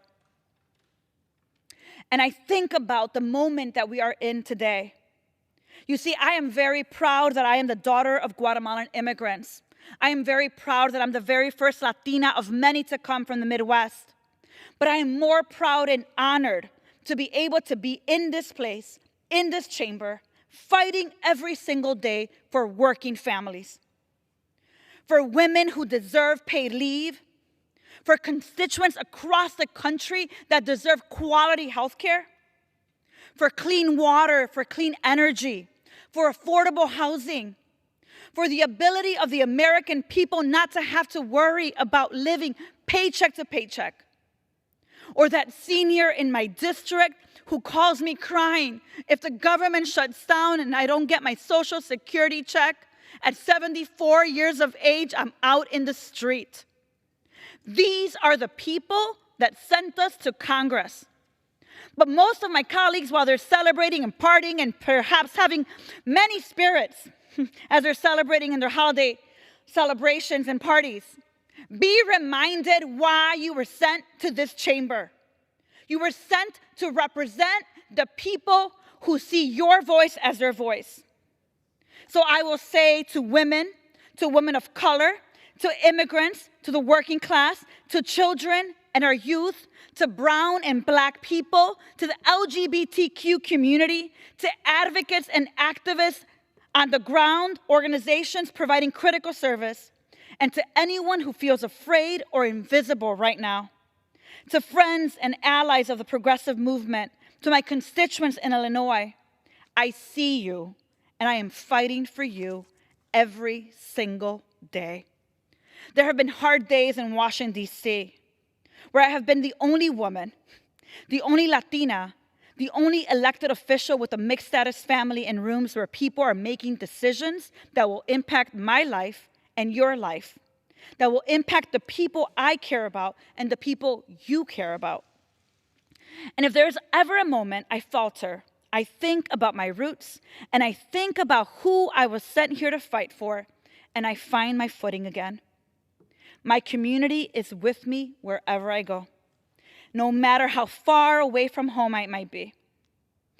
And while Republicans and their destructive agenda seek to decay the trust we have with one another, and they seek to divide us by holding resources hostage, community holds us together.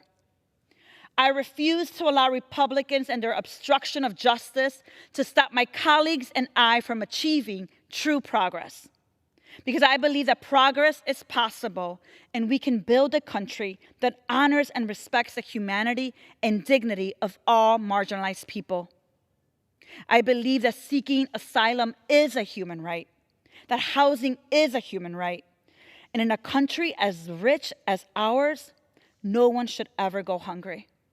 No one should be trapped by crippling debt, whether it be student loan debt or medical debt. And brown and black people are not disposable. I fiercely fight for a world in which no one has to make impossible choices between going hungry or keeping the lights on at their home. Where my loved ones, like my uncle who have been waiting for so long, can finally feel like this country is his home. Where the color of our skin isn't a death sentence, and where we don't have to protest to ensure that climate change is taken seriously, and the land and the people who take care of it are respected. I believe in a self-determined future where all Palestinian and Israelis are free and safe. Our futures are interconnected, and that realization can provide a path to coexistence.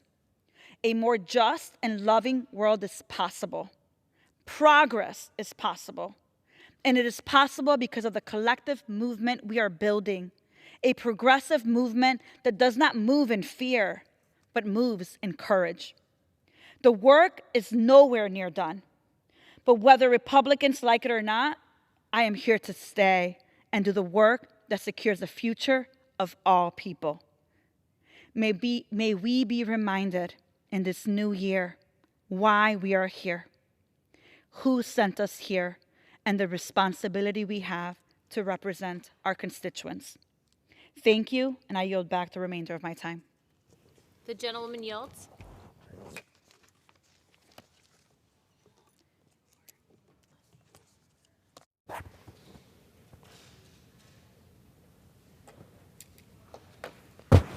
I will get.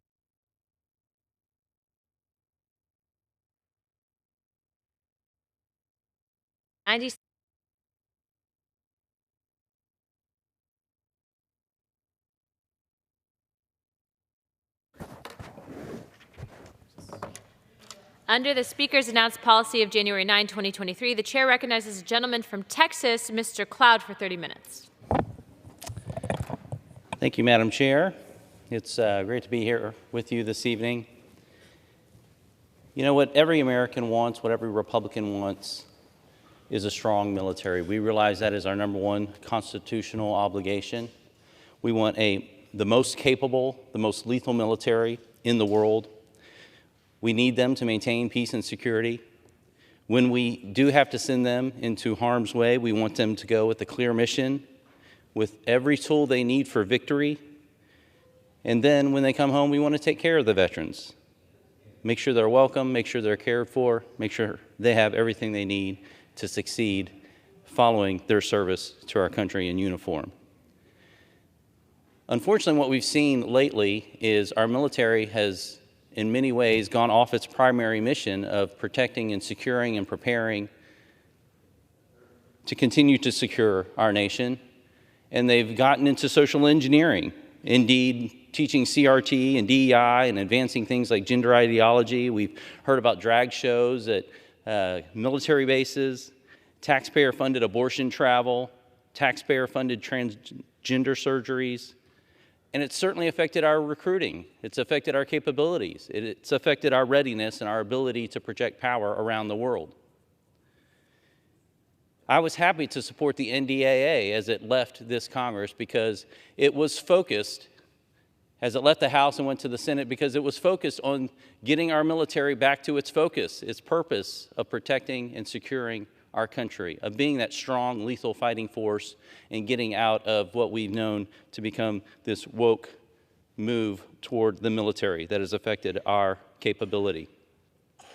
Also, a part of that, let's talk about the process it was supposed to go to. We understand that we send forth a good bill from the House and then it goes to the Senate, and there's supposed to be a conference on that. As a matter of fact, many members worked to get on that conference committee. Many other members worked to support people who would get on that conference committee in order to work and support different objectives that were in there. And one of the couple things we were working on in our office was a bill that would let rank and file military be able to go into work in military contracting right after service. Now, there's been a law that was meant to keep, for example, generals who are making, big-time decisions about government, for example, going to Raytheon and serving on a board, and because it wanted to make sure that their military decisions were not affected by future board positions. But the rank and file of our military kind of fell under that. And for example, we have an Army depot in our district where the rank and file cannot be employed after their retirement from military service there for 6 months until after they're retired. And by then, they've often had to move on and find other careers. We also had another provision that we were working on to make sure that the depots throughout our country who are tasked with the important duty of restoring and refurbishing our military hardware, supporting the warfighter and doing it in an efficient manner, that they continue to be able to thrive and survive. And those things fell off in what was our alleged conference. Now, this conference was actually, instead of the members that we elected to send there and to go to represent this body that we elected and voted on in this conference, or in this Congress, to send to conference, instead 4 people got together, the staffs probably of those 4 people made the decisions, and those 2 provisions were taken out of this bill as well. Let's talk about the House rules. All year, we've talked about rewriting the muscle memory of Congress. We've worked hard. I cannot tell you how many times we've heard the importance of single subject bills, and that we as Republicans were going to advocate for that. We weren't going to marry things that were extraneous to each other. We were going to have bills that had to deal with germaneness. We added a germaneness rule in January that had never existed, where we're going to say any amendments to bills have to be germane. Anything we're going to add onto a bill has to be germane. Well, come to find out that now we have the NDA, which has come back from the Senate with a number of woke provisions added into it, and added to that now is a FISA extension. Now, in the Senate, the parliamentarian says that that is not germane to the NDAA. Now, in the House, we actually have a tougher NDAA, or a tougher germaneness rule. But how are we getting around that? Well, we're just going to put it on the suspension calendar. We're just going to suspend the rules and say the rules that we said we were going to operate by, we're not going to operate when it comes to this bill. This is a tragedy. And then finally, when it comes to the Constitution. Now, the Constitution's clear that Americans should not be unwarrantedly surveilled. Yet we know we have a DOJ that has been doing that. They've well extended their authorities. We had so much FISA abuse, literally hundreds of thousands of instances of FISA abuse, and yet we're asking for a clean extension of these provisions. Now, the Constitution was not written to be shredded in times of crisis or urgency. As a matter of fact, the Constitution was written specifically to place limits on our government in times of crisis and urgency. So it's not a time for us to look away and say, well, but if we'll shred the Constitution a little bit here. The very purpose the Constitution exists is to protect us in times like this and to make sure that we continue to protect the rights of the American people. And so it's extremely, extremely important that we do everything we can to make sure that we do not pass a FISA out of this House that does not protect the American people. We cannot continue to allow them to spy on the American people, to surveil them without a warrant. And so let's get back to what we're here for. The NDAA, we want an NDAA that's going to focus our military. We realize the importance of the first constitutional responsibility of this House to fund a military that will defend our Constitution, that will protect this land. We are willing to do that. Let's revisit this NDAA. Let's send this back to conference. Let's get us focused on what needs to be done. And for goodness sakes, let's not put a FISA extension that does not protect the rights of the American people. With that, I'm happy to be joined by my good friend from the great state of Texas. Another second.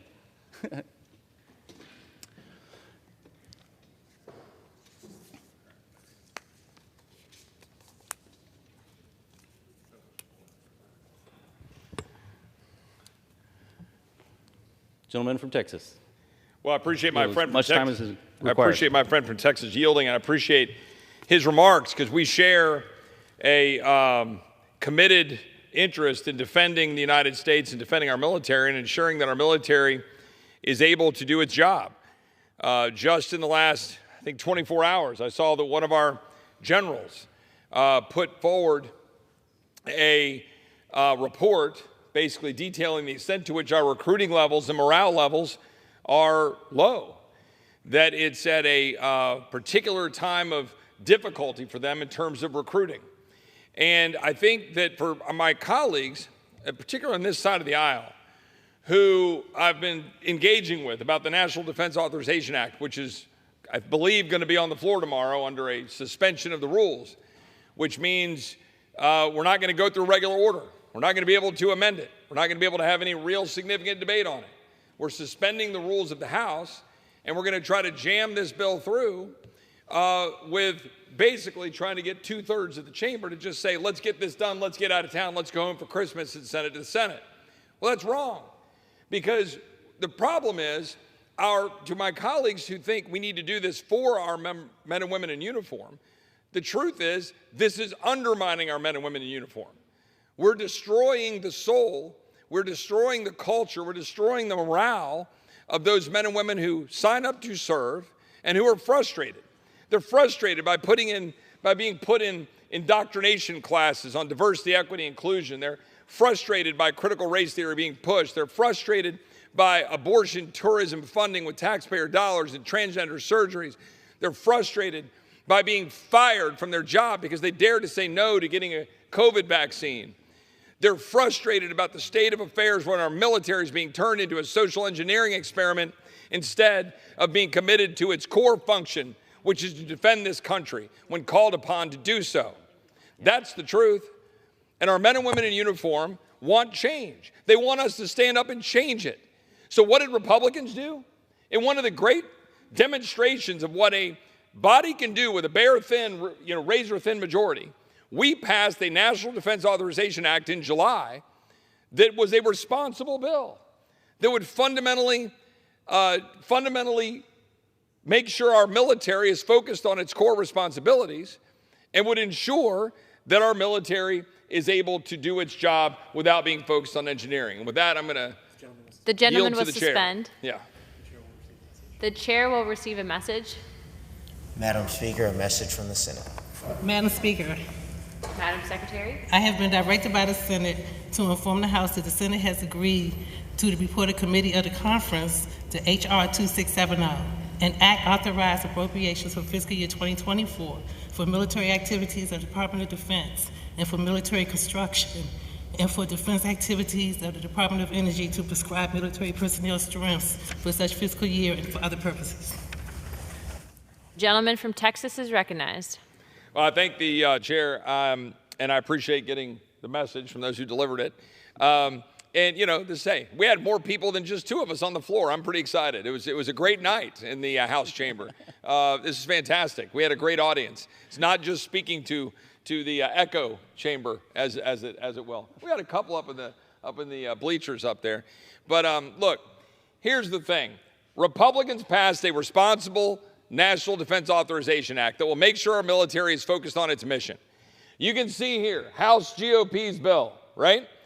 All of the green check marks. What we're talking about here, we ended President Biden's taxpayer-funded abortion travel fund, which enables abortion tourism with taxpayer-funded dollars.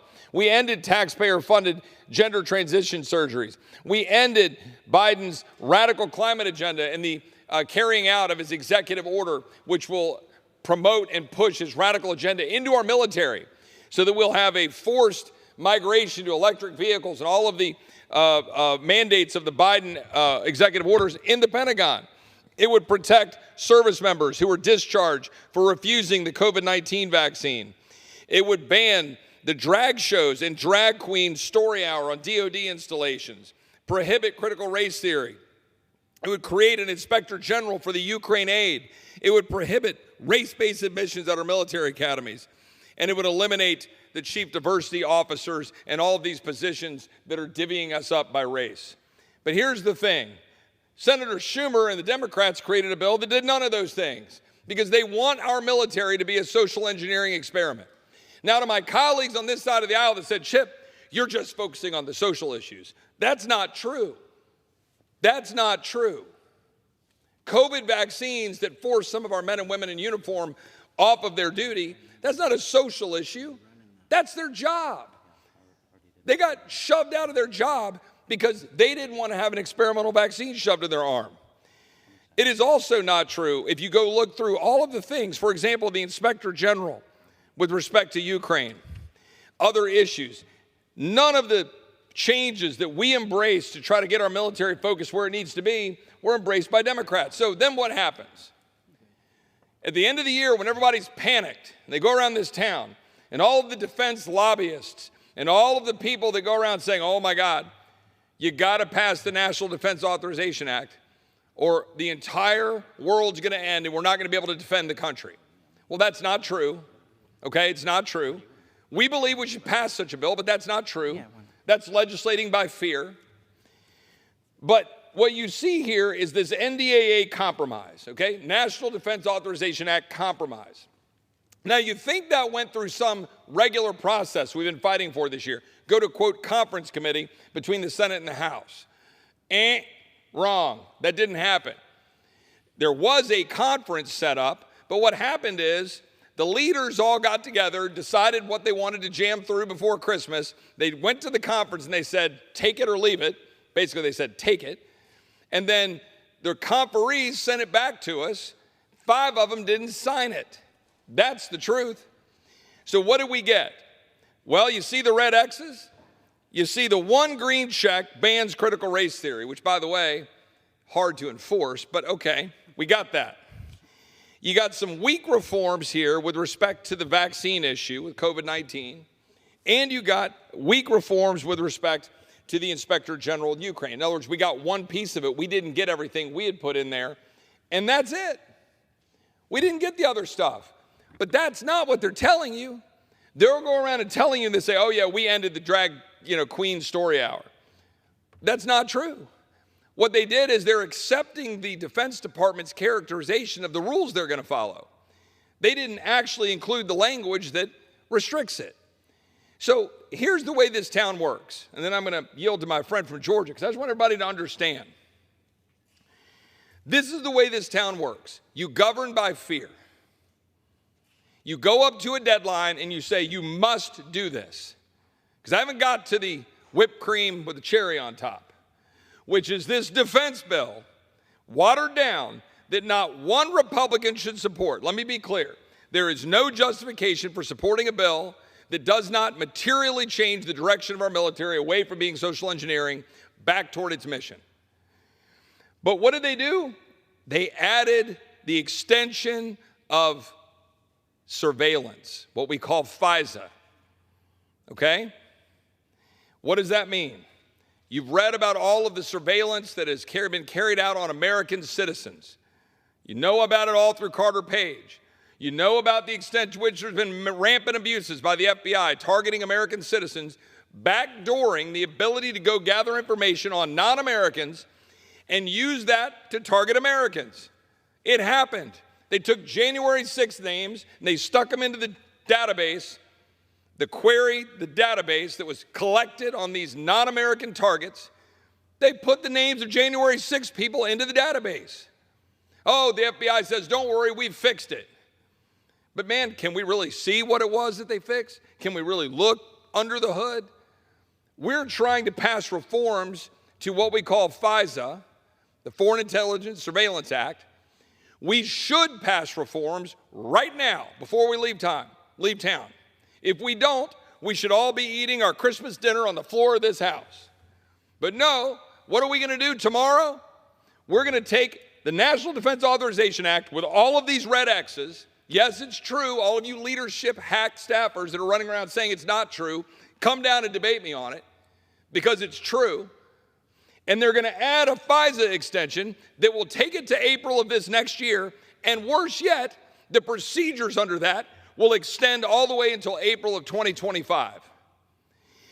Then my colleagues get frustrated and they say, well, Chip, why do you say things like, name one thing we've done? Because of this. Because we extend the same stuff and kick the can down the road. We do a National Defense Authorization Act which changes precious little. We jam it through, violating our own rules with respect to germaneness and single subject bills. We pile on FISA, we extend it to April of 25, and then we go to the American people and we lie to them and we say we did something great. We should reject this. My colleagues should reject it tomorrow. We should stand up for the American people, do what we said we would do. I'm going to yield back to my friend from Texas. May I ask how much time remains? Remaining. I yield 5 minutes to the gentleman from Georgia.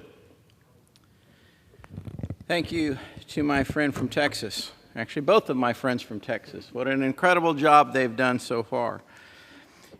In communicating that the swamp's compromise NDAA is indeed woke, weaponized, and wrong for America. Why, you may ask? Well, during backroom negotiations, virtually all of the conservative wins that the House Republicans fought for were removed. This is a disaster for both our military and the American people. Now, due to the so-called compromise, this year's NDAA greenlights the Biden administration's horrendous policies of treating our military like a social experiment. You know, for a long time, I have firmly believed that our nation's incredible military will never be defeated by an outside force before we rot from the inside first. And that's exactly what these woke policies are doing. It's the real reason recruiting is at rock-bottom levels for our military. For example, the NDAA fails to eliminate the Pentagon's chief diversity officer.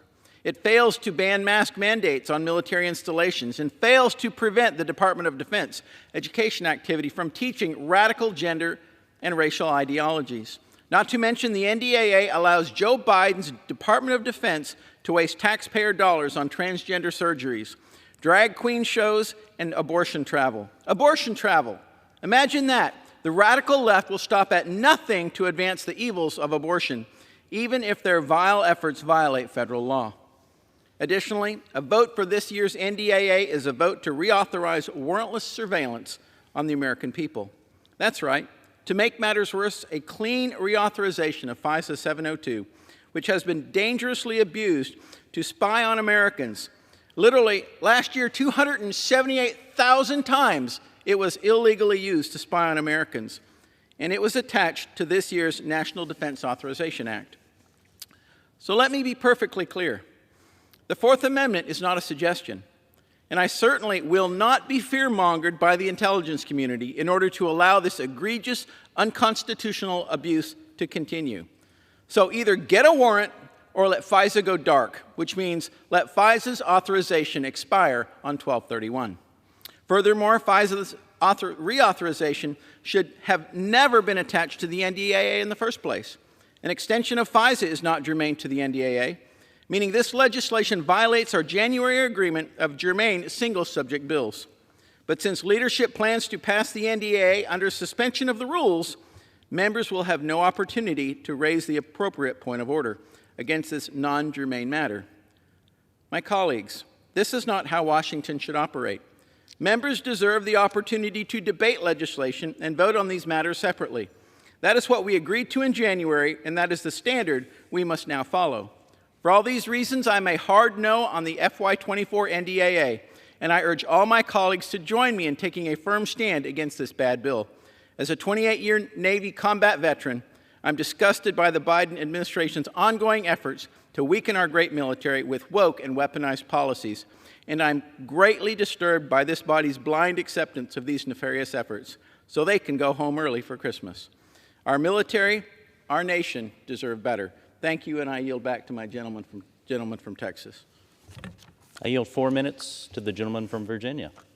Thank you to my friend, Mr. Cloud from Texas, for holding this very important discussion here on the House floor, because what we'll be voting on tomorrow represents the very worst of Washington. I was thankful that back in the summer, for the first time since I've been in Congress, I could vote for an NDAA, because after 2 years in the minority, where the majority party under this president believes that the greatest threat to the military is climate, that the greatest threat to the military are conservatives, patriots, God forbid Trump supporters in the military. And that's been the focus of this administration as it relates to our military. And so I voted 4 times against bad NDAAs that were focused on climate extremism, that were focused on forcing our military to convert to electric vehicles, that were focused on diversity, equity, and inclusion and CRT training in our academies, red flag for our military members, forcing our daughters to be drafted, focused on funding for abortion in the military, funding for transgender surgery. But this past summer, our Republican conference passed a good NDAA that I was proud to vote for because it reversed those harmful policies. And then we were supposed to have a conference committee that would go and negotiate with the Senate. We're actually the stronger body with our majority than the Senate is, because the Senate has to have 60 votes to pass legislation, and last time I checked, there's only 51 Democrats over there. But in the House here, we can pass whatever we want with a 1-vote majority. So we should be the stronger party in negotiations. But you know, that conference committee really never took place. Instead, a new NDA was negotiated from what are called the 4 corners. The House Speaker, the House Minority Leader, the Senate Majority Leader, and the Senate Minority Leader come up with a new NDAA that takes out all of the good things that we fought for, the policy wins in the NDAA we voted for last summer. To make it worse, we're going to combine that with an extension of FISA, surveillance on U.S. citizens, trampling on our most precious constitutional freedoms in this country, with no reforms. Our friend Andy Biggs authors the bill at a judiciary to reform FISA with help from individuals like Chip Roy, who's here with us tonight, and Warren Davidson. But instead of bringing that bill to the floor for a vote as an individual bill, instead we're going to take a FISA extension with no reforms, not fixing the constitutional issues, not protecting Americans from warrantless surveillance on them like they're foreign terrorists, and we're going to combine the two together in an effort to force passage on suspension of the rules nonetheless. That some members of this body might be afraid to vote against a bad FISA bill because they don't want to be accused of being against the military. But the NDAA is a bad bill. Attaching it to FISA, it makes it that much worse. Every Republican should vote against it. Thank you, Mr. Cloud, for holding this time of discussion tonight, and I yield back. How much time? Thank you, Mr. Good. May I ask how much time remains? The gentleman has 4 minutes. 4 minutes. I yield the remainder of the time to the gentleman from the great state of Texas, Mr. Roy. Well, I thank my friend from Texas. He's one of my best friends in the House and one of the best members we have in this body. His constituents are blessed to have him. And, you know, I'm proud to stand here with these gentlemen here on the floor. I will say in firm defense of our men and women in uniform and in firm defense of our appropriate use of intelligence, surveillance on foreign subjects, on foreign targets. That is what we should be doing. But instead, it has been abused by the FBI, abused by our intelligence apparatus to target Americans. So what are we going to do when we finally get the chance to deal with the reauthorization, but we're going to kick the can down the road, extend it to April, and that means extending it until April of 2025 so the same procedures, the same abuses can continue with nothing but the promises of reforms within the FBI. That's not good enough. This is the people's house. We are supposed to stand up and defend the people who sent us here. I want to read something. In a Christmas Day 1944 letter to his mother and sister Rose, living in Washington, D.C., Sergeant David Warman, 1st Infantry Division, wrote, quote, "This is Christmas morning, and I'm writing from a foxhole. The weather is very clear and sunny, and there's slightly over 2 inches of snow, which fell the other day. It is way below freezing, and I'm wrapped in blankets as I write. As you know from the papers, the Germans have come out of their holes to put on a great drive to push us off their soil." He later writes in that letter, "Let's hope the end is near and peace again comes to earth quickly, and this time permanently." How are you both? I hope you have a happy holiday season and don't have too many gloomy thoughts about me. True, my life is very uncomfortable, and I might say uncertain, but I'm still around, and who knows, I may get out without a scratch, so don't worry about me. He and the men next to him in those foxholes knew why they were there. Those of us in this body need to pause and consider whether we know why we're here, whether we're doing our duty with the seriousness demanded by the sacrifices like theirs. When we get on our planes and fly home for Christmas, rather than doing our job to protect the civil liberties of the American people by reforming FISA and doing our job here, we are doing a disservice to those men who sat in the foxholes on Christmas Day in 1944. And to the men and women in uniform, we ask to go around the world defending us. And I get a little sick and tired of the preaching on the floor about what we need to do to defend our men and women in uniform by you must pass the NDAA and you must do it now. But never mind the reforms you need to do to ensure we are doing it the right way, to make sure our military is focused on its mission rather than social engineering, so that you can boost the morale, boost recruiting, boost the effectiveness, undo the damage being done, and not layer on it a disastrous kicking the can down the road by putting more surveillance powers still on the back of our men and women in uniform. That is not the way that we should be conducting business. I implore my colleagues on this side of the aisle, don't do that. Don't use our men and women in uniform as an excuse to shirk our responsibility to actually reform the laws we were sent here to reform. We have bipartisan legislation sitting right before us, Judiciary Committee, Intel Committee, that would reform these things. We should put them on the floor. We should put one of them on the floor. We should amend them, and then we should send it to the Senate and tell them to do their job. We should stop governing by fear and the false pressure of deadlines. Let's do our job for the American people. Let's send them a Christmas present that we're going to stand up and defend them and their civil liberties. That's what we should do tomorrow. I implore my colleagues to oppose the NDAA with FISA added on it. I yield back. Does the gentleman have a motion to adjourn? Do we have time? Make a motion to adjourn. Oh. Yes. Yes. I move to adjourn. Okay. The question is on the motion to adjourn. Those in favor say aye. Those opposed, no. Aye. The ayes have it. The motion is adopted. According to the House, stands adjourned until 9 a.m. tomorrow.